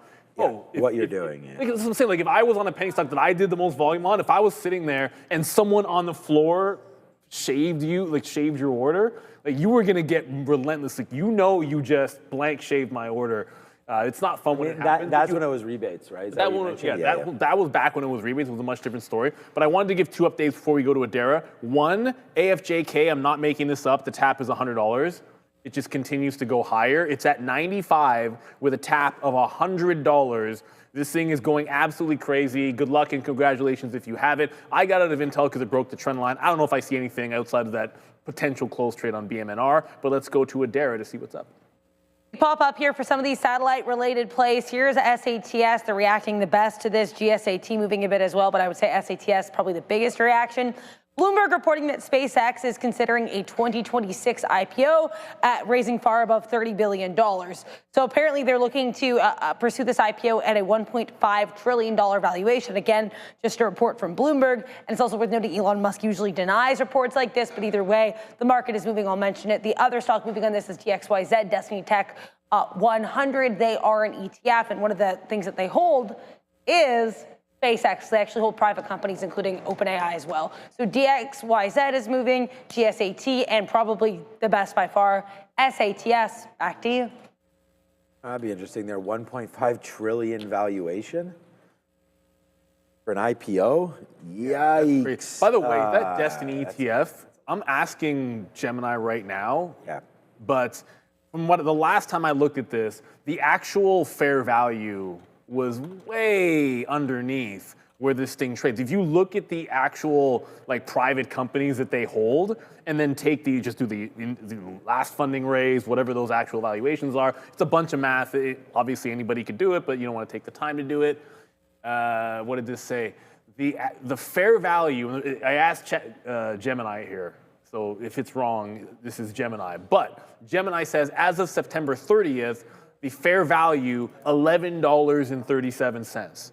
That was as of September, where's September 30th? So somewhere in here. So when it was $22, the fair value was 11. So be careful. Everyone likes exposure. A lot of people want to own SpaceX, and then one of the big holdings, of course, in DXYZ is going to be SpaceX. Or you want to be involved in these types of things, but understand that the funds that hold them aren't necessarily, like you're essentially paying a premium to be in this. It's just another way that so many people want to try to level the playing field in terms of pre-IPO investing. This is one of the reasons, because the only way to get in is things like Destiny here, which you're not getting a fair value. You're paying 2x based on the companies it's holding. Like that's crazy, because a lot of these, by the time they come to market, that can end up being a high. So I think just be careful with that. That'll be a heck of an IPO. Be able to that would be. Let's be real. That's one of those every trader is going to trade it. Whether or not you want to own it at whatever price it comes out at is questionable. Oh, wow, that didn't take long. In the time I just said that, AFJK opened up and halted down. So it got to $99 and is now halted down. The inevitable might be happening. The current tap now 70, so it's indicating a 70 open. Wow, that was pretty fast. Pretty crazy there. Darwin the Trader. What's Trader TV Live's IPO valuation? Are we going to go for 1.5 trillion? Probably not. I think it'll be, even if for the people, everybody. I don't think it'll be that high right there. But yeah, just looking to see if Tesla was doing anything. We'll have more longevity than AFJK. I bet you that. Yeah, most likely. Tesla is already pulling back. We said that there could be a VWAP play there coming in for Tesla with only 7 minutes left now. There it is, right there. Nice little move to the downside again, right there. All right, more news coming with Adara. Actually, not news, but I mean, we have GameStop earnings after the bell and a whole bunch of other ones. I just realized I have to update this visual because these two are in the middle of reporting at 4:05, the last one at 4:10 p.m. But either way, here's the expected moves because these are up to date for these companies. Would you believe GME is the smallest expected move here? GME only about a 10% expected move. Dave & Buster's about 20%, and Cracker Barrel and AVAV AeroVironment both put a 12% expected move. Check out this infographic once I update the times on X at TTV Research as we send you back to Sean and Neil. This is. You know why I will believe that? Because GameStop is, look, I don't know what their short float is anymore, but it ain't what it used to be. You know what Dave & Buster's short float is? 68%. Now, what? So here, like that's so don't chart look like? Yeah, like don't talk to me about GME, Army, and AMC and all that stuff. I get it. That time is over. Like in the time that everyone wanted GME to go again, Carvana's been it for like the longest time. So what were you looking at? The whole time it was Carvana, but Dave & Buster's. You know what? The chart's not as. Look, I didn't expect it to be a good chart with a big short float. It's not as bad as it gets bad. It's not as bad as I would have thought, but it's pretty bad. It gets pretty awful. Like that's how you get a big, gigantic short float because it's been so good for everybody. That said, we haven't had the breakout, the crazy breakouts and follow throughs like we were getting a little bit earlier in the earnings cycle. But it's been consolidating, so it's accumulating at this level. Right? Like let's be real. I just hope it goes because if it's above 19, then it's a trade tomorrow. If it does absolutely nothing, then you got to stay away from it, right? Because if it doesn't press higher than what the shorts aren't even that scared till it breaks 22, but at least they have a reason to think about it if it breaks $19. So I think this is the one to watch. No offense to GameStop, like I'd be more excited if this makes a move than GME. Easy.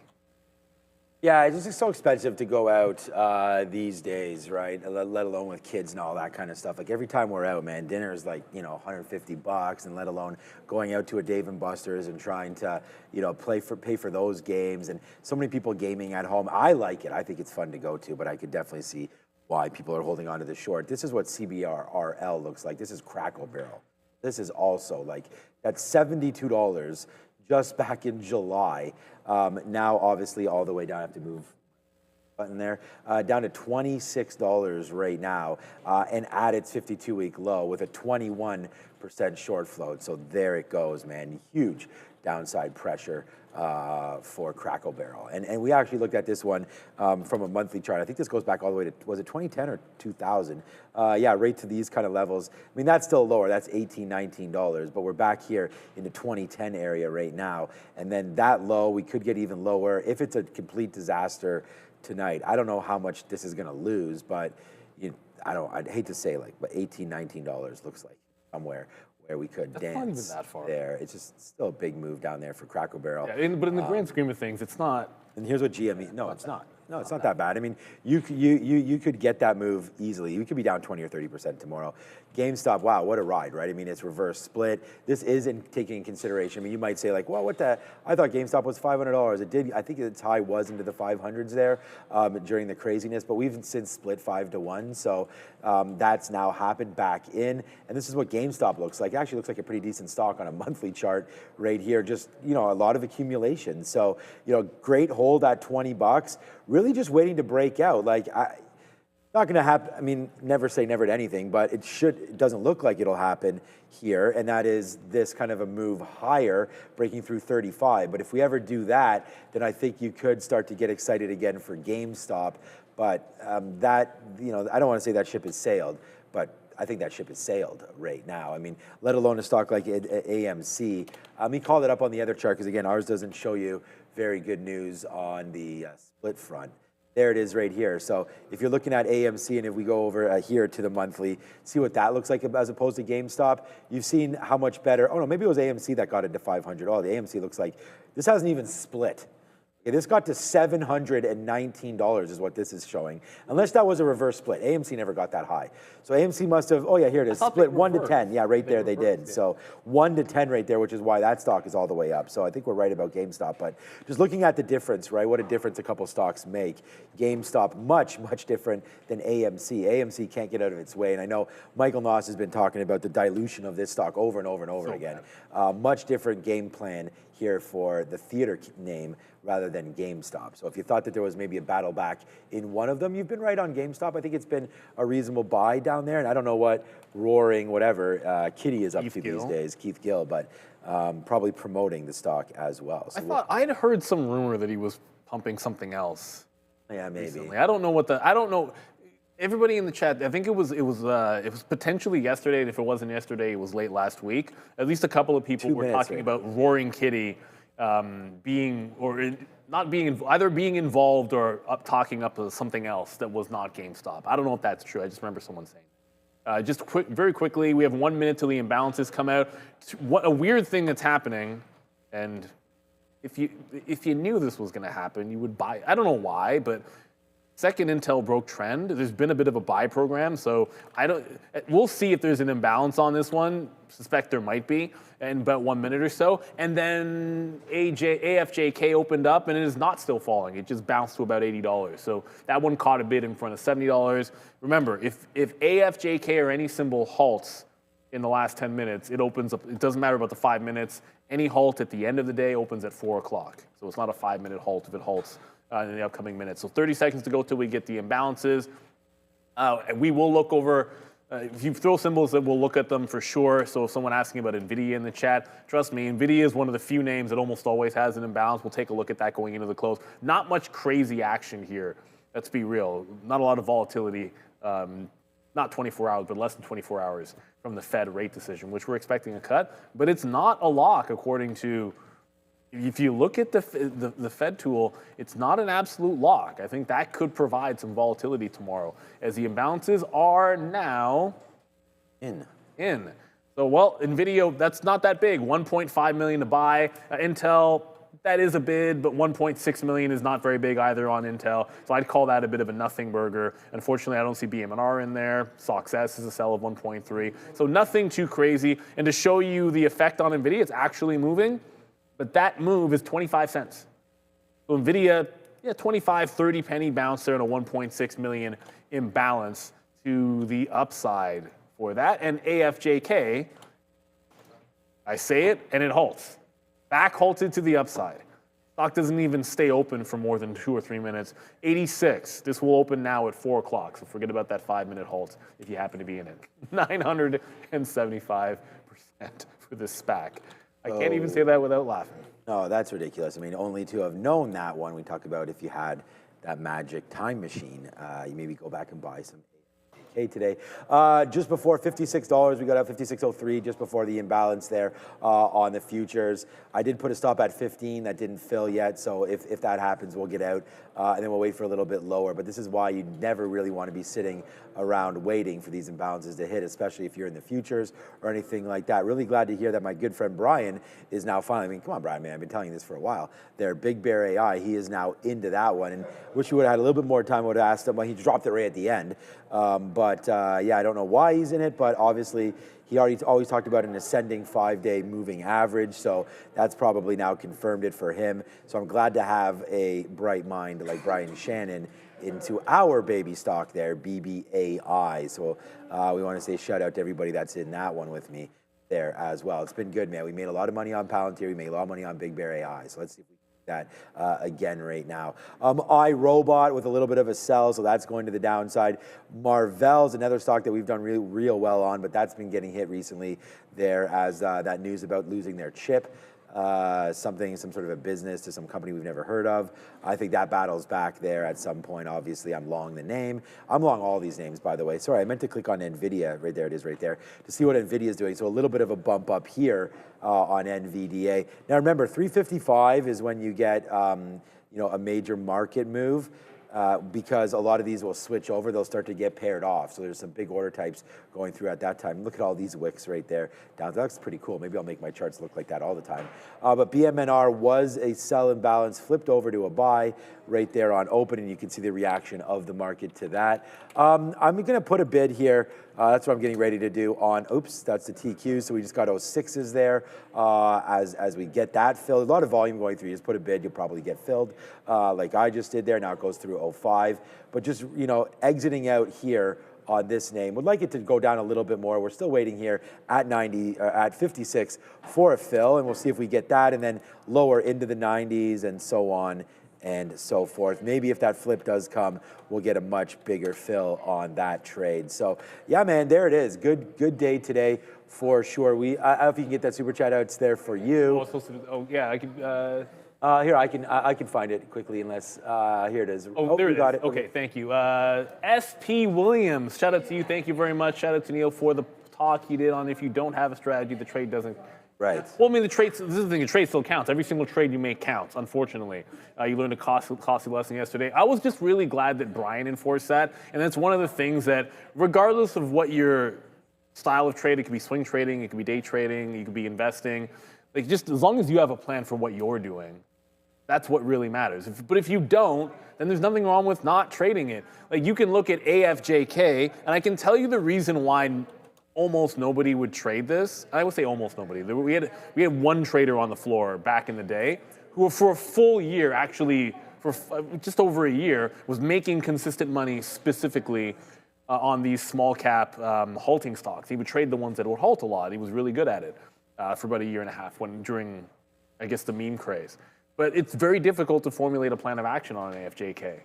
So, and because when you want to get out, you don't really know where you're going to end up getting out, which is difficult for a day trader. If you can't predict where your slippage is going to be, it's hard to manage risk. So I think that's an important thing, and thank you for the super chat. But you know what? Speaking of risk, for a long time, trading meant risking your own money. You're simply not having enough to start. The fear of losing kept many traders on the sidelines. It's changing now, though.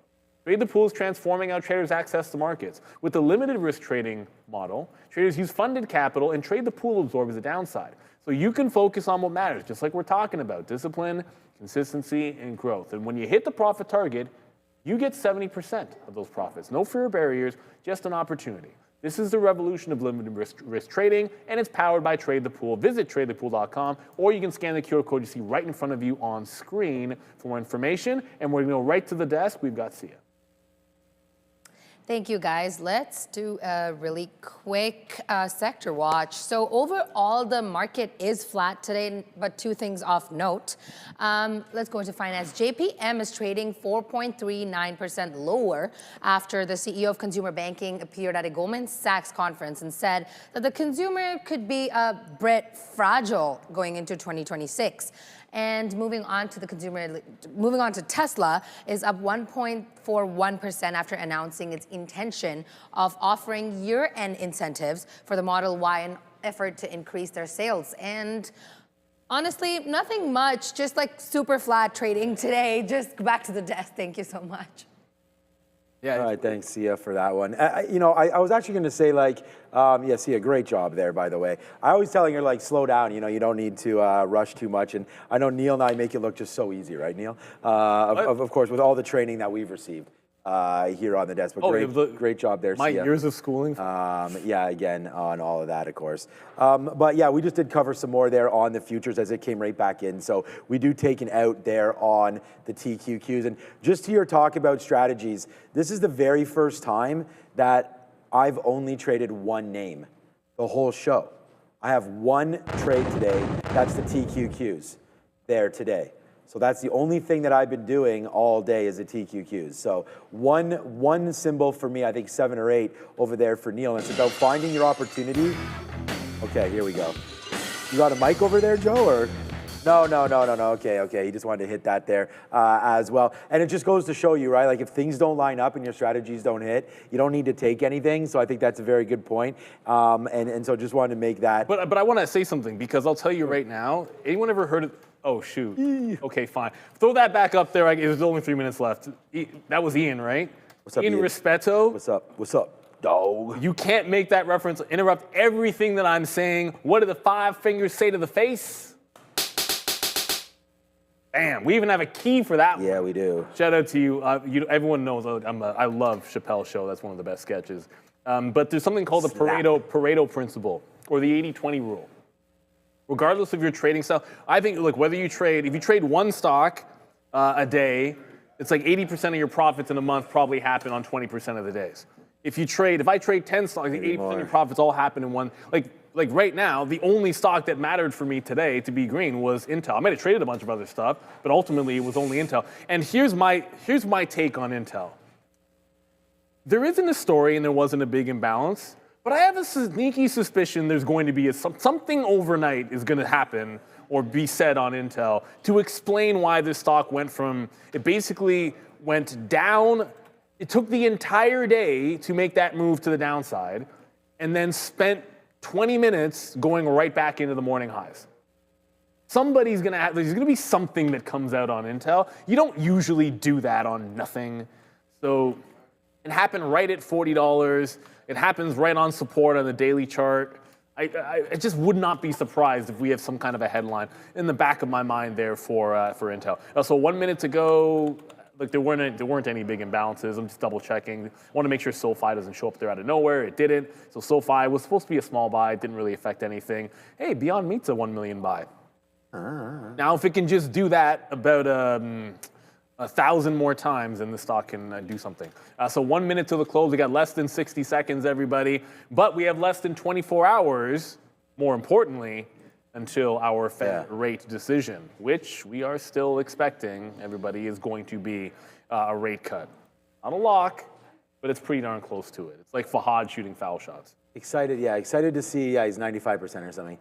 Excited to see right now the GameStop earnings, so, watch out for that. Here's GME right now. So, whoa, right there, nice little move down for GameStop. It's not like it looks pretty huge, but it's just 30 cents anyways. GameStop from top to bottom right there.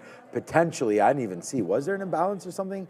There might have been on GameStop. We might have missed it, but there it is right there. Nice little drop down for GameStop with only 7 seconds left. Again, great job today by Sia. This closing bell is brought to you by 3D Capital. Go check those guys out. 3D Capital, IDKFF over there on the OTC markets. NASDAQ down today 0.13.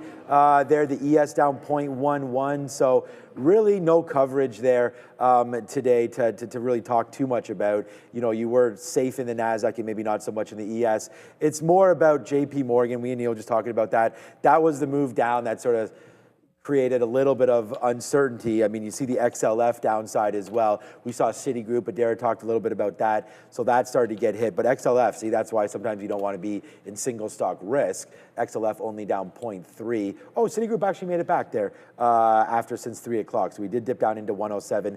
Citigroup was really hitting it as well to the downside and then taking the Oppo move there for JP Morgan. So I'm pretty much all invested in JP Morgan and Goldman Sachs. So those have been, Goldman just continues to work. Wow. That stock to the top side. So, yeah, look, AFJK should be a really, really good stock. This is why you got to be careful aftermarket.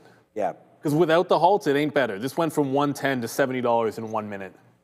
1 minute. It broke 110 all the way to $70. This is why the halt bands can sometimes save people some money. Just be careful if you're trading this. GameStop hasn't come out yet. At least not to my knowledge. It's certainly not moving like it is, but GameStop are the only earnings. One of the earnings names we're paying attention to, and of course, Dave & Buster's will be another one. That's already moving to the upside, although I don't believe their earnings are out yet. Yeah, apparently GameStop earnings are out right now, I think 31 cents or so, but not really doing too much here for GameStop, not too much volume going on here as well. So, good day, man. Tomorrow's going to be even a better day, I promise you that. The market will, every day is going to be a better day, I think. Tomorrow will be more action for sure. Join us at 2 o'clock for the news on the Fed, but join us at 8. There's GameStop. Oh, it's out no. now. Okay, well, there it is. GameStop discloses third quarter results now out, down to 21.50. Sales of 821 million right now. They missed their estimate 987. So short on sales there for GameStop, and short was the right way to go for now on GME. Remember last time they dropped their 24 cents versus 20. So it's a beat on the EPS, but a loss on the sales numbers. So remember, last time they dropped a warrant. We'll see what winds up happening there with GameStop right now. So bye-bye to the downside. Bitcoin holdings valued at 519.4 million right now. 519 million in Bitcoin valuation holding on that balance sheet. All right, we are now overtime, which means we got to go because Rabin's letting us know. 2 minutes of overtime. Yeah, she wants to get paid for that. Yeah, apparently. So, right there. If I have to put back, like for me, I probably have to give back money Overtime. if I work too late here, because to suffer through this for all our viewers. But thank you so much. Look, we'll be back here tomorrow. It's 24 cents versus 20 on GameStop, so it looks like a beat. All right, good day. Have a great night. Get home safely. It's snowing over here in Toronto. I hope you guys are good where you are. Brendo, thank you. Sia, Adara, Ramin, get out of here before we have to pay our extra. Shout out to Fabian and Andre and Joe for sticking back with us as well. Great question there for Mr. Brian Shannon. And of course, our guest of the day, Brian Shannon. And Mitch this morning as well. And Mitch this morning, yeah. Thank you so much to Brian and Mitch for coming through. Just went off the Mitch showing off the LA, Miami Heat right there, proud of his team, I guess there. Yeah, Raptors are much better, of course. We will see everybody tomorrow. That's Neil, I'm Sean. Ciao for now.